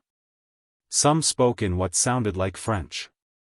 He could not make it out, but he knew that they all spoke kindly and praised him. "What does it all mean?" he said to the minister. "What are they talking about? They don't think I'd let down my pals?" "Drink this," said the minister, and he handed the soldier a great silver cup, brimming with wine. The soldier took a deep draught, and in that moment all his sorrows passed from him. "What is it?" he asked. "Vin nouveau du royaume," said the minister. "New wine of the kingdom, you call it." And then he bent down and murmured in the soldier's ear. "What," said the wounded man, "the place they used to tell us about in Sunday school. With such drink and such joy." His voice was hushed. For as he looked at the minister the fashion of his vesture was changed. The black robe seemed to melt away from him. He was all in armor, if armor be made of starlight, of the rose of dawn, and of sunset fires, and he lifted up a great sword of flame. Full in the midst, his cross of red. Triumphant Michael brandished. And trampled the apostate's pride. The Monstrance. Then it fell out in the sacring of the mass that right as the priest heaved up the host there came a beam redder than any rose and smote upon it. And then it was changed bodily into the shape and fashion of a child having his arm stretched forth, as he had been nailed upon the tree. Old romance. So far things were going very well indeed. The night was thick and black and cloudy, and the German force had come 3/4 of their way or more without an alarm. There was no challenge from the English lines, and indeed the English were being kept busy by a high shellfire on their front. This had been the German plan, and it was coming off admirably. Nobody thought that there was any danger on the left, and so the Prussians, writhing on their stomachs over the ploughed field, were drawing nearer and nearer to the wood. Once there they could establish themselves comfortably and securely during what remained of the night. And at dawn the English left would be hopelessly enfiladed, and there would be another of those movements which people who really understand military matters call readjustments of our line. The noise made by the men creeping and crawling over the fields was drowned by the cannonade, from the English side as well as the German. On the English center and right things were indeed very brisk. The big guns were thundering and shrieking and roaring, the machine guns were keeping up the very devil's racket. The flares and illuminating shells were as good as the Crystal Palace in the old days, as the soldiers said to one another. All this had been thought of and thought out on the other side. The German force was beautifully organized. The men who crept nearer and nearer to the wood carried quite a number of machine guns in bits on their backs, others of them had small bags full of sand. Yet others big bags that were empty. When the wood was reached the sand from the small bags was to be emptied into the big bags. The machine gun parts were to be put together, the guns mounted behind the sandbag redoubt, and then, as Major Vaughan und pleasantly observed, the English pigs shall to Gehenna fire quickly come. The Major was so well pleased with the way things had gone that he permitted himself a very low and guttural chuckle. In another 10 minutes success would be assured. He half turned his head round to whisper a caution about some detail of the sandbag business to the big sergeant major, Karl Heinz, who was crawling just behind him. At that instant Karl Heinz leapt into the air with a scream that rent through the night and through all the roaring of the artillery. He cried in a terrible voice, "The glory of the Lord!" and plunged and pitched forward, stone dead. They said that his face as he stood up there and cried aloud was as if it had been seen through a sheet of flame. They were one or two out of the few who got back to the German lines. Most of the Prussians stayed in the ploughed field. Karl Heinz's scream had frozen the blood of the English soldiers, but it had also ruined the Major's plans. He and his men, caught all unready, clumsy with the burdens that they carried, were shot to pieces, hardly a score of them returned.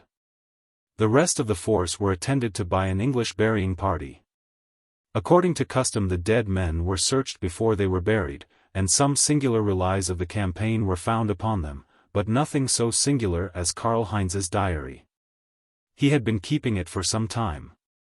It began with entries about bread and sausage and the ordinary incidents of the trenches. Here and there Karl wrote about an old grandfather, and a big china pipe, and pine woods and roast goose. Then the diarist seemed to get fidgety about his health. Thus. April 17th. Annoyed for some days by murmuring sounds in my head.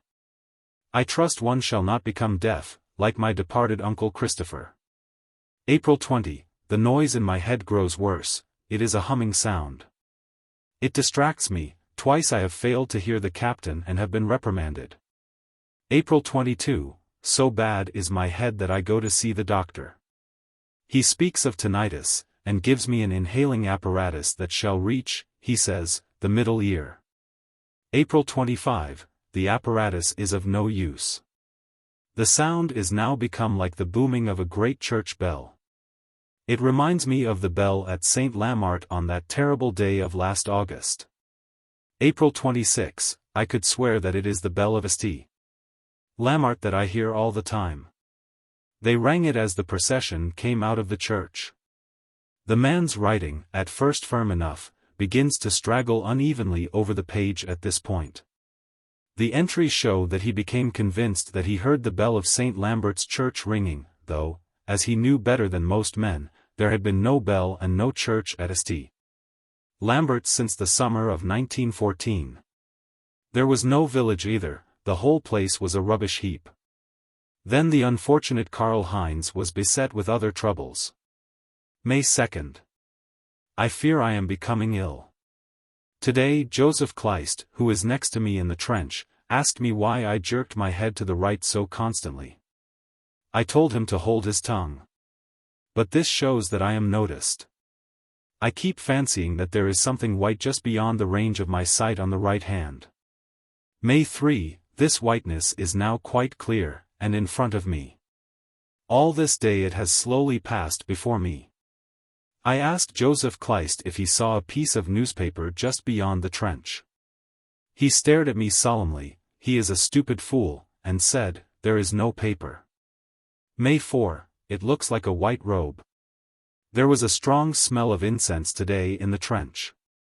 No one seemed to notice it. There is decidedly a white robe, and I think I can see feet, passing very slowly before me at this moment while I write. There is no space here for continuous extracts from Karl Heinz's diary. But to condense with severity, it would seem that he slowly gathered about himself a complete set of sensory hallucinations. First the auditory hallucination of the sound of a bell, which the doctor called tinnitus. Then a patch of white growing into a white robe, then the smell of incense. At last he lived in two worlds. He saw his trench, and the level before it, and the English lines, he talked with his comrades and obeyed orders, though with a certain difficulty, but he also heard the deep boom of St. Lambert's bell, and saw continually advancing towards him a white procession of little children, led by a boy who was swinging a censer. There is one extraordinary entry, but in August those children carried no lilies, now they have lilies in their hands. Why should they have lilies? It is interesting to note the transition over the border line. After May 2 there is no reference in the diary to bodily illness, with two notable exceptions. Up to and including that date the sergeant knows that he is suffering from illusions, after that he accepts his hallucinations as actualities. The man who cannot see what he sees and hear what he hears is a fool. So he writes, I ask who is singing Ave Maria Stella. That blockhead Friedrich Schumacher raises his crest and answers insolently that no one sings, since singing is strictly forbidden for the present. A few days before the disastrous night expedition the last figure in the procession appeared to those sick eyes. The old priest now comes in his golden robe, the two boys holding each side of it. He is looking just as he did when he died, save that when he walked in St. Lamart there was no shining round his head. But this is illusion and contrary to reason, since no one has a shining about his head. I must take some medicine. Note here that Karl Heinz absolutely accepts the appearance of the martyred priest of St. Lamart as actual, while he thinks that the halo must be an illusion. And so he reverts again to his physical condition. The priest held up both his hands, the diary states, as if there were something between them. But there is a sort of cloud or dimness over this object, whatever it may be. My poor Aunt Kathy suffered much from her eyes in her old age. One can guess what the priest of St. Lamart carried in his hands when he and the little children went out into the hot sunlight to implore mercy, while the great resounding bell of St. Lamart boomed over the plain. Karl Heinz knew what happened then. They said that it was he who killed the old priest and helped to crucify the little child against the church door. The baby was only 3 years old. He died calling piteously for Mummy and Daddy. And those who will may guess what Karl Heinz saw when the mist cleared from before the monstrance in the priest's hands. Then he shrieked and died. The Dazzling Light. The new head covering is made of heavy steel, which has been specially treated to increase its resisting power. The walls protecting the skull are particularly thick, and the weight of the helmet renders its use in open warfare out of the question. The rim is large, like that of the headpiece of Mambrino. And the soldier cadet will either bring the helmet forward and protect his eyes or wear it so as to protect the base of the skull. Military experts admit that continuance of the present trench warfare may lead to those engaged in it, especially bombing parties and barbed wire cutters, being more heavily armored than the knights, who fought at Bouvines and at Agincourt. The Times, July 22, 1915. The war is already a fruitful mother of legends. Some people think that there are too many war legends, and a Croydon gentleman, or lady, I am not sure which, wrote to me quite recently telling me that a certain particular legend, which I will not specify, had become the chief horror of the war.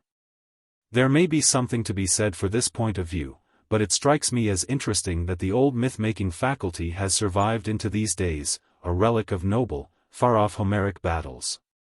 And after all, what do we know?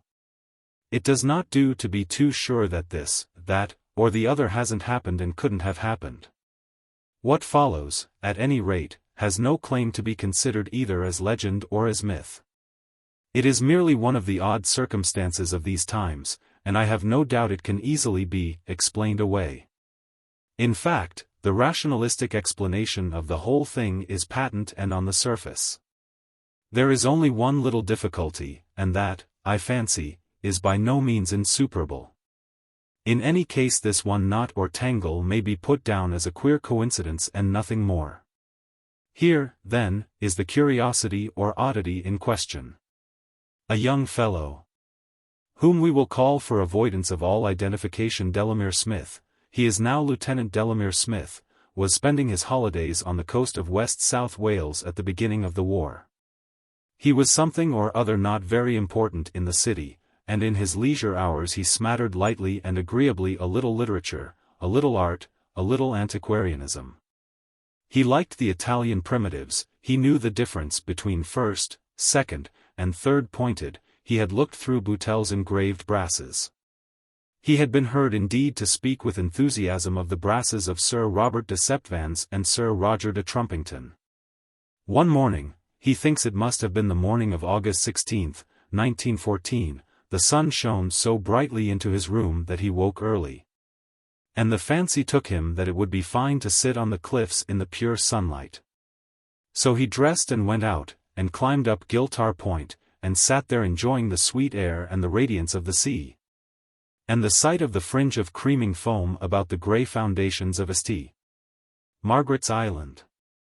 Then he looked beyond and gazed at the new white monastery on Caldy, and wondered who the architect was, and how he had contrived to make the group of buildings look exactly like the background of a medieval picture.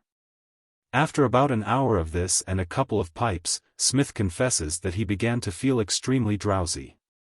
He was just wondering whether it would be pleasant to stretch himself out on the wild thyme that scented the high place and go to sleep till breakfast, when the mounting sun caught one of the monastery windows, and Smith stared sleepily at the darting flashing light till it dazzled him. Then he felt queer. There was an odd sensation as if the top of his head were dilating and contracting, and then he says he had a sort of shock. Something between a mild current of electricity and the sensation of putting one's hand into the ripple of a swift brook. Now, what happened next Smith cannot describe at all clearly. He knew he was on Giltar, looking across the waves to Caldy. He heard all the while the hollow, booming tide in the caverns of the rocks far below him. And yet he saw, as if in a glass, a very different country, a level fenland cut by slow streams, by long avenues of trimmed trees. It looked, he says, as if it ought to have been a lonely country, but it was swarming with men, they were thick as ants in an anthill. And they were all dressed in armor. That was the strange thing about it. I thought I was standing by what looked as if it had been a farmhouse, but it was all battered to bits, just a heap of ruins and rubbish. All that was left was one tall round chimney, shaped very much like the 15th-century chimneys in Pembrokeshire. And thousands and tens of thousands went marching by. They were all in armor, and in all sorts of armor.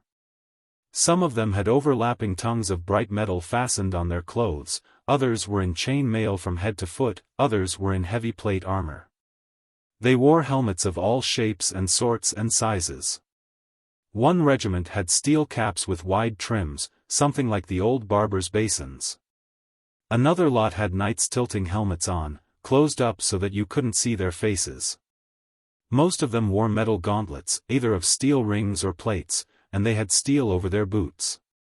A great many had things like battle maces swinging by their sides, and all these fellows carried a sort of string of big metal balls round their waist. Then a dozen regiments went by, every man with a steel shield slung over his shoulder. The last to go by were crossbowmen. In fact, it appeared to Delamere Smith that he watched the passing of a host of men in medieval armor before him. And yet he knew, by the position of the sun and of a rosy cloud that was passing over the worm's head, that this vision, or whatever it was, only lasted a second or two. Then that slight sense of shock returned, and Smith returned to the contemplation of the physical phenomena of the Pembrokeshire coast, blue waves, grey St. Margaret's, and Caldy Abbey white in the sunlight. It will be said, no doubt, and very likely with truth, that Smith fell asleep on Giltar. And mingled in a dream the thought of the great war just begun with his smatterings of medieval battle and arms and armor. The explanation seems tolerable enough. But there is the one little difficulty. It has been said that Smith is now Lieutenant Smith. He got his commission last autumn, and went out in May. He happens to speak French rather well, and so he has become what is called, I believe, an officer of liaison, or some such term. Anyhow, he is often behind the French lines.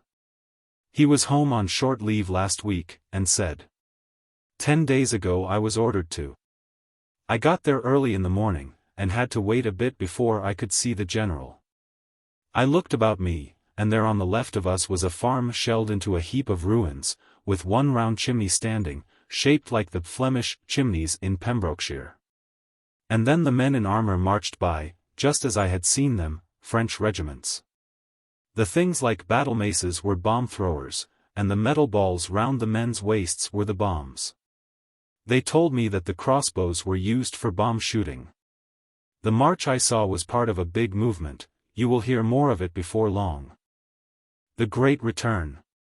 Chapter 1. The Rumor of the Marvelous. There are strange things lost and forgotten in obscure corners of the newspaper. I often think that the most extraordinary item of intelligence that I have read in print appeared a few years ago in the London press. It came from a well-known and most respected news agency. I imagine it was in all the papers. It was astounding. The circumstances necessary, not to the understanding of this paragraph, for that is out of the question, but, we will say, to the understanding of the events which made it possible, are these. We had invaded Tibet, and there had been trouble in the hierarchy of that country, and a personage known as the Tashai Lama had taken refuge with us in India. He went on pilgrimage from one Buddhist shrine to another, and came at last to a holy mountain of Buddhism, the name of which I have forgotten. And thus the morning paper. His Holiness the Tashai Lama then ascended the mountain and was transfigured. Reuter. That was all. And from that day to this I have never heard a word of explanation or comment on this amazing statement. There was no more, it seemed, to be said. Reuter, apparently, thought he had made his simple statement of the facts of the case, had thereby done his duty, and so it all ended. Nobody, so far as I know, ever wrote to any paper asking what Reuter meant by it, or what the Tashai Lama meant by it. I suppose the fact was that nobody cared tuppence about the matter. And so this strange event, if there were any such event, was exhibited to us for a moment, and the lantern show revolved to other spectacles. This is an extreme instance of the manner in which the marvelous is flashed out to us and then withdrawn behind its black veils and concealments, but I have known of other cases. Now and again, at intervals of a few years, there appear in the newspapers strange stories of the strange doings of what are technically called poltergeists. Some house, often a lonely farm, is suddenly subjected to an infernal bombardment. Great stones crash through the windows, thunder down the chimneys, impelled by no visible hand. The plates and cups and saucers are whirled from the dresser into the middle of the kitchen, no one can say how or by what agency. Upstairs the big bedstead and an old chest or two are heard bounding on the floor as if in a mad ballet. Now and then such doings as these excite a whole neighborhood. Sometimes a London paper sends a man down to make an investigation. He writes half a column of description on the Monday, a couple of paragraphs on the Tuesday, and then returns to town. Nothing has been explained, the matter vanishes away, and nobody cares. The tale trickles for a day or two through the press, and then instantly disappears, like an Australian stream, into the bowels of darkness. It is possible, I suppose, that this singular incuriousness as to marvelous events and reports is not wholly unaccountable. It may be that the events in question are, as it were, psychic accidents and misadventures. They are not meant to happen, or, rather, to be manifested. They belong to the world on the other side of the dark curtain, and it is only by some queer mischance that a corner of that curtain is twitched aside for an instant. Then, for an instant, we see. But the personages whom Mr. Kipling calls the Lords of Life and Death take care that we do not see too much. Our business is with things higher and things lower, with things different, anyhow. And on the whole we are not suffered to distract ourselves with that which does not really concern us. The transfiguration of the llama and the tricks of the poltergeist are evidently no affairs of ours. We raise an uninterested eyebrow and pass on, to poetry or to statistics. Be it noted. I am not professing any fervent personal belief in the reports to which I have alluded. For all I know, the llama, in spite of Reuter, was not transfigured, and the poltergeist, in spite of the late Mr. Andrew Lang, may in reality be only mischievous Polly, the servant girl at the farm. And to go farther, I do not know that I should be justified in putting either of these cases of the marvelous in line with a chance paragraph that caught my eye last summer. For this had not, on the face of it at all events, anything wildly out of the common. Indeed, I dare say that I should not have read it, should not have seen it, if it had not contained the name of a place which I had once visited, which had then moved me in an odd manner that I could not understand. Indeed, I am sure that this particular paragraph deserves to stand alone, for even if the poltergeist be a real poltergeist, it merely reveals the psychic whimsicality of some region that is not our region. There were better things and more relevant things behind the few lines dealing with Lantricent, the little town by the sea in Arfenshire. Not on the surface, I must say, for the cutting I have preserved it, reads as follows. Lantricent, the season promises very favorably, temperature of the sea yesterday at noon, 65 degrees. Remarkable occurrences are supposed to have taken place during the recent revival. The lights have not been observed lately. The Crown. The Fisherman's Rest. The style was odd certainly. Knowing a little of newspapers, I could see that the figure called, I think, Temesis, or cutting, had been generously employed. The exuberances of the local correspondent had been pruned by a Fleet Street expert. And these poor men are often hurried, but what did those lights mean? What strange matters had the vehement blue pencil blotted out and brought to naught? That was my first thought, and then, thinking still of Lantricent and how I had first discovered it and found it strange, I read the paragraph again, and was saddened almost to see, as I thought, the obvious explanation. I had forgotten for the moment that it was wartime, that scares and rumors and terrors about traitorous signals and flashing lights were current everywhere by land and sea. Someone, no doubt, had been watching innocent farmhouse windows and thoughtless fanlights of lodging houses. These were the lights that had not been observed lately. I found out afterwards that the Lantricent correspondent had no such treasonous lights in his mind, but something very different. Still, what do we know? He may have been mistaken. The great rose of fire that came over the deep may have been the port light of a coasting ship. Did it shine at last from the old chapel on the headland? Possibly. Or possibly it was the doctor's lamp at Sarno, some miles away. I have had wonderful opportunities lately of analyzing the marvels of lying, conscious and unconscious. And indeed almost incredible feats in this way can be performed. If I incline to the less likely explanation of the lights at Lantricent, it is merely because this explanation seems to me to be altogether congruous with the remarkable occurrences of the newspaper paragraph. After all, if rumor and gossip and hearsay are crazy things to be utterly neglected and laid aside, on the other hand, evidence is evidence, and when a couple of reputable surgeons assert, as they do assert in the case of Olwen Phillips, Croswan, Lantricent, that there has been a kind of resurrection of the body, it is merely foolish to say that these things don't happen. The girl was a mass of tuberculosis, she was within a few hours of death, she is now full of life. And so, I do not believe that the rose of fire was merely a ship's light, magnified and transformed by dreaming Welsh sailors. But now I am going forward too fast. I have not dated the paragraph, so I cannot give the exact day of its appearance, but I think it was somewhere between the 2nd and 3rd week of June. I cut it out partly because it was about Lantricent, partly because of the remarkable occurrences. I have an appetite for these matters, though I also have this misfortune, that I require evidence before I am ready to credit them. And I have a sort of lingering hope that some day I shall be able to elaborate some scheme or theory of such things.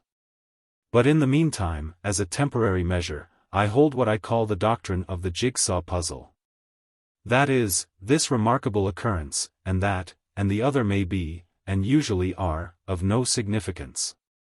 Coincidence and chance and unsearchable causes will now and again make clouds that are undeniable fiery dragons, and potatoes that resemble eminent statesmen exactly and minutely in every feature.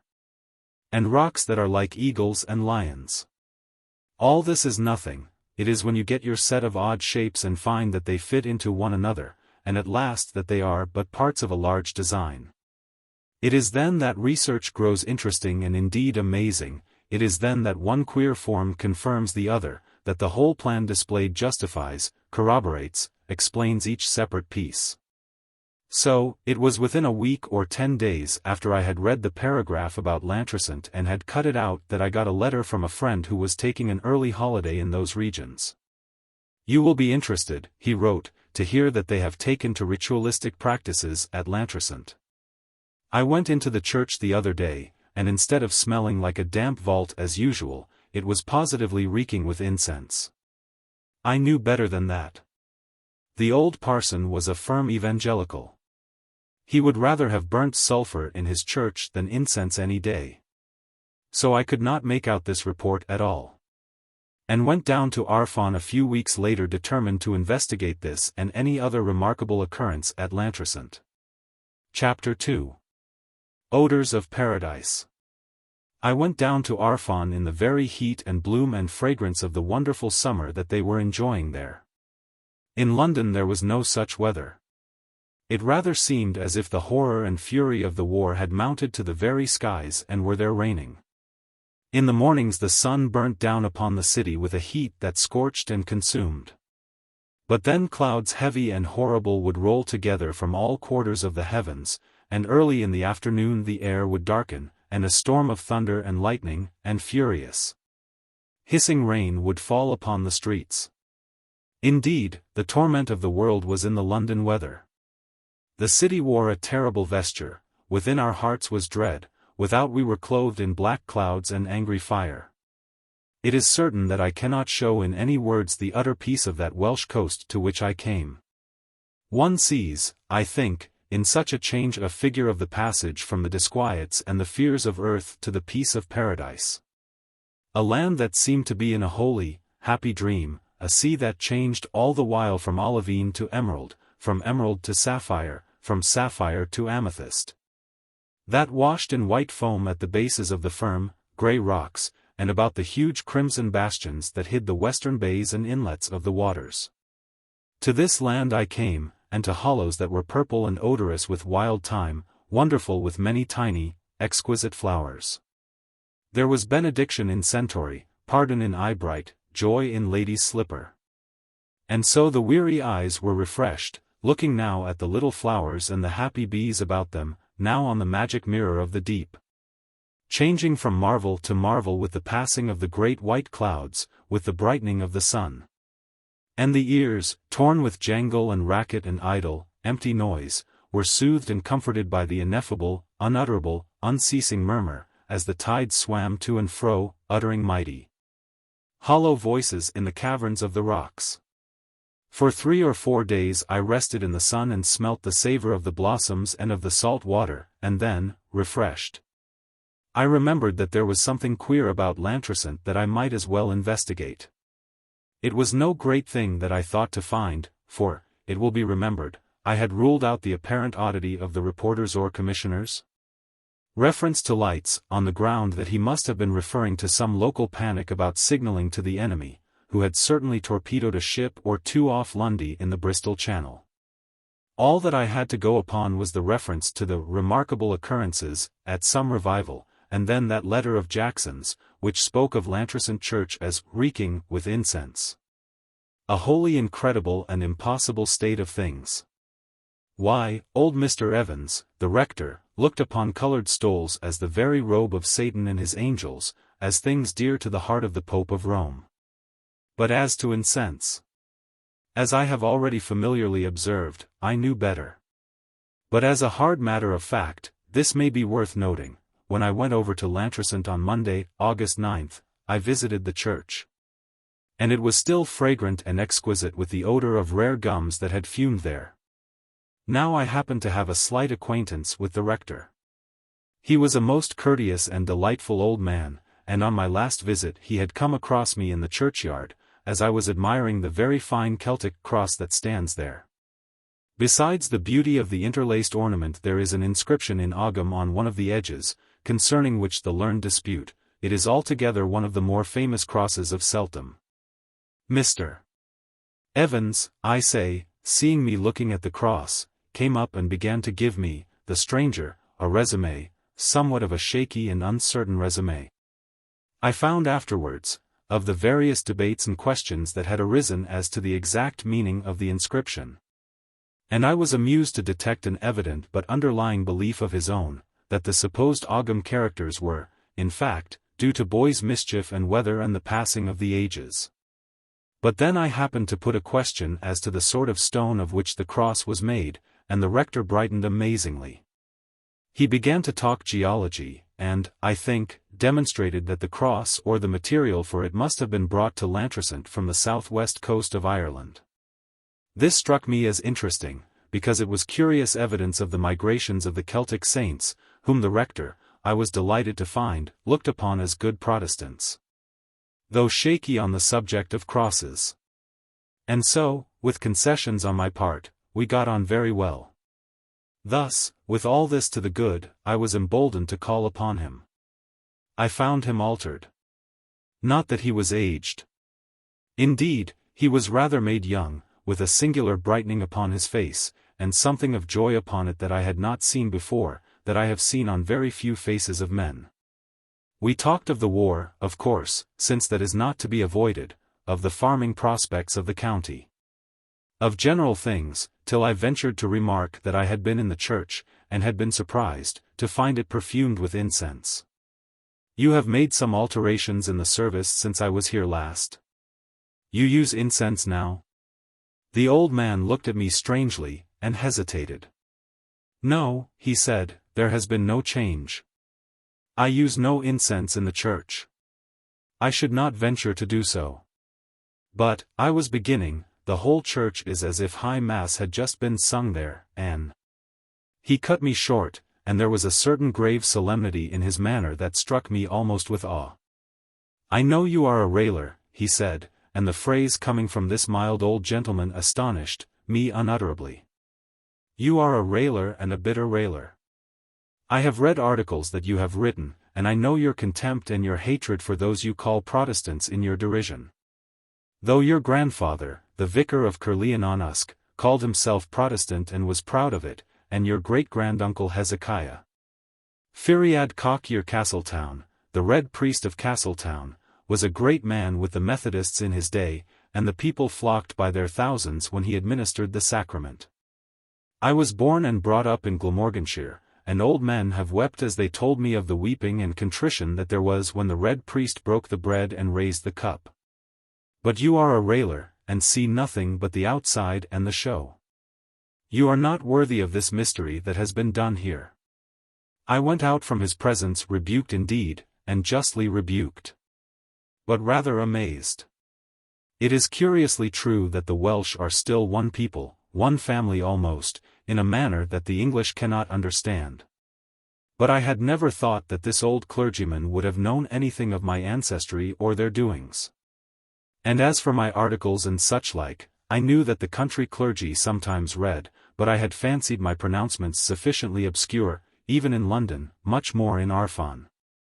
But so it happened, and so I had no explanation from the rector of Lantricent of the strange circumstance, that his church was full of incense and odors of paradise. I went up and down the ways of Lantricent wondering, and came to the harbour, which is a little place, with little quays where some small coasting trade still lingers. A brigantine was at anchor here, and very lazily in the sunshine they were loading it with anthracite. For it is one of the oddities of Lantricent that there is a small colliery in the heart of the wood on the hillside. I crossed a causeway which parts the outer harbour from the inner harbour, and settled down on a rocky beach hidden under a leafy hill. The tide was going out, and some children were playing on the wet sand, while two ladies, their mothers, I suppose, talked together as they sat comfortably on their rugs at a little distance from me. At first they talked of the war, and I made myself deaf, for of that talk one gets enough, and more than enough, in London. Then there was a period of silence, and the conversation had passed to quite a different topic when I caught the thread of it again. I was sitting on the further side of a big rock, and I do not think that the two ladies had noticed my approach. However, though they spoke of strange things, they spoke of nothing which made it necessary for me to announce my presence. And, after all, one of them was saying, "What is it all about? I can't make out what is come to the people." This speaker was a Welsh woman. I recognized the clear, overemphasized consonants, and a faint suggestion of an accent. Her friend came from the Midlands, and it turned out that they had only known each other for a few days. Theirs was a friendship of the beach and of bathing. Such friendships are common, at small seaside places. There is certainly something odd about the people here. I have never been to Lantricent before, you know. Indeed, this is the first time we've been in Wales for our holidays, and knowing nothing about the ways of the people and not being accustomed to hear Welsh spoken, I thought, perhaps, it must be my imagination. But you think there really is something a little queer? I can tell you this, that I have been in two minds whether I should not write to my husband and ask him to take me and the children away. You know where I am at Mrs. Morgan's, and the Morgan's sitting room is just the other side of the passage, and sometimes they leave the door open, so that I can hear what they say quite plainly. And you see I understand the Welsh, though they don't know it. And I hear them saying the most alarming things. What sort of things? Well, indeed, it sounds like some kind of a religious service, but it's not Church of England, I know that. Old Morgan begins it, and the wife and children answer. Something like, "Blessed be God for the messengers of paradise. Blessed be his name for paradise in the meat and in the drink. Thanksgiving for the old offering. Thanksgiving for the appearance of the old altar, praise for the joy of the ancient garden. Praise for the return of those that have been long absent." And all that sort of thing. It is nothing but madness. Depend upon it, said the lady from the Midlands, there's no real harm in it. They're dissenters, some new sect, I dare say. You know some dissenters are very queer in their ways. All that is like no dissenters that I have ever known in all my life whatever, replied the Welsh lady somewhat vehemently, with a very distinct intonation of the land. And have you heard them speak of the bright light that shone at midnight from the church? Chapter 3. A secret in a secret place. Now here was I altogether at a loss and quite bewildered.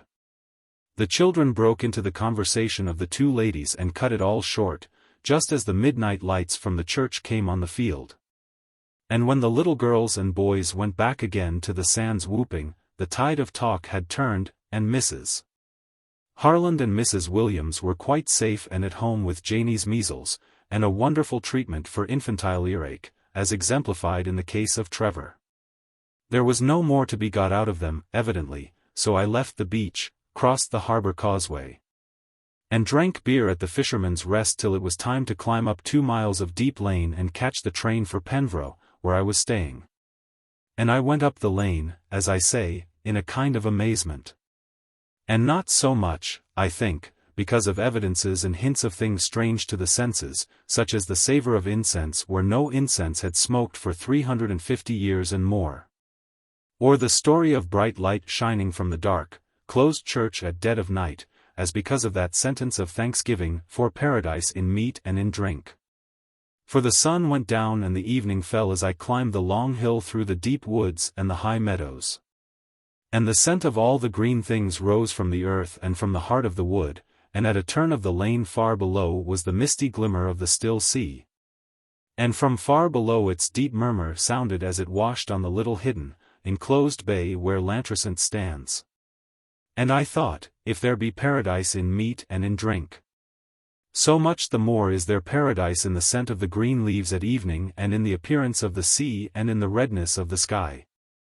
And there came to me a certain vision of a real world about us all the while, of a language that was only secret because we would not take the trouble to listen to it and discern it.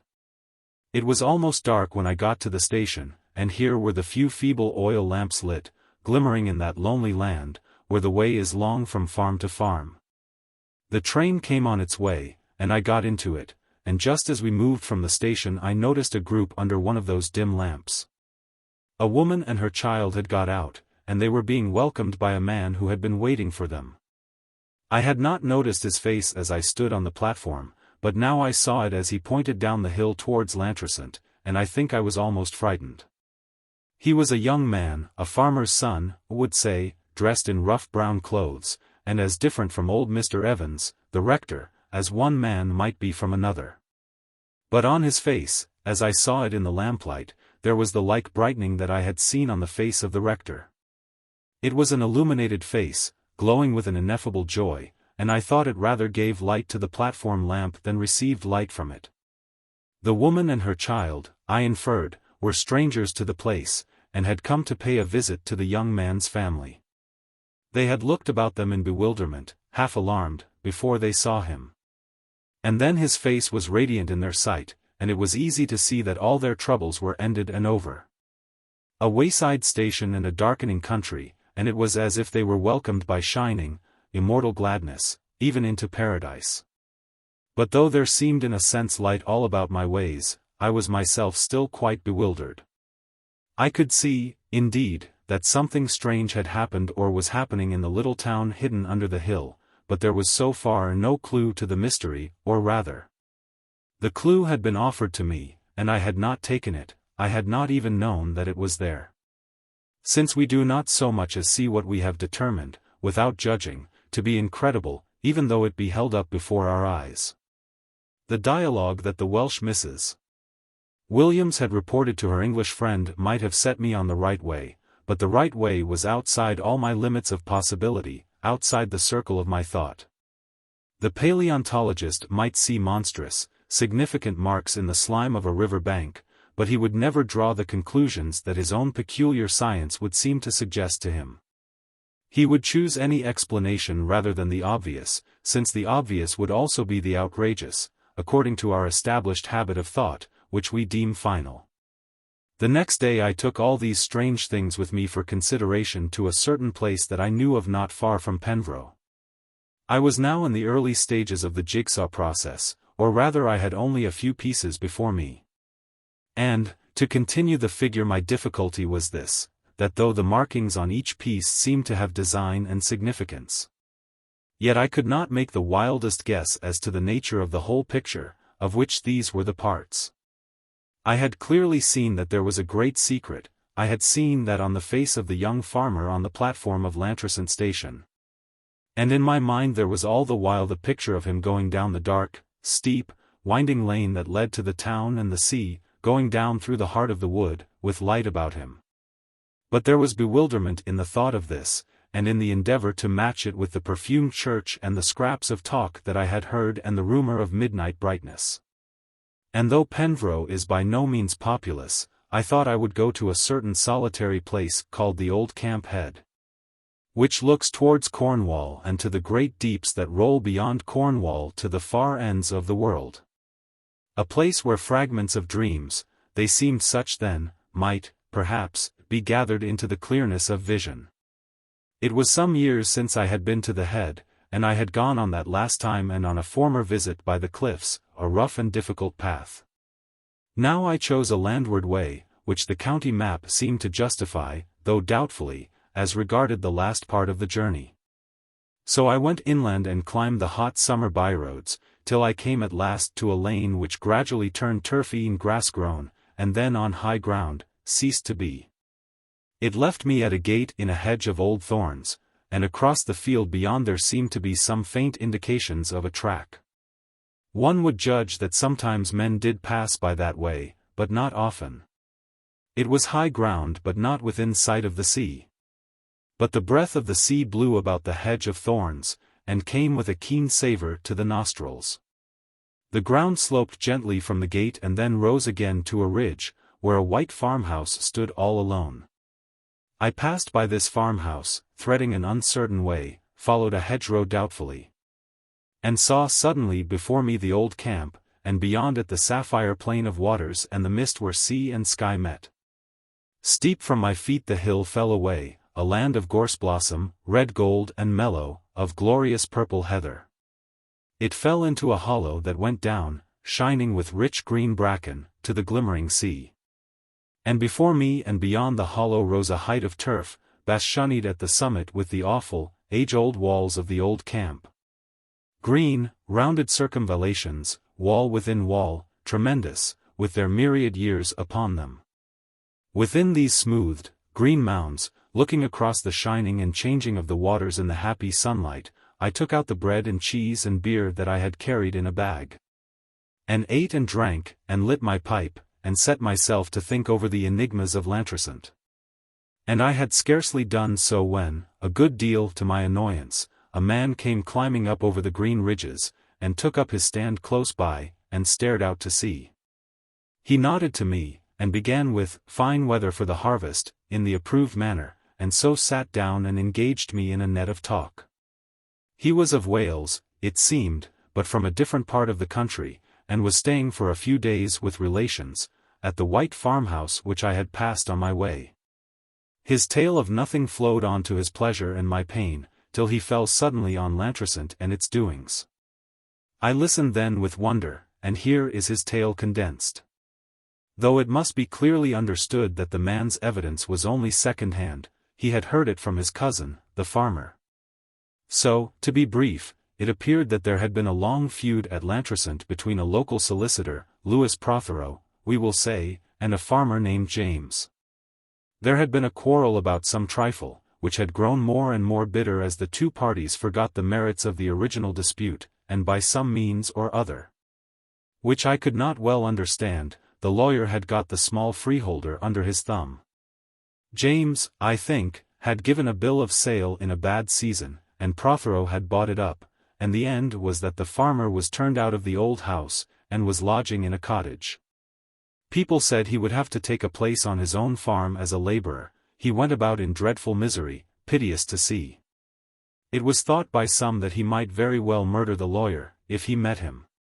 They did meet, in the middle of the marketplace at Lantricent one Saturday in June. The farmer was a little black man, and he gave a shout of rage, and the people were rushing at him to keep him off Prothero. And then, said my informant, I will tell you what happened. This lawyer, as they tell me, he is a great big brawny fellow, with a big jaw and a wide mouth, and a red face and red whiskers. And there he was in his black coat and his high hard hat, and all his money at his back, as you may say. And, indeed, he did fall down on his knees in the dust there in the street in front of Philip James, and everyone could see that terror was upon him. And he did beg Philip James's pardon, and beg of him to have mercy, and he did implore him by God and man and the saints of paradise. And my cousin, John Jenkins, Penmar, he do tell me that the tears were falling from Louis Prothero's eyes like the rain. And he put his hand into his pocket and drew out the deed of Panterios, Philip James's old farm that was, and did give him the farm back and £100 for the stock that was on it.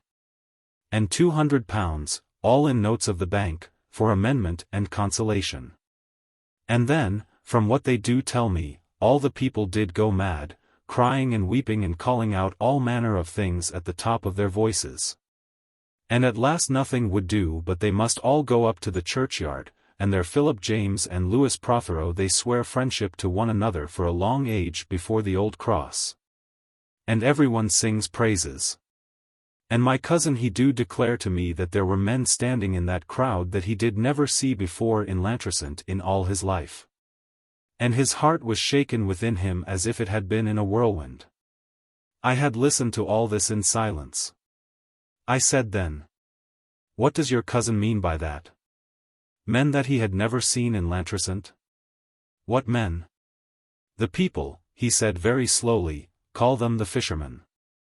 And suddenly there came into my mind the rich fisherman, who in the old legend guards the holy mystery of the Graal. Chapter 4. The Ringing of the Bell. So far I have not told the story of the things of Lantricent, but rather the story of how I stumbled upon them and among them, perplexed and wholly astray, seeking, but yet not knowing at all what I sought.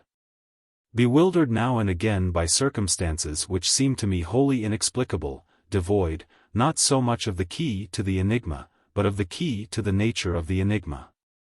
You cannot begin to solve a puzzle till you know what the puzzle is about. Yards divided by minutes, said the mathematical master to me long ago, will give neither pigs, sheep, nor oxen. He was right, though his manner on this and on all other occasions was highly offensive. This is enough of the personal process, as I may call it. And here follows the story of what happened at Lantricent last summer, the story as I pieced it together at last. It all began, it appears, on a hot day, early in last June. So far as I can make out, on the first Saturday in the month. There was a deaf old woman, a Mrs. Perry, who lived by herself in a lonely cottage a mile or so from the town. She came into the marketplace early on the Saturday morning in a state of some excitement, and as soon as she had taken up her usual place on the pavement by the churchyard, with her ducks and eggs and a few very early potatoes, she began to tell her neighbors about her having heard the sound of a great bell. The good women on each side smiled at one another behind Mrs. Perry's back, for one had to bawl into her ear before she could make out what one meant, and Mrs. Williams, Pennicode, bent over and yelled, "What bell should that be, Mrs. Perry? There's no church near you up at Penrue." "Do you hear what nonsense she talks?" said Mrs. Williams in a low voice to Mrs. Morgan. As if she could hear any bell, whatever. "What makes you talk nonsense yourself?" said Mrs. Perry, to the amazement of the two women. "I can hear a bell as well as you, Mrs. Williams, and as well as your whispers either. And there is the fact, which is not to be disputed, though the deductions from it may be open to endless disputations. This old woman who had been all but stone deaf for 20 years, the defect had always been in her family, could suddenly hear on this June morning as well as anybody else. And her two old friends stared at her, and it was some time before they had appeased her indignation, and induced her to talk about the bell. It had happened in the early morning, which was very misty. She had been gathering sage in her garden, high on a round hill looking over the sea. And there came in her ears a sort of throbbing and singing and trembling, as if there were music coming out of the earth, and then something seemed to break in her head. And all the birds began to sing and make melody together, and the leaves of the poplars round the garden fluttered in the breeze that rose from the sea, and the cock crowed far off at Twyn. And the dog barked down in Chemy's valley. But above all these sounds, unheard for so many years, there thrilled the deep and chanting note of the bell, like a bell and a man's voice singing at once. They stared again at her and at one another. "Where did it sound from?" asked one. "It came sailing across the sea," answered Mrs. Perry quite composedly, "and I did hear it coming nearer and nearer to the land." "Well, indeed," said Mrs. Morgan, "it was a ship's bell then, though I can't make out why they would be ringing like that." "It was not ringing on any ship, Mrs. Morgan," said Mrs. Perry. "Then where do you think it was ringing?" "Why, Maradwies," replied Mrs. Perry. "Now that means, in paradise," and the two others changed the conversation quickly. They thought that Mrs. Perry had got back her hearing suddenly, such things did happen now and then, and that the shock had made her a bit queer. And this explanation would no doubt have stood its ground, if it had not been for other experiences. Indeed, the local doctor who had treated Mrs. Perry for a dozen years, not for her deafness, which he took to be hopeless and beyond cure, but for a tiresome and recurrent winter cough, sent an account of the case to a colleague at Bristol, suppressing, naturally enough, the reference to paradise. The Bristol physician gave it as his opinion that the symptoms were absolutely what might have been expected. "You have here, in all probability," he wrote, "the sudden breaking down of an old obstruction in the oral passage. And I should quite expect this process to be accompanied by tinnitus of a pronounced and even violent character. But for the other experiences?" As the morning wore on and drew to noon, High Market, and to the utmost brightness of that summer day, all the stalls and the streets were full of rumors and of odd faces. Now from one lonely farm, now from another. Men and women came and told the story of how they had listened in the early morning with thrilling hearts to the thrilling music of a bell that was like no bell ever heard before. And it seemed that many people in the town had been roused, they knew not how, from sleep. Waking up, as one of them said, as if bells were ringing and the organ playing, and a choir of sweet voices singing all together, there were such melodies and songs that my heart was full of joy. And a little past noon some fishermen who had been out all night returned, and brought a wonderful story into the town of what they had heard in the mist, and one of them said he had seen something go by at a little distance from his boat. It was all golden and bright, he said, and there was glory about it. Another fisherman declared, there was a song upon the water that was like heaven. And here I would say in parenthesis that on returning to town I sought out a very old friend of mine, a man who has devoted a lifetime to strange and esoteric studies. I thought that I had a tale that would interest him profoundly, but I found that he heard me with a good deal of indifference. And at this very point of the sailor's stories I remember saying, "Now what do you make of that? Don't you think it's extremely curious?" He replied, "I hardly think so. Possibly the sailors were lying, possibly it happened as they say. Well, that sort of thing has always been happening. I give my friend's opinion, I make no comment on it. Let it be noted that there was something remarkable as to the manner in which the sound of the bell was heard, or supposed to be heard. There are, no doubt, mysteries in sound as in all else. Indeed, I am informed that during one of the horrible outrages that have been perpetrated on London during this autumn there was an instance of a great block of workmen's dwellings in which the only person who heard the crash of a particular bomb falling was an old deaf woman, who had been fast asleep till the moment of the explosion. This is strange enough of a sound that was entirely in the natural, and horrible, order. And so it was at Lantricent, where the sound was either a collective auditory hallucination or a manifestation of what is conveniently, if inaccurately, called the supernatural order. For the thrill of the bell did not reach to all ears, or hearts.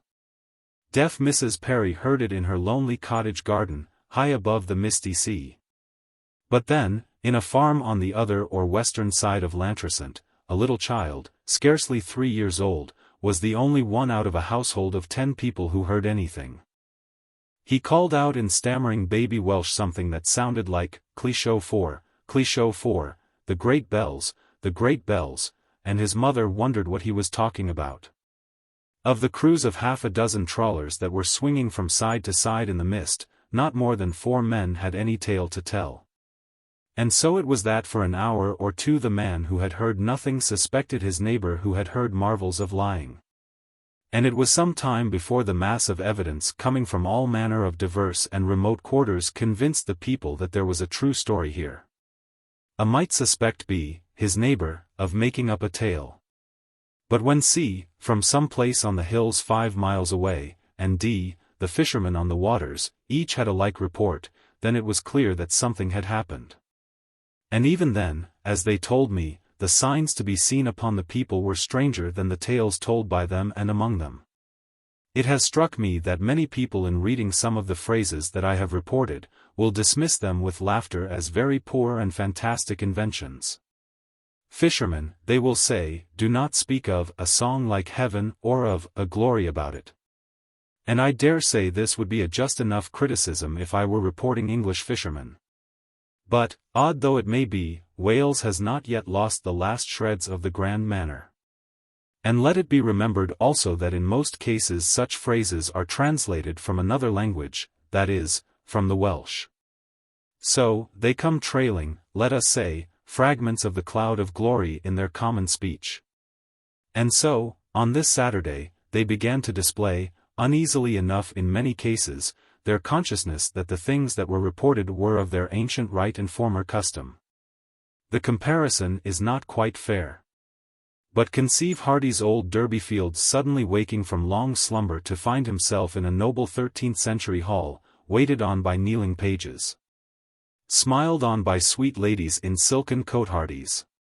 So by evening time there had come to the old people the recollection of stories that their fathers had told them as they sat round the hearth of winter nights, 50, 60, 70 years ago.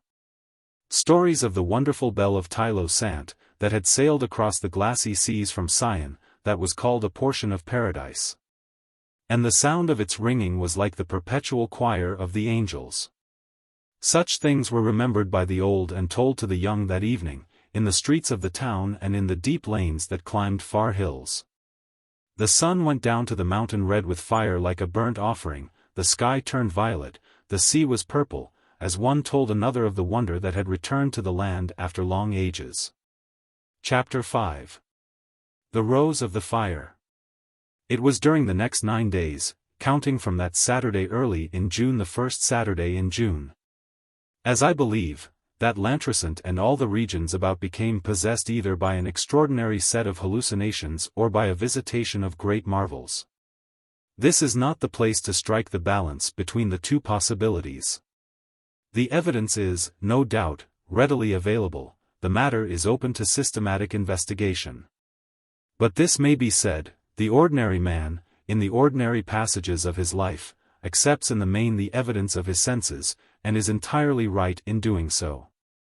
He says that he sees a cow, that he sees a stone wall, and that the cow and the stone wall are there. This is very well for all the practical purposes of life, but I believe that the metaphysicians are by no means so easily satisfied as to the reality of the stone wall and the cow. Perhaps they might allow that both objects are there in the sense that one's reflection is in a glass.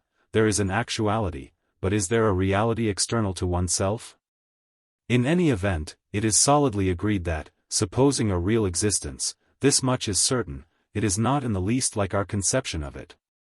The ant and the microscope will quickly convince us that we do not see things as they really are, even supposing that we see them at all.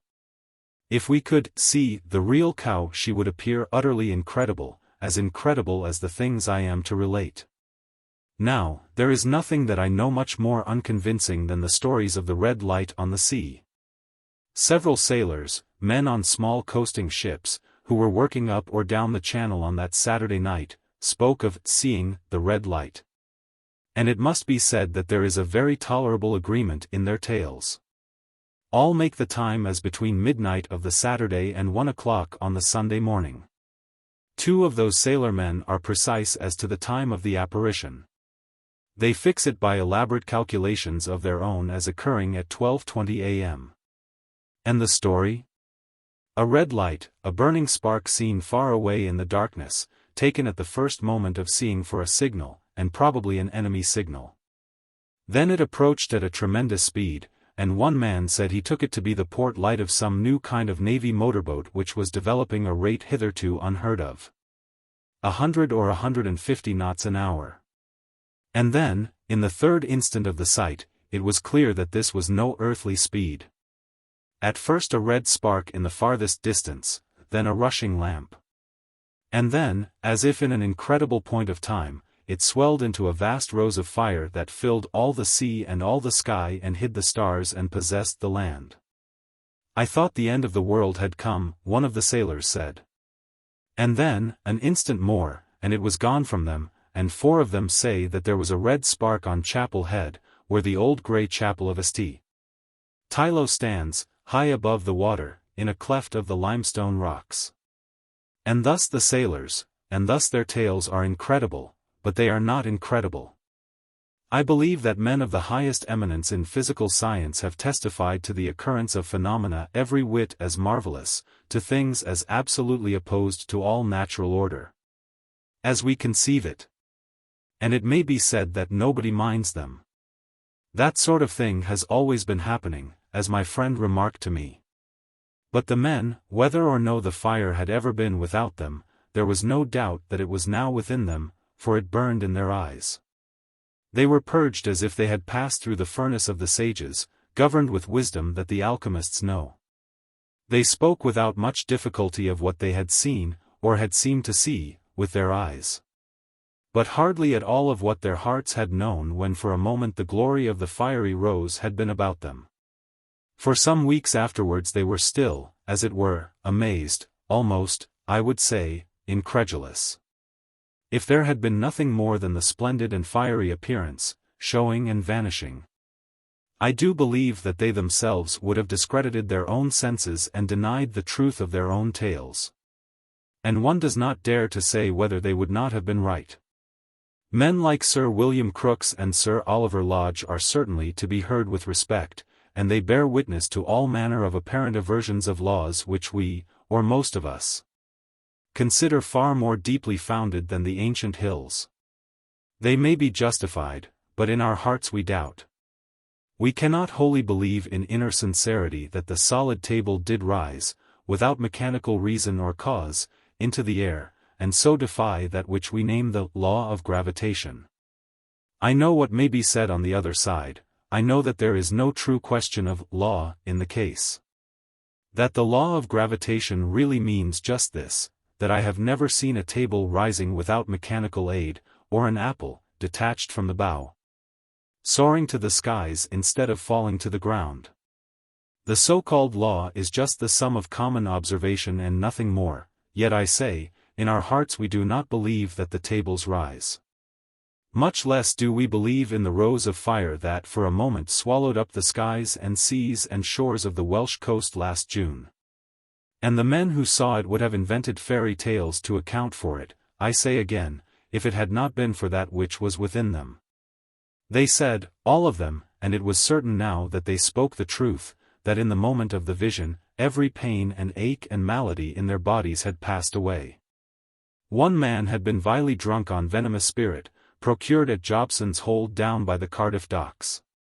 He was horribly ill, he had crawled up from his bunk for a little fresh air. And in an instant his horrors and his deadly nausea had left him. Another man was almost desperate with the raging hammering pain of an abscess on a tooth. He says that when the red flame came near he felt as if a dull, heavy blow had fallen on his jaw, and then the pain was quite gone, he could scarcely believe that there had been any pain there. And they all bear witness to an extraordinary exaltation of the senses. It is indescribable, this, for they cannot describe it. They are amazed, again. They do not in the least profess to know what happened. But there is no more possibility of shaking their evidence than there is a possibility of shaking the evidence of a man who says that water is wet and fire hot. I felt a bit queer afterwards, said one of them, and I steadied myself by the mast, and I can't tell how I felt as I touched it. I didn't know that touching a thing like a mast could be better than a big drink when you're thirsty, or a soft pillow when you're sleepy. I heard other instances of this state of things, as I must vaguely call it, since I do not know what else to call it. But I suppose we can all agree that to the man in average health, the average impact of the external world on his senses is a matter of indifference. The average impact. A harsh scream, the bursting of a motor tire, any violent assault on the aural nerves will annoy him, and he may say, damn. Then, on the other hand, the man who is not fit will easily be annoyed and irritated by someone pushing past him in a crowd, by the ringing of a bell, by the sharp closing of a book. But so far as I could judge from the talk of these sailors, the average impact of the external world had become to them a fountain of pleasure. Their nerves were on edge, but an edge to receive exquisite sensuous impressions. The touch of the rough mast, for example. That was a joy far greater than is the joy of fine silk to some luxurious skins. They drank water and stared as if they had been Finn's gourmets tasting an amazing wine. The creak and whine of their ship on its slow way were as exquisite as the rhythm and song of a Bach fugue to an amateur of music. And then, within These rough fellows have their quarrels and strifes and variances and envyings like the rest of us, but that was all over between them that had seen the rosy light. Old enemies shook hands heartily, and roared with laughter as they confessed one to another what fools they had been. "I can't exactly say how it has happened or what has happened at all," said one, "but if you have all the world and the glory of it, how can you fight for 5 pence? The Church of Lantricent is a typical example of a Welsh parish church, before the evil and horrible period of Restoration. This lower world is a palace of lies, and of all foolish lies there is none more insane than a certain vague fable about the medieval Freemasons. A fable which somehow imposed itself upon the cold intellect of Hallam the historian. The story is, in brief, that throughout the Gothic period, at any rate, the art and craft of church building were executed by wandering guilds of Freemasons, possessed of various secrets of building and adornment, which they employed wherever they went. If this nonsense were true, the Gothic of Cologne would be as the Gothic of Cone, and the Gothic of Alls like to the Gothic of Abingdon. It is so grotesquely untrue that almost every county, let alone every country, has its distinctive style in Gothic architecture. Arfon is in the west of Wales. Its churches have marks and features which distinguish them from the churches in the east of Wales. The Lantricent church has that primitive division between nave and chancel which only very foolish people decline to recognize as equivalent to the Oriental iconostasis and as the origin of the Western rood screen. A solid wall divided the church into 2 portions.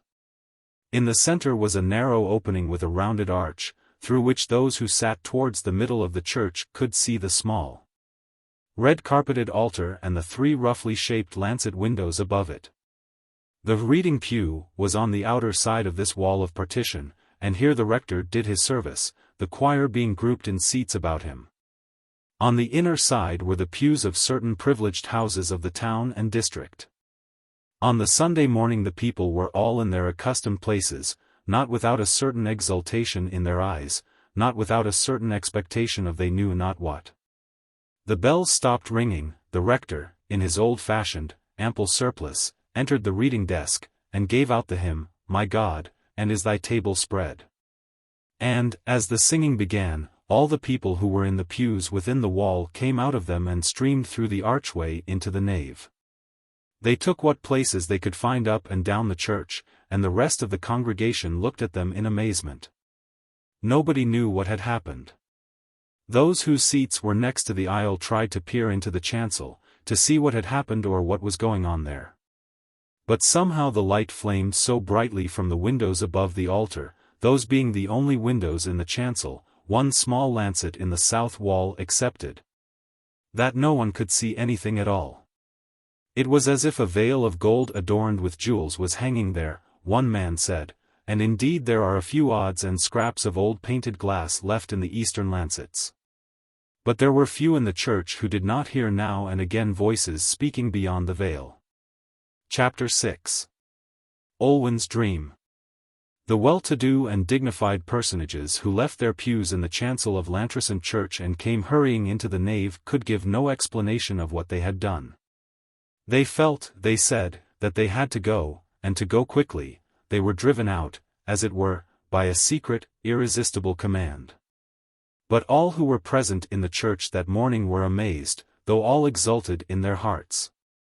For they, like the sailors who saw the rose of fire on the waters, were filled with a joy that was literally ineffable, since they could not utter it or interpret it to themselves.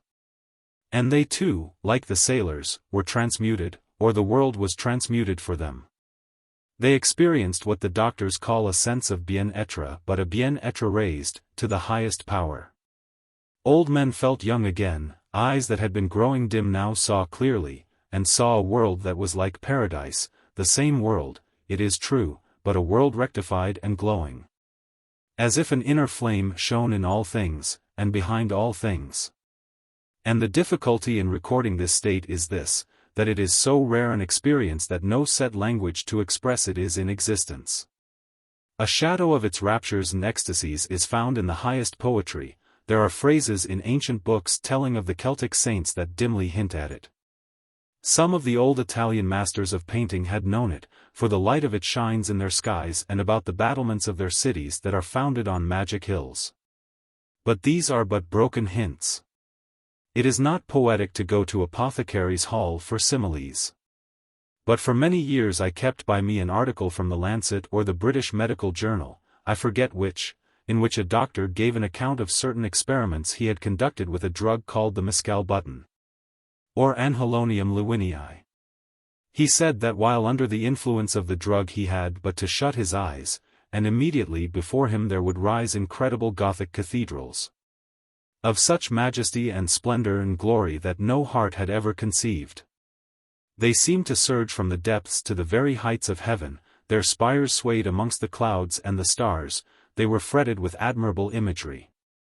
And as he gazed, he would presently become aware that all the stones were living stones, that they were quickening and palpitating, and then that they were glowing jewels, say, emeralds, sapphires, rubies, opals, but of hues that the mortal eye had never seen. That description gives, I think, some faint notion of the nature of the transmuted world into which these people by the sea had entered, a world quickened and glorified and full of pleasures. Joy and wonder were on all faces, but the deepest joy and the greatest wonder were on the face of the rector. For he had heard through the veil the Greek word for holy, 3 times repeated. And he, who had once been a horrified assistant at High Mass in a foreign church, recognized the perfume of incense that filled the place from end to end. It was on that Sunday night that Olwen Phillips of Crowswan dreamed her wonderful dream. She was a girl of 16, the daughter of small farming people, and for many months she had been doomed to certain death. Consumption, which flourishes in that damp, warm climate, had laid hold of her. Not only her lungs but her whole system was a mass of tuberculosis. As is common enough, she had enjoyed many fallacious brief recoveries in the early stages of the disease, but all hope had long been over. And now for the last few weeks she had seemed to rush vehemently to death. The doctor had come on the Saturday morning, bringing with him a colleague. They had both agreed that the girl's case was in its last stages. "She cannot possibly last more than a day or 2, said the local doctor to her mother. He came again on the Sunday morning and found his patient perceptibly worse, and soon afterwards she sank into a heavy sleep, and her mother thought that she would never wake from it. The girl slept in an inner room communicating with the room occupied by her father and mother. The door between was kept open, so that Mrs. Phillips could hear her daughter if she called to her in the night. And Olwen called to her mother that night, just as the dawn was breaking. It was no faint summons from a dying bed that came to the mother's ears, but a loud cry that rang through the house, a cry of great gladness. Mrs. Phillips started up from sleep in wild amazement, wondering what could have happened. And then she saw Olwen, who had not been able to rise from her bed for many weeks past, standing in the doorway in the faint light of the growing day. The girl called to her mother, "Ma'am. Ma'am. It is all over. I am quite well again." Mrs. Phillips roused her husband, and they sat up in bed staring, not knowing on earth, as they said afterwards, what had been done with the world. Here was their poor girl wasted to a shadow, lying on her deathbed, and the life sighing from her with every breath, and her voice, when she last uttered it, so weak that one had to put one's ear to her mouth. And here in a few hours she stood up before them, and even in that faint light they could see that she was changed almost beyond knowing. And, indeed, Mrs. Phillips said that for a moment or 2 she fancied that the Germans must have come and killed them in their sleep, and so they were all dead together. But Olwen called, "Out again," so the mother lit a candle and got up and went tottering across the room, and there was Olwen all gay and plump again, smiling with shining eyes. Her mother led her into her own room, and set down the candle there, and felt her daughter's flesh, and burst into prayers and tears of wonder and delight, and thanksgivings. And held the girl again to be sure that she was not deceived. And then Olwen told her dream, though she thought it was not a dream. She said she woke up in the deep darkness, and she knew the life was fast going from her. She could not move so much as a finger, she tried to cry out, but no sound came from her lips. She felt that in another instant the whole world would fall from her. Her heart was full of agony. And as the last breath was passing her lips, she heard a very faint, sweet sound, like the tinkling of a silver bell. It came from far away, from over by Tynuad. She forgot her agony and listened, and even then, she says, she felt the swirl of the world as it came back to her. And the sound of the bell swelled and grew louder, and it thrilled all through her body, and the life was in it. And as the bell rang and trembled in her ears, a faint light touched the wall of her room and reddened, till the whole room was full of rosy fire. And then she saw standing before her bed 3 men in blood-colored robes with shining faces. And one man held a golden bell in his hand. And the second man held up something shaped like the top of a table. It was like a great jewel, and it was of a blue color, and there were rivers of silver and of gold running through it and flowing as quick streams flow. And there were pools in it as if violets had been poured out into water, and then it was green as the sea near the shore, and then it was the sky at night with all the stars shining. And then the sun and the moon came down and washed in it. And the third man held up high above this a cup that was like a rose on fire, there was a great burning in it, and a dropping of blood in it, and a red cloud above it, and I saw a great secret. And I heard a voice that sang 9 times, Glory and praise to the conqueror of death, to the fountain of life immortal. Then the red light went from the wall, and it was all darkness, and the bell rang faint again by Capel Tylo, and then I got up and called to you. The doctor came on the Monday morning with the death certificate in his pocketbook, and Olwen ran out to meet him. I have quoted his phrase in the first chapter of this record, a kind of resurrection of the body. He made a most careful examination of the girl. He has stated that he found that every trace of disease had disappeared. He left on the Sunday morning a patient entering into the coma that precedes death, a body condemned utterly and ready for the grave. He met at the garden gate on the Monday morning a young woman in whom life sprang up like a fountain, in whose body life laughed and rejoiced as if it had been a river flowing from an unending well. Now this is the place to ask one of those questions, there are many such, which cannot be answered. The question is as to the continuance of tradition. More especially as to the continuance of tradition among the Welsh Celts of today. On the one hand, such waves and storms have gone over them. The wave of the heathen Saxons went over them, then the wave of Latin medievalism, then the waters of Anglicanism. Last of all the flood of their queer Calvinistic Methodism, half Puritan, half pagan. It may well be asked whether any memory can possibly have survived such a series of deluges. I have said that the old people of Lantricent had their tales of the Bell of Tylo Sant, but these were but vague and broken recollections. And then there is the name by which the strangers who were seen in the marketplace were known, that is more precise. Students of the Graal legend know that the keeper of the Graal in the romances is the king fisherman or the rich fisherman. Students of Celtic hagiology know that it was prophesied before the birth of Dewey, or David, that he should be a man of aquatic life, that another legend tells how a little child, destined to be a saint, was discovered on a stone in the river, how through his childhood a fish for his nourishment was found on that stone every day, while another saint, Eiler, if I remember, was expressly known as the fisherman. But has the memory of all this persisted in the church-going and chapel-going people of Wales at the present day? It is difficult to say. There is the affair of the healing cup of Nantios, or Tregoron healing cup, as it is also called. It is only a few years ago since it was shown to a wandering harper, who treated it lightly, and then spent a wretched night, as he said, and came back penitently and was left alone with the sacred vessel to pray over it, till his mind was at rest. That was in 1887. Then for my part, I only know modern Wales on the surface. I am sorry to say, I remember 3 or 4 years ago speaking to my temporary landlord of certain relics of St. Tylo, which are supposed to be in the keeping of a particular family in that country. The landlord is a very jovial, merry fellow, and I observed with some astonishment that his ordinary, easy manner was completely altered as he said, gravely, that will be over there, up by the mountain, pointing vaguely to the north. And he changed the subject, as a Freemason changes the subject.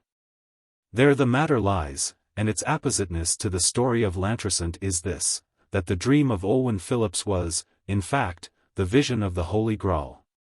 Chapter 7. The Mass of the San Graal. Firiad were Melchisedec. Firiad were Melchisedec, shouted the old Calvinistic Methodist deacon with the grey beard. Priesthood of Melchizedek. Priesthood of Melchizedek. And he went on. The bell that is like YGLWYS your angel YM Meridwes, the joy of the angels in paradise, is returned. The altar that is of a color that no man can discern is returned, the cup that came from Sion is returned, the ancient offering is restored.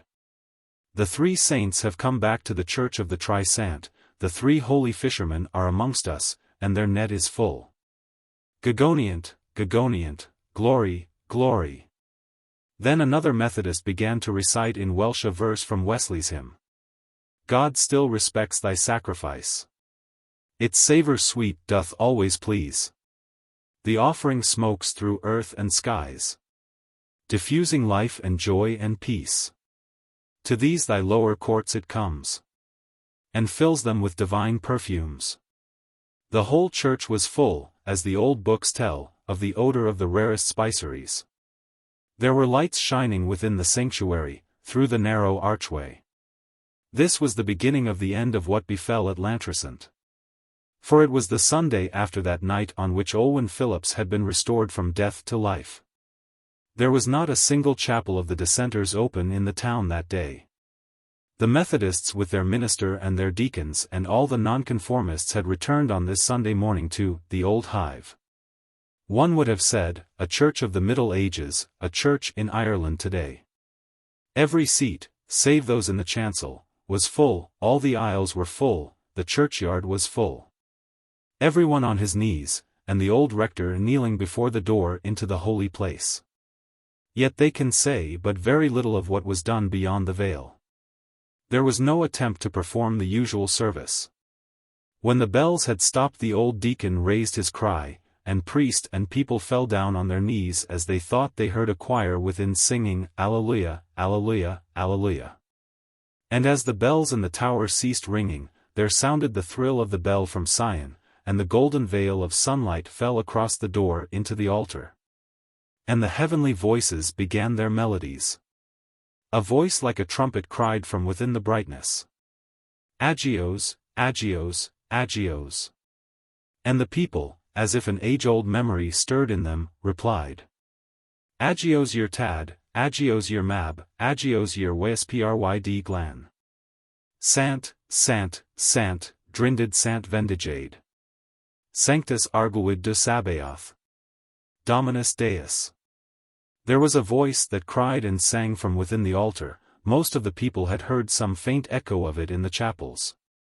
A voice rising and falling and soaring in awful modulations that rang like the trumpet of the last angel. The people beat upon their breasts, the tears were like rain of the mountains on their cheeks, those that were able fell down flat on their faces before the glory of the veil. They said afterwards that men of the hills, 20 miles away, heard that cry and that singing, roaring upon them on the wind, and they fell down on their faces, and cried. The offering is accomplished, knowing nothing of what they said.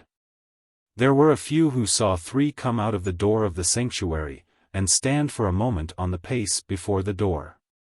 These 3 were in dyed vesture, red as blood. One stood before 2, looking to the west, and he rang the bell. And they say that all the birds of the wood, and all the waters of the sea, and all the leaves of the trees, and all the winds of the high rocks uttered their voices with the ringing of the bell. And the second and the third, they turned their faces one to another. The second held up the lost altar that they once called Sapphirus, which was like the changing of the sea and of the sky, and like the immixture of gold and silver. And the third heaved up high over the altar a cup that was red with burning and the blood of the offering. And the old rector cried aloud then before the entrance. Bendigide yer offering ynoes esod, blessed be the offering unto the age of ages. And then the Mass of the San Graal was ended, and then began the passing out of that land of the holy persons and holy things that had returned to it after the long years. It seemed, indeed, to many that the thrilling sound of the bell was in their ears for days, even for weeks after that Sunday morning. But thenceforth neither bell nor altar nor cup was seen by anyone, not openly, that is, but only in dreams by day and by night. Nor did the people see strangers again in the market of Lantricent, nor in the lonely places where certain persons oppressed by great affliction and sorrow had once or twice encountered them. But that time of visitation will never be forgotten by the people. Many things happened in the 9 days that have not been set down in this record, or legend. Some of them were trifling matters, though strange enough in other times. Thus a man in the town who had a fierce dog that was always kept chained up found one day that the beast had become mild and gentle. And this is Otter. Edward Davies, of Llanafon, a farmer, was roused from sleep one night by a queer yelping and barking in his yard. He looked out of the window and saw his sheepdog playing with a big fox. They were chasing each other by turns, rolling over and over one another, cutting such capers as I did never see the like, as the astonished farmer put it. And some of the people said that during this season of wonder the corn shot up, and the grass thickened, and the fruit was multiplied on the trees in a very marvelous manner. More important, it seemed, was the case of Williams, the grocer, though this may have been a purely natural deliverance. Mr. Williams was to marry his daughter Mary to a smart young fellow from Carmarthen, and he was in great distress over it. Not over the marriage itself, but because things had been going very badly with him for some time. And he could not see his way to giving anything like the wedding entertainment that would be expected of him. The wedding was to be on the Saturday. That was the day on which the lawyer, Louis Prothero, and the farmer, Philip James, were reconciled, and this John Williams, without money or credit, could not think how shame would not be on him for the meagerness and poverty of the wedding feast. And then on the Tuesday came a letter from his brother, David Williams, Australia, from whom he had not heard for 15 years. And David, it seemed, had been making a great deal of money, and was a bachelor. And here was with his letter a paper good for £1,000, you may as well enjoy it now as wait till I am dead. This was enough, indeed, one might say, but hardly an hour after the letter had come the lady from the big house, Place Mar, drove up in all her grandeur, and went into the shop and said, Mr. Williams, your daughter Mary has always been a very good girl, and my husband and I feel that we must give her some little thing on her wedding, and we hope she'll be very happy. It was a gold watch worth £15. And after Lady Watson, advances the old doctor with a dozen of port, 40 years upon it, and a long sermon on how to decant it. And the old rector's old wife brings to the beautiful dark girl 2 yards of creamy lace, like an enchantment, for her wedding veil. And tells Mary how she wore it for her own wedding 50 years ago. And the squire, Sir Watson, as if his wife had not been already with a fine gift, calls from his horse, and brings out Williams and barks like a dog at him, goin' to have a wed-din, Williams? Can't have a wed-din without champagne, why, no, wouldn't be legal, don't why, no. So look out for a couple of cases. So Williams tells the story of the gifts. And certainly there was never so famous a wedding in Lantricent before. All this, of course, may have been altogether in the natural order. The glow, as they call it, seems more difficult to explain. For they say that all through the 9 days, and indeed after the time had ended, there never was a man weary or sick at heart in Lantricent, or in the country round it. For if a man felt that his work of the body or the mind was going to be too much for his strength, then there would come to him of a sudden a warm glow and a thrilling all over him, and he felt as strong as a giant, and happier than he had ever been in his life before. So that lawyer and hedger each rejoiced in the task that was before him, as if it were sport and play. And much more wonderful than this or any other wonders was forgiveness, with love to follow it. There were meetings of old enemies in the marketplace and in the street that made the people lift up their hands and declare that it was as if one walked the miraculous streets of Sion. But as to the phenomena, the occurrences for which, in ordinary talk, we should reserve the word miraculous? Well, what do we know? The question that I have already stated comes up again, as to the possible survival of old tradition in a kind of dormant, or torpid, semi-conscious state. In other words, did the people see and hear what they expected to see and hear? This point, or one similar to it, occurred in a debate between Andrew Lang in Anatole, France as to the visions of Joan of Arc. France stated that when Joan saw St. Michael, she saw the traditional archangel of the religious art of her day. But to the best of my belief, Andrew Lang proved that the visionary figure Joan described was not in the least like the 15th-century conception of St. Michael. So, in the case of Lantricent, I have stated that there was a sort of tradition about the holy bell of Tilo Sant. And it is, of course, barely possible that some vague notion of the Graal cup may have reached even Welsh country folks through Tennyson's Idylls. But so far I see no reason to suppose that these people had ever heard of the portable altar, called sapphirus in William of Malmesbury, or of its changing colors, that no man could discern. And then there are the other questions of the distinction between hallucination and vision, of the average duration of one and the other, and of the possibility of collective hallucination. If a number of people all see, or think they see, the same appearances, can this be merely hallucination? I believe there is a leading case on the matter, which concerns a number of people seeing the same appearance on a church wall in Ireland. But there is, of course, this difficulty, that one may be hallucinated and communicate his impression to the others, telepathically. But at the last, what do we know?